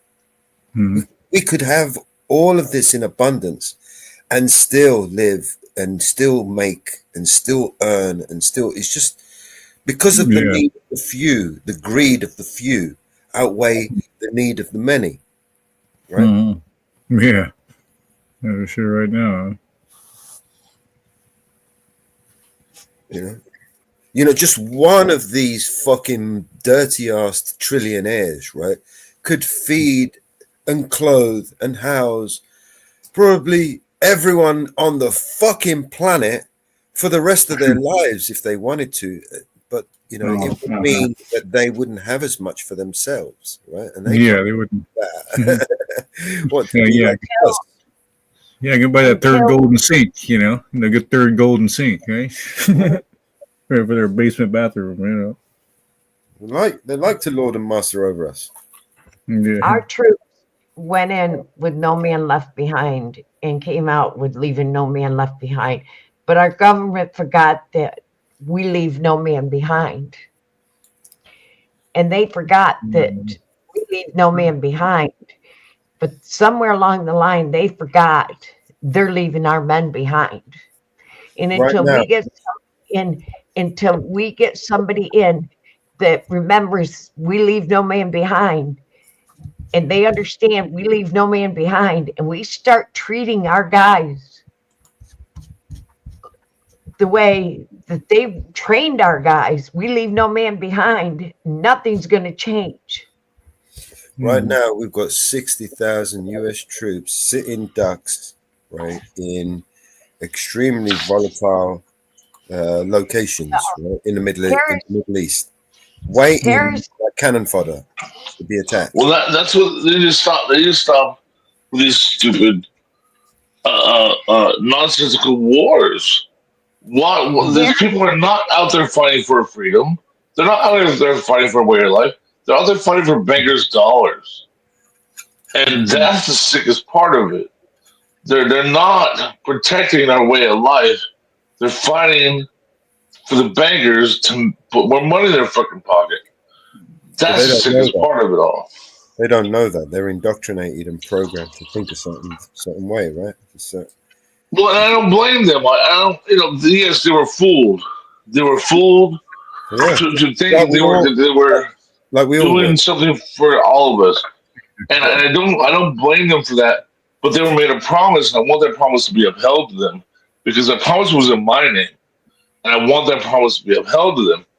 But what I don't want is the stupid war that they were sent to fight in. Why are our ships all over this world? What do we have? What does the U.S. have? 200-300 bases all over the world. Why don't we just pull our ships up to our shores? Bring all our people home. Let's take care of our own business first. I mean, our shit is so backwards and just you can't because of international treaty. You can't because of international treaties and protecting those interests. There's so many reasons. I mean, there's so many reasons, though, why they're not leaving. Resources, everything. For example, why don't we leave the Middle East? Right. Well, because all of our oil. Well, that's oil, yeah. A lot of oil comes from there. So we've got to put our troops over there to ensure the protection of that vital resource. Yeah. You know, and then if they would just, if the Middle East doesn't want us there, make it $100 a barrel, and we'll come. You know what I mean? And we'll start using our own oil. You know, Taiwan. I mean, the U.S. has the second most oil reserves on the planet. Like, why behind Russia? Taiwan was where we manufactured all our important semiconductors, right? We can't refine all our oil. We have to ship some of our oil overseas because we don't have the capabilities of refining all our own oil. Right. We have to ship some of it overseas. Yeah, but we can build it. We can build that infrastructure because we're freaking Americans. And we have ingenuity. That shit is too expensive. It's really expensive to build a refinery. There used to be 2 of them in Puerto Rico. There's one sitting over there empty. They can't do shit with it. I don't know why they closed it down, but they shut that one down because it flooded. Well, it was on the coast. Yes, right on the coast. No, the big one in Texas burned down about what, like 20 years ago. But there's a couple in SoCal, and there's a couple on the East Coast. Yeah, we can't do enough. Yeah, and I understand what you're saying. The Saudi oil is like silk compared to our oil. Our oil here is like chunky jello. I know that. I used to work on the boilers that would heat the trucks. We used to heat the tanks because our oil here is like chunky jello compared to the Saudi oil, which is like black silk. It's not the quality of the oil. Do you know how much oil we have? We have a lot of it. The true No, we don't. No, we do not. Biden sold our oil. Yes. Yeah, the reserves. He sold it all to China. The true cost of extracting this oil, right, is not that the quality that is bad. It's that the true cost is the water table, right, and the ecosystem. You talking about the Alaskan oil? What are you talking about? Basically, in order for you to purify it and whatever, you need to use the water from the water table, and then the risk of spillages and all the rest of it that goes on. It affects the entire ecosystem, right? So it devastates the land, it devastates everything. Just by building one of these refinery plants. Do you know what I mean? Mm-hmm. And right now they want to push for this, this green friendly, shit. So they've. Well, everybody knows that hydrogen is the way. Hydrogen is the way. It always has been the way. All that. And the only reason why they don't do it is because they don't want people making hydrogen in their own garage. They want to sell you the hydrogen. So they want to sell you a hydrogen car, but they don't want you making your own hydrogen. And until they can figure out how to sell you the hydrogen, they're not going to sell you the hydrogen car. And that's the fact of it. Mm. They know how to make because you can make hydrogen in your garage with 2 car batteries and a mayonnaise jar. It's easy to make. But they're not going to sell you a hydrogen car until they can sell you the fuel for it. I mean, think about it. There's no money to be made. That's why you can't have that. Mm-hmm. Yeah, that too. Yeah, that's probably what it is. They can't make a shit ton of money off of it. So they want you to believe that oil is a fossil fuel and that it's running out, and it's all the bullshit.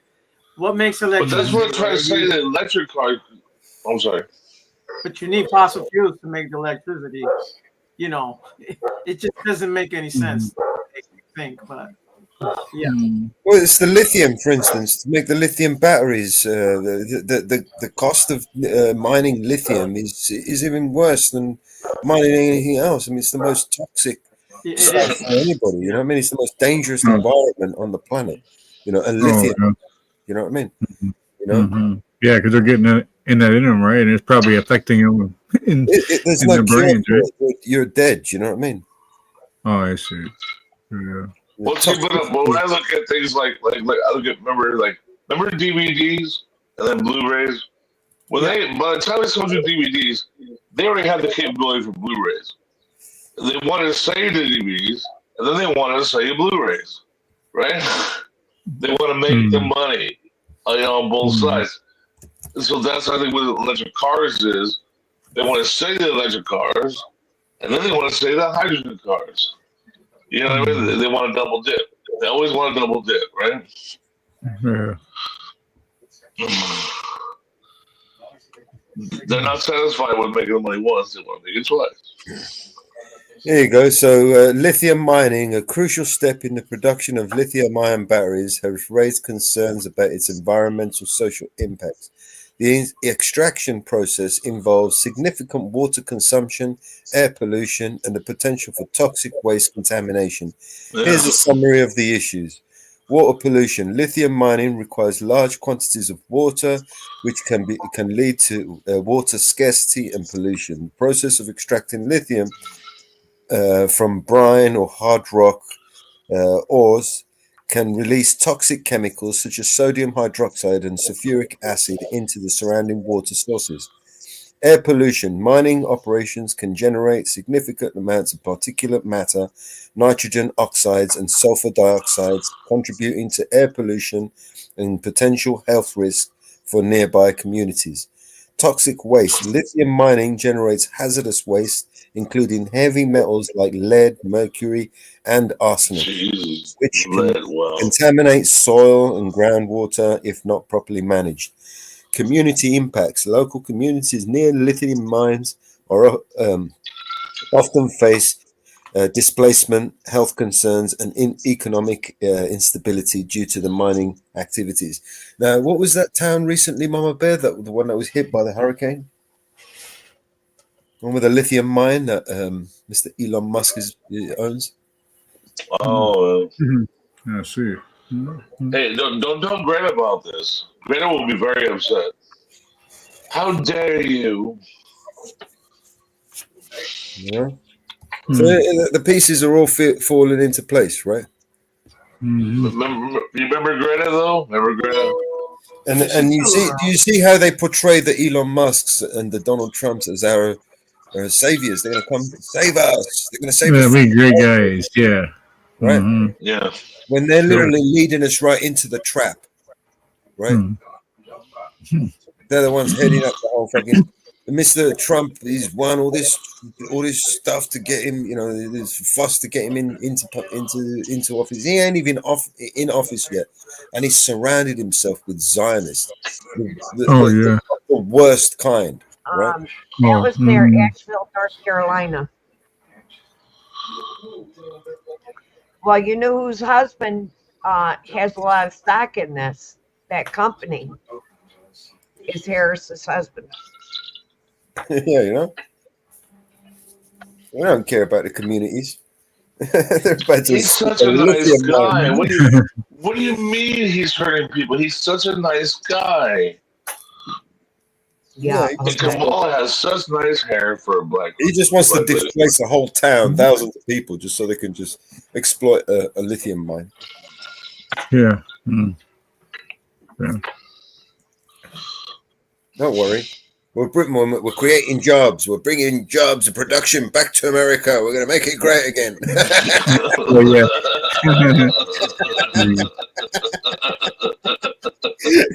Right? We're going to make it such a great place, man. It's going to look just like fucking hell. Yeah. Hell on earth. It's so sick, dude. It's so sick. Yeah, whoever's in the way, just wipe them out, Yeah, man. Convenient hurricane, After knowing the truth, it's like I almost want to watch the sun and forget it all. Don't worry about the sun, everybody. We're just gonna blot it out, right? As if it wasn't there. Yeah. We're just gonna spray a whole bunch of shit up there. And don't worry, this shit that we're spraying up there, we've got nowhere else to put it. It's so fucking toxic, right? I mean, we've got to dig it up from somewhere and put it somewhere. So we might as well go up there and spray it up there and make some use out of it and block out. Yeah, she was all good. Yeah, it doesn't hurt us. If you think about if you look into the chemicals that they're spraying up there, it's exactly the same chemicals that I just announced, right? The byproduct of the mining processes. and they're actually going up there and spraying it up there, right, to get rid of it. What else are they doing with it? What else are they going to do with it?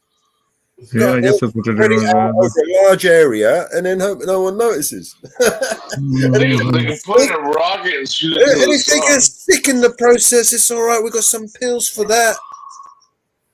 Yeah, to counteract that. Yeah, just take a pill to counteract that. Well, don't look over there. It's not that. No, it's not that. You just developed some sort of fucking sickness. You know what I mean? Because you're watching too much TV. Take your Skyrizi. Take your Skyrizi, your Snoop Dogg drugs, right? It's Skyrizi, y'all. Drug commercials. Yeah, see, it's like only America gets. Are you kidding me? I know. Yeah, but like only America gets drug commercials, bro.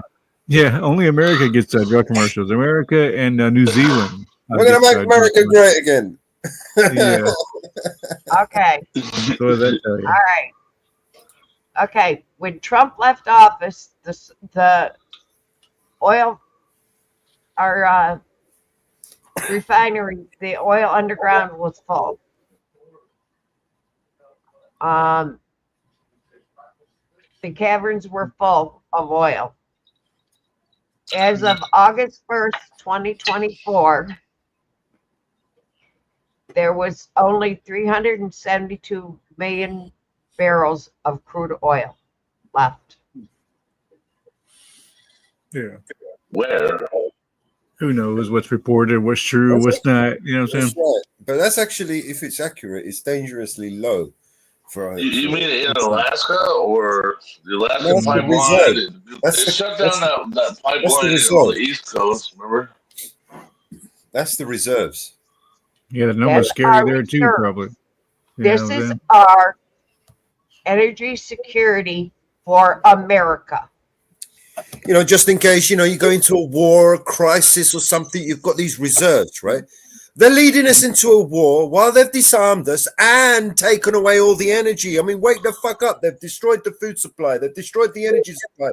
They've fucking disarmed everybody. They're fucking giving away all the weapons. And then they're leading us straight into a fucking war we can't win. Well, they made it basically illegal for a man who owns some land to pump the oil out of it. Because, I grew up in SoCal, and there's lots of grasshoppers. You know what grasshoppers are? They pump the oil out of the ground. You know what I mean?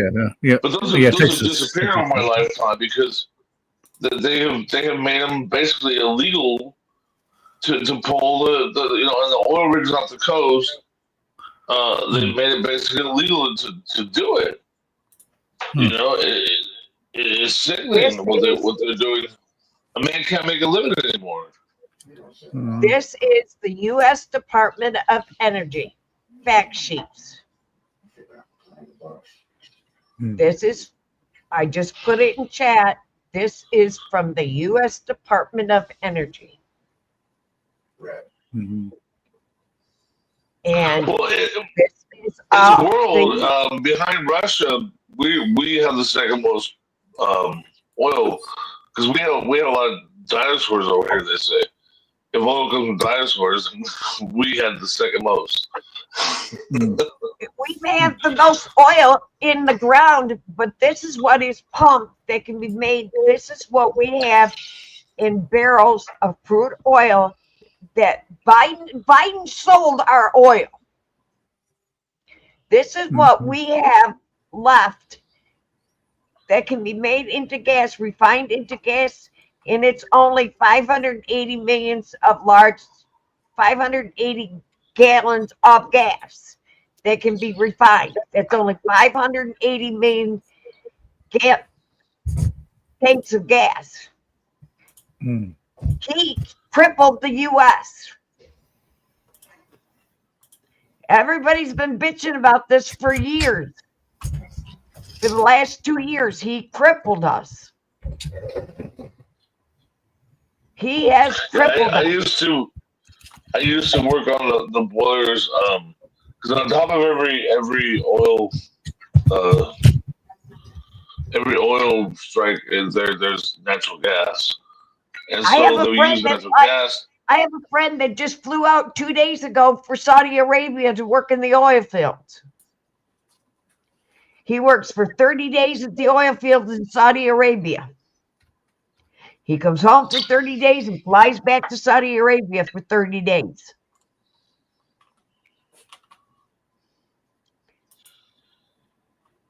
Comes back for 30 days, flies to Saudi Arabia for 30 days. Yeah, I have a friend who worked at they had a maze at Argo in SoCal down here in SoCal, and basically he says they won't even, Argo won't even buy American oil because it's just so unrefined. It's so hard to refine compared to Saudi oil. Saudi oil they call black silk. Here, which is basically is almost like it comes when you change the oil out of your engine. Like that's what Saudi oil looks like. But American oil, and I've seen it myself, is like it's chunky jello, like chunky gray jello. And I used to work on the boilers. We would heat the tanks just so they could pump it into the trucks. And it would take about 3 hours to fill a truck. It's just this chunky gray spew. It's not at all like you would think oil is supposed to look like. Our oil here is so different from what Saudi oil is. It costs so much more to refine that American companies we can't afford to touch it because of all the labor involved. Whereas when you look at the Saudi oil, it's just black silk. They can just take it and they can feed it in the machines, and they can crack it, and they can turn it into two different products and put plastic on the back end. They're selling plastic on this side, they're selling motor oil on this side, and they're selling gasoline on this side. But when it comes to American oil, it's such a different product that the refineries don't even want to touch it. They're just like, we got to hire 10 more men, to work around the clock just to get this into a viable product, and where we can crack it. It's a whole. They call it cracking. It's a whole different product, man. All here is like, but we have a ton of it. We have tons of it here. There's a lot of it here. I know you say Biden sold, but I think really what he sold was the Alaskan pipeline that was coming down, because we have tons and tons of oil on the ground here. Well, they never finished the pipeline. They stopped it. Yeah. Well, right.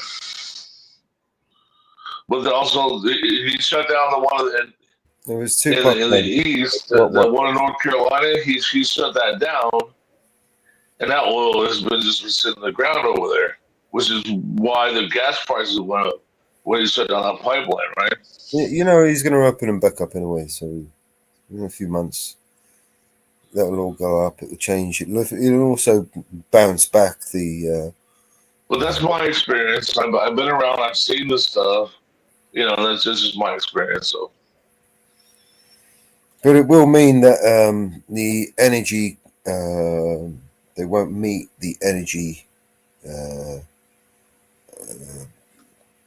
targets that they set, right?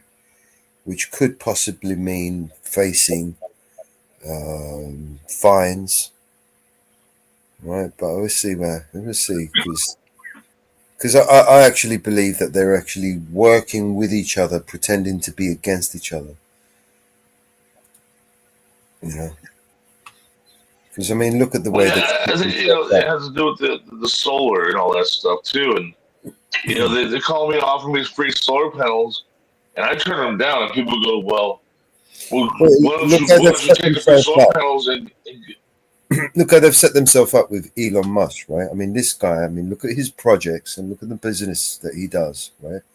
And then look at the what they're doing. I mean, clearly they're setting the administration before them set themselves up to create this grid system, to create this electric, and the cars, and to make way for it, while these guys pretended to oppose it. And then now these guys set up, and all of a sudden, well, it's not all of a sudden, in front of everyone's eyes, these guys secretly want the things that the other guys are trying to push, if you know what I mean. Like for instance, the electronic cars, for example, right? Electric cars is Elon Musk all over that. You know what I mean? He's going to benefit from that more than anyone, right?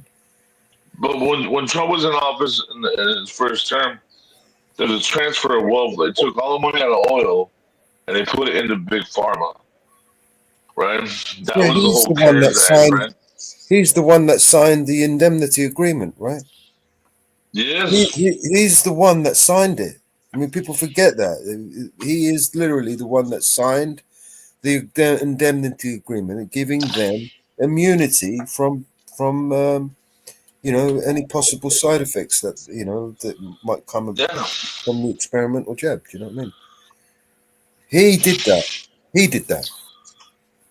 Right? Let's not forget that. He's the father of the vaccine. And then he gives them $6.2 trillion. I mean, he complained about Obama's $8 trillion, and then he doubled it. He freaking doubled Obama's debt. that my daughter is never going to live to pay. Well, what do you think he's going to do now? What do you think he's going to do now? And with all these drones and all this stuff that's going on, I'll tell you what he's going to double. He's going to double the debt like he did he's last going time. to spend $10 trillion.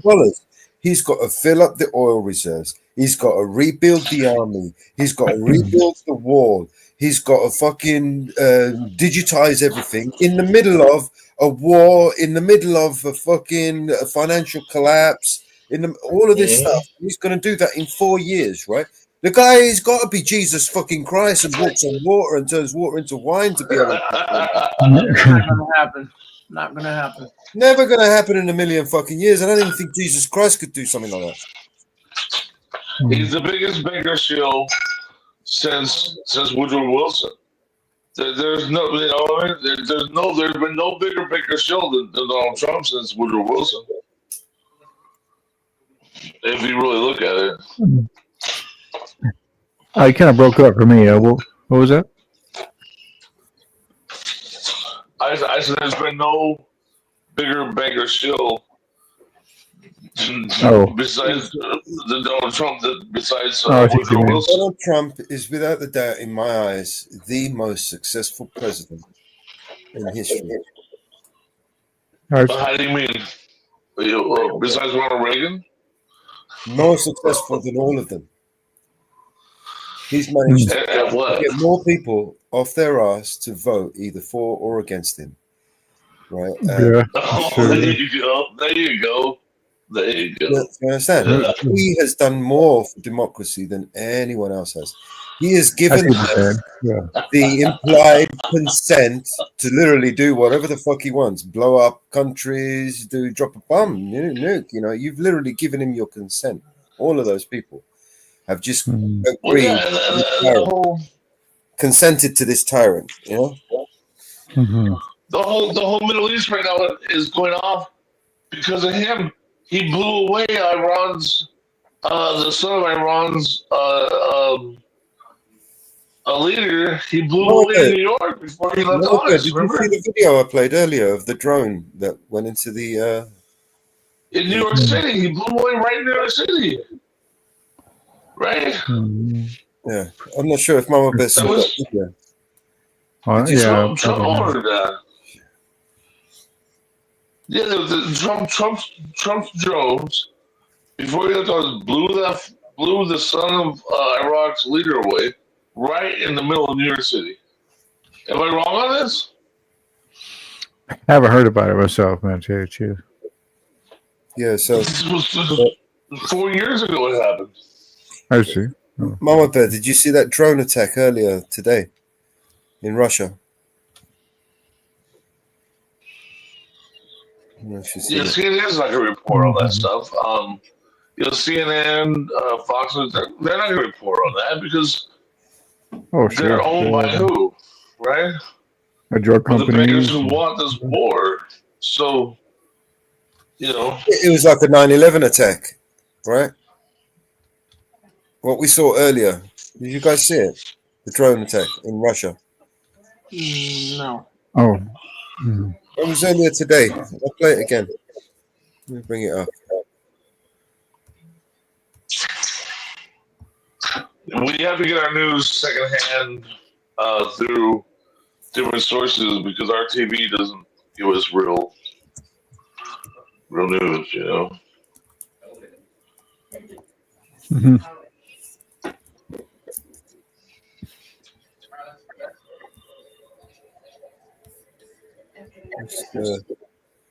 Let's put someone else on. Let's put the Telegraph. Telegraph. Let's put. All right. So this was the attack today. Mama Bear, you still with us? Mm-hmm. Yeah, I am. All right. I'm not I sure. was just reading an article. Okay. Let me bring up this video. So I ain't got my glasses on, so I'm kind of squinting.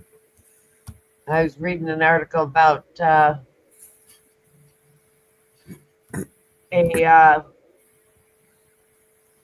representative has been living in a dementia care home in Texas for the last 6 months, and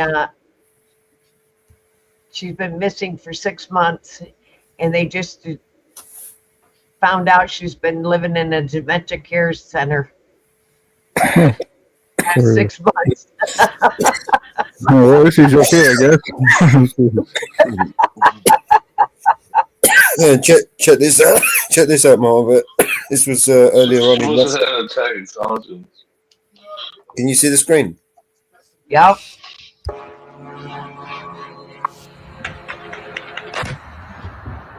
Wow. 2 drones into the same building. Wow.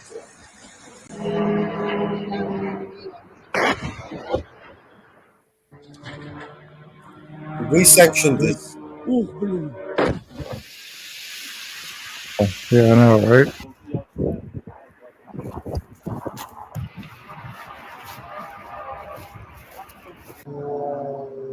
Летит.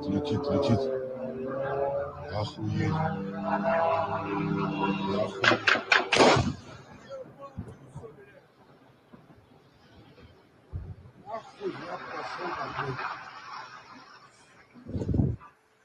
Из дома точнее, пизду. That just seems like a small bomb too. Just imagine they really put a bomb or something on there, something like that. You know? That was a pretty nasty explosion. I mean, you see the It building. was, but I'm just saying, really. Just imagine if they Building really didn't put, like, collapse, though, did it? yeah, like that, huh? like the original one, huh? Right. Yeah. It's definitely. Where's the one I played earlier? A bit more footage to it.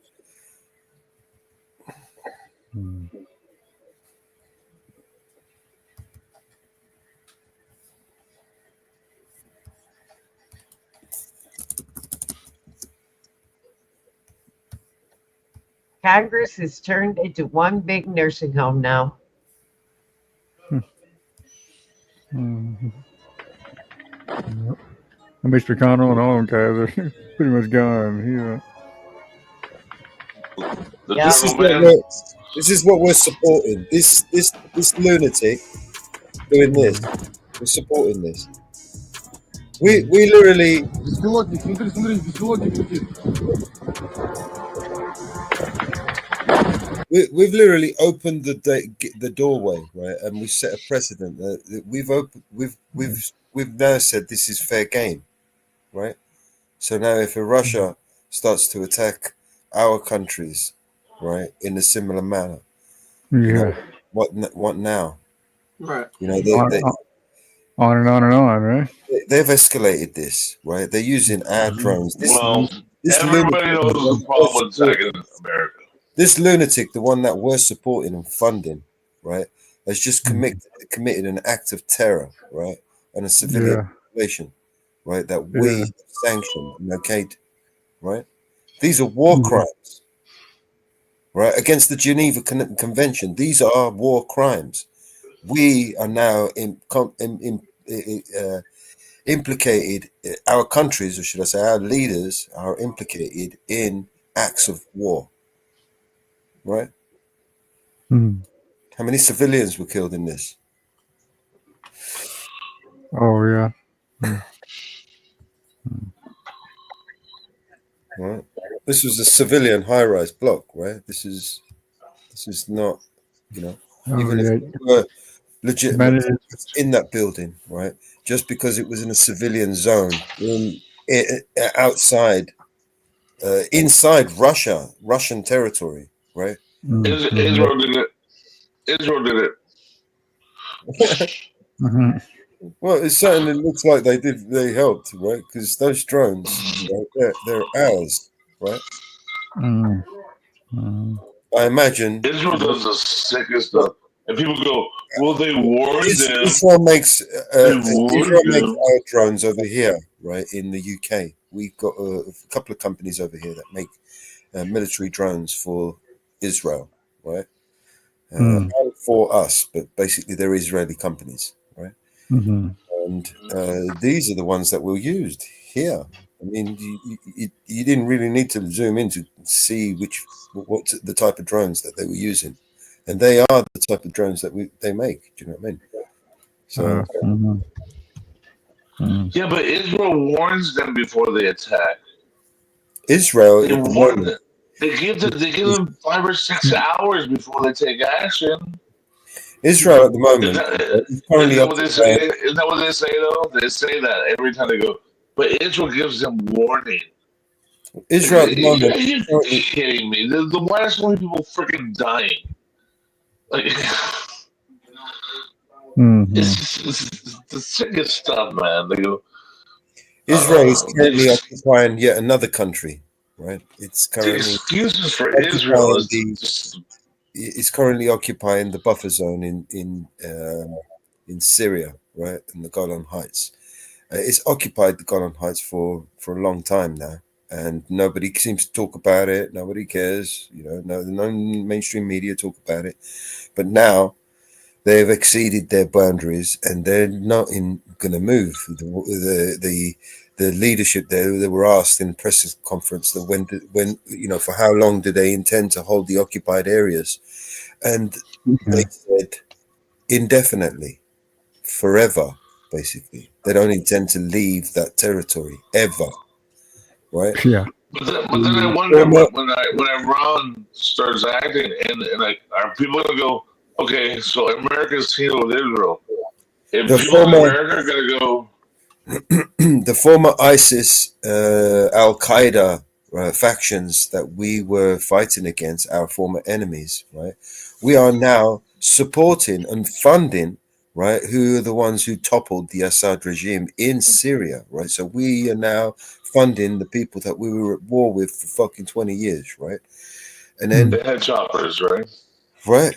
And the story that no one's talking about, right, is that Syria is a predominantly fucking Christian community, right? There's a lot of Christian people there who are now getting slaughtered by the fucking Islamic extremists, right? That we supported and funded, right? Yeah. This is the tragedy that no one's talking about. There's no mainstream media talking about this shit.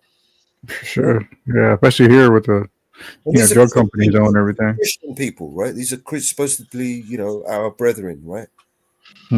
We're a Christian nation over here, right? And our brothers over there, our Christian brothers over there, right, are getting slaughtered. And the news, our news, is not even a peep, not even a word, not even a sound.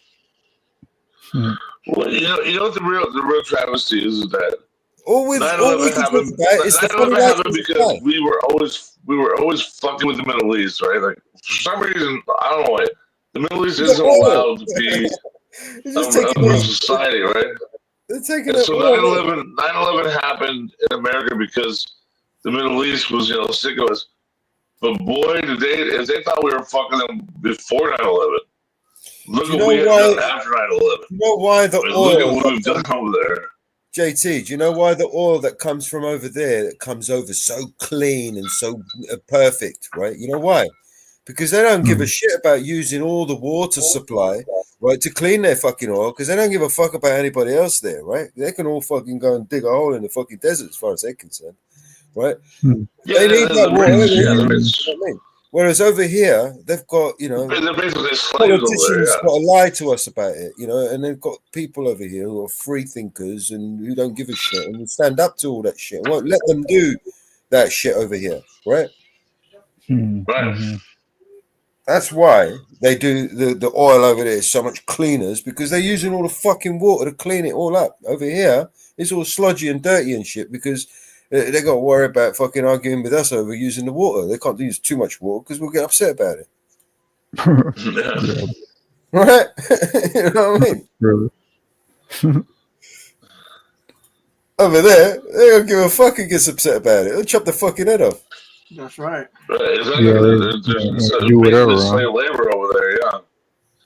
Mm-hmm. And I've been there. I've seen this shit come out of the ground, and it's just chunky spew, And you can't, we're Americans, and what are they gonna do to me? They can't do shit to me. I mean, not without cutting my head off like they can over there. But yeah, over in Saudi, they're slaves. It's master and servant. But here is not that way. And they want to build that line all the way across Saudi Arabia. And that's just to cut everyone, the whole country off from the coast, right? I mean, you can imagine the control you would have over the entire country and the entire region, right? Force everybody to live in this one fucking line all the way across. You know what I'm talking about, the line.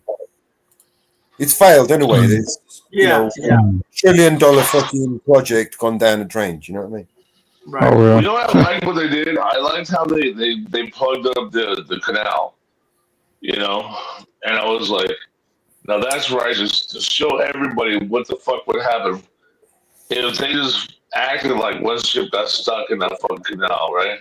Have you heard some of the dumb, shitty ideas that they've been coming out with, bro? I'll give you an example. They want to dam, right, the Mediterranean Sea from the Atlantic Sea, right, and drain the Mediterranean Sea. They want to dam. They want to dam to Morocco or what? Right. They want to. They want to dam. Right. The Channel Ocean, the Channel Sea, and the North Sea, and then drain the land bridge from Europe to the England, so they can create like water, like a basically like Gibraltar. Yeah, and they talk and they're trying to, like that's hilarious. Yeah. Madness. Yeah. And they reckon the energy that they could create by damming such a huge area, right? Oh yeah. That shit might raise the sea a couple feet. They did that. It might raise the ocean on the American coast by a foot or two. Oh, there's another one. They want to drop a whole load of nukes, right, in the Sahara Desert, right, and make a big fucking hole, right, so they can fill the Sahara with water from the Mediterranean, right, and paradise. And the nukes are going to do it, right? The nukes are just quick time and fuck digging that shit. You know what I mean? Just nuke the shit. Yeah, right. Jeez, it wouldn't be contaminated. I mean, it'd be contaminated, wouldn't it? I mean, for like the next 100 years. You'll have a big hole fucking quick time, wouldn't you? You can sit there with fucking construction diggers and all that. It'd take you fucking 10 years to do it. But, nuke, be 5 minutes and be over with. I mean, of course, you wouldn't be able to grow anything.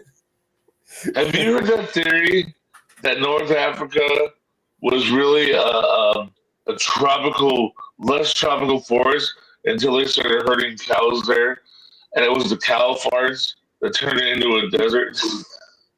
No, Not the I've fact that heard it's on that. the equator. It has nothing to do with the equator and the sun beating down on it every day. Yeah, They probably a just lot of started herding factors. But cows yeah. in the Sahara. Have you heard that? No, I heard that one. Yeah, Hey, they say Northwood. that the Sahara used to be a lush tropical forest until they started herding cows there, and the cow Oh, farts turned well, it I've heard into a that desert. I've heard that it was once a lush forest, all that, but who knows how it got destroyed, They say it was because they started herding cows. Right. That's what Yeah, but they said. yeah, whatever they say it is, it's not. You know what I'm saying? Right? Yeah. Hey, Northwood. Well, How are ya? Northwoods. What's up, bro? What up? We'll What's be up, brother? coming to the end of the show at the moment. It's 9:57. Well, we Yeah, could good luck. keep it going in the background if you wanted to. Yeah, man, sure. Yeah, I'll hang it for a minute. I got a few things I want to talk to you about. Sure. I did drop Have you heard you. that, Mellows? Have you heard about North Africa? Have you heard that one? Which one? What one? How it was a less tropical forest until they started herding cows there. Yeah. And that's what turned it into the Sahara Desert. I've heard a lot of stories, man. I mean, Yeah, there's so many Can stories. you imagine? The Ricot structure, the Eye of the Sahara, supposedly is was the lost city of Atlantis, right? Where it was. Mm. You heard about that? The Eye of the Sahara. Oh, Never yeah, I've heard a lot of theories about Atlantis. Yeah. Yeah. So this theory is that at that time, the Atlantis was actually, and it actually falls in line with Plato's description of Atlantis, where it is and located. But Well, and Homer wrote it down 500 years after the whole thing. well, And we so don't we really can't know let how this many years. Atlantis go. We don't know how many years he actually when he wrote it down, but it could have been 1,000 years before, right? I mean, it was like ancient history knowledge from then, you know what I mean? It's like we're talking about Homer 3,000 years ago, and it could have been from him 3,000 years before, sort of thing. Do you know what I mean? We don't know. We don't know when Atlantis was, but we can only assume it was pre-Ice Age, right? More than 10,000 years ago. Well, we don't know that much. We just know some dude wrote something down about it, and now it has to be true somehow. It's weird. Theories, right? They're not facts. Yeah, I think everything was amazing until it wasn't, right? You know what I mean? Until the last one, the last. Well, if you can imagine the technology, right? That today, if we had that technology in the past, to some it would be considered magic. It could, unexplainable. Well, he also wrote down about Odysseus and all that stuff. Yeah, you try to explain to somebody what a flying saucer was, you know what I mean, or he tried to draw it or explain to him what it is. He would draw a picture of a head of a dog on a man. He would draw, a carpet with a man flying on a carpet, or or a chariot, with the horses pulling in the sky. You know what I mean? Because translating or explaining it to somebody back then who doesn't understand what a car is, what a television is, what an airplane is, he would explain it to you, in a drawing or depicting like a carpet, or maybe the translation of carpet, gets diluted over 1,000 or 10,000 years. Do you know what I mean? So pictures and things. Yeah. So we don't know. Well, he was pretty specific about Atlantis. We could just speculate, right? That's all we can do. Yeah, we don't know shit. We know shit what about we're told. the regurgitated history that we've been told, you know, reconstructed history, should we say? Yeah, reconstructed. Exactly. Well, it's like Stonehenge. Right? What is it? It's not history. It's his story. Right? Yeah, here you go. History. Stonehenge, right? The positioning of the stones, right? Well, the winner goes the spoils, we don't know. and that includes We the don't history. exactly know where those stones where they were positioned. We just guessed because the guy who went and restored them, he just lifted them out and put them in positions where he thought it was look good, and then now all of a sudden we're making, you know, assumptions about what it was used for, and it could have looked completely different. But the person who restored it, you know, he put it together the way he thought he was going to do it. Do you know what I mean? It might not even look like anything like that, you know. Well, the thing about, you know, we go back to ancient history is like there are some compelling things, like when you go to Cyprus and you see the ramp that the Romans built. But then where is the Colossus of Rhodes? Where is Alexandria? Where is Atlantis? You know, but then also Hang on. Odysseus. There's some Odysseus stuff really there. go to hell? What you Like what you just said there. There's some stuff is actually factually incorrect. What we're talking about is roads. There's a lot of stuff that you got to take. You know, Still plenty of solve, roads you know? that exist from the Romans, right? Plenty of roads. They were very good. That's what the people complain about being ruled. But you know, you were given education, you were given roads, you were given. One of the most famous roads that still today is one of the straightest routes from Calais to Paris, right? It's the longest road. It's the straightest road. You could get you can get a ruler on it, and it's so flat and so straight. You know what I mean? I see.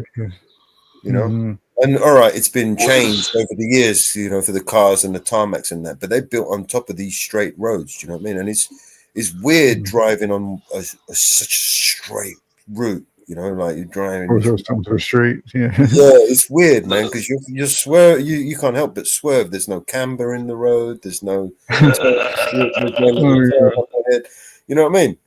And it's just straight fucking road. You know what I mean? And you've got to kind of like steady up. You know, you kind of drift sometimes, especially when you're playing music and shit. And you're That's what like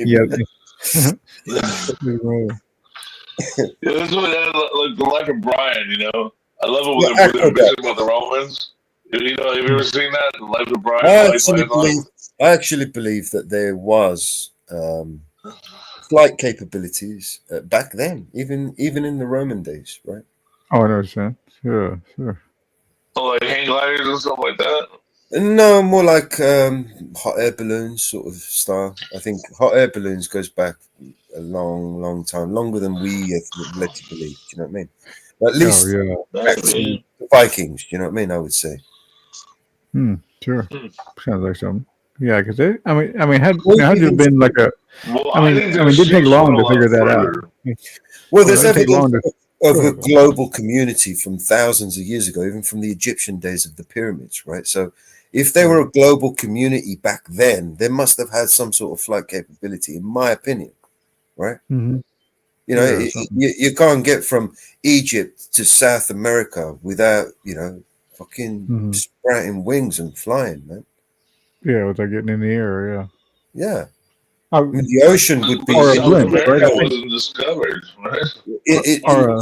I know they had boats back then, but the little boats that they had back then in a big ocean like that would take months, if years, and it would be treacherous. You know what I mean? And for them to be able to, you know, spread that technology of building such buildings, and we don't even know how they built it today. We can't even replicate that structure. We can't replicate anything. In the north, they follow the ice shelves, you know, because back then there was, you know, we had the Kailasa Temple.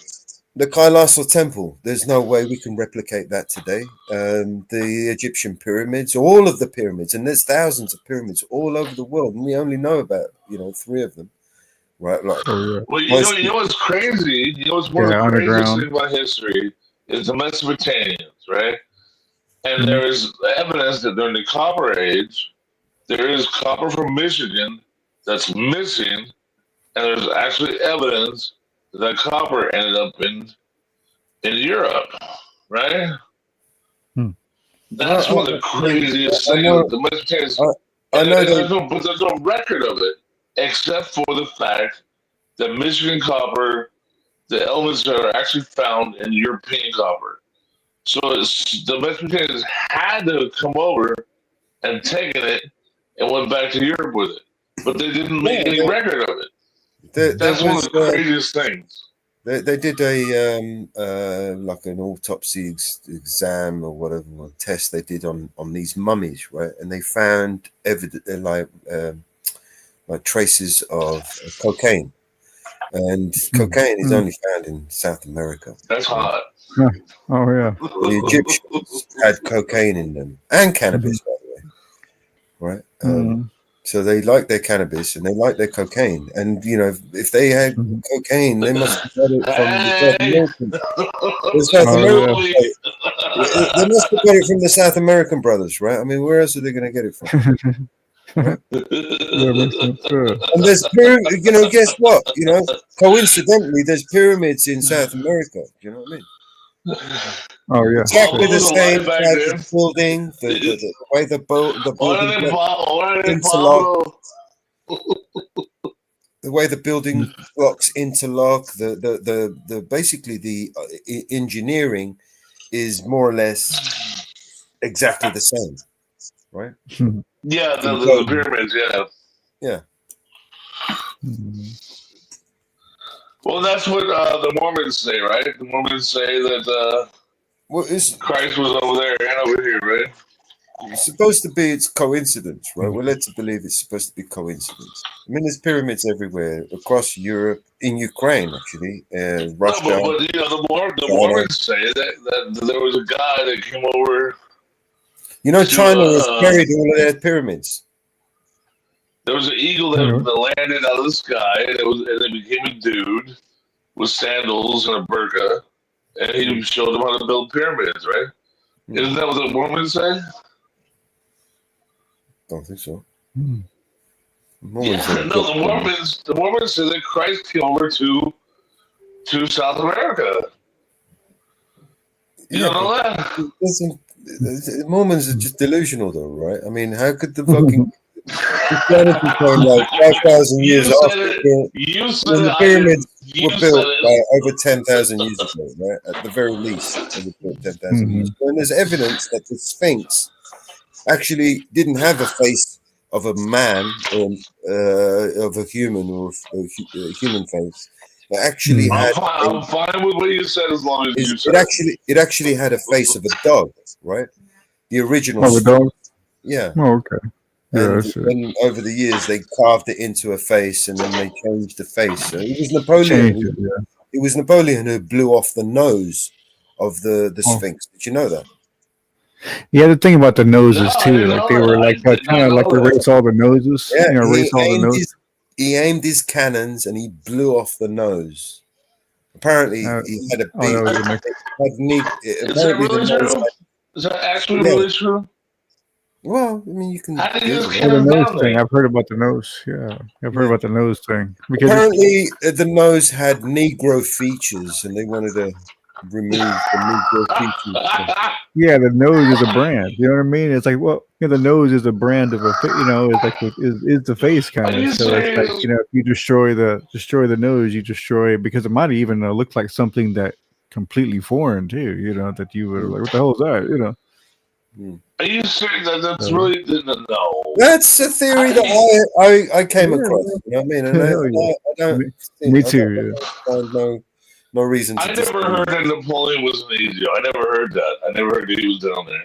Napoleon, yeah, of course he was, man. Napoleon was everywhere, man. Napoleon, right, invaded Russia, right, to stop them. Well, that I know, yeah, Waterloo and all that shit. Yeah, do you know why he invaded? There's most people. They know that Napoleon invaded Russia, but they don't know why he invaded Russia. What compelled him to sacrifice so many people? Millions of people died in that war, right? Because when you're rich, you want it all. No, it was Russia was everything. It was. I'll tell you what it was over, and you won't believe it. It was over cannabis. No shit. Believe it or not, it was over hemp. In fact, It makes sense. Yeah, yeah. The Hemp whole was one of the the whole largest. commodity. Yeah, the commodity It of it, was one of right? the most important commodities at the time, especially when Got it. you want to build an armada.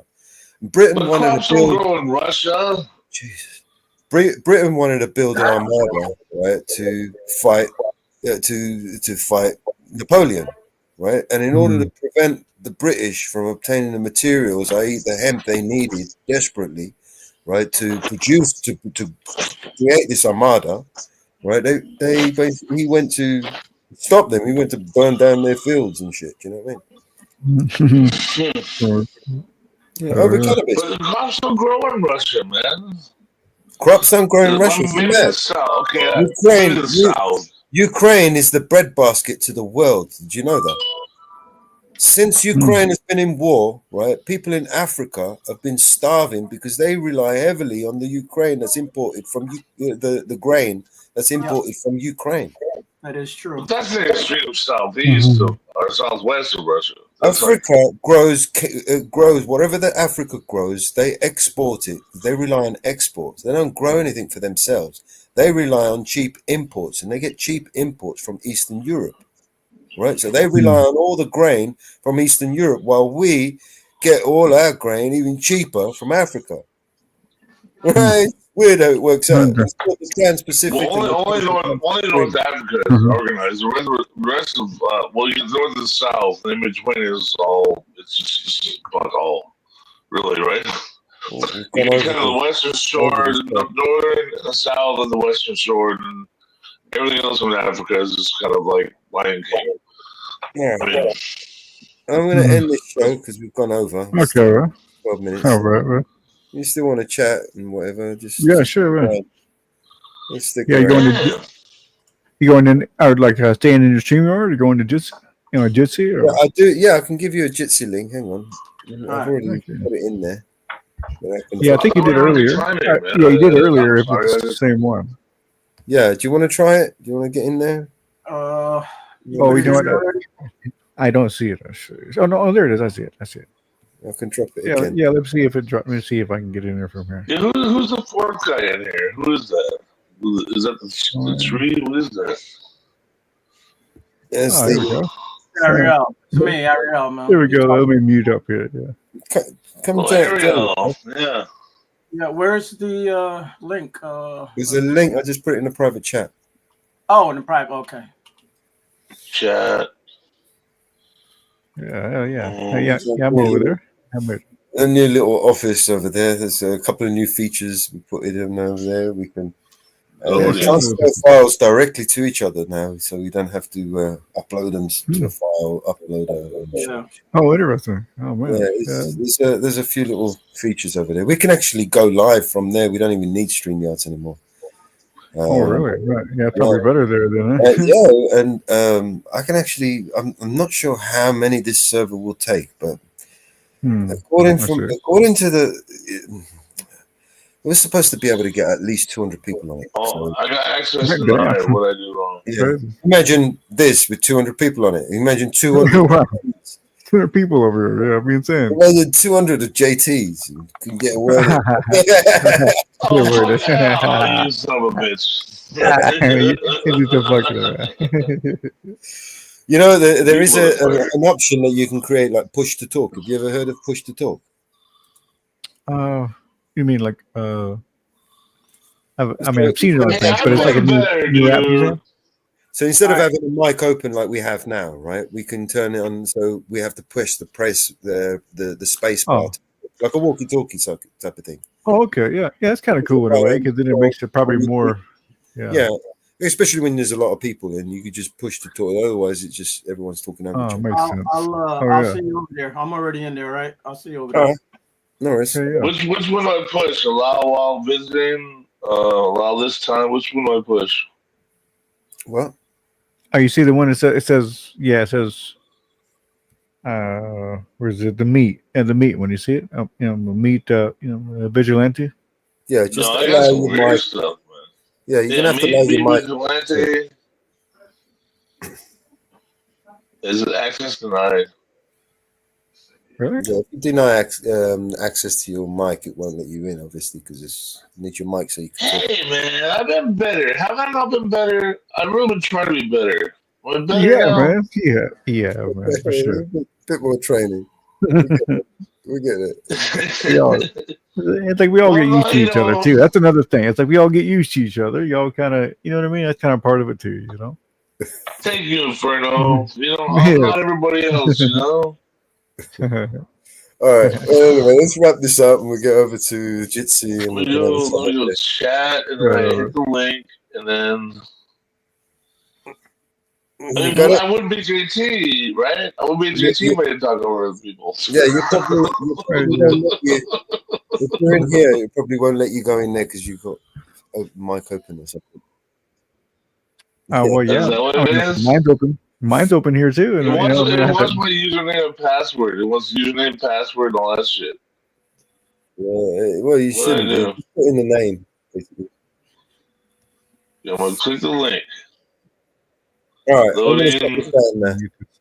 Guys, thank you for joining us. Thank you, everybody in the chat. Thank you, everybody watching. And thank you, everybody who's going to watch us later. Anytime. We will see you on the next one. I'll see you in a minute. Give me a minute. All right. JT, I'll end this show. Peace.